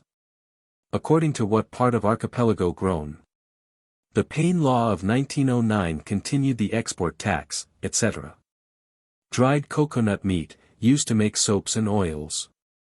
I do not deal with copra because it nearly all goes to Europe, principally to Marseilles. Senate Document 200, 1908, 60th Congress, First Session. I have myself seen a cloud of locusts 3 miles long. Report, U.S. Philippine Commission, 1904, pt 1, pages 26-7. Report, U.S. Philippine Commission, 1905, pt 1, pages 72-3. Senator Newlands, North American Review, December, 1905. Senator Newlands was one of the party. Part 1, page 99. 137.5 pounds. President Roosevelt's message to Congress of January 27, 1908, transmitting report of Secretary of War Taft on the Philippines. Before assuming to use these letters in this book, I sent them to Mr. Carnegie and asked his permission to so use them. He returned them to me with his consent entered on the back of one of them. 300,000 tons of sugar, 150 million cigars, etc. Congressional Record, May 13, 1909, page 2009. Mr. Perkins is chairman of the Finance Committee of the International Harvester Company, a $100 million corporation owning diverse subsidiary companies which make twine and cordage. See Moody's Manual.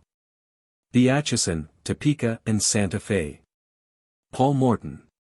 Chapter 27. The Rights of Man. The rights of man cannot be changed. It is the government which attempts to change them that must change. Webster.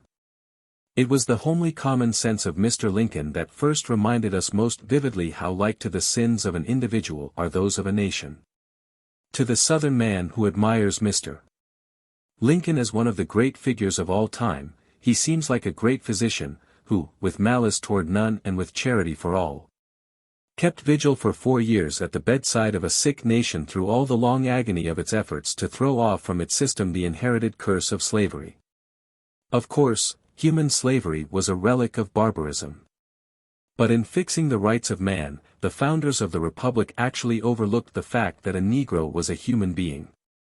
So that, vast property rights having accrued pursuant to that mistake, the march of progress had to wipe them out, no matter whom it hurt financially. The enormity of the iniquity of human slavery did not dawn suddenly and exclusively upon William Lloyd Garrison. He is not the sole, original inventor and patentee of the idea. Lord Macaulay's father was doing the same sort of agitating in England about the same time. Westminster Abbey has its monument to the elder Macaulay, just as Commonwealth Avenue has its monument to the elder Garrison. Simultaneous like stirrings occurred elsewhere throughout Christendom. But, of course, in America, arguments for the emancipation of the slave first took root most readily in a thrifty section of our liberty-loving country which had nothing to lose by abolition. John Quincy Adams once said that our government was an experiment upon the heart of man. It is because this government of the people by the people for the people was a deliberate and thoughtful attempt upon the part of its founders to apply the Golden Rule as a doctrine of international and interindividual law, that we believe our form of government is the last hope of mankind. It is, as we conceive it, the voice of humanity raised in protest against the proposition that might makes right. It is, as we conceive it, a government which entered the lists of the nations as the champion of the human mind, in the great struggle of mind for the mastery over matter, the world-old struggle between good and evil, light and darkness. Our government, like everything else, must follow the law of its being, or die. Its first great sin in violation of the rights of man was due to heredity. We inherited the institution of slavery, the governmental exception to the rule that all men are created with equal right to life, liberty, and the pursuit of happiness. This was a sin against human liberty, one of the unalienable rights of man, upon which the Republic purported to be builded. The consequences of that sin are still with us. But, except for the occasional bloody shirt waver, whose intellectual resources are not sufficient to provide him with a live issue, we are meeting those consequences, as a nation, bravely. And with the mutual forbearance born of the fact that none are wholly free from responsibility for present difficulties.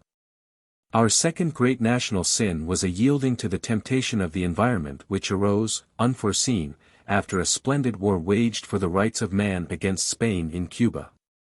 The Philippine War was waged to subjugate the Filipino people, because Mr. McKinley believed it would be financially profitable to us to own the islands. And in the face of the fact that the only thing he knew officially about the Filipino people was that Admiral Dewey thought them superior to the Cubans and more capable of self-government. The war in the Philippines was, therefore, a war against the rights of man. Nowhere in any state paper has any American statesman, soldier, or sailor, had the temerity to invoke the name of God in connection with the retention of the Philippine Islands. Nowhere in any American state paper connected with the Philippines is there any reference to a decent respect to the opinions of mankind. The sin of our Philippine policy is that it is a denial of the right of a people to pursue happiness in their own way instead of in somebody else's way. It is a denial of the very principles in maintenance of which we went to war against Spain to free Cuba, as we had previously gone to war against England to free ourselves. Now the reason the nation blundered into taking the Philippines was that it believed the Filipinos to be, not a people, but a jumble of savage tribes. But the reason the men who controlled the action of the government at the time took the Philippines was because they believed they would pay. Nevertheless, there was a sufficient number of our fellow citizens, controlled, some by altruistic motives and some by sordid motives, to cause the nation to follow the lead of those then in control. If the men then in control had taken the people into their confidence, the blunder would never have been made. If the correspondence between Mr. McKinley and the Paris Peace Commission in the fall of 1898, from which the injunction of secrecy was not removed until 1901, had been given out at the time, the treaty would never have been ratified except after some such declaration as to the Philippines as was made concerning Cuba. Some reaffirmance of allegiance to faith in our cardinal tenet, the right of every people to pursue happiness in their own way, free from alien domination. The Bacon Resolution of 1899, which was along this line, was defeated only by the deciding vote of the presiding officer, the Vice President of the United States. The passage of that resolution would have prevented the Philippine insurrection. Had it passed, the Filipinos would no more have had occasion to think of insurrection than the Cubans did. It was Mr. McKinley alone who decided to take the Philippines. Congress was not called together in extra session. The people were not consulted, except from the rear end of an observation car. Most people, whether they be lawyers or not, are more or less acquainted with the doctrine of what is called in law, bona fide purchaser without notice.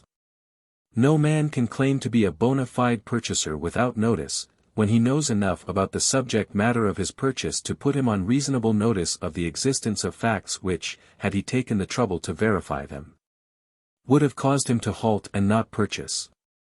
The correspondence in 1898, made public in 1901, withheld by Mr.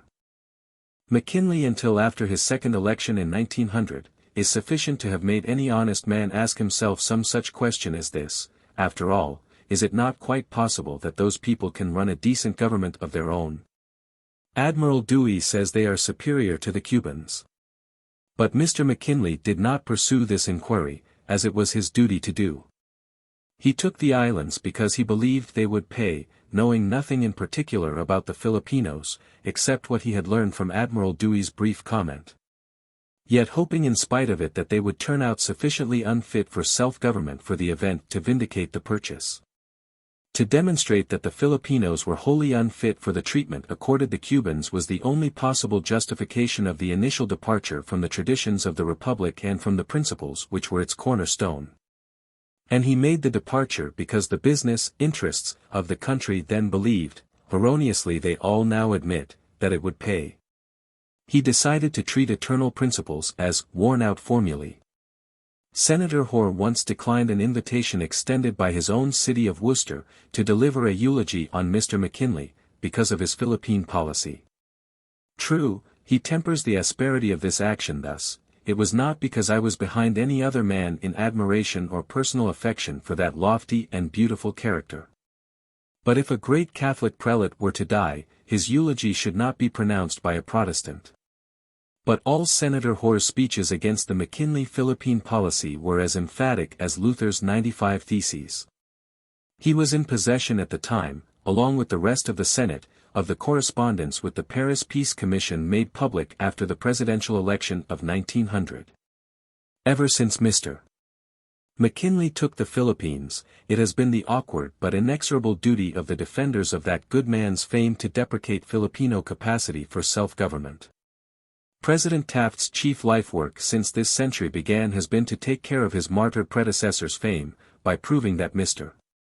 McKinley guessed right in 1898 when he bought the Philippines and trusted to luck to be able to make out, in spite of what Admiral Dewey had said.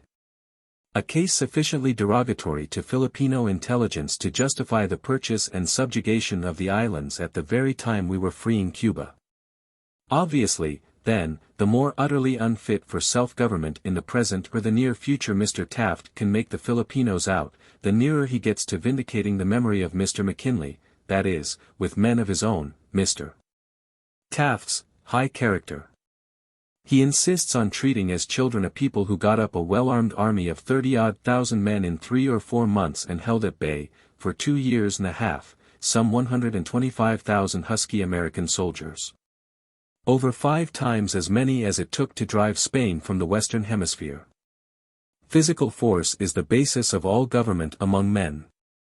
If President Taft had anything of the soldier instinct of his immediate predecessor, he would not sniff demagoguery in the proposition that military efficiency is a better guarantee of capacity for self-government than all the schoolbooks in the world. And that proven passionate willingness to die for freedom from alien domination is the best guarantee conceivable against internecine strife. It was a tremendous struggle with his own conscience that Mr. McKinley went through with before he decided to repudiate the principles on which we took Cuba in order, for a money consideration euphemistically called trade expansion, to take the Philippines. He had advices before him at the time making it reasonably certain that this meant trouble with the Filipinos, i.e., bloodshed in the Philippines, the extent of which none could foresee, and about which he was of course apprehensive. In the matter of instructing our Paris Peace Commissioners to insist on Spain ceding us the Philippines, Mr. McKinley took no moral ground tenable like a rock, such as truly great men take in great crises of their country's history. He did not attempt to lead the people. He simply decided that it would be a popular thing to do to take the islands. Fresh from a war entered upon to emancipate the Cubans from alien domination, he took a step which both Admiral Dewey and General Merritt warned him beforehand would probably mean war, to subjugate, against their will, a people superior to the Cubans. And in taking this step, he took into his confidence, neither the people who paid for the war, nor the soldiers who fought it. To deny that his motives were benevolent would be simply stupid. But he followed the mob which shouted from the rear end of his observation car and repeated by cable to the Paris Peace Commission, what the mob yelled. Ever since the supposed Philippine Klondike whispered in President McKinley's ear, "Eat of the imperial fruits of a colonial policy," the archives of this government, the reports of the State, War, and Navy departments, and the congressional documents, have reeked with the inevitable consequences of our fall from our high estate. No man can serve two masters. Philanthropy for pecuniary profit is a paradox. Duplicity ever follows deviation from principle. In our dealings in 1898 with Aguinaldo you find vacillation on the part of military commanders who personally did not know what fear was. An embarrassed hypocrisy in dealing with him on the part of men wearing the shoulder straps of the American army, athwart the frankness of whose gaze no such shadow had ever fallen before. You find systematic concealment of our intentions in dealing with the insurgents, for fear they would insurge before the treaty was signed, and thus cause such a revulsion of feeling in our country against the purchase of theirs as to defeat the ratification of the treaty. After that, you find a systematic minimizing of the opposition to our rule, reinforced by subtle depreciation of Filipino intelligence, and backed up by a peace at any price policy, periodically punctuated by the horrors of war without its dignity. The denial of Filipino opposition to our rule, which opposition means merely a natural longing for freedom from alien rule, has gradually been abandoned. Nobody now clings to that stale fiction. Also, a long course of chastening, through reconcentration and kindred severities subsequent to the official announcement of a state of general peace, has at last gotten the situation as to public order well in hand. The only question for those who affect that decent respect to the opinions of mankind, which the men of 1776 had in mind is, are the Filipinos a people? President Taft was originally with Senator Hoar on the Philippine question. At least he was an anti-expansionist. In all the heat of subsequent controversy he has never made bold to deny the general proposition of the unalienable right of every people to liberty and the pursuit of happiness in their own way. His position is that the Filipino people must be made an exception to the rule because they are not a people. This is the strongest I can state his proposition for him. It is very difficult to state even with apparent plausibility, anything which denies the right of every community of people to immunity from alien domination. The case must be an extreme one. The issue which the writer raises with the President's policy is that the Filipinos are a people. I know of no graver responsibility that an American statesman can take upon himself before the bar of history than to deny the right of any given people to self-government. Certainly any man who denies that right at least assumes the burden of proof that they are unfit to attend to their own affairs. Mr. McKinley assumed it without pretending to know anything much about the Filipinos, the motive being that the islands would be profitable to us. When Mr. Taft went to the Philippines in 1900, he went, not to investigate the correctness of Mr. McKinley's assumption, which was implied in the purchase, but to champion it, not to give advice concerning the righteousness of having taken over the Philippines, but to bolster up the policy. He assumed the burden of proof before he knew anything about the facts. The burden has been on him ever since. Any subordinate who helps him to bear that burden, finds favor in his eyes. But the burden is greater than he can bear. The proof fails. The proof shows that the Filipino people ought to be allowed to pursue happiness in their own way instead of being made to pursue it in Mr. Taft's way. Once you pretend that our true object in the Philippines is the pursuit of happiness, for them, the Taft policy is condemned by the facts, and that is why I am opposed to it. The record shows this. He admits it. But he insists, with a sigh, that in some other generation they will be happy. Meantime, we are drifting toward our next war, carrying in tow 8 million of human beings who, if neutralized and let alone, would not be disturbed by our next war, but whose destinies now must be dependent upon the outcome of such war. However little they may be concerned in the issues which bring it about. The shifty opportunism which once actually held out to the Filipinos the hope of someday becoming a state of the United States of America, has long since lapsed into the silence of shame. Because no American ever honestly believed that the American people would ever countenance any such preposterous proposition. And so a free republic based on representative government is face to face with the proposition of having a crown colony on its hands which wishes to be, and could soon be made fit to be, a free republic also. If a federal republic cannot live half slave and half free, can it live with millions of the governed denied a voice in the federal government confessedly forever? Autobiography of 70 Years, Volume 2, page 317. Chapter 28. The Road to Autonomy. Oh, be ye not dismayed, though ye stumbled and ye strayed. Kipling, A Song of the English. He who points out a wrong without being prepared to suggest a remedy presumes upon the patience of his neighbor without good and sufficient cause. Up to this point the wrong has been unfolded, with such ability as was vouchsafed the narrator, from Genesis to Revelations, so to speak. Also his own attitude as an eyewitness, and its evolution from the Mosaic doctrine of an eye for an eye and a tooth for a tooth, to the more Christian doctrines of the New Testament. Let us now consider the remedy. In the course of our travels with the army in the earlier chapters of this book, we first followed its northern advance. From Manila over the great central plain drained by the Rio Grande and crossed by the railroad connecting Manila Bay with Lingayen Gulf. Its further advance from the northern borders of the plain over the mountains of central Luzon, and its march from the central mountains to the northern sea, at the extreme northern end of the archipelago. We thus saw in detail the military conquest and occupation of that part of Luzon lying north of the Pasig River. Before leaving that part of the subject, the way the provinces thus occupied were grouped into military districts was indicated. Following the lines of the military occupation, it was shown that northern Luzon was naturally and conveniently susceptible of division into 4 groups of provinces, which groups might ultimately be evolved into self-governing commonwealths, states of a Philippine Federal Union, as follows. Name of state. Area, SQ. M. Population. Ilocos. 6,500. 650,000. Cagayan. 12,000. 300,000. Pangasinan. 4,500. 625,000. Pampanga. 5,000. 650,000. Total. 28,000. 2,225. 000.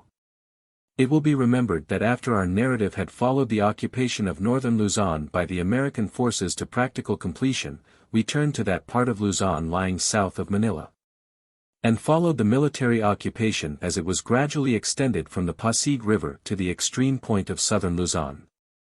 Before closing the review of that military panorama, suggestions were made for an ultimate grouping of the provinces of southern Luzon into 2 governmental units intended to be ultimately evolved into states. Those suggestions contemplated grouping the provinces of the lake region bordering on the Laguna de Bay and the adjacent provinces, into a territory designated for convenience as Cavite. This territory was to include all of southern Luzon except the Hemp Peninsula, which lies to the south of the lake country. It was also suggested in the same connection that the 3 provinces of the Hemp Peninsula might form a convenient ultimate state of Camarines. In other words, 2 states can be made out of southern Luzon as follows. Name of state. Area, square M. Population. Cavite. 8,500. 700,000. Camerons. 7,000. 600,000. Total. 15,500. 1,300,000. To recapitulate, all of Luzon except Manila and the vicinity can at once be divided into the 6 groups of provinces above mentioned, territories. Having what we are accustomed in the United States to call a territorial form of government, and intended to be made states later. Luzon is about the size of Cuba, a little over 40,000 square miles, is twice as thickly populated, nearly 4 million to Cuba's 2 million, and is not cursed with a Negro question, as Cuba is. The above totals, be it remembered, are only round numbers, but they get us out of the woods, so to speak, and away from a lot of unpronounceable names. They show you how to handle Luzon as if it were about the size of Ohio, which it is.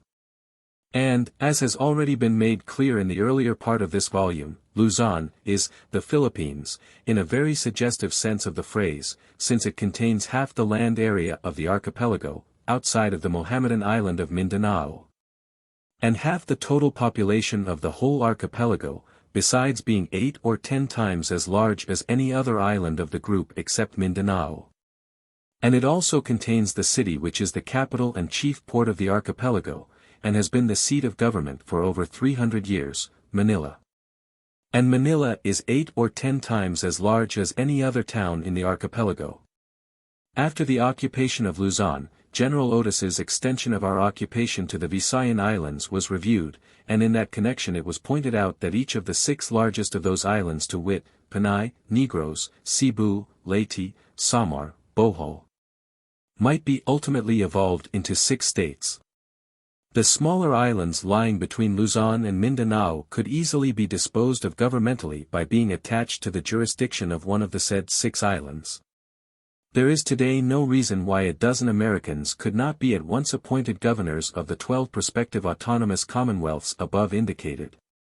Just as the President of the United States has in the past appointed governors for New Mexico, Arizona, and other territories of the United States which have subsequently been admitted to the Union. If the Congress of the United States should promise the Filipinos independence, to be granted as soon as American authority in the islands should so recommend, the dozen territorial governments intended to be evolved into states of an ultimate federal union could soon be whipped into shape where they could take care of themselves to the extent that our state governments today take care of themselves. American representatives of American authority in the islands, sent out to work out such a program, might be instructed to watch these 12 territorial governments, granting to each the right to elect a governor in lieu of the appointed governor as soon as in their judgment a given territory was worthy of it. I have no doubt that such recommendations would follow successively as to all of said prospective states inside of 4 or 5 years. Whether this plan is wise or not, it certainly is not, as far as I am concerned, half-baked. Some 5 years ago, in the North American Review, I suggested that Luzon could be so organized within less than 10 years by American territorial governors selected for the work, naming the Honorable George Curry of New Mexico, formerly governor of the Territory of New Mexico, and now a member of Congress therefrom, as an ideal man to organize one such territory. It is true that there are not 11 other men as well qualified for the work as Governor Curry. In fact, he is probably better qualified for the work than any man living. The language used as to Governor Curry in the North American Review article referred to was as follows. If the inhabitants of these regions were told by a man whom they liked and would believe, as they would Curry, that they were to have autonomous governments like one of the western territories of the United States, at the very earliest possible moment, and urged to get ready for it, they could and would, under his guidance. We would get a cooperation from those people we do not now get and never will get, so long as we keep them in uncertainty as to what we are going to do with them. If next year we should formally disclaim intention to retain the islands permanently, and set to work to create autonomous territories destined ultimately to be states of a federated Philippine Republic, whenever fit, we would soon see the way out of this tangle, and behold the beginning of the end of it. Whenever the 12 territorial governments should be gotten into smooth working order under elected native governors, the Philippine archipelago would then be nearly ready for independence, so far as its internal affairs are concerned. The danger of their being annexed on the first pretext by some one of the great land-grabbing powers should be met by our guaranteeing them their independence, as we do Cuba, until they could be protected by neutralization treaties. Such as protect Belgium and Switzerland today, as explained in the chapter which follows this. Powers not specifically granted to the several states in embryo should of course, until the final grant of independence, be reserved to the central government at Manila. Manila and Rizal province would be available at almost any time as a 13th state. So that when the 12 states above suggested had shown themselves capable of local self-government, Manila and Rizal province might be added to make the final one of 13 original states of a Philippine republic. Any American who has seen a Filipino pueblo transformed, as if by magic, from listless apathy to a state of buzzing and busy enthusiasm suggestive of a beehive, by preparations for some church fiesta, or for the coming of some dignitary from Manila, has seen something analogous to what would happen if the Filipino body politic should suddenly be electrified by a promise of independence under some such program as the above. A generous rivalry would at once ensue all over the archipelago in each of the 12 prospective states. Each would seek to be the first to be recommended by American authority as ready for statehood. I do not believe the annals of national experience contain any analogy where every member of a given community has rallied to a common cause more completely than the whole Filipino people would rally to such a prospective program of independence. The unanimity would be as absolute as the kind we saw among the American people at the outbreak of the Spanish War, when Congress one fine morning placed $50 million at the disposal of President McKinley by a unanimous vote. I especially invite attention to the fact that the above program throws away nothing that has been done by us in the islands in the last 12 years in the way of organization. It simply takes it and builds upon it. Congress should not attempt to work out the details from this end of the line. We should send men out there from here to work them out, with local cooperation from the leading Filipinos. Men animated by the idea of working out a program under which the living may hope to see the independence of their country, should be sent out to take the place of the men now there who are irrevocably committed to the program of indefinite retention with undeclared intention, which holds out no hope to the living. It is not wise to arrange the details of the program by act of Congress without a year or two of study of the situation by such men on the ground. An act of Congress which goes into details before getting the recommendations of such men will inevitably set up a lot of straw men easy for the other side to knock down. All you need is a program, sanctioned by Congress, containing a promise of independence, and men sent out to the islands to work out the program. They would report back from time to time, and the Congress by whose authority they went out would have no hesitation in being guided by their recommendations. If unpatriotic greed for office among the Filipinos, or other opposition animated by evil motives, should block the game, your Americans so sent out would have to recommend the calling of a halt. This ever-present shadow in the background would in turn throw the shadow of ostracism over all demagogues. Meantime the Filipinos should be given a Senate or upper house, in which, the 13 prospective states should be represented by 2 men, the bill therefore to be framed out there, and sent back here to Congress for approval. This would give them under the plan here suggested, as soon as the Americans sent out should so recommend, a Senate of 26 members. At present, if the native assembly, or lower house, does not pass the annual appropriations necessary to run the government, the Appropriation Act of the preceding year again becomes law. At present, the upper house is the Philippine Commission. By withholding its consent, it can prevent any legislation whatsoever. So, at present, the Assembly is little more than a debating society. All questions as to appropriations, veto of legislation, and other details, in the event the Filipinos are given a Senate also, should be left to be fixed in the bill recommended by the men sent out to work out the program of promise. On March 20, 1912, Honorable W.A. Jones, the distinguished veteran congressman from Virginia, who is chairman of the Committee on Insular Affairs, introduced in the House of Representatives a bill entitled, "A Bill to Establish a Qualified Independence for the Philippines." and to fix the date when such qualified independence shall become absolute and complete. The greater part of what precedes this paragraph of this chapter was written prior to March 20, 1912. Mr. Jones's bill works out the details of the independence problem in a manner somewhat different from the plan I suggest, but that does not make me any the less heartily in favor of the principle which his bill embodies. The supreme virtue of the Jones bill is that it promises independence at a fixed date, July 4, 1921. It ends the cruel uncertainty, so unjust to both the Filipinos and to the Americans in the Philippines, that is contained in the present program of indefinite retention with undeclared intention. 5 years ago, in the North American Review for January 18 and June 21, 1907, the writer hereof expressed the belief that an earlier date was feasible, thus: if 3 strong and able men, familiar with insular conditions, and still young enough to undertake the task were told by a President of the United States, by authority of the Congress, go out there and set up a respectable native government in 10 years, and then come away, they could and would do it. And that government would be a success. And one of the greatest moral victories in the annals of free government would have been written by the gentlemen concerned upon the pages of their country's history. As Mr. Jones's bill allows 4 years more of time, I believe it to be absolutely safe.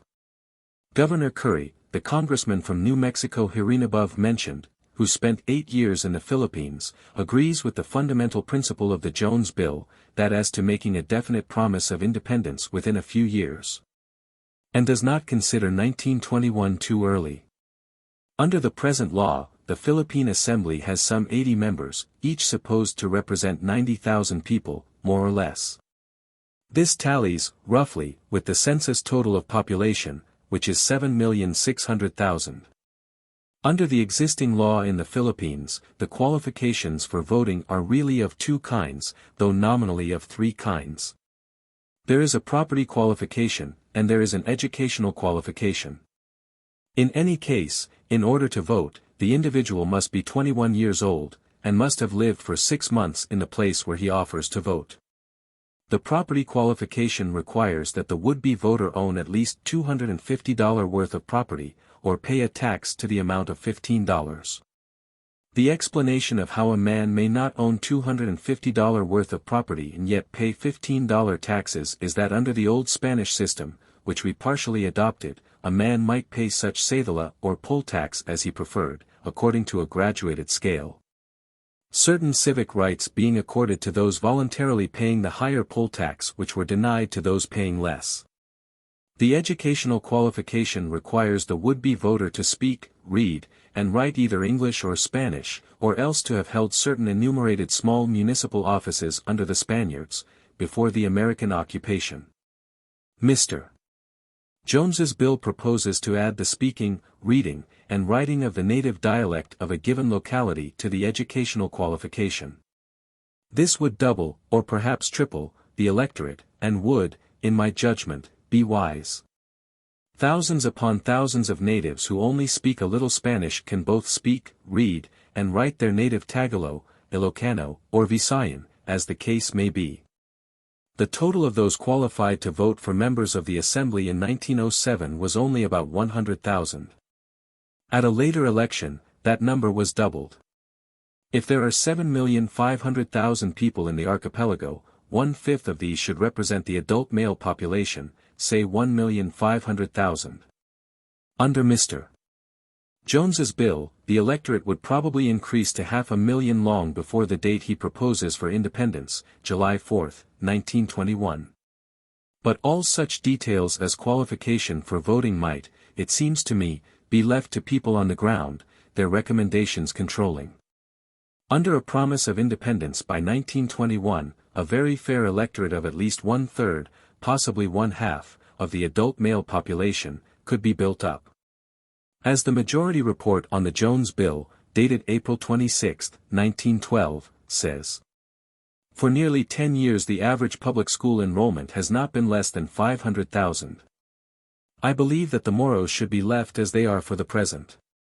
The time for solving that problem has not yet been reached. Mr.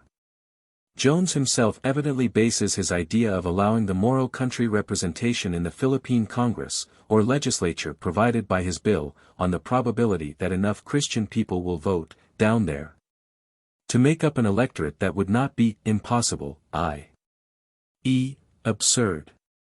For instance, he tells me that a great many people have moved into Mindanao from the northern islands for commercial reasons, and, if I recollect correctly, that Zamboanga, the most beautiful little port in Mindanao, which hardly had 10,000 people when I was there, now has possibly 50,000.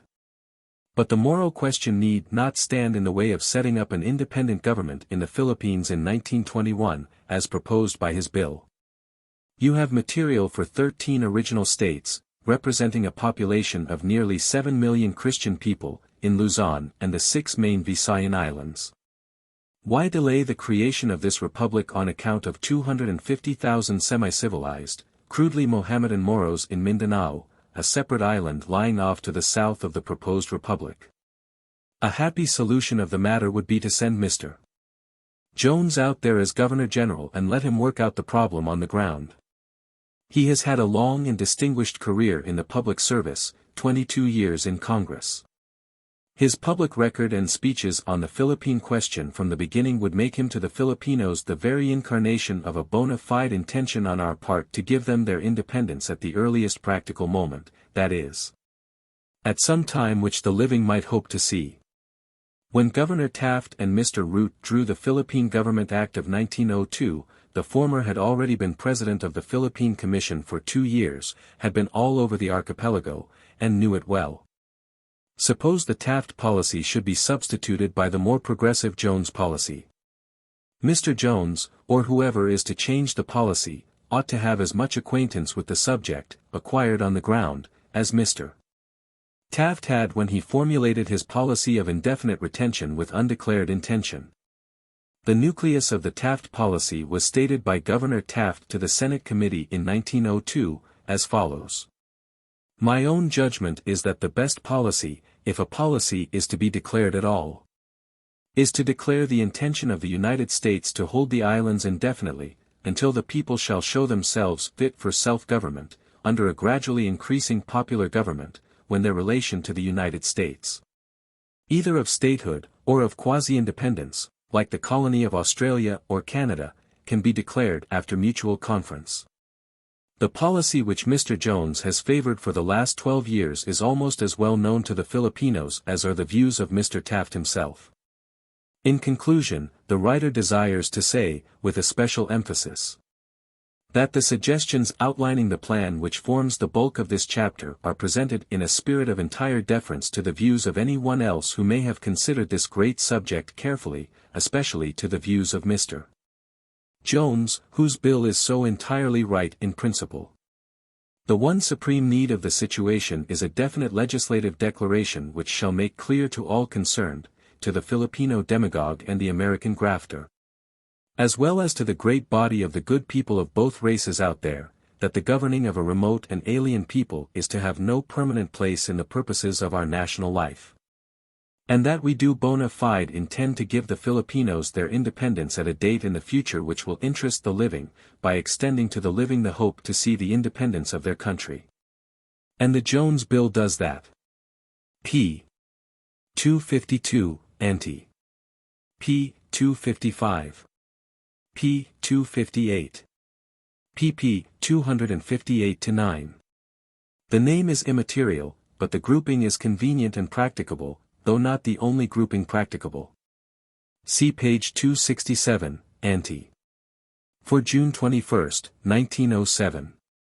In the article quoted from I named 3 men, adding, or any 3 men of like caliber. One of the 3 was Justice Adam C. Carson, of the Philippine Supreme Court, who has been a member of the Philippine judiciary since the Taft civil government was founded in 1901. If this book has gained for me any character in the estimation of any reader who is or may hereafter be clothed with authority, I desire to say here, on the very highest public grounds, that, in my judgment, Judge Carson is the most considerable man we have out there now, 1912, a good man to have in an emergency. Though not as learned in the law as his colleague, Justice Johnson, who is quite the equal, as a jurist, of most of the federal judges I know in the United States. Judge Carson is a man of great breadth of view, and is peculiarly endowed with capacity to handle men and situations effectively and patriotically. Says the Census of the Philippines of 1903, Volume 2, page 15, the total population of the Philippine archipelago on March 2, 1903, was 7,635,426. Of this number, 6,987,686 enjoyed a considerable degree of civilization, while the remainder, 647,740, consisted of wild people. By this same census, the Moros are classified as uncivilized, and the population of the island on which they live, Mindanao, is given at about 500,000, 499,634, Volume 2, p. 126, of which about half only, 252,940, are Moros, the rest being civilized. The total of the uncivilized people of the archipelago, according to the census, is 647,740, Volume 2, page 123, less than 400,000, leaving out the Moros. Tagalog, Ilocano, and Visayan are the three main dialects that have been evolved into written language by the patience of the Spanish priests in the last couple of 100 years or so. Probably 5/6 of the people of the archipelago speak some one of these three dialects. In fact, they can hardly be called dialects, for there are plenty of books, novels, plays, grammars, histories, dictionaries, etc. written in Tagalog, Ilocano, or Visayan. Every educated Filipino of the well-to-do classes grows up speaking Spanish and the dialect of his native province, while the latter is the only language spoken by the less fortunate people of his neighborhood, the poorer classes. This report is numbered Report 606, 62D Cong, 2D Session, and accompanies H.R. 22143, the Jones Bill. According to the American Census of the Philippines, of 1903, the total population of Mindanao is 499,634, see Volume 2, p. 126, of which 252,940 are Moros, and the rest civilized. In addition to said 252,940 Moros on Mindanao, the adjacent islets contain some 25,000 Moros. See Senate Document 331, 1902, page 339. Chapter 29. The Way Out. Respect for the perpetual neutrality of Switzerland has now taken such lodgment in the conscience of Europe that its violation would inevitably provoke a storm of indignation. M. de Martins in the Revue des Deux Mondes. On March 25, 1912, Honorable W. A. Jones, of Virginia, chairman of the House Committee on Insular Affairs, introduced a resolution, H.J. 278, proposing the neutralization of the Philippines, to accompany his Philippine Independence Bill discussed in the preceding chapter. Such a resolution, accompanying such a bill, both introduced by one of the majority leaders in the House of Representatives, lifts the question of Philippine neutralization out of the region of the academic, and brings it forward as a thing which must, sooner or later, command the serious consideration both of Congress and the country. There have been many such resolutions before that of Mr. Jones. But they are all the same in principle. All contemplate our guaranteeing the Filipinos their independence until the treaties they propose shall be consummated. In 1911, there were at least 9 such resolutions proposing neutralization of the Philippines, introduced by the following named gentlemen, the first a Republican, the rest Democrats. Mr. McCall, of Massachusetts, Mr. Klein, of Indiana, Mr. Sabath, of Illinois, Mr. Garner, of Texas, Mr. Peters, of Massachusetts, Mr. Martin, of Colorado, Mr. Burgess, of Texas, Mr. Oldfield, of Arkansas, and Mr. Ferris, of Oklahoma. Because the neutralization plan to provide against the Philippines being annexed by some other power in case we ever give them their independence would, if successfully worked out, reduce by that much the possible area of war. and be a distinct step in the direction of universal peace, it is certainly worthy of careful consideration by the enlightened judgment of the Congress and the world. Mr. McCall is the father of the neutralization idea, so far as the House of Representatives is concerned, application of it to the Philippines having been first suggested at the Universal Peace Conference of 1904, by Mr. Irving Winslow, of Boston. Mr. McCall has been introducing his neutralization resolution at every Congress for a number of Congresses past. The McCall Resolution, H.J. Res. 107, is the oldest, and perhaps the simplest, of the various pending resolutions for the neutralization of the Philippines, and is typical of all. It reads: Joint Resolution. Declaring the purpose of the United States to recognize the independence of the Filipino people as soon as a stable government can be established. And requesting the President to open negotiations for the neutralization of the Philippine Islands. Resolved by the Senate and House of Representatives of the United States of America in Congress assembled. That in accordance with the principles upon which its government is founded and which were again asserted by it at the outbreak of the war with Spain. The United States declares that the Filipino people of right ought to be free and independent, and announces its purpose to recognize their independence as soon as a stable government, republican in form, can be established by them.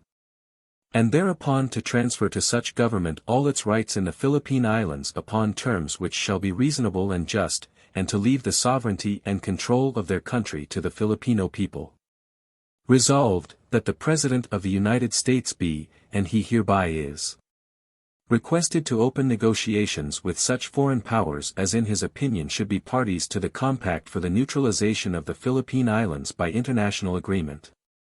If the McCall Resolution, or any one of the kindred resolutions, were passed, and complied with by the President of the United States, and accepted by the other powers, and the Filipinos were helped to organize territorial governments such as Arizona and New Mexico were before they became states, several such territories could form the nucleus about which to begin to build at once.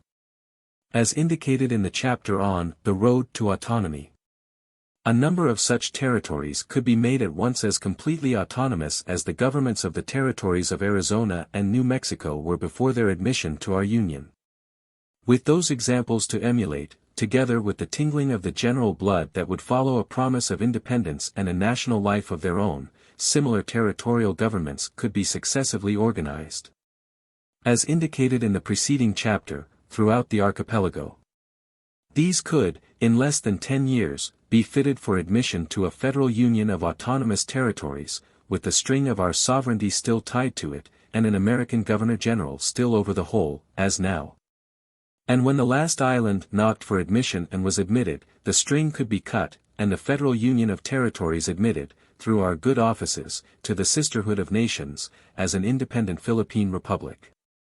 They would not bother the rest of the world any more than Belgium and Switzerland do, which are likewise protected by neutralization. The idea of international neutralization is not without pride of ancestry or hope of posterity. It was born out of the downfall of Napoleon I. The Treaty of Paris of 1815 declared that the neutrality and inviolability of Switzerland, as well as its independence of outside influences, are in conformity with the true interests of European politics. The Congress of Vienna, held afterwards in the same year, at which there were present, besides the various monarchs, such men as Wellington, Talleyrand, and Metternich, solemnly and finally reiterated that declaration. Would not the neutrality and inviolability of the Philippines be gladly acceded to by the great powers as being, in conformity with the true interests of European politics, and Asiatic politics as well? Says M. de Martins, in an article in the Revue des Deux Mondes for November 15, 1903. Respect for the perpetual neutrality of Switzerland has now taken such lodgment in the conscience of the civilized nations of Europe that its violation would inevitably provoke a storm of indignation. At present, the Philippines are a potential apple of discord thrown into the balance of power in the Pacific. The present policy of indefinite retention by us, with undeclared intention, leaves everybody guessing, including ourselves. Now is the accepted time, while the horizon of the future is absolutely cloudless, to ask Japan to sign a treaty agreeing not to annex the Philippine Islands after we give them their independence. By her answer she will show her hand. The overcrowded monarchies do not pretend any special scruples about annexing anything annexable. Germany very frankly insists that she became a great power too late to get her rightful share of the Earth's surface, and that she must expand somewhither. And only the virile menace of the Monroe Doctrine has so far stayed her heavy hand from seizing some portion of South America. But probably none of the powers would object to converting the Philippines into permanently neutral territory, by the same kind of an agreement that protects Switzerland. The Treaty of London of 1831, relative to Belgium and Holland, declares: within the limits indicated, Belgium shall form an independent and perpetually neutral state. She shall be required to observe this same neutrality toward all the other states. The signatories to this treaty were Great Britain, France, Austria, Prussia, and Russia. 40 years after it was made, during the Franco-Prussian War, when Belgium's neutrality was threatened by manifestations of intention on the part both of France and of Prussia to occupy some of her territory, England served notice on both parties to the conflict that if either violated the territorial integrity of Belgium, she, England, would join forces with the other. And the treaty was observed.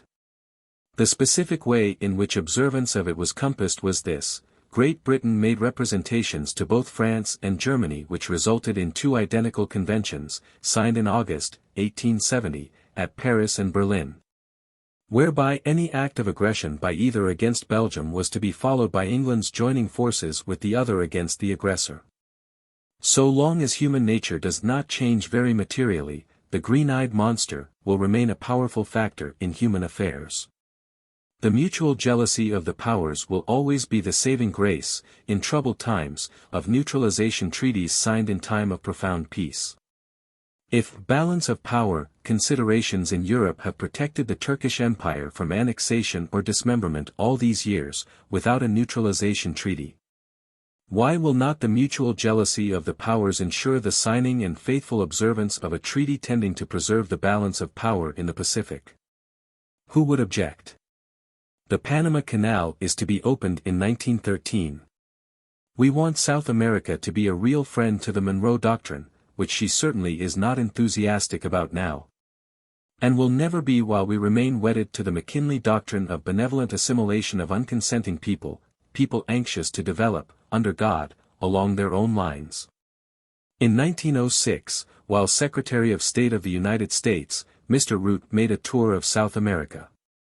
He told those people down there, at Rio Janeiro, by way of quieting their fears lest we may someday be moved to improve their condition also, through benevolent assimilation and vigorous application of the uplift treatment. We wish for no territory except our own. We deem the independence and equal rights of the smallest and weakest member of the family of nations entitled to as much respect as those of the greatest empire. And we deem the observance of that respect the chief guarantee of the weak against the oppression of the strong.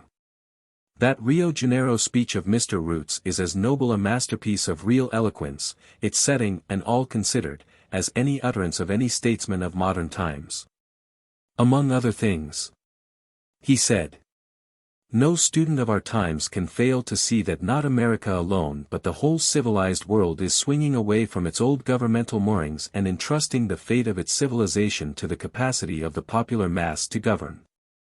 By this pathway mankind is to travel, whithersoever it leads. Upon the success of this, our great undertaking, the hope of humanity depends."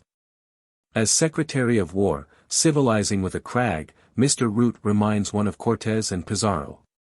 As Secretary of State, he permits us to believe that all the great men are not dead yet. If, in making that Rio Janeiro speech, Mr.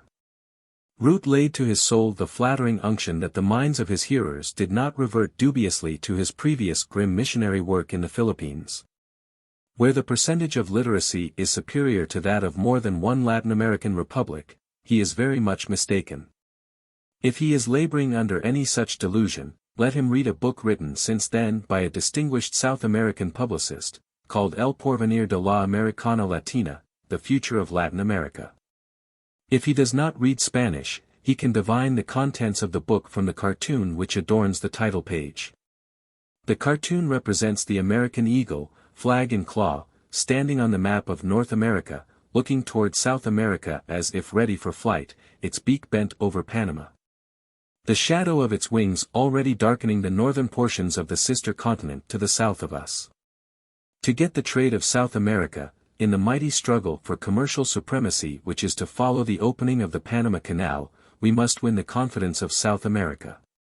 We will never do it until we do the right thing by the Filipinos. Concerning the Philippines, South America reflects that we annexed the first supposedly rich non-contiguous Spanish country we ever had a chance to annex that we had not previously solemnly vowed we would not annex. We must choose between the Monroe Doctrine of mutually respectful fraternal relation, which contemplates some 21 mutually trustful republics in the Western Hemisphere, all a unit against alien colonization here. And the McKinley Doctrine of grossly patronizing benevolent assimilation, which contemplates some 8 million of people in the Eastern Hemisphere, all a unit against alien colonization there, a people, moreover, whose friendship we have cultivated with the Gatling gun and the gallows, and watered with tariff and other legislation enacted without knowledge and used without shame. We should stop running a kindergarten for adults in Asia, and get back to the Monroe Doctrine. There are only 2 hemispheres to a sphere, and our manifest destiny lies in the western one. We do not want the earth. Our mission as a nation is to conserve the republican form of government, and the consent of the governed principle, and to promote the general peace of mankind by ensuring it in our half of the earth. The first thing to do to set this country right again is to get rid of the Philippines, and give them a square deal, pursuant to the spirit of the neutralization resolutions now pending before Congress. All these resolutions contain the one supreme need of the hour, an honest declaration of intention. The longer we fight shy of that, the less likely we are ever to give the Filipinos their independence, and the deeper we get into the mire of mistaken philanthropy and covert exploitation. We should resume our original program of blazing out the path and making clear the way up which any nation of the earth may follow when it will. That path lies along the line of actually attempting as a nation a practical demonstration of the power of righteousness, or, in other words, the existence of an omnipotent, omniscient, benevolent good, whether you spell it with 1 O or with 2 is not important, shaping, guiding, and directing human affairs. Such demonstration to be made through the concerted action of a self-governing people under a written constitution based on equality of opportunity and the Golden Rule. As a people we are very young yet. It is not yet written in the book of time how long this nation will survive. So far, our government is only an experiment. But, as John Quincy Adams once said, it and its constitution are an experiment upon the human heart, to see whether or not the Golden Rule will work in government among men. Index. PH equals Philippines or Philippine, according to context. Pop equals population. A. Abra Province. Adjutant General Corbin, cablegrams of 1899 to Otis. Agriculture, wealth of PH is in Sugar Trust, Tobacco Trust, Hemp Trust, and PH. Sugar, tobacco, and hemp, -1, -70, -622. Aguinaldo, personal equation of present demeanor. Early dealings with Consul Pratt, -15. And Wildman. With Admiral Dewey, -45. With General Anderson, -66. With Merritt, -87. With Otis, -106, -185. Escaped through our lines, November, 1899. Capture, 1901, -9. Takes oath of allegiance. Issues proclamation. Albay Province, area and pop. Insurrection of 1902-3 in, -436. Alger, R.A. Resigns as Secretary of War. Allen, H.T., General, on Constabulary Loyalty. On Samar Situation in 1904, -1. In 1906. Ambos Camerons. See Camerons. American Governors of Ph. 1898 to 1912, List of American imperialism contrasted with British. American Ireland, why make Ph? American troops, total in Ph, February 4, 1899. Total employed in Ph, insurrection. Cost of, today. Amigo, campaign meaning of. Anderson, T. M., General, Dealings with Aguinaldo, -66. Angeles, MacArthur's advance from. Anti-expansionist, 8th Army Corps overwhelmingly so. Archipelago, Ph. Geography simplified. Arangay fight. Army songs of Ph, under Otis. Under MacArthur. Under Chaffee. Army, Taft belittling of work of. Annual cost of, in Ph, today, 03. Army and Navy Journal. Arnold, Commander, U.S.N. Arnold, J. R. On Ph, Civil Service, -590. Ariat, Lawton's advance from. Assembly, Philippine, opening of. Address of Secretary Taft. Autonomy, Road to, -646. B. Bacon, A. O., Speech in Senate, January 18, 1899. Resolution of 1899, -7. Vote on, -9. Letter to author -2. Attitude about Bell and Batangas. Bacoor, Convention of, August 6, 1898, -2. Insurgent capital moved from, to Malolos, -6. Balangiga massacre. Bandholtz, Colonel, Albay insurrection, -5. Barcelon vs. Baker, -12, XXIX. Barrett, John, on Malolos Congress, -4.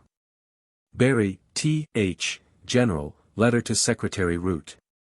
Bass, John F., War Correspondent, on Insurgent Campaign against Manila, May, July, 1898. On Iloilo Fiasco. On MacArthur's Advance on Caloocan, -8. Signer of Round Robin.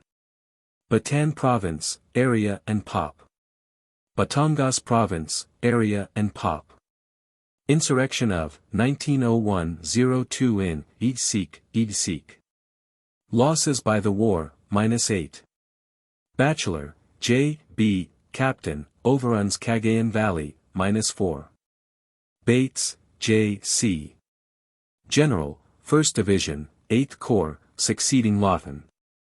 Batson, Matthew A., Major, wounded at Arangay. Bayambang, Council of War, -2.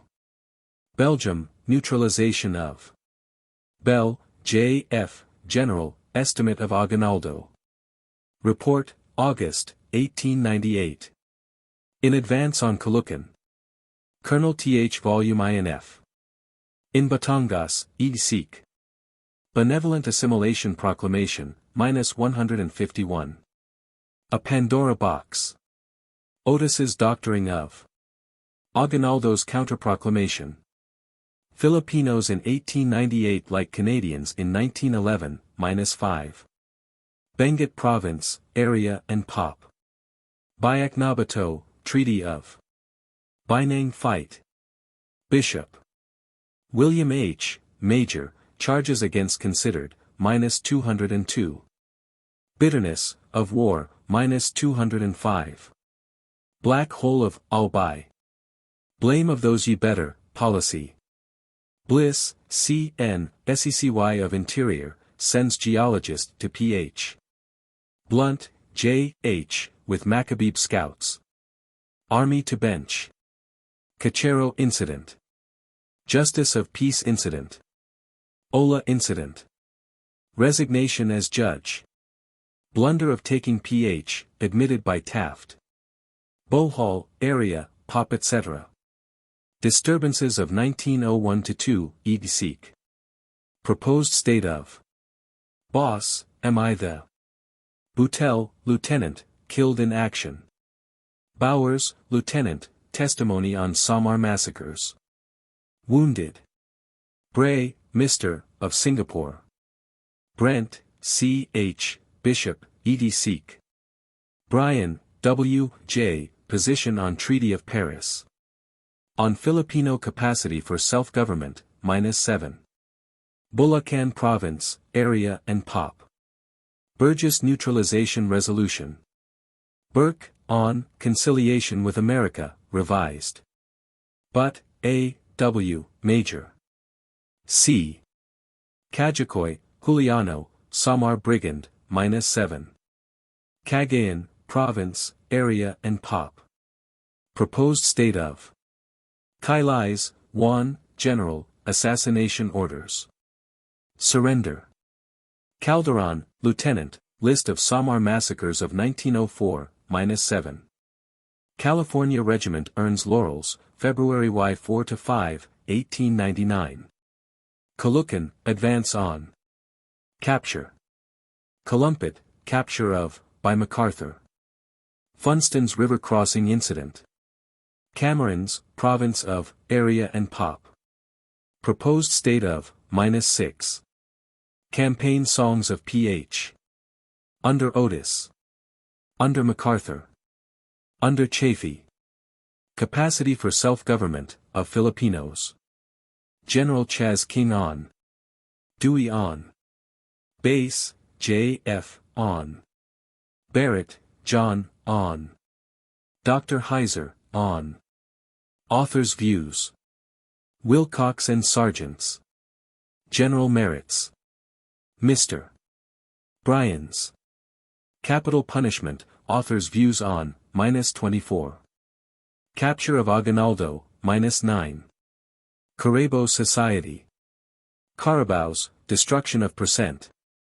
Carnegie, Andrew, Roosevelt Taft Supper Table Confession to, about Ph. -13. Carpetbag Feature of Taft's Civil Government. Carson, C., Army to Bench. Call on Author. Estimate of Carter, W. H., General, and Samar, in 1904, -7. Cartoon, Filipino, of 1899, -2. Casiguran Bay. Kastner, Joseph, Lieutenant. Catholic Church in Ph. Taft and Cavite, Province, Area and Pop. Proposed State of, -4. Cebu, Area and Pop. Disturbances of 1901–2 in.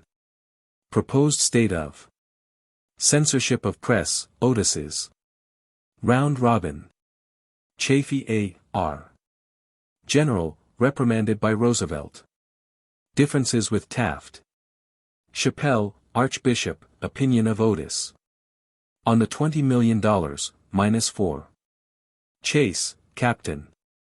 Church Property in Ph. Taft and Civil Government of 1901, Prematurity of General View of Civil Service of Ph. Cleveland Grover, on Ph. Klein Neutralization Resolution. Coghlan, Captain U. S. N. Capture of Spanish garrison at Olongapo. Collins, Robert, War Correspondent, Round Robin Incident. Colonization, We Blundered into, Taft. Apotheosis of, -490. Commerce, etc. Commission, Philippine, Sherman. Taft, -344. Congressional legislation, -622. Constabulary, early uncertainty about. Inadequacy of. Copra. Corbin, Adjutant General, on Impatience of the American People in 1899. Correspondence, War, Round Robin. Cost of living in Ph. -590. Cost of Ph, annual now. Total, in life and money, etc. Crowder, E. H., Lieutenant, Col. Currency. Curry, George. D. Davis, C. K., Peace Commissioner. Davis, O.K., war correspondent, quoted. Signs round robin. Day, William R. Peace Commissioner. Position. Declaration of Independence, Aguinaldos. Bacoor Convention. Defenselessness of Philippines. Denby, Charles, -5. Denver Post's Japanese Proposition. Department, Military, of Northern Luzon, Districts of, XXIX. Of Southern Luzon, -5. Despotism, Ph., Government a Benevolent, -41. De Vera, Jamie. Dewey, George, Admiral, original telegram to Aguinaldo. At Hong Kong before Battle of Manila Bay. The battle. Subsequent dealings with Aguinaldo, XXIX. Cablegram about Filipino superiority to Cubans. Position against annexation of Ph. Issue with Aguinaldo. Dingley Act. Dodd, Captain. Du Bois, Senator, Taft Party of 1905, -7. E. Education. Edwards, Clarence R. Colonel, conspicuous gallantry in early fighting. Desk General since. Admits Ph. indefensible. 8 Army Corps, overwhelmingly against annexing Ph. Ethnological homogeneity of Filipinos. Europe smiles of 1899 to 1900. Exploitation, Filipino apprehensions. Constant American pressure for. Export tax, constitutionality of, questioned. Depressing effect on hemp industry, XXIX. F. Family life of Filipinos.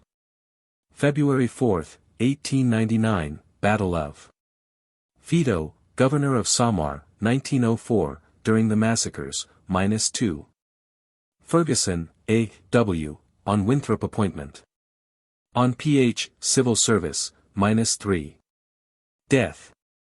Ferris Neutralization Resolution. Filipinos, traits in peace and war. Hospitality. Caliber of educated. First expedition to Ph. McKinley on, -7. Forbes, Government, -570. Freedom redefined, -5. Friar Lands, Governor Taft and, -4. Fry, William P. Peace Commissioner. Position, -3. Funston, Frederick, General, crosses river under fire. Captures Aguinaldo, -9. G. Garner Neutralization Resolution. Geography of Ph, -8. Gilmore, Lieutenant, U.S.N., capture. Rescue. Governors of Ph. American, 1898 to 1912, list of their great power. Gray, George, Peace Commissioner. Position. Green, Jimmy, American, Tommy Atkins, sentiments in 1898, at Manila, about expansion. Guerrilla warfare decreed by insurgents. Tactics described. Guzman case, -14. H. Hannay, Lieutenant. Hardin, E. E., Colonel. Hardwick, T. W. M. C. Hare, L. R., Colonel. Harvester Trust, -2, -11. Harvey. G. R. asked Attorney Gen, -70, -483. Hate, etc. Policy. Hazard, Captain. Hazard, Lieutenant. Heat prostrations of 1899, -9. Height, G. V. Lieutenant. Heiser, Doctor, on Ph. Assembly. Hemp, Governor Forbes's reticence about congressional legislation concerning, XXIX. American corner on, -12. Hierarchy, Ph. Official, imperious influence, XXIX. Higgins, R. Arf Manager. Hoare, Senator, interview with McKinley. Declines deliver eulogy on home life of Filipinos. Homogeneity of Ph. people. Taft on. American Census on. MacArthur on. C. Hong Kong Junta, Minutes of, May 4, 1898-7. Howland, C. R., Captain. Howes, R. L., Lt. Col. Hughes, General. Humor, Filipino, Cartoon, -2. I. Ickes, W. H., Army to Bench. Ide, H. C. Certain statements by, examined, -9, -7. Succeeds Governor Wright. Resigns. Estimate of. Igorots, -6. Ilocanos, Yankees of Ph. Ilocos, proposed state of, -3. Ilocos Norte area and Pop. Ilocos Sur area and Pop. Iloilo fiasco, -163. Iloilo speech of Governor Taft, 1903, -8. Imperialism, American and British, compared. Independence, Declaration of, Aguinaldo's first formal. Bacoor Convention. Antebellum Minutes of Hong Kong Junta. Insurrection proper, 1899-1901, -344. Of 1901-2, -402. Of 1903, Seek. Of 1904, Seek. Of 1905, Seek. Leyte disorders of 1906, Seek. International Harvester Company, -20. Iowa, St., at Iloilo. Isabella Province, area and Pop. J. Japan and the Philippines, -331. Jellaby, Mrs., Uncle Sam as. Johnson, Justice. Joint High Parleying Board, Otis's, Seek. Jones, Captain, wounded. Jones Independence Bill, Seek. Jones Neutralization Resolution. Judiciary, Ph., its greatest need. K. Katipunan Society. Kenley, W. L., Lieutenant. Kidd, Benj. Kindness, Taft Ideas on. King, Charles, General, Views. King. EDW. Lieutenant. Kipling, R. Knox, Commander, U.S.N. L. Lack of a common language, fetish. Laguna Province, area and population. Disturbances of 1901-2. Of 1905. Lands, Friar, see Friar lands. Language, lack of a common, discussed. Lawton, H. W., General, arrives. Laguna Expedition. This accursed war. Northern advance. Goodbye to Young. Killed. Legarda, B. Ph. Delegate in Congress. Legislation, Congressional, -622. La Pintobontoc, area and Pop. Leroy, James, on Taft. Leyte, area and Pop. Disorders of 1906. Proposed state of.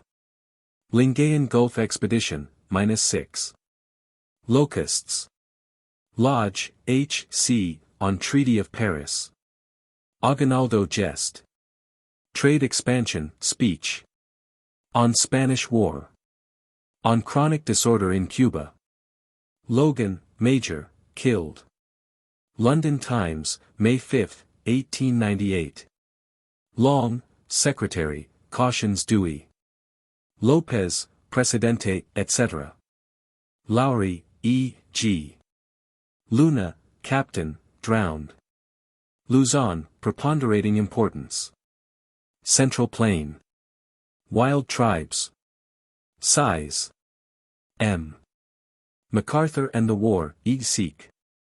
MacArthur, General. On Aguinaldo and Filipinos. Advance on Caloocan. Up R. Differences with Taft. On conditions of 1900-1, E. Seek. Drastic proclamation, -5. Final advice. McCall Neutralization Resolution. McCutcheon, John T., War Correspondent, Round Robin. Binang Fight. McKinley, President, Cuban Message of 1897. War Message of 1898. Aguinaldo's Letter to. Cable to Dewey of August. Annual Message of 1898. Instructions to Merit. To Peace Commissioners, etc. Benevolent Assimilation Proclamation, -151. Text of. Its reception at Iloilo. At Manila, etc. Message of 1899, -9. Taft Commission foreshadowed in. Instructions to. Macabebe Scouts, Rider detailed to. Their allegiance analyzed. Used to capture Aguinaldo. Magtayan Fight. Maine, U.S.S., blown up. Malabon Landing Party Episode. Malolos, Insurgent Capital, -6. Congress of, -102. Capture. Man, Rights of, -632. Manila, Siege of, etc. Fall of, -7. Importance of, -6. Manila Dagupan Railway, Higgins Claim. Manufactures. Map of Archipelago, see end of volume. March, P.C., Major. Mark Tapley, Taft as. Martin Neutralization Resolution. Masbate, Area, and Pop. Mascardo surrenders. Massacre of Americans at Manila, plot considered. Meliza, R., at Iloilo. Merritt, Wesley, General. Instructions, -2. Double dealing. Juggling. Receive surrender Manila. Advice at Paris. Complimentary estimate of Filipinos. Miller, M. P., General, Iloilo Expedition, -163. Millet, F. D., War Correspondent, on Insurgent Siege of Manila, -9. On Greens, Juggling, -1. On Inauguration of Malolo's Government. Mindanao, Area and Pop. Distinct Problem, -1. Mindoro, Area and Pop. Mining. Ms. Amos, Insurrection of 1902-3, -3. Missionary Vote in U.S., Darkest Thing Ahead of Ph. Independence. Mitchell, Lieutenant. Monroe Doctrine and Ph. Moore, Commander, USN. Moros, -1, -9. Municipal Governments, Dual, described, -18. Mustin, H. C., Ensign. N. Nasro, Lieutenant Commander. Negroes, Filipinos not, -5. Negroes, Area and Pop. Proposed State of. Neutralization, the way out. History of. Pending resolutions proposing. Newlands, F. G., Senator, quoted -7. Newspapers, Round Robin of 1899. Present subtle censorship. Newton, H. W. Captain. 9th Infantry, Balangiga Massacre. Northern Luzon, Military, Department of, Districts of, -8. Nueva Ecija, Area and Pop. Nueva Vizcaya, Area and Pop. O. Ohio, Size of Luzon. Ola, Simeon, etc. Oldfield Neutralization Resolution. Olongapo Garrison, Surrender of. Otis and the War, February to Fall, 1899, -223. Thence to May, 1900, -269. Otis, E. S., General, quoted. Succeeds Merritt. Chappelle's estimate of him. Writers. Antebellum dealings with Aguinaldo, -106, etc. Outbreak of February 4, 1899. P.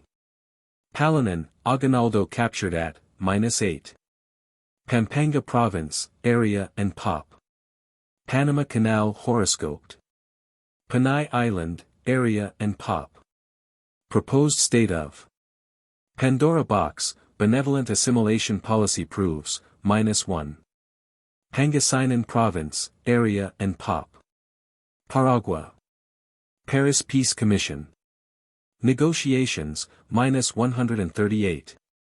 Paris, Treaty of, -138. Parker, Alton B. Controversy of 1904 with Taft. Parker, James, Lieutenant Col. Patriotism of Filipinos. Payne Law of 1909. Peace Protocol, Treaty, -138. Perkins. G. W, -1. Peters Neutralization Resolution. Phelan, H. Der. -162. Philippine Archipelago, Geography Simplified, -8. Philippine Assembly, Opening of, Address of Secretary Taft. Philippine Civil Service, XXIX. Philippine Government Act. Philippines for Filipinos, Taft Policy. Iloilo Speech, -8. Pilar, Gregorio, General, Death and Burial, -9. Placido, Hilario Tal, -8. Policy, Taft, Ph, stated. Political expediency, controlling factor in Ph affairs, XXIX. Pratt, Spencer, U.S. Consul General at Singapore, dealings with Aguinaldo, -15. Press, censorship of, by Otis. War correspondence, round robin, -1. Virtual censorship now. Protocol, peace. Public opinion in Ph. Negligible, -3. Public order, not finally established until 1906. Purpose of U.S., uncertainty as to, -175. Putnam, G. R., Count of Ph. Islands. Q. Quezon, Manuel L., Ph. Delegate in Congress, Speech Against Export Tax, -19. Quinlan, D. P. Arangay Fight. Berries Gregorio Pilar. R. Race friction between Filipinos and Americans. Increased by Taft policy. Deplored by Governor Smith. Social equality muddle, XXIX. Rebate system under export tax, iniquities of, XXIX. Reconcentration in Batangas, 1902. Reconcentration law, -422. Reconstruction days in Ph, -9, -2. Refund of export tax. Reed, White Law, Peace Commissioner. Position. $20 million hint, -7. Writ of Philippines, Roosevelt Taft private confession to Carnegie of desire to be, -14. Rights of Man, -632. Rios, Montero, at Paris. Road to Autonomy, -646. Roosevelt, T. Vice President, crass ignorance of 1,900 about Filipinos. Presidential Amnesty Proclamation of 1902, -8. Opinion of Taft in 1901. Hypothetical interview, -414. Supper table confession to Andrew Carnegie about Ph. -13. Root, Elihu, Secretary of War, ignorance of 1899, and uncandor of 1900. Succeeds Alger, -4. Political bunkum of 1900 and public admission of 1904, -280. Rio Janeiro speech, -3. Intellectual greatness. Round robin of war correspondence, -222. S. Sabbath neutralization resolution. Samar, U.S.S., off San Fabian. Samar, area and pop. In 1901-2, XXIX. Massacres of 1904, -498. Disturbances of 1905-6, -8. See also. Sandico, alleged massacre order of San Fernando, de Pampanga. De Union, taken by Young and his cavalry.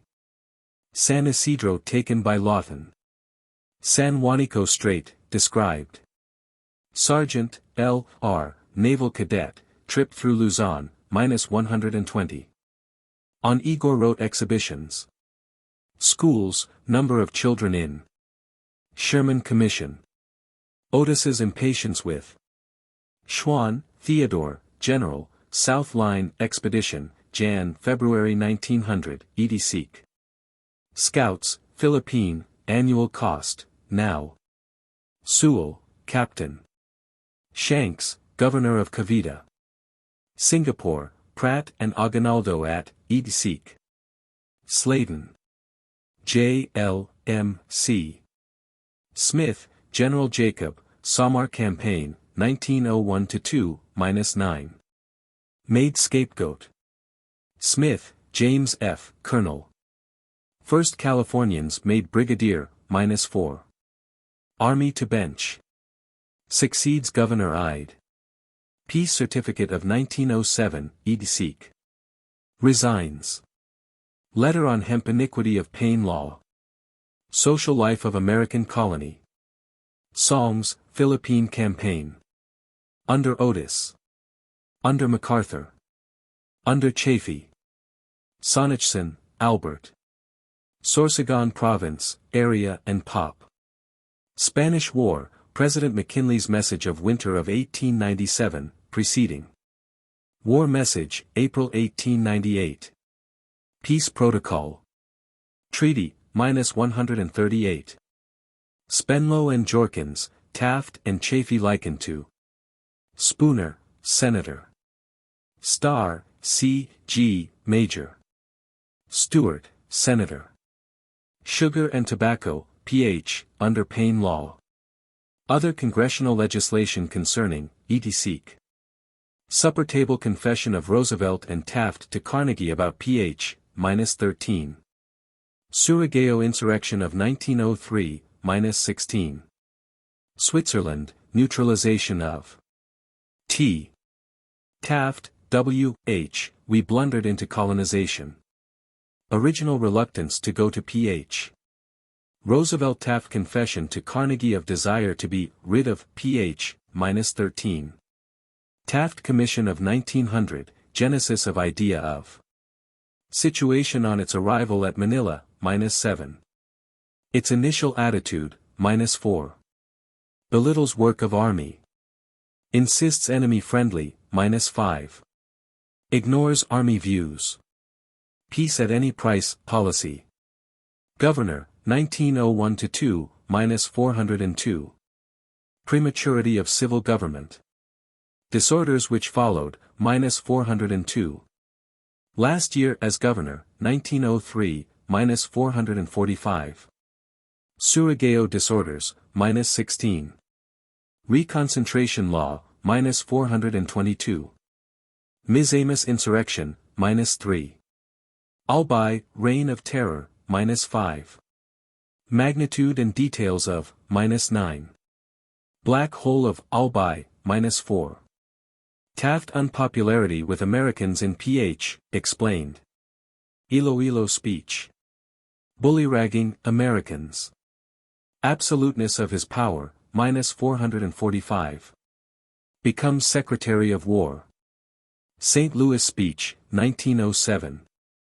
Opens Ph. Assembly, 1907. Address. Friar Lands, splendid work in matter of. Likewise as to Ph. Finances. And public education. Tariff Act of 1902, export tax features, XXIX. Tarlac, MacArthur enters. Tarlac Province, area and pop. Tayabas Province, area and pop. Disorders in, 1901-2. Taylor, J. R. M., Captain. Taylor, Wallace C. Colonel. Tila Pass, Battle of. Tillman, Senator.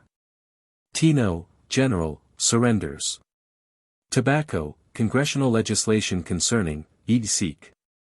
Trade, XXIX. Treaty of Paris, -138. How we came to pay the $20 million, -8. Tribes and tribal state fetish, -8, -9, -81. 29th INF, U.S. v. U. Underwood, Oscar W. Speech against Philippine export tax. Union Province, Area and Pop. V. Vanderlip, F.A. Position on pH, in 1898. Vigan. Villa Simeon, -15. Diary of Aguinaldo's Flight. Visayan Islands. Seditious State in 1905. Volunteers of 1898. Of 1899, -8. W. War with Filipinos, Progressive Bitterness of, XXIX. Water Cure, -5. Way Out, the, XXIX. Wealth of pH, Agricultural. Wheaton, General, -8. White Man, Tropics, Effect on, -9, -3. Whitsett, G. P. Wilcox Sergeant Trip, -120. Wild Tribes, -8, -9, -581. Wildman, U. S. Consul, Hong Kong, Early Dealings with Aguinaldo. Williams, U. S. Consul, Manila, -78. Wilfley, Attorney Gen. Winship, B. Lieutenant. Winship, Emery, Lieutenant, U. S. N. off Malabon. Winslow, Irving. Winthrop, Beekman. Wood, General. Worcester, D. C.